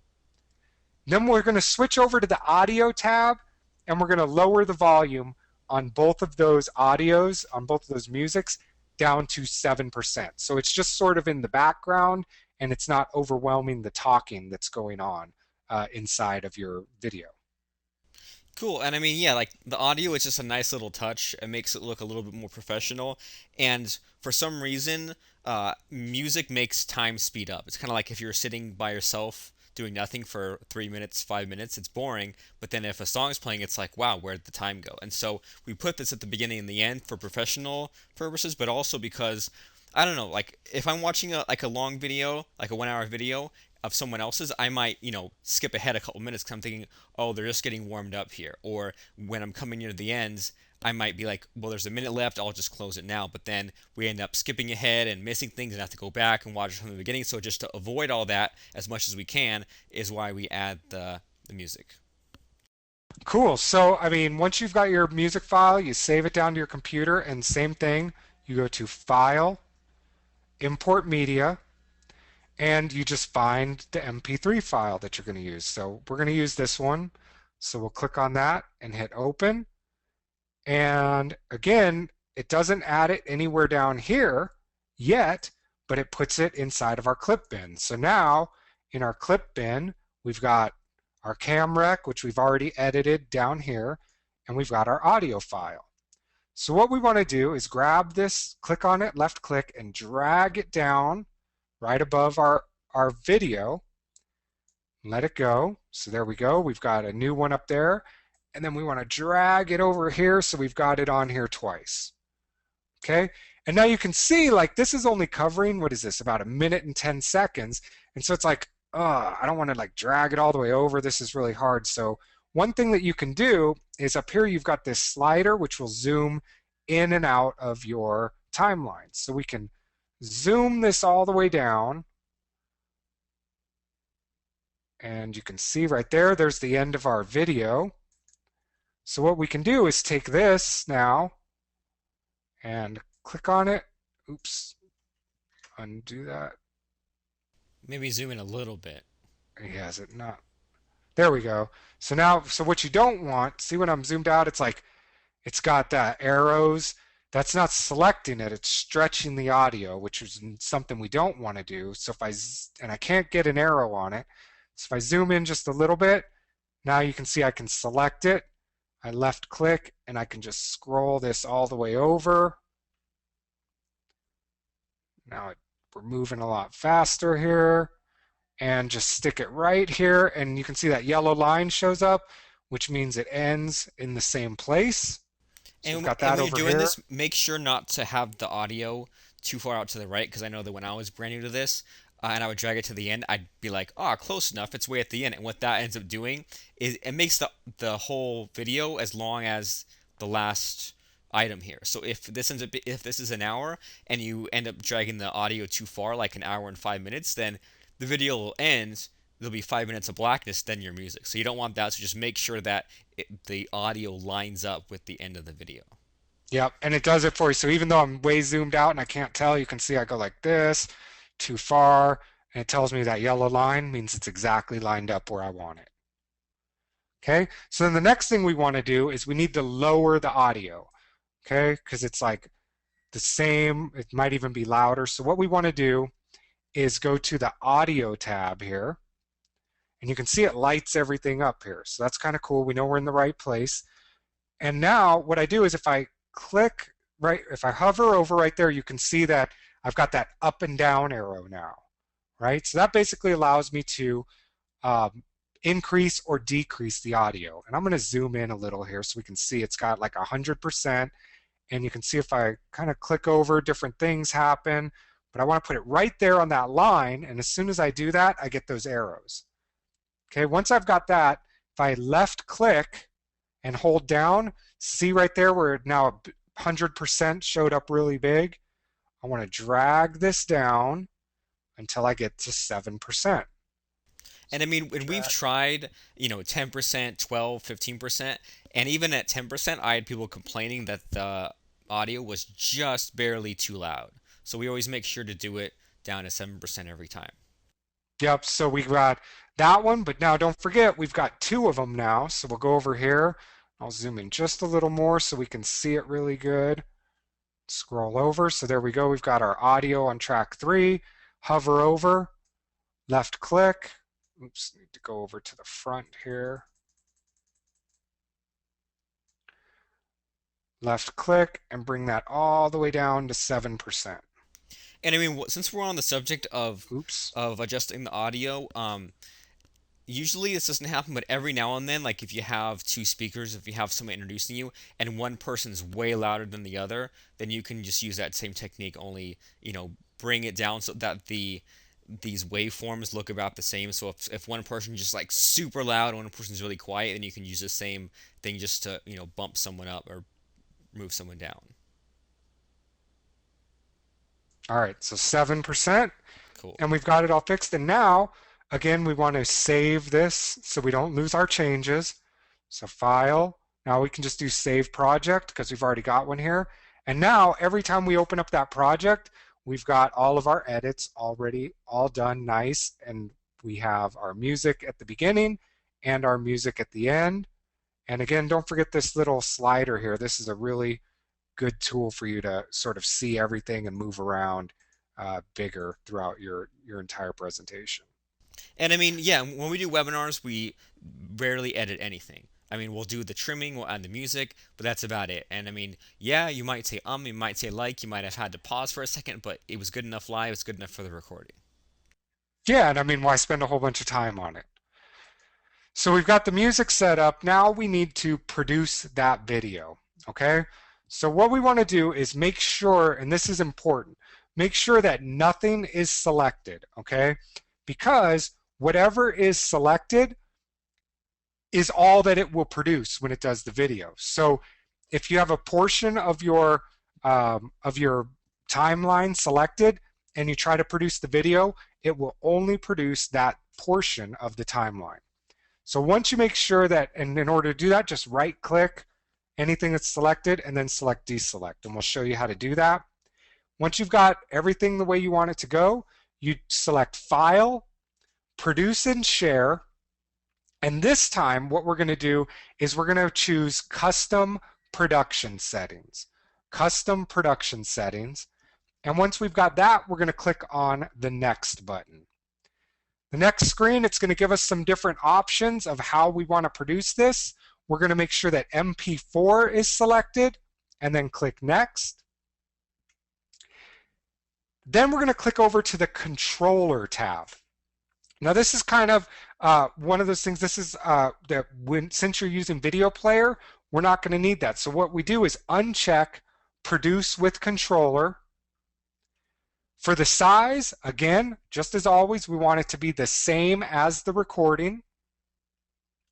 And then for video settings, we want to make sure that frame rate is set to 5 and that keyframe is set to every 5 seconds.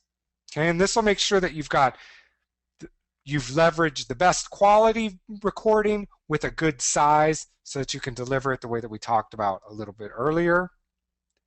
And you want to set the encoding mode quality to 75%. Click over to the audio settings tab.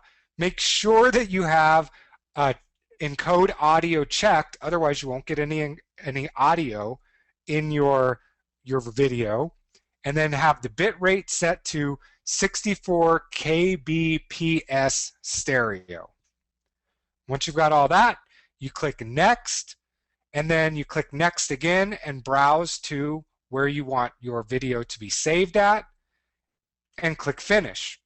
That's all there is to it. So once you do that, you will have a video that is produced exactly the way that you need it to host it on your own server, and to use video player along with that. So again, what we're going to do here is, so we can see that nothing is selected here. I'm going to switch back over to the clip bin. So we're done with our audio edits. We're going to go back to the clip bin. And so you can see that nothing's selected because the green and the red are right here. And if I right click on my timeline, there's nothing that says deselect, right? But now assume we had this, right? We've got this blue area here. So if we produced it right now, the only thing that we would produce would be this blue area, this whatever this is, 2 seconds right in here. So what we want to do is right click, and select deselect. So right click, select deselect, and now you can see all of the blue goes away. That means that you will now be producing the entire video. Okay, so we want to go to File, Produce and Share, File, Produce and Share. And this time, instead of going to YouTube, which you guys all know how to do, we're going to go to the down arrow and we're going to choose Custom Production Settings. Okay, Custom Production Settings. Then we're going to click on Next. And now it's going to give us all of these different kinds of formats that we can produce. We want to make sure it's got MP4 selected, and then click on Next. Okay, so now we're on the Controller tab. We want to uncheck Produce with Controller. We don't need one. We're going to just use the thing that's given to us inside of the Video Player plugin. We're going to go over to the Size tab, and it's already set up for us. It's the same as our recording, which was 1024 by 600. You can see here. We're going to go to Video Settings. Okay, and we want frame rate to be 5. And we want keyframe every 5 seconds. The next thing is, under this encoding mode, there's quality and bitrate. Make sure that you're on quality and set this to 75%. Right, and we'll click over to the Audio Settings tab. We want to make sure that we've got Encode Audio, and we're going to drop this down to 64 kbps. We'll hit Next, and we don't need to worry about any of this. We'll hit Next again. And our production name, again, the same as our CamRec, the same as our CamProj, and we're going to save this. Choose the place where we're going to save this, and I'll save it back to the same place so we know where it's at. Save name, an MP4 file, hit save, and I will go ahead and click Finish. And there you go. It's going to render out our video for us. So when that's finished, we'll have our full video all set and ready to go. And the good thing about this is, since we're using MP4 plus our video player plugin, then this will play on any iPod, iPad, smartphone, in addition to the web. So it used to be back in the old school days, we had to produce a bunch of different files, but now you just make one file, use video player, and it works everywhere. Works everywhere. And I mean, that was a huge time saver for us, because what you don't realize is it basically cuts, it doesn't just cut your producing or rendering time, like what's happening now, in half. It cuts it into like a third or a quarter, because making those old iPad files and iPod files takes forever. This renders really quick, and you only need a single file. So while that video is producing, the next thing that we need to do is we need to install our video player plugin. And to find that, you go into the members area at webinarcrusher.com/members, and you'll click on video player at the top. We're going to download the .zip file to our desktop so we know where it's at. And then we're going to go back and log into our WordPress. Remember last module, we had you set up WordPress, we had you install Paper Template, we had you set up a simple sales page, a download page, and what we're going to do now is log back into that installation, And this time what we're going to do is install video player plugins. So we're going to go to plugins, add new, and then we're going to select upload. We're going to browse for the file. We're going to find it on our desktop, select that file, and then click OK. Then what we're going to do is activate and enter in our license key. So when we activate it and enter the license key, remember this has to be exactly as your license key and your email is shown inside of the members area. Very important, inside of the members area. So let's go ahead and install video player onto our blog. So what we'll do first of all is we'll go to uh, webinarcrusher.com/members, and we'll log in here.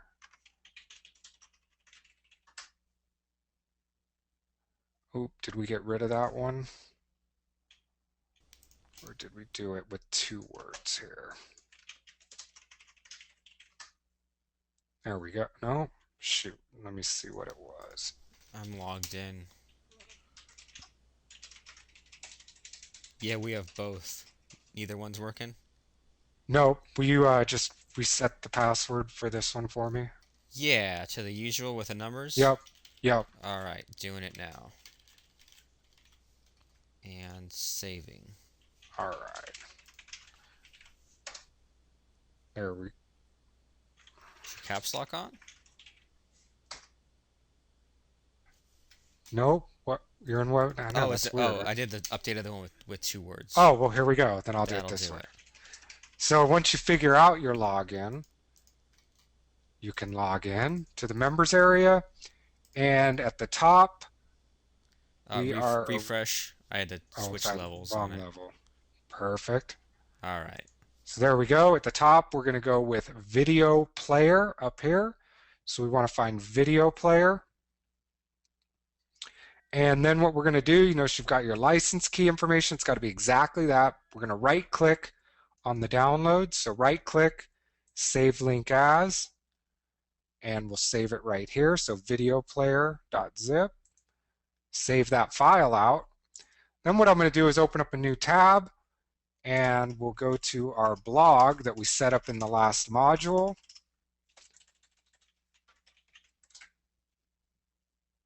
Wrong blog.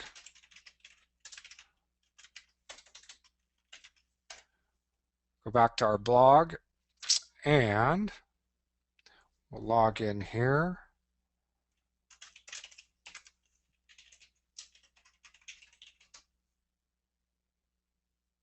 Okay, and now what we want to do is go to plugins and then add new.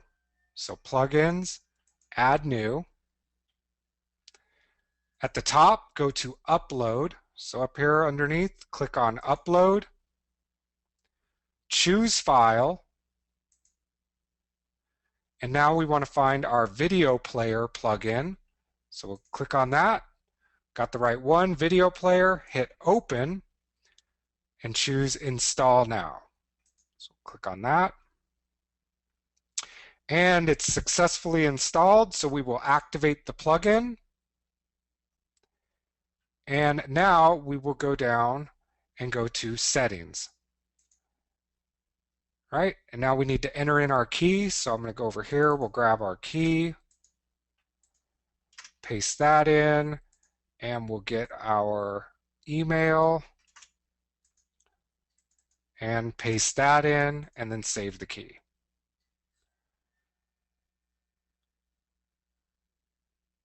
Okay, there we go. So once you've got it installed and activated, you will see another screen with some settings on it. And now what we want to do is take that video and we want to upload the video. Now there's 2 ways that we can do this. We can do this through the plugin, and on some servers, the way that some people have stuff set up, it may or may not work for you depending on your server or the type of internet connection you have. So there's 2 ways we're going to go over doing this. The first is you can upload your video directly through the plugin. Okay, so what we're going to do is, first of all, go to your paper template on the left-hand side. select landing pages, and then go to your download page, the one that we set up in the last module. And then what you want to do is make sure that you click on the kitchen sink. This is the one to make sure that you see that extra row of icons inside of your editor. And that way you will be able to see the video player button inside of there. And basically you go into your visual editor in your post. So if it's under your module 1 or under your module 2, wherever you're going to enter in that video, find where you want your video to go inside of the visual editor, click it so your cursor's there. Then what you want to do is click the video player button and then upload new videos at the bottom, choose your file, and then browse for the file that you just created. And mine just finished producing over here, so that's good, we'll have that. Browse for that file, and then what'll happen is it'll automatically start uploading into your site server for you. And once it's done, it'll automatically put a shortcode right into your post for you. And where that is where the video will show up when you go and look at it. Then what you want to do is once it's set up there, you want to hit update your page and then go and view your page, and your video should be waiting for you right there. So what I'm going to do is go back over here, and what we'll do is, remember, we go to paper template, landing pages, and we've got all of these pages that we've got set up. But last time what we did was we set up our download page. So what we want to do now is edit the download page. And when we get to the page now, we want to make sure we're on the visual tab. So right now we're on the text tab. We want to make sure we're on the visual tab. And you can see now we've got a new icon here that is for the video player plugin. Now, if you can't see that, if you don't see that video player plugin icon there and you know you've got your plugin activated, you want to find at the top right this icon that says show and hide the kitchen sink. So you want everything including the kitchen sink. So click on that. Now you've got your video player plugin. So let's just say we've already got our module 1 here. Let's say that this was our module 2 replay that we want to put in here. So we'll go here, click on video player plugin. It's going to bring up here any stuff that we've already got in here that we can choose. We don't have the file that we want, so we're going to go to choose file. And now we've got right here, this is what Camtasia exported. So if we click on it, we can see we've got our video file that And we so, had. Lance, if you Yep. like hover over it, does it say something like MP4 just so we can be sure it's the right one for people? Nope, but you There's no can way. right Okay. click properties and you MP4. can see it's our MP4 file. Mine's already set up with Windows Media Player, which is what Because you see I right just don't want there. people to try to upload like the Camrec or the Camproj or something. Okay, so right click, go to properties, make sure that you have an MP4 file, click on open, and now you can see we've got our MP4 file that we picked up here as the file we want to upload.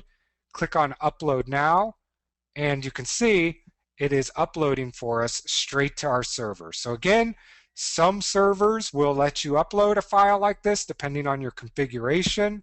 Some servers will not. So if you have a host like HostGator where you are able to do this, you can go ahead and upload directly from the video player plugin. I'll just go ahead and let this finish here. So it's finalizing, refreshing, and now what it does, it automatically put in our code.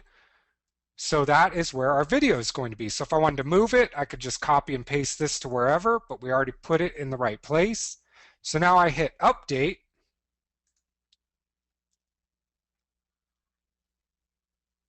And now if I view the page, open link in new tab, it loads our download page we created. Here is our YouTube video that we had from the last session, but now we've got this module 2 and this link that says play video. When I click on it, it starts playing and I can hear Robert. And when we're done, it closes back up and we've got that link there. So that's the first way that you can upload it. The second way is if your server isn't configured, so you can do that. And Well then, and by the way, to find that out is just try this first way, and then if it tries to upload and after like a minute, if it shows like a white screen or an error page, then you know that that you have to use it this other way. and luckily this is a very simple way as well. You just do it right through your control panel, the same place that we set up our WordPress installation. So what you want to do is log into your domain/cpanel. And this time what we're looking for is the file manager. So we're going to look for file manager and we're going to click on the OK button once we find it. So when we click on file manager, this I still don't know what it all means, but it's going to pop up a dialog box and we just click OK. And then we want to browse to public HTML, WP content, and then uploads. Okay? And then what we want to do is find the upload button in the top left, select choose file, and then again we browse for our video file, making sure it's the MP4 file. And then there's going to be no notification once we do this. But what you're looking for is in the bottom right-hand corner, there will be the words complete when it is totally finished, and that way you know your file has been uploaded. And once that happens, you're going to close and then open Video Player inside of your WordPress installation. And this time, you will have a file that you can choose right there. And it will again enter in your short code that you need directly for you. So what I'm going to do is go over here and I'm going to enter our URL/cpanel. We'll log in. If I can remember which one it is. Okay, and what we're looking for is File Manager. And again, I can never find anything here. It's under Files. You want File Manager, not Legacy, but File Manager. And if you can't find it, an easy way to always find stuff in here is Control and F on your keyboard, and it'll bring up a search box. And then you can just start putting in File Manager. So we'll click on that. And again, what we're going to go to is public HTML right here, WP content. And also make sure to be double clicking these folders, not the text, because it'll try to rename it if you click the text. So make sure that when you're browsing here, you double click the folders. Yep, so we can see in two places over here on the left, we can see we're in public HTML, WP admin, WP content. Here's the file that we already put there. I'm going to just go ahead and delete this so we don't have it and we can re-upload it. So I'm going to delete this file. So now we don't have our video there. We want to go to upload right here, this one that says upload. We'll click on that. And now we're going to select choose file. And we're going to browse to the one that we want. Again, make sure you've got the MP4 file. So you can do that by right-clicking and properties. And you can see it's an MP4 file. So we'll select that, hit open. And you can see down in the bottom right corner, it says starting upload. And it's got different things going on here. And basically what we're watching for is when that finishes, it will say that it has completed. So we're at 50%, But they really try to 60%. sneak it by you. You'll be sitting here and being like, "Is it completed? Oh, it's finished." So once that finishes, there you go. Like nothing really changes, but you can see that it's got complete and click to close, which means we have our video uploaded now to our server. So we'll close that and we'll go back over to our blog. And now what happens is, let's say we want to put this one under module 3. So I'm going to select that. We'll delete it. So now when I click the video player plugin, you can see I've got my MP4 file here now. Shows up as a file that I can pick. So I'll click on that file, and there you go. We have our short code created for us. Our file's now embedded. We can hit update. And now if we view our page, now we've got our YouTube video. We've got the one that we just created uploading through the plugin, and the one that we just created by uploading through the cPanel. And so now, I mean, you might notice one of the differences here is, well, these have these screenshots here, and these just have this link. Well, here's what we're going to do next is we're going to pretty it up with a screenshot so that people actually know it's a video, they know which video it is. So what you want to do is go back to Camtasia Studio and open up your Camproj file. Okay, so we open up that Camproj file, we get back to our video, and what we want to do is use the slider across the timeline and just find a screen that you want to use. So a lot of times what we'll do, well, there's two ways that we do it. We either, one, just pick the title slide. So, you know, what you guys saw at the very beginning, which says like what module it is, what the name of it is. Or another thing that we like to do is find some kind of interesting slide, whether it's something where we've written all over the screen, or it's got a cool screen capture or something, but something that we like in there. We just slide around and wouldn't spend more than 20, 30 seconds doing this. Find where you want. And then what you do is select File, Produce Special, and then Export Frame As. And now what you're going to want to do is rename it, same naming convention we've always used, to your year, month, date, title, .png, and make sure you're saving it as a PNG type. Now, it's really important that whatever you name your video, this file, this screenshot capture, has the exact same name as your MP4 file. Okay, so make sure that you don't skip that step. And then what you do is click the Save button. What that does is it creates a screen capture of whatever file we've got, or whatever screen that it was on. So if you bring up back to your Camtasia Studio, so like you can see there's all of these different screenshots here. Let me see if I can make this a little bigger. And as you scroll around, the screen changes. So you can either,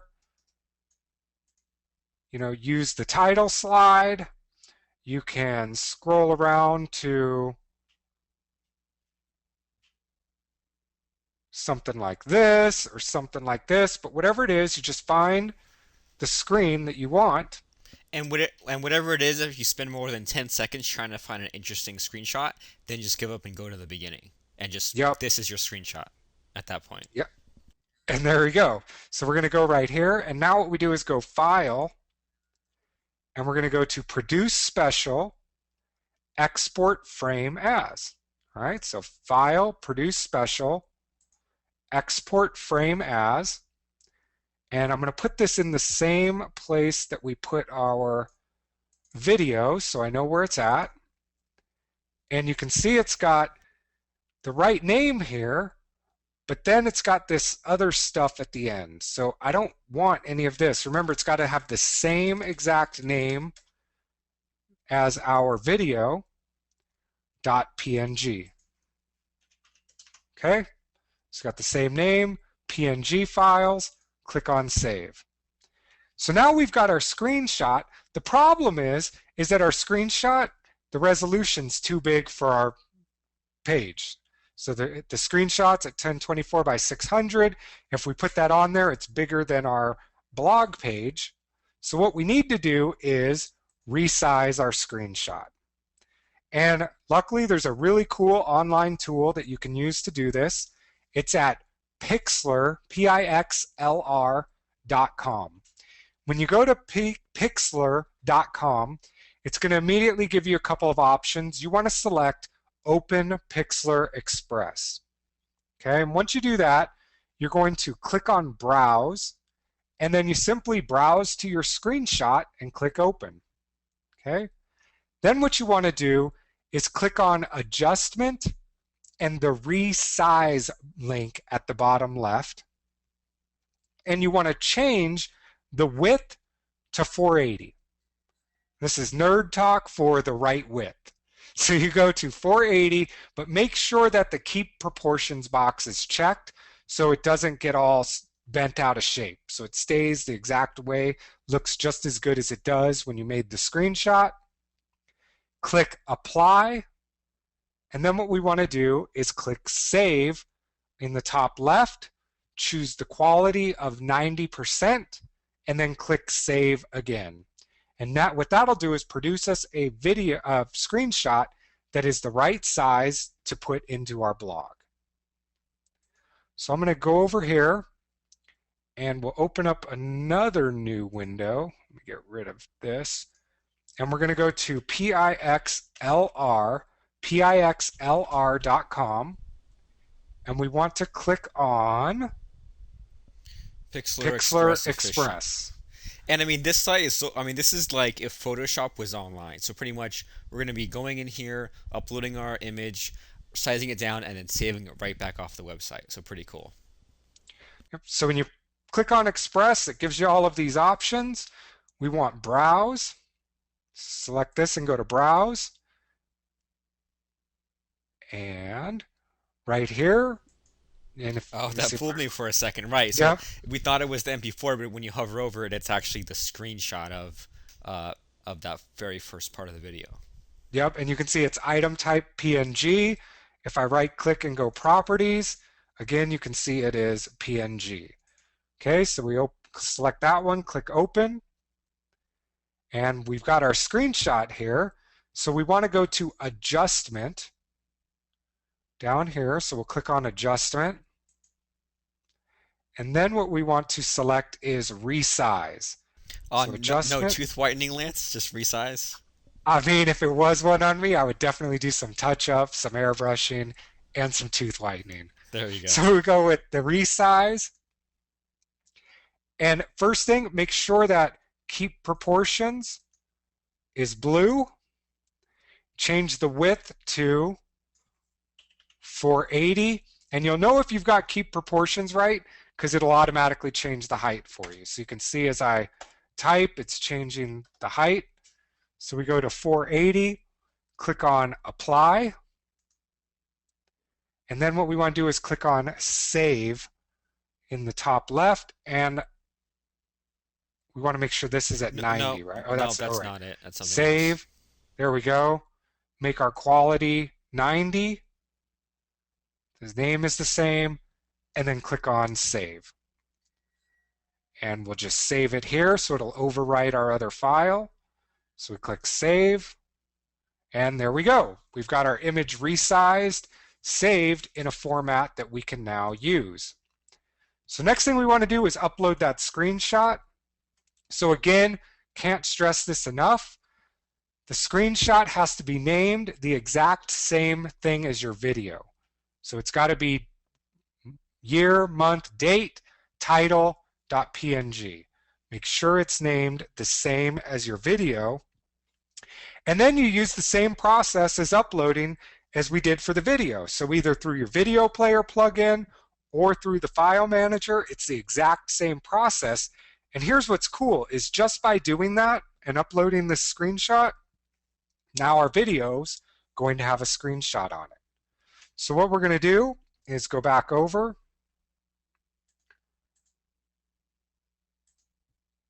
to our site. And you know what? Just for fun, we'll go over here and let's refresh. So we'll make sure we're in the right place. So public HTML, WP content, uploads. You can see we've got our video there.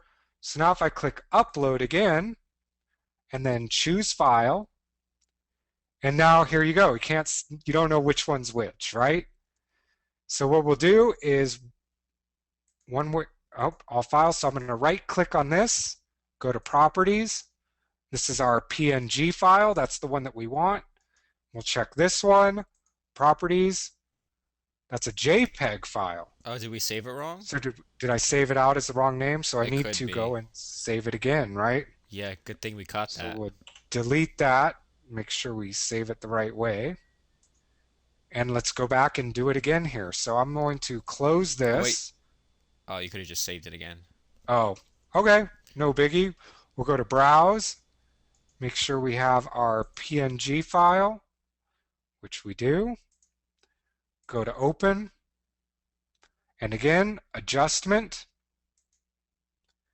Resize, and we want 480. Proportions are the same because we got our height. We go to Apply, Save. So I guess they don't give you a choice? Okay. Let's see if we do this. Save that out. I don't think that'll do it.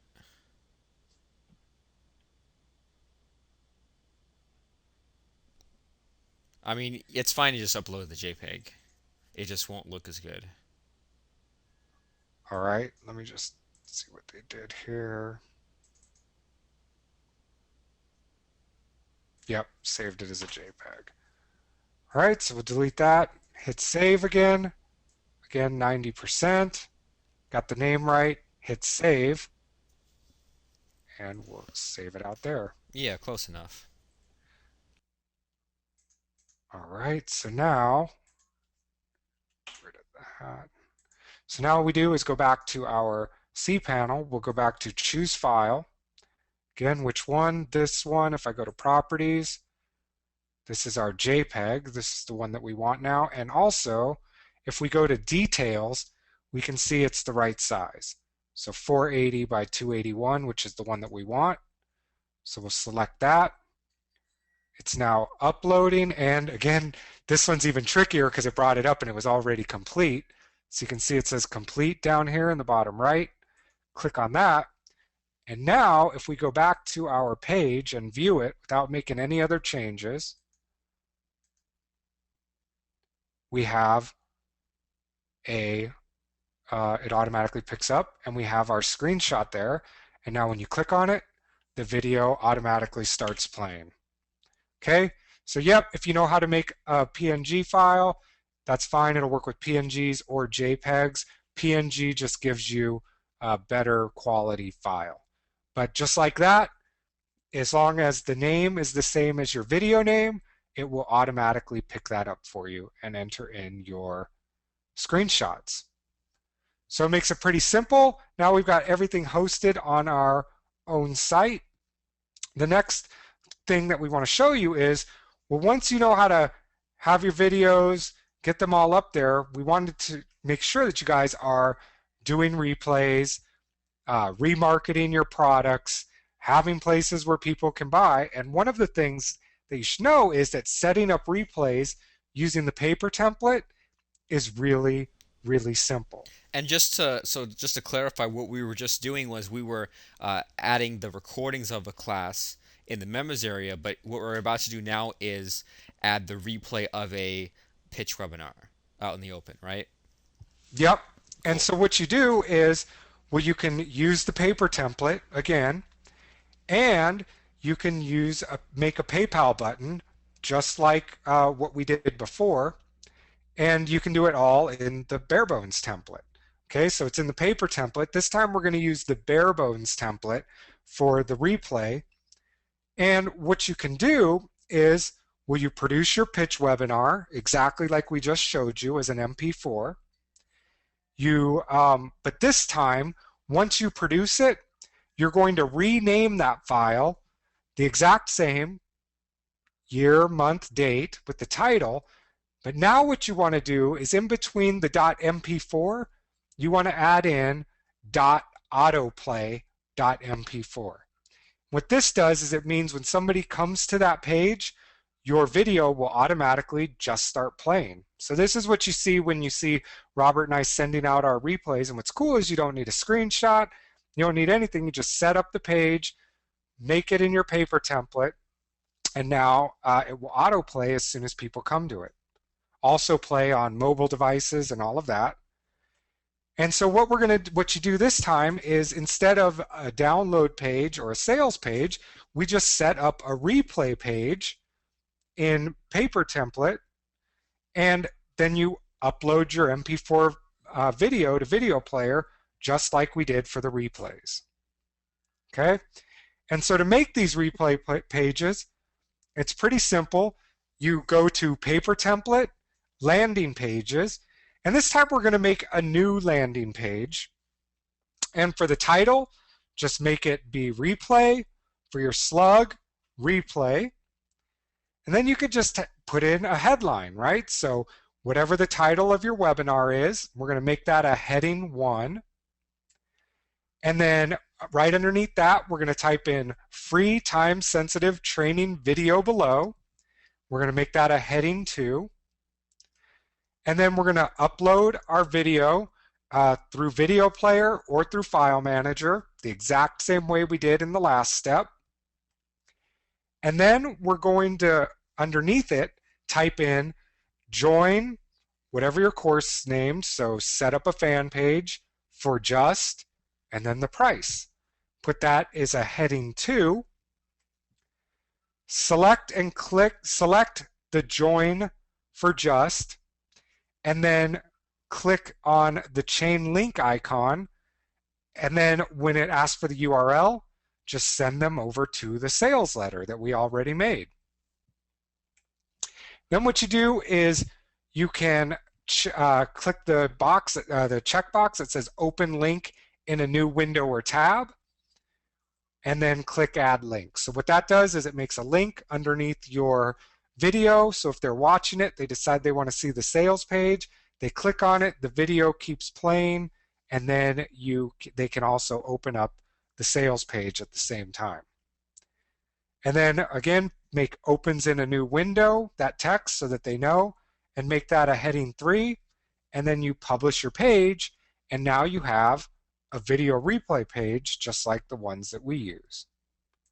And so basically, this is just going to be a page with nothing else on it but a headline, the video, and then a link back to the sales letter. And we've tried all different ways. We've tried making it where the webinar replay had a link to buy, but they don't have enough information. They still want to go and see the sales letter. Plus, it's confusing when your pitch replay video says to go to the sales letter, but then they don't have a link to that either. We've tried putting the webinar replay right on the sales letter, but then it's like, well, what do we want them to do on that page? Watch the video or scroll around or do both? It's confusing. So this way, I mean, out of all the ways we've tried it, this is the best, where this is a page where there's nothing else on it but the video. Then the link below the video will open up the sales letter in a new window, so they can like go and tab over to that sales letter if they want. But all we want them to do on that page is watch the video, and all I want them to do on the sales letter is click and buy. So it's very simple that way.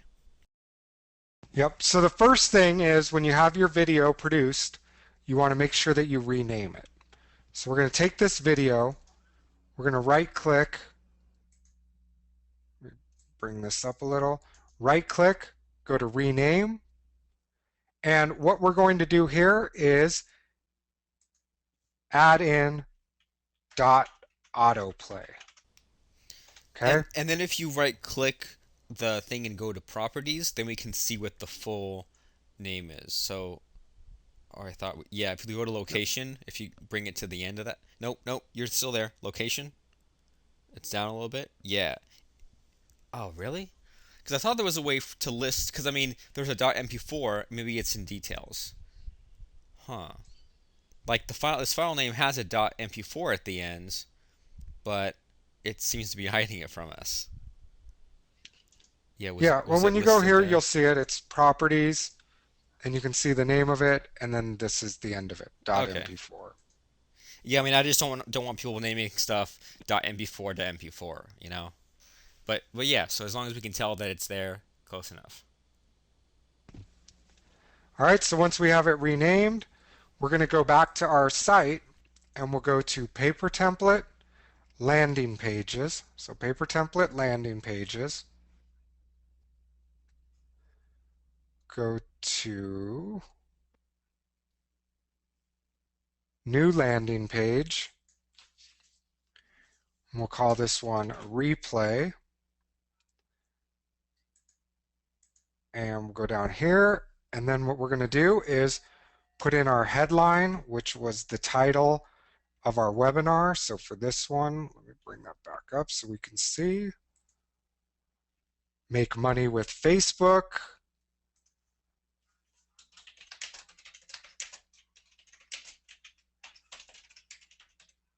And what we'll do is select all of that. The down arrow by paragraph, we're going to go with heading 1. Okay, and then under that, we're going to type in free time sensitive training video below. We'll highlight all of that and we'll select heading 2. Go to a new line, and now what we want to do is upload our new video into video player or through the file manager. So we'll go to video player, choose file. This time we want the autoplay. Hit open and then upload now. We've got our MP4 and you can see the progress that it's making to upload it. What's cool is on your site, when you've got all your videos uploaded, again, you can just pick whichever you want right there. So we're going to upload our video, and as soon as it's done, video player will put in the short code for us so that the video will automatically be grabbed and autoplay for us. So 95, there we go. It's all finished. Added in our short code for us. Now what we want to do is type in join, set up a fan page for just $97. And because I know someone's going to ask for this, we don't make it a button. And the reason for that is because when you're on a web page and someone clicks a button, usually it takes them off the current page that they're on. So we don't want people to have any hesitation with clicking. And so, like we said, some people will click over to the sales letter before the video is done. So we're going to be making this a link, not a button. All right, perfect. So we make sure it's all highlighted. Make this also a heading 2. And then leave it highlighted. We want to select this chain, not the broken one, but this chain right here. And we'll click on that. And we're going to send them to our sales page, membership newbie.com. And we want to make sure that open link in a new window / tab is checked so that they have both windows open. Go And to add oh, link. and then another thing as you're saving this, yeah, that's good, is that it's really important that you have the title of your product in here. Don't just say click to buy. Have the actual name of the product in there because it's one of those things where you're going to pick up a couple of extra sales just because you were 100% clear what product they were buying, and then also 100% clear about the price, because that way they've already kind of halfway made a decision by seeing the price. They have some idea whether they're going to buy or not, and this way, because you have the price on there, they're somewhat pre-qualified when they click over, as opposed to if you just said click here to buy it now. Well, then now they're clicking over just to get all the information. This way, the pitch webinar has all the information, but they can also get it from this as well, if that makes sense. Perfect. So once you've got that, you want to type in opens in a new window. Again, another one of those things. It's very important, even though it doesn't seem like it, so people know when they click, they're not going to leave that page. Then you want to make this a heading 3. Now what we'll do is click on publish. So we click publish. And then one thing that I hope everyone notices is that we don't have to make a screenshot of this. And the reason for that is because the video automatically plays. Awesome. Yep. So we're going to view the page. Oh, and we need to And resize that down, right? well, no, I mean it's good that we that this happened because uh, right by default right now the video is too big, and so what Lance and I like to do is we like to change the template of this over to the bare bones template. And so with the and so you can see how right now this is on a piece of paper, and the bare bones template removes the piece of paper, so you still have your coloring and your fonts and stuff, but the bare bones just gives you a lot more room to have this video, and it looks a heck of a lot better when you have a large video on the bare bones template. So it's good that we saw So this because this might happen to you. yeah, so this doesn't look good. So what we want to do is go back to our page and scroll down. The part that we forgot was under paper template. We don't want to use paper template on this one. We want to use bare bones. Okay, good for video replays. So we'll select that, hit update. Let's refresh and see what we've got now. There we go, much better. So now what we've got is an autoplay video with our headline, all of our stuff, and when we click, it opens in a new tab right over to our sales page. And then one other thing that I would do on the in editing the post, Lance, is take that webinar headline and put it in the paper template settings as the title of the page. This one? Yeah, there we go. Custom title to display. And so this is pretty cool because this way, when we view all of our pages and things like that, we can easily find the replay page. But then to the outside world, this page will show make money with Facebook. And so you can see at the top it says replay, and then if you refresh, oops. See, now it's changed to make money with Facebook, and that'll be very important in the next couple of minutes when we share this on social media. Because when you put in the link on Facebook and stuff, it goes and finds the title, and this way the link that gets passed around will say "Make money with Facebook" and not just replay. Awesome. And just like that, I mean, you can see how when you've got these tools and these systems, it's easy to get this stuff out. We can finish a pitch webinar and within a couple minutes be sending out for the replay just because it's that quick to set up your page, make it consistent with your sales looking pages, your download pages, and be ready to go. Yeah, and I mean when we run pitch webinars and things like that, usually we have the replay ready to go, within 20 or 30 minutes. We run the webinar, end it, I save it, and then come back about 3 minutes later, produce it. While it's producing, get the page set up. And in the time it takes me to set up the page, which is a couple of minutes, then the video finished producing, and then I start uploading. And while it's uploading, then I go and send the email to it and start posting it around. And by the time that's all done, then it's all online. So I mean, total takes maybe 5 or 10 minutes at the most to get this 1 hour video online. And I mean, a lot of marketers that we see who run pitch webinars and who create classes, they'll run a pitch webinar and then maybe put up the replay 2 3 days later. And I'm thinking, well, what about people who are ready to buy or who missed the webinar? Or if you're running a class and you're running a challenge, you want someone to finish something within the next 7 days, you're already waiting 3 days to put it online. So by doing this, by doing it fast, you can, just get it all in there in a few minutes.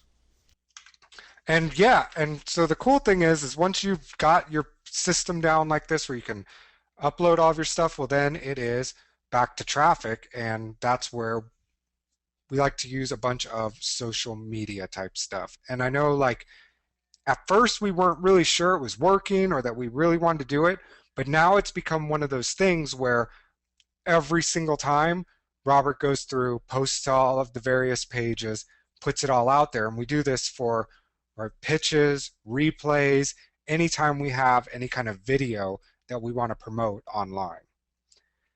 And so in Facebook, I mean, it's very simple. You post to your Facebook timeline of your fan page or wherever, but one thing that a lot of people don't realize is that you can promote that post.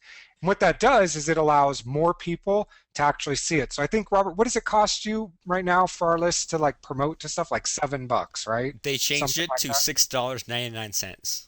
Oh, we got a discount. Yep. And so, yeah, so what we do is post and then click on promote post, pay with that so that we ensure that it shows up on people's timelines. And then you share on any fan pages or groups that you own or that it's okay to, if you belong to them, to post that type of information to. We create Facebook events. And a lot of you guys, I mean, we have them for this that you guys see when we've got the different sessions. We invite you guys to the events so you know that it's there, shows up on your calendar, rings on your stuff. And for setting up an event, it's pretty simple. You just enter in the name, which same as always, the webinar name, details, and where is your webinar link. And then you click on invite your friends and you use that cool little script that Robert gave you. And so, Robert, go ahead and I'll throw this over for you. Take the reins, don't mind if I do. All right. So we have got this webinar, and this webinar is come and went, and we set this up for real, and we set this up and ran it. But here's the one that that Lance set up for you. So don't panic. We had more than 0 people register, and definitely way more than 0 people show up. But here is the webinar that we set up. And remember, you can click on this orange plus sign, and then right click and copy this link, and then pass this link around everywhere that you want. And so what I'm going to do before even thinking about it is just post it on my Facebook timeline. So I'm going to take this webinar link, or oh no, we're doing this for the replay. I guess for both, right? For the upcoming webinar and then for the replay. Is that what you want? Yep. All right. So as the webinar is coming up, then we just take this webinar link, right click and copy, go to my Facebook wall, and then I'll just go over to what's on your minds, and then I might put a little bit like register right now for this upcoming Facebook training on, and this particular one is May 8th, and that is a Wednesday, May 8th at 2 p.m. Is that what we said? 12 p.m. EDT. All right. So always helpful to have the time right, and then you right click and paste, and then see how it's kind of working here, and it goes and grabs the title of it so people can easily see what it is. I don't know how you have your privacy set, but I'm going to post this to my internet marketer friends, and then I'll just go ahead and post it. So that's posted. And by the way, you can see I have different people posted things, but there's this suggested post right here. So this is where this fan page called Conduit Mobile, they did a promoted post. And that's why this shows up as kind of a disguised ad right there within my fan page. So what if I say I want that? Well, no problem. Then we just click on promote, and then this thing comes up and it's going to cost me $6.99, and sure, what the heck, I'll just promote it. So just choose, which funding source, pay to promote, and then you click on that, and maybe it won't go. But there you go. I mean, it's that quick. You almost didn't know what happens. They give you a receipt, but you just one click. If you have your PayPal or your credit card stored in there, and then boom, now you've been charged $6.99 just to promote that, and we've gotten extra sales, a bunch of extra attendees just from that little thing. And so this is the link to the upcoming webinar, and this is a webinar that we're not actually doing, so I'll leave this there for now. But so we posted it on our wall, then we clicked on promote post, and then the next thing I do is, now that it's promoted, I click on share, because Lance and I have a couple of fan pages set up for our business and things like that. So I'll click on share, and I mean, so I've already had it on my timeline. I could post it on Lance's wall, I guess. But then we've got on a page you manage. So I say on a page you manage, and then I can select the Robert Plank Show. So I'll just post it there. I'm gonna have to delete some stuff out in a minute, Lance. But and then share again, and we have a different fan page for double agent marketing. Okay. So then there we go. So now I've taken that link and posted it on my own wall, on the fan page for my podcast, on the fan page for both of our business. And so just from that so far, I mean, it's already going to get in front of thousands of eyeballs in addition to what else we're doing. So we posted it on our wall, promoted post, and then post it on our fan pages. And then the other cool thing we can do is can create a Facebook event. So what an event is a upcoming time and place where something's going to happen, right? And we can invite individual people and then post updates about that event on that wall. And then different pop-ups appear like up here in their notification area on their phone as the webinar is approaching. So we can go to events, and then we can go to create event and see. I even do it for our paid classes, but I go to create event, and oh no, it asks all this stuff. Well, no problem. Lance told you to put in the title of the webinar as the name, and then the URL of the webinar as both the details and the place, and the where, right? So you go back here to the webinar, right click and copy link address, go over there, and for the details, put it there. For that, put it there. And then let me go in and grab the name. So select the name, right click and copy, go to the events, right click and paste. Okay, so we have the name of the webinar and the link, and then we want to add in a time. But we want to make sure to put this in our own time zone because Facebook is cool like that, and they will adjust for everyone else's time zone. So personally, 12 p.m. Eastern is 9 o'clock in the morning where I live. So 9:00 a.m. and end time, since it's a pitch webinar, we will end at 10 o'clock a.m. Or knowing me, 10:15, but we're gonna be optimistic and shoot for 10 a.m. So then we're just going to go click on invite friends, and then I can to everyone, but I have my friends kind of categorized, so I can do all internet marketers. And if I don't have that little check all boxes thing on there, remember how we can go back to Webinar Crusher, and was that was that in the pitch webinar session? Yeah. So if you go back to module 2, 60-minute pitch webinar, there's this check all boxes bookmarklet. So you click and hold down, drag it up here to your buttons and stuff, right? Or let go, and now you can check all boxes. So I can say, okay, all of my friends who are internet marketers, then I check all those boxes, and you might have to do the click save and come back and do it a couple more times for everyone to get selected if you have a lot of people. But what this will do is they'll all get a notification. And can I oh geez, there's no unselect all everyone. There we go. Ah, unselect. All right. So basically, oh great, we'll invite a few people anyway. But I can just go ahead and create this event, and so then they'll see like this, and it's invited Armin and all kinds of stuff. So then they'll see that there's this event coming up, and then and they can either say yes or no. But the cool thing about this is even if they say maybe or they don't respond, and I post on this wall, they'll still get a special notification. And I mean, we'll get to that in a few minutes, but I mean, I can say things like, I'm excited to present this tomorrow, like when this is coming up, and then have the link again. And then when we're about 5 minutes away, is this is starting in 5 minutes. And I mean, the cool thing about this is even if they didn't respond to this, they'll still get a pop-up when you update it and say this is coming up. So pretty cool stuff there. And I mean, just one of those things where you get that extra bump and extra people showing up, right? Oh yeah.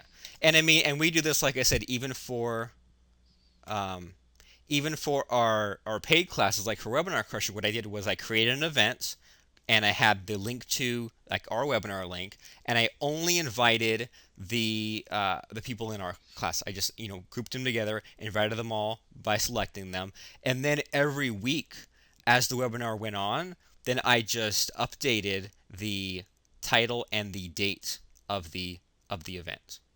And yeah, so that way, I mean, we just get a handful or a percentage of, or a few 10-20% more people to show up. Just from that, it's worth putting in the 2 or 3 minutes to do that. So and social media is just about post this stuff around on a few other places. You know what I mean? Like posts on, like we said, Facebook wall, promoted post, fan pages, and the event. And then now, I mean, and I think I have like a couple thousand friends on Facebook, and so with that plus all the sharing, I mean, easily 3, 4, 5,000 people seeing this little link that we have. And the promoted post stuff makes it so that it shows up on everybody's wall. And I mean, this isn't for this class, but I mean, one of the things is that when you make a post, it doesn't always show up everywhere. It's got to do with, there's all kinds of factors involved on whether or not it shows up in people's timelines and stuff. But when you pay them, then they make sure it shows up. Yeah, and I mean, we've seen clicks and responses for like days later, just from that little $7 that we put into it. And I mean, I've tried a lot of different ways. Like, they let you run an ad for the event that didn't work too well. They let you run like different like sponsored stories that didn't work as well as just that simple $7 promoted post. And then after we after we run the webinar, then I will, like we said, go and upload it to YouTube. So then I'll just repeat the process. I'll go over to like produce in Camtasia, and even if we put it in, on a replay page, I'll also put some of these onto YouTube, especially if there's a lot of clicking around and stuff. And I'll just go to that webinar replay, and then I will copy and post it on my wall again. And then once this video is here, then I'll change this into click here to get your Facebook fan page set up, and then I'll have a link to that. And then what's cool about this is they can, once I, sure, what the heck, I'll post it, they can watch this video right here on Facebook, and then when they're ready, then they can click. So it's almost like a replay page, but right here on Facebook, and then I promote the post, share it to the fan pages, and do all that stuff. And then even a couple days later, I'll even just post a link just to the the sales letter and repeat it all again. And did it always embed the video right in there? Didn't it used to click out the YouTube video? Because I mean, that's awesome. I didn't know it did that.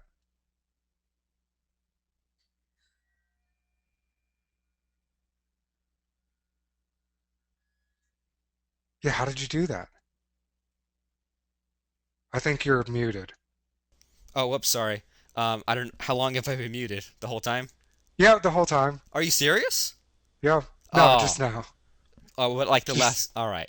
So, all right. So you paste sorry, I the couldn't resist. yeah, you paste the video onto Facebook, and so this used to only work like half the time. You used to have to get lucky, but now they've got it down where, and if it still doesn't go, you might have to like add a little space there, but then this will go, and then you can just back it up and then change the link to whatever you want. So yeah, Oh, that's awesome. that's been always there, but they had to just you get it just right.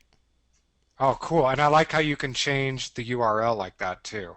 So once it shows up at the bottom, then you can change the top to whatever you want. You could even delete it all, right? And then it'll just show whatever you want at the top. You don't need to keep the link there, the YouTube link. Right, right. Yep. So yeah, they can watch it, and it's like your own little replay page on Facebook right there. When they're ready to buy, they click on it. So pretty cool stuff. Cool. Yep. So while you got this, do you want me to take it back, or do you want to do the Google stuff? I Yeah, I guess mean we this. can do the Google Plus stuff real quick. So Google Plus, man. So how was I really muted that whole time? No. All right, just check it. I So, just. so man, now I'm like self-conscious. But so yeah, Google Plus has their own social media network. It's kind of like Facebook, kind of not. So basically, they've renamed what everything is, and a lot of people don't know like where it is. But there's a cool little thing, and I'm hoping they keep it around. But it's just one more place to get extra exposure. And I don't do this every single time, but every now and then I do. So what you do is we're going to go into Google Plus, and we're going to do a lot of the same things. Like we're going to post on our wall. We're going to create a Google Plus event and put in the title and the details as the URL, and then invite people. So pretty similar step-by-step process. And depending on their settings, this isn't as effective as it used to be, but for some people, it will add the webinar onto their calendar. And for some people, we can actually shoot them an email in their inbox with the link to the webinar. So once again, takes you 5 minutes, takes you 2 minutes, and then you can just go from there. So if you have a Gmail account, then you can click on plus your name in the top left. So you click on that, and here's Google Plus, Google's version of Facebook, where all your friends, but they call them people in your circles, can update things, and then you can post on your own wall, but they probably call it something else. So what happens here is then we can say the same stuff, like click here to register for this upcoming Facebook fan page training on Wednesday at 12 p.m. Eastern. And then well, we don't want the YouTube video there. We want the webinar link. So I just can go here, right click and copy the webinar link, go back to Google Plus, and then paste it right there. And then I can go public. And if you're an advanced Google Plus user and you have created circles, then that's kind of cool because we can uh, basically kind of like tag people in here in a way. But you check on this, and it sends all these people an email right in their inbox with your exact same message. So I'm kind of surprised to let you do that, but you share that, and then when you have the replay, you kind of saw a minute ago how they do the same thing with the YouTube link. So I can go back to my YouTube replay of the webinar and then embed the video right there on here again. So I can say uh, right there, and then the things right like that, back it up, and then change the link to wherever I want it to go. And I mean, one other place for to show up in the search results and all that good stuff. So that's just like how on Facebook you can post to your wall. They don't have a promoted post yet, but with our luck, they'll add it as soon as we post the webinar recording. That way, our video's already out of date, right? But so you post to your wall, and then you can create a Google Plus event right there. So it's over on the left side, events, and just like everything else, everyone has their different events. And then what you can do is create an event, and then don't overthink this. Just fill in those three things we told you. So here's the title. So select, right click, and copy. Paste in the event's title. Make the time and date in your time zone. So we're going to do a little May 8th action at 9 o'clock a.m. for me, bright and early, with a 10 o'clock optimistic end time. Then go over to the link, right click and copy link address, and then we will add in the location, add in the details, and then if you have Google Plus circles, if you have individuals you want to invite, you click on invite, and then after a second, then we'll have if it lets me save it, there we go, then we'll have the event. And so with all the social media stuff, I mean, don't get discouraged if you invite, 2,000 people and only 10 people RSVP and say yes. I mean, I've noticed that the saying yes to showing up is very, very low. But, I mean, you're only doing it just to get, 20, 50, 100 extra people to show up on your webinar. So let me go ahead and I don't even, And not I sure if know, I can like for cancel me, this. I hardly ever even reply to events, Right, but I still get the notices, right. and then I still show up. Yep. So you're saying, a lot of people don't click that I'm going thing or the confirmation, but still show up. Yeah. So I mean, lots of cool places, and I know that we like went through a lot, but once you get this down, I mean, it's 10 minutes at the most just to get your message out there to all these extra channels. And I mean, and Lance and I have said so many times that we might have been on someone's webinar, or you might have, been about to buy someone's product, and then just because we happen to see it on social media for like the 10th time, that's the one thing that reminded us to go over there and buy it. Yep. And so, I mean, the Google Plus stuff, pretty similar to the Facebook thing. We just post onto your wall, create that event for the title. That's just your webinar name, the location and details of the webinar URL, and then you invite people in the invite box and click invite. And then, of course, what's cool about it is they get that email as well, which is pretty neat. Yeah, and then someone asked about LinkedIn. I've been using LinkedIn recently because they have the same kind of. They have like group. They can create your own group and you can post your own wall. I don't post there every single time. Every now and then, but I mean the big one is Facebook. The second biggest one is Google Plus. And then it's just diminishing returns from there, right? Yeah.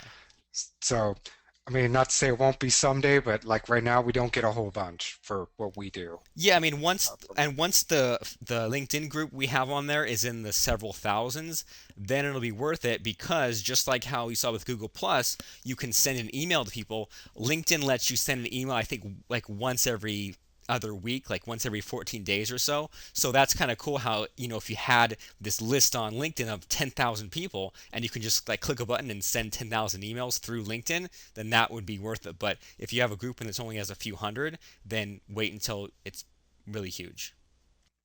Awesome. So, yep, just more things that you can do. And then, I mean, Robert, one of the biggest things I've sort of mentioned, somebody kind of mentioned this idea to us in passing a couple of years ago, and we've been doing it ever since. And I mean, we love it. It's like one of those things that just like really boosted our attendance on our webinars. And I mean, we kind of this isn't, it's actually not me, the bald man this time, but we actually named this thing the Bald Man Bump after the guy that told us about it. Um, and basically, what we do is while we're already on the webinar, and usually it's about 5 minutes before the webinar is actually going to begin, what we do is log into our GoToWebinar account, go to My Webinars, find the webinar that we're on right at that exact moment, and what we do is we edit the name of the webinar. So right next to the name of the webinar, there's an edit button and you can click and change the name of it. And what we do is we take whatever the webinar name is and we add starting now right in front of it. Okay? And then there's a checkbox below that says notify all affected participants of the changes above and click save. And this is awesome because what it does is it sends an email from GoToWebinar. And I wish I knew how GoToWebinar did this. Have you ever seen a GoToWebinar invite in your spam box? Never. Never. I don't know how they have gotten away with all of the ISPs to never end up in a spam box. But what it does is every single person that has registered for your webinar now gets an email from GoToWebinar that says starting now and the name of the webinar. And another thing I don't know how GoToWebinar does this is the email is like there almost instantaneously And to the entire list. that's huge because a lot of people, and I'll just grab this again. A lot of people don't realize that when they send an email, I mean, it's going to take a couple of hours to get to someone if you're broadcasting. And that's true even with a small list and even with places like Aweber. I know like with my list, sometimes my emails don't get through for 24, 48 hours even. Right. And But with and so yeah, GoToWebinar, just it's because so you hit fast. send on whatever your email broadcast is does not mean that they get it within an hour. And It so most likely means they don't. when we send those last like the emails the day of the webinar, we make sure to send them out a couple of hours before just because it sometimes takes that long to get there. But this is instant. So we just and the other cool thing is you can be editing your webinar while the webinar is running. So we would have this webinar, we click start, be going on and we'd be, a couple of minutes before showtime and we would just go over here to this edit link and then just go over here to starting now and then make sure to check on this notify all participants, check that and save it, and then boom, now it's sent the reminder email out to probably thousands of people. And so that's just And it tells them right now. I mean, I think oh that's the right. best part about it, Yeah. like, and it's amazing. As soon as this one, you do this one, and you just see them logging in. I Yep. mean, it's pretty cool. And I mean, I think GoToWebinar, I think by default, they'll send the email out an hour before, but that's not as powerful as sending an email right then and there. Plus, you post on social media. And by the way, Lance, even on LinkedIn, see, this is starting to pick up. Replay, replay, replay. Oh, So nice. we have been getting some traffic from these other places, but I mean, it's just yeah, something. Once again, this thing takes you 10 seconds. You do it, and just to get a flood of people, totally worth it.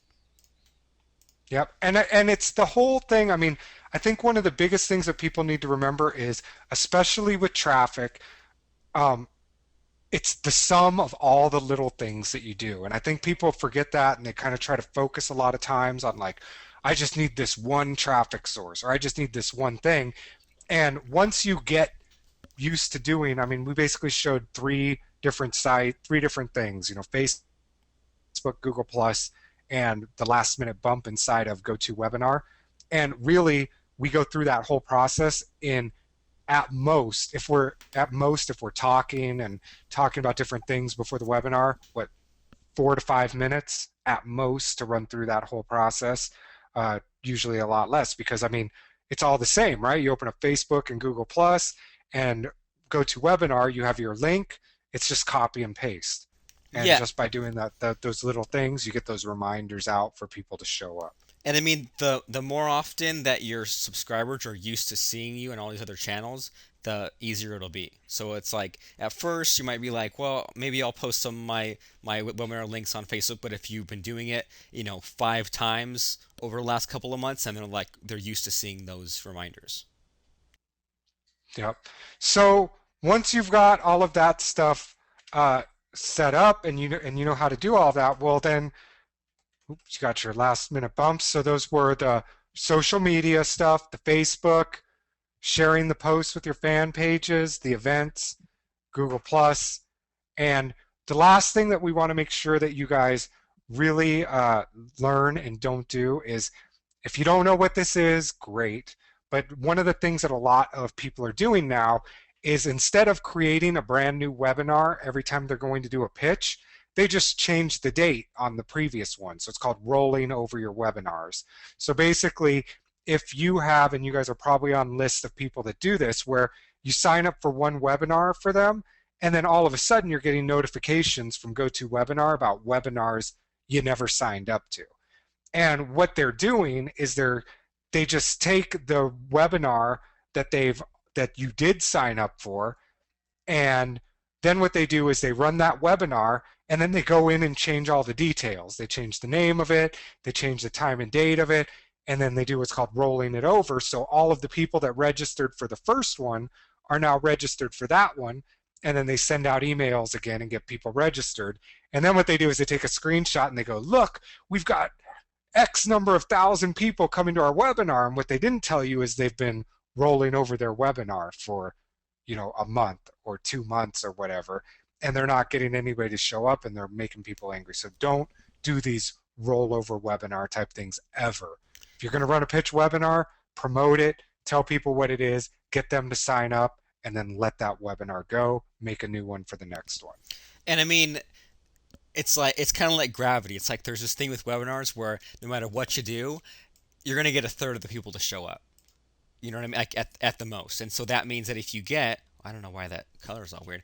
If you get 1,000 people registered, well, then you're going to get 300 to show up live. And we've tried making it where, like there's a one-click sign up, and then we get double the amount of registrations, but then it's down to a sixth show up. So even though we've doubled the one number, we've half the other, so it still works out the same way. And I've talked to a few of these guys who've done the rollovers, and they have been saying things like, well, after a couple of weeks, it's down to about 5% show up rate.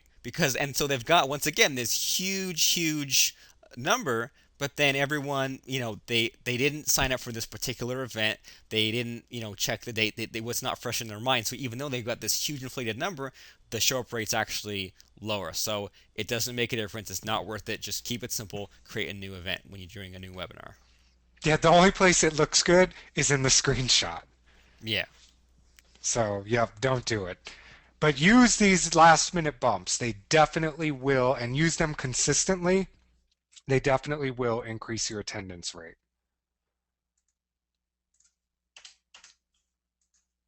All right, so the next steps after you've done that is on your download pages in the members area, have additional offers, whether it's a course of yours or whether it is a affiliate link of somebody else. I know like when I first got started and I would have my download page like we created in the last module and then added the videos for today, I didn't have a bunch of products. I didn't have things that I could cross promote.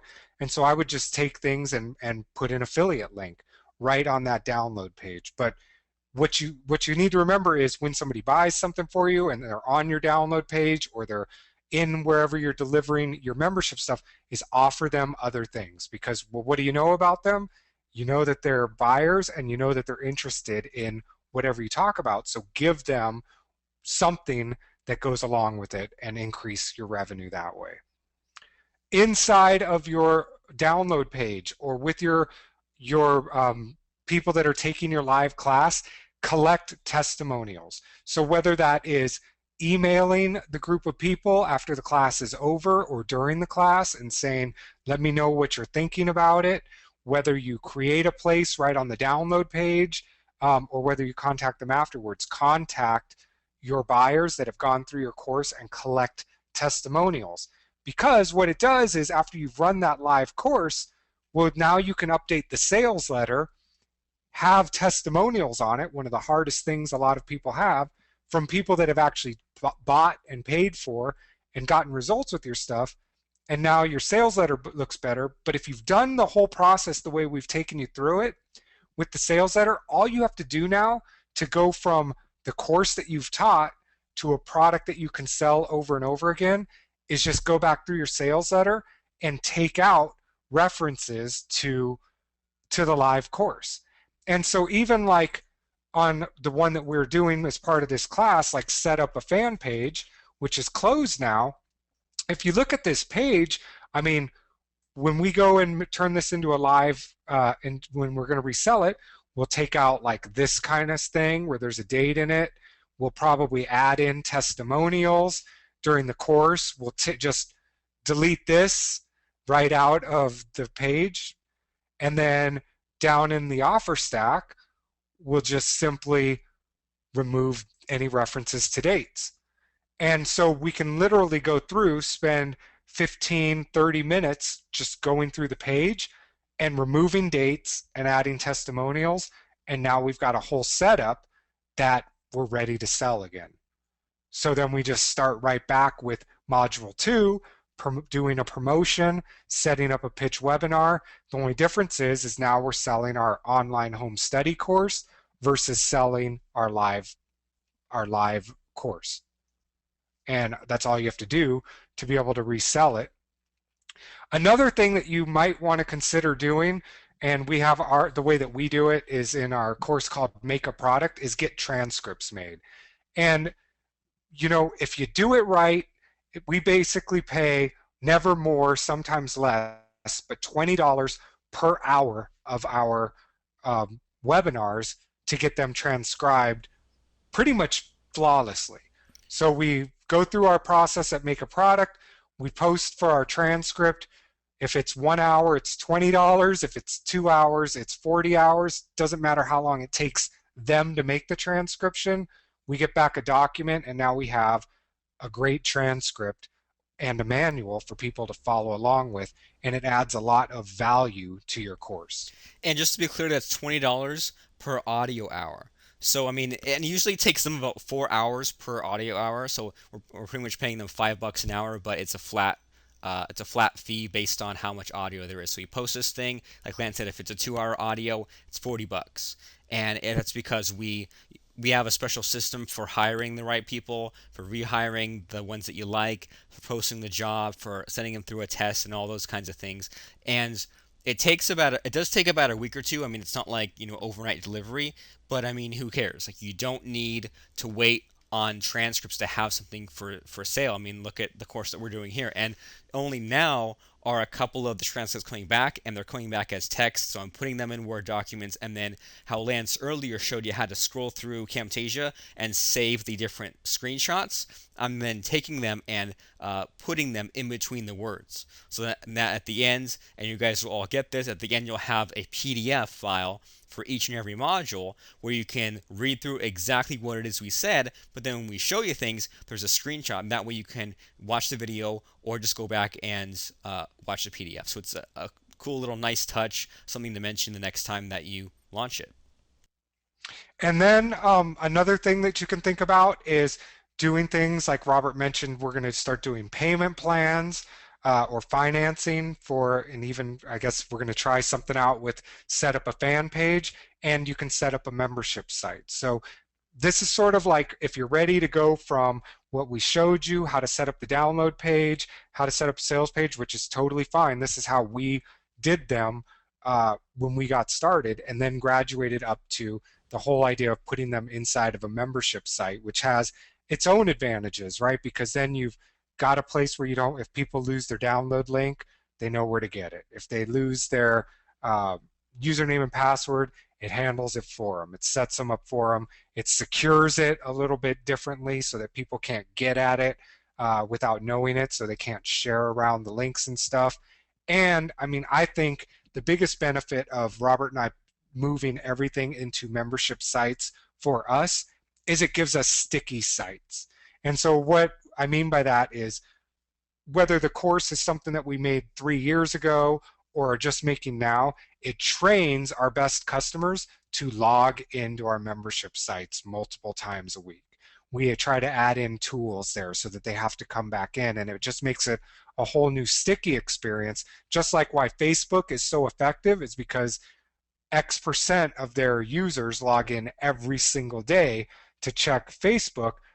You want to create the same thing with your buyers where they know that, oh, I need to find something, I need to log into the site today. I need to log into the site today. And we give you everything that you need and how to do all of that inside of Membership Cube as well.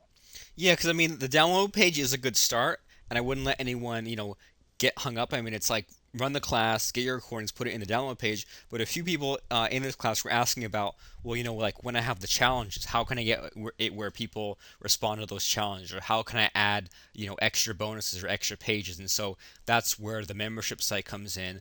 For some reason, people still get stuck on this idea that a membership site means that it's like a $20 a month site that goes on forever and ever. Well, no, it's a site where people can become a member. I mean, you just said, Lance, Facebook is a membership site. So when you only have 4 modules, there's not even a need to drip it out. You just give them all the modules at once, and that becomes very powerful because when you pitch the class, that you're pitching a 30-day program. So, if 500 bucks, 100 bucks, whatever it is, they can join it and they get all that stuff at once, and they don't have to worry about it getting dripped out. And also, like you said, Lance, that having them log in every day. So if you guys can either find a software tool to put in your members area or your own system, and we talked about this, I think, on module 3, and that's why, even in our case study, the set up a fan page course, we added a Facebook search tool. And the reason that we do that is because, well, first of all, it becomes a lot easier to pitch. Like, remember when we said when you pitch things, if you can have a how-to section, a demo section, that's great. So now when we re-pitch, set up a fan page, once that's done, we can pretty much just make the whole pitch about that tool. And then, I mean, yeah, there's extra, there's all that training on there, but the most powerful thing, the thing that's going to get most people to buy, is that tool. And in the offer stack, we'll explain all the different modules, and then we'll even, offer the payment plan and not really have to worry about people canceling, because if they cancel, they lose access to that tool, and they make a fixed number of payments, like in this case probably 5 payments, and then it's done, it's paid off, that's it. And so we can have all these people join at a low barrier of entry and have this certain amount of monthly income that we can expect to come in because they're all in this payment sequence. Yep. And so these are things that you can do next. And then don't forget, you get to the end, you re-promote, right? It's a true rinse and repeat system. This is what we do over and over and over again. You come up with your loose idea for the course, you do a promotion, you run your pitch webinar, you get paid to do your class, you collect testimonials, update your sales letter, rinse and repeat, right? Whether it's doing another live course or whether it's reselling a product that you have already done, this is basically the most effective way to create a product, sell a product, and keep selling a product over and over again. And so speaking of the repromotions, we want to make sure that once you're finished with the entire process that we've shown you guys, that you do realize you have a product that you can now sell forever. And I put forever in quotes because, well, at some point it's going to become dated, right? At some point you're going to have better systems. At some point something's going to change where you're going to be ready to teach the class again. But really, you can sell that product as long as it's relevant and it gets the result that people want. The other cool thing about if you go through the process the way that we've laid it out for you in the last, well, in module 2, 3, and now 4, is that your pitch is now proven. What I mean by that is you already know you have something that sells. I mean, we know what the set up a fan page pitch converted at. So we know what to expect now. So now all we can do is reuse the parts that we liked, update the parts that are a little bit different, maybe stress some of the things that come out from our customers while we're actually teaching the course that they like, the parts that they were most interested in. But now we've got a skeleton where we can reuse the close, we can reuse the opening, we might want to change the demo a little bit, but we've got a proven pitch that we can now reuse for when we're doing our promotions over and over again. We've got a proven sales page, right? Even if it's simple, even if your sales page is the headline, the couple of bullet points, the course, what's in each of the modules, and the stack, i.e., what's given to you inside of paper template. Well, now you've got something you already know sells, so all you have to do is add some testimonials to it, maybe add a little bit more into it, beef it up, and remove your references to the live course. But it's the risk in all of it is now gone for your repromotion. You already know you have something that somebody's interested in. You already have something that you know converts. It's just your job to actually sell it again. And every month, when you're going to do your new promotion, run your pitch again, is you want to find something newsworthy. You want to find something new that you can share in that pitch webinar. So think about like, what's the marketplace talking about? What was exciting in the course? What new angle do you have? What part can you stress that you didn't in the last one? So for example, when we pitched set up a fan page this last time, we really stressed on the live demo of look how fast you can get a response, right? So we had our fan page, the Red Sox page, and we went in at the very beginning and I made a post and sort of the demo was look at how fast people are liking it. Look at how fast and responsive this list is. One of the things that we will probably do in the next time that we pitch it is stress a little bit more the software side of it. Look at all the things you can do with FB lead search. And so it's just changing what it is to stress. Why? Well, because people that have already bought now will probably learn something new that they didn't catch or didn't know about that the tool can actually do. And if somebody was on the last pitch and didn't buy, well, maybe the reason they didn't buy was that they weren't interested in getting a bunch of traffic for whatever reason, and that demo didn't appeal to them. But now we're using a different demo that may appeal to them differently. So, and you'll see us, we do this with Backup Creator, we do this with Paper Template, we do this with Membership Cube, is we find something that's just a little bit different that we didn't talk about previously and sort of focus on that instead when we do our re-promotions. And I mean, yeah, as soon as we had this new mindset about it, everything changed. So like Lance and I might meet and say, okay, well, it's been a while since we pitched Membership Cube. We want to get 50 new people in this week. Now we're going to promote it. Or, no one was talking about webinars for the past couple of months, but now everyone's talking about automated webinars. So we're going to make a 1 hour pitch explaining, we know our technique, which is better than automated webinars, show our tool, explain our course, and have it, and then pitch Webinar Crusher. Or like if everyone's suddenly talking about Amazon stuff and CreateSpace and Kindle, then we already have the product made for that's called make a product, and we're going to say, yeah, and it all just comes down to what the marketplace is talking about, so you kind of know, like, what everyone else is all doing the work for you, and what the conversation is. But you also look at all your competitors and what it is they're leaving out. And so all these guys, like when they teach Amazon stuff, they'll talk about, well, go and get public domain this or that, which doesn't really work anymore. Or they'll just emphasize the advertising part, and we're like, well, what about like writing the whole book? Well, we have a system where you can have an entire book written in 1 hour and be published on Amazon tomorrow. So it's kind of like, instead of getting discouraged, I know a lot of people, they'll do like a class on WordPress and then next week see, oh no, 10 other people did it. Everyone probably bought all their courses. Now I can't do anything. Well, no. Now you just have to adjust a little bit and maybe absorb some of their changes or position yourself a little better and you don't want to call them out specifically, but if everyone else is talking about one way to set up a website, or one way to lose weight, or one way to train your dog, then you can look at the flaws in that and position your solution as something better. And it's a lot of fun just to take, and all the work's done. Sales letter's done, product's done, the pitch is done, but it's fun just to tweak a couple of slides or just change a few things, and then show up for an hour and you're done. You have yet another video to put on YouTube, share around, build a list, do whatever you want with it. Yeah. And I mean, I think this slide, if you get anything out of the course, it's this slide. I mean, this is what really changed everything for us, was that realization that we don't have to take our $1,000 course and make it $7 like you see all these other people doing. In fact, that hurts you in the long run. You don't have to make a new course every time you want to sell something. If you follow this process, you now have something to sell every single month. And if when you get to the point where you've run 4 classes, well, guess what? You don't have to run classes anymore until you want to, until forever is now over and you need to reteach something. You can roll through using this sort of technique and the stuff that's already been set up as you taught it to literally once every 4 weeks repitch one of your existing products. And it doesn't matter until every person on your list has bought your product.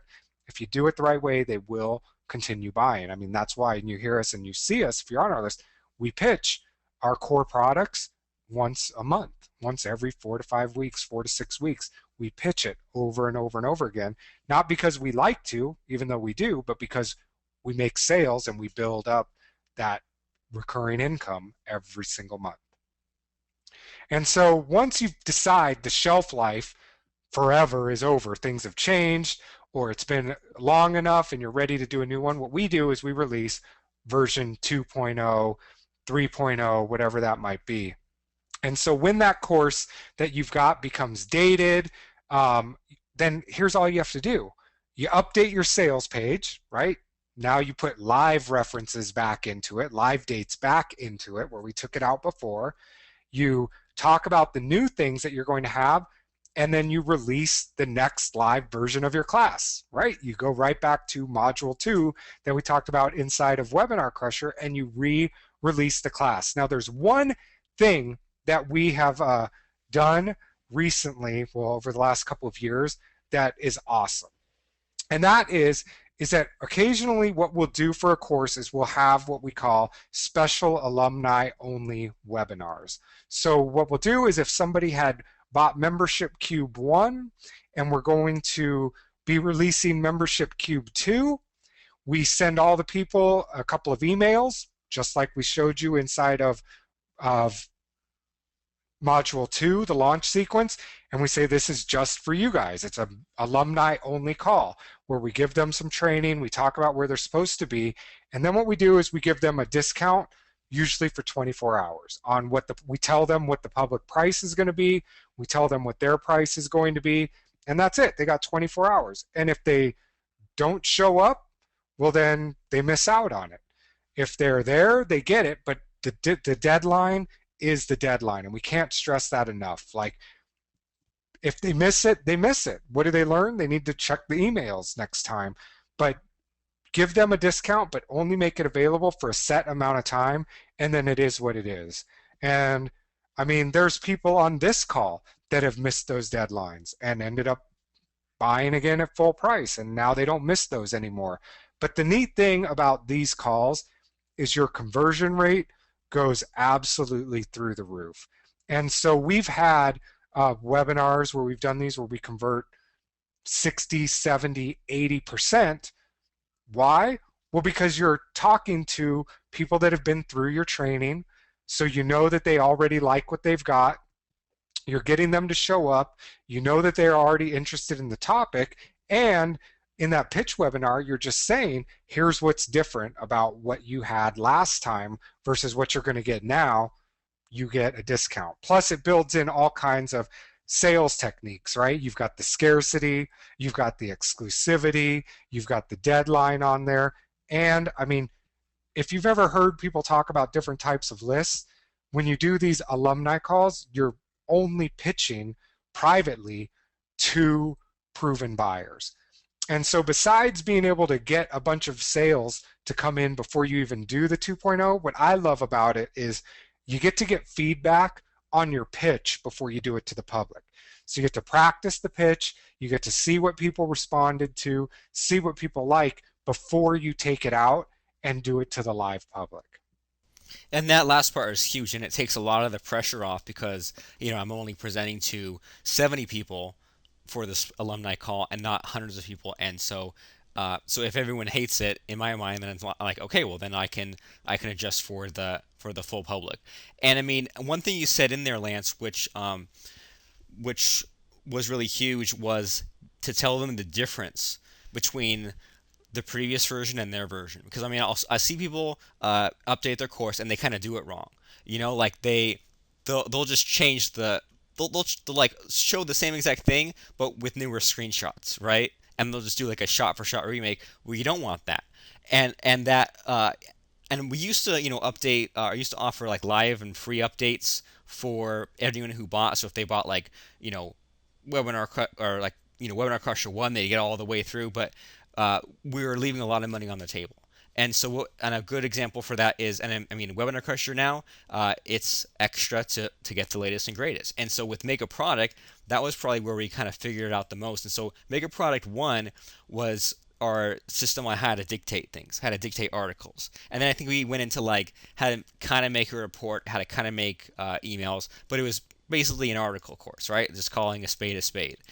So then when we came time to pitch Make a Product 2, well, we tried just the shot for shot remake, or at least in the sales letter. And once again, because we launched it first on a webinar before creating it, we were able to adjust and salvage the launch basically. And Make a Product 2 had that dictation and articles, but it was really with the emphasis on things like Kindle and CreateSpace and like our point and click system. Or actually, I think the live course had this, but then when we pitched it again, then that had the point and click system. And so the big thing we were missing out on is there were all these buyers who paid, I think, like 97 or 197 for Make a Product 1. Make a Product 2 was also 197, but the price for them to upgrade was 97. So they pretty much got like a half price upgrade, but it was only available for 2 days or something like that. And after that, then they would have to pay full price. So we get a flood of sales at first, like you said, test the pitch and all that good stuff.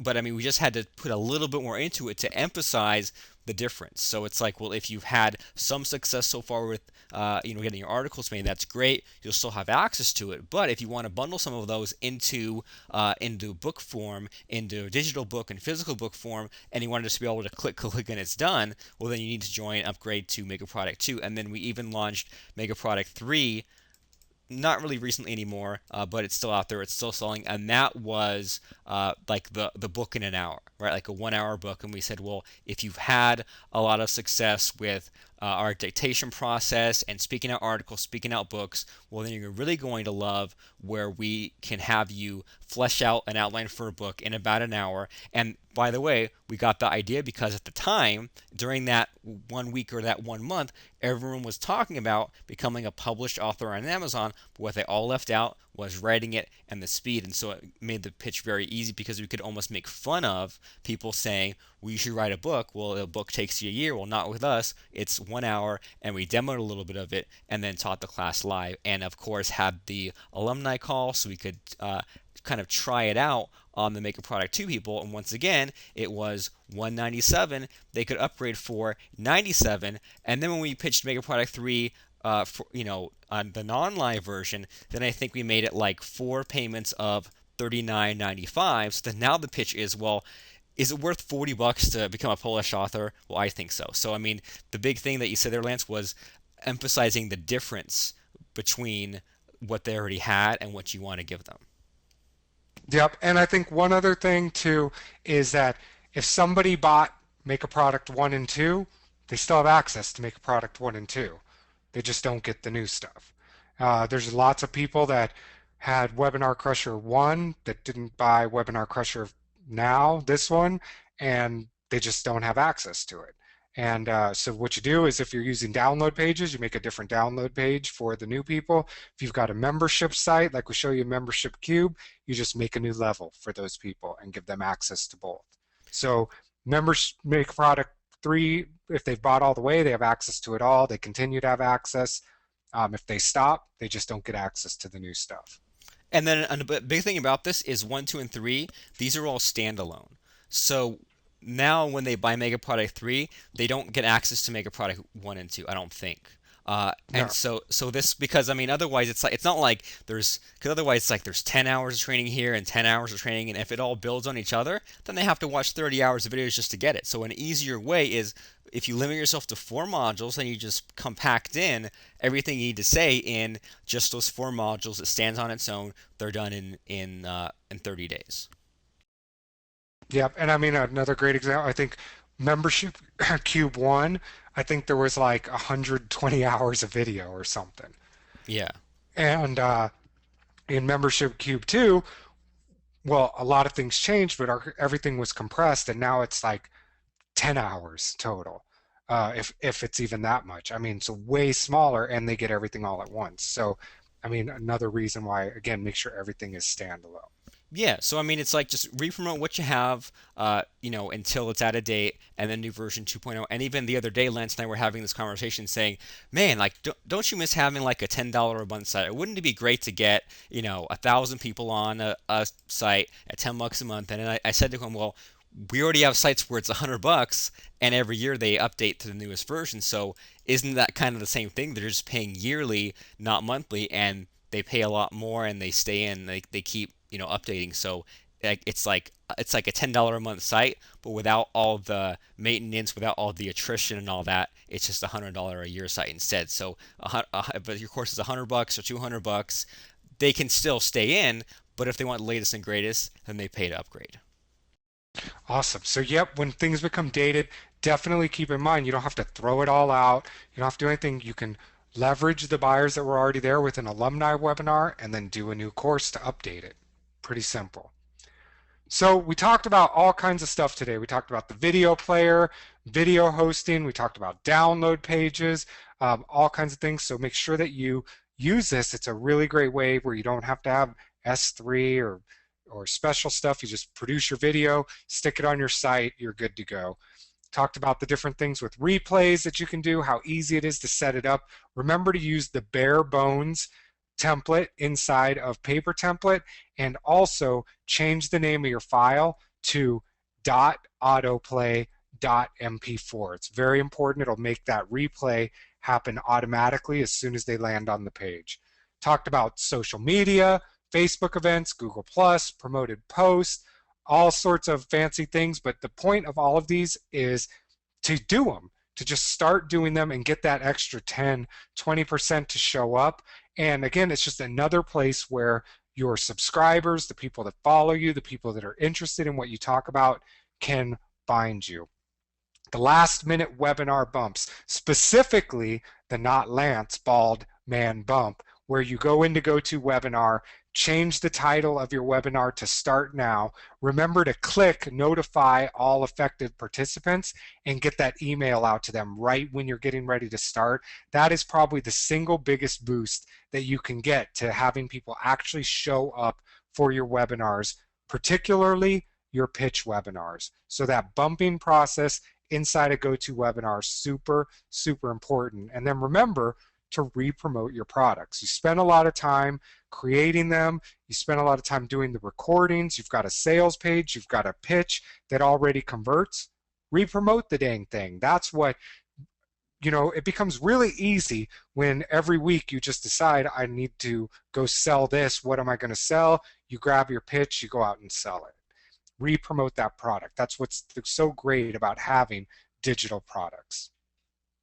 And so now, of course, we want you to do something. We want you to have your course and download page completed and ready to go. And so what we want to know from you guys is, what is your additional offer going to be? Remember, on that download page, have a link or an offer to something, either an affiliate link or your own product. But what will your additional offer be? What date will your course end? What time and date will you have your replays posted? And what time and date will your repromotion pitch be held? Just get it scheduled, get it put out there. It makes it really, really easy. And it should be waiting for you inside of the members area already at webinarcrusher.com/members. So you want the course and download challenge.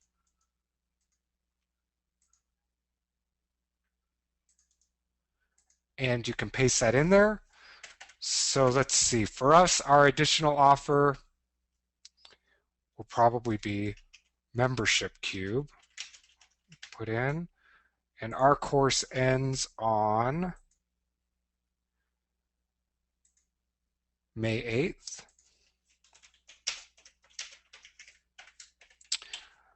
Replays will all be posted by May 8th at 5 p.m. Eastern.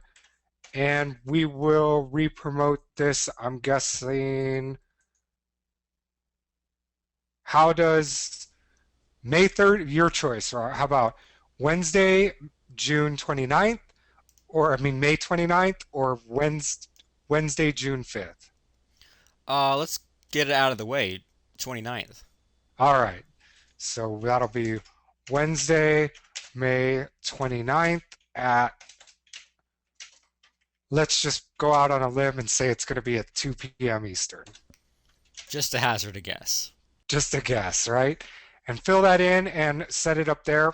And again, get that all figured out. One other thing we wanted to make sure that you guys were aware of is if you don't have your GoToWebinar account or a paying GoToWebinar, a great option is to register with Robert and I for Webinar Crusher Monthly, where you'll get your own GoToWebinar account in your name from us.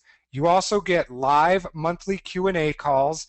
So every month we meet, any questions you have, if you've got a pitch that you want us to take a look at your PowerPoint, if you've got a video that you want us to critique, we'll do or answer anything you've got going. That happens every single month. You also get an updated swipe file. So you've got your pitch webinar swipe file here with, I think there's 100 or something like that that you guys have access to. Every single pitch that comes in, you will get the PowerPoint to, you'll get the video for so that you can reproduce it, And use the do you parts want to that you like. do you want to click over to that real quick, just so I Yep, can see the list? over here. Yeah, so in the pitch webinars, so yeah, if you don't have it, make sure you check it out. But you've got all of these in here now, and you get the PowerPoints, you get the actual videos, so you can reproduce them. You can use them for affiliates. You can use it for your own product. You can edit them. You can do whatever. We give you the PowerPoint and the replay, so you can check that out. You're also going to get, like I said, the live monthly calls. You also will get access to all of the previous versions. There is hours and hours and hours. I think even my very first webinar is in Webinar Crusher 1 some point somewhere. You'll get Webinar Crusher 1, 2, and 3. You guys have access to PowerPoint templates. We update these occasionally. You'll get all of the updates in here as well. So you get GoToWebinar, your monthly Q&A calls, the updated swipe files, the latest and greatest as to what Robert and I are doing on a monthly basis, what we are seeing, anything that you need answered. It's available for you guys. Just click on the link. You can sign up. It's $97 a month, and we look forward to seeing you in there. I want to thank you for taking Webinar Crusher. We look forward to hearing about your successes, and we will talk to you all very soon. Have a great day.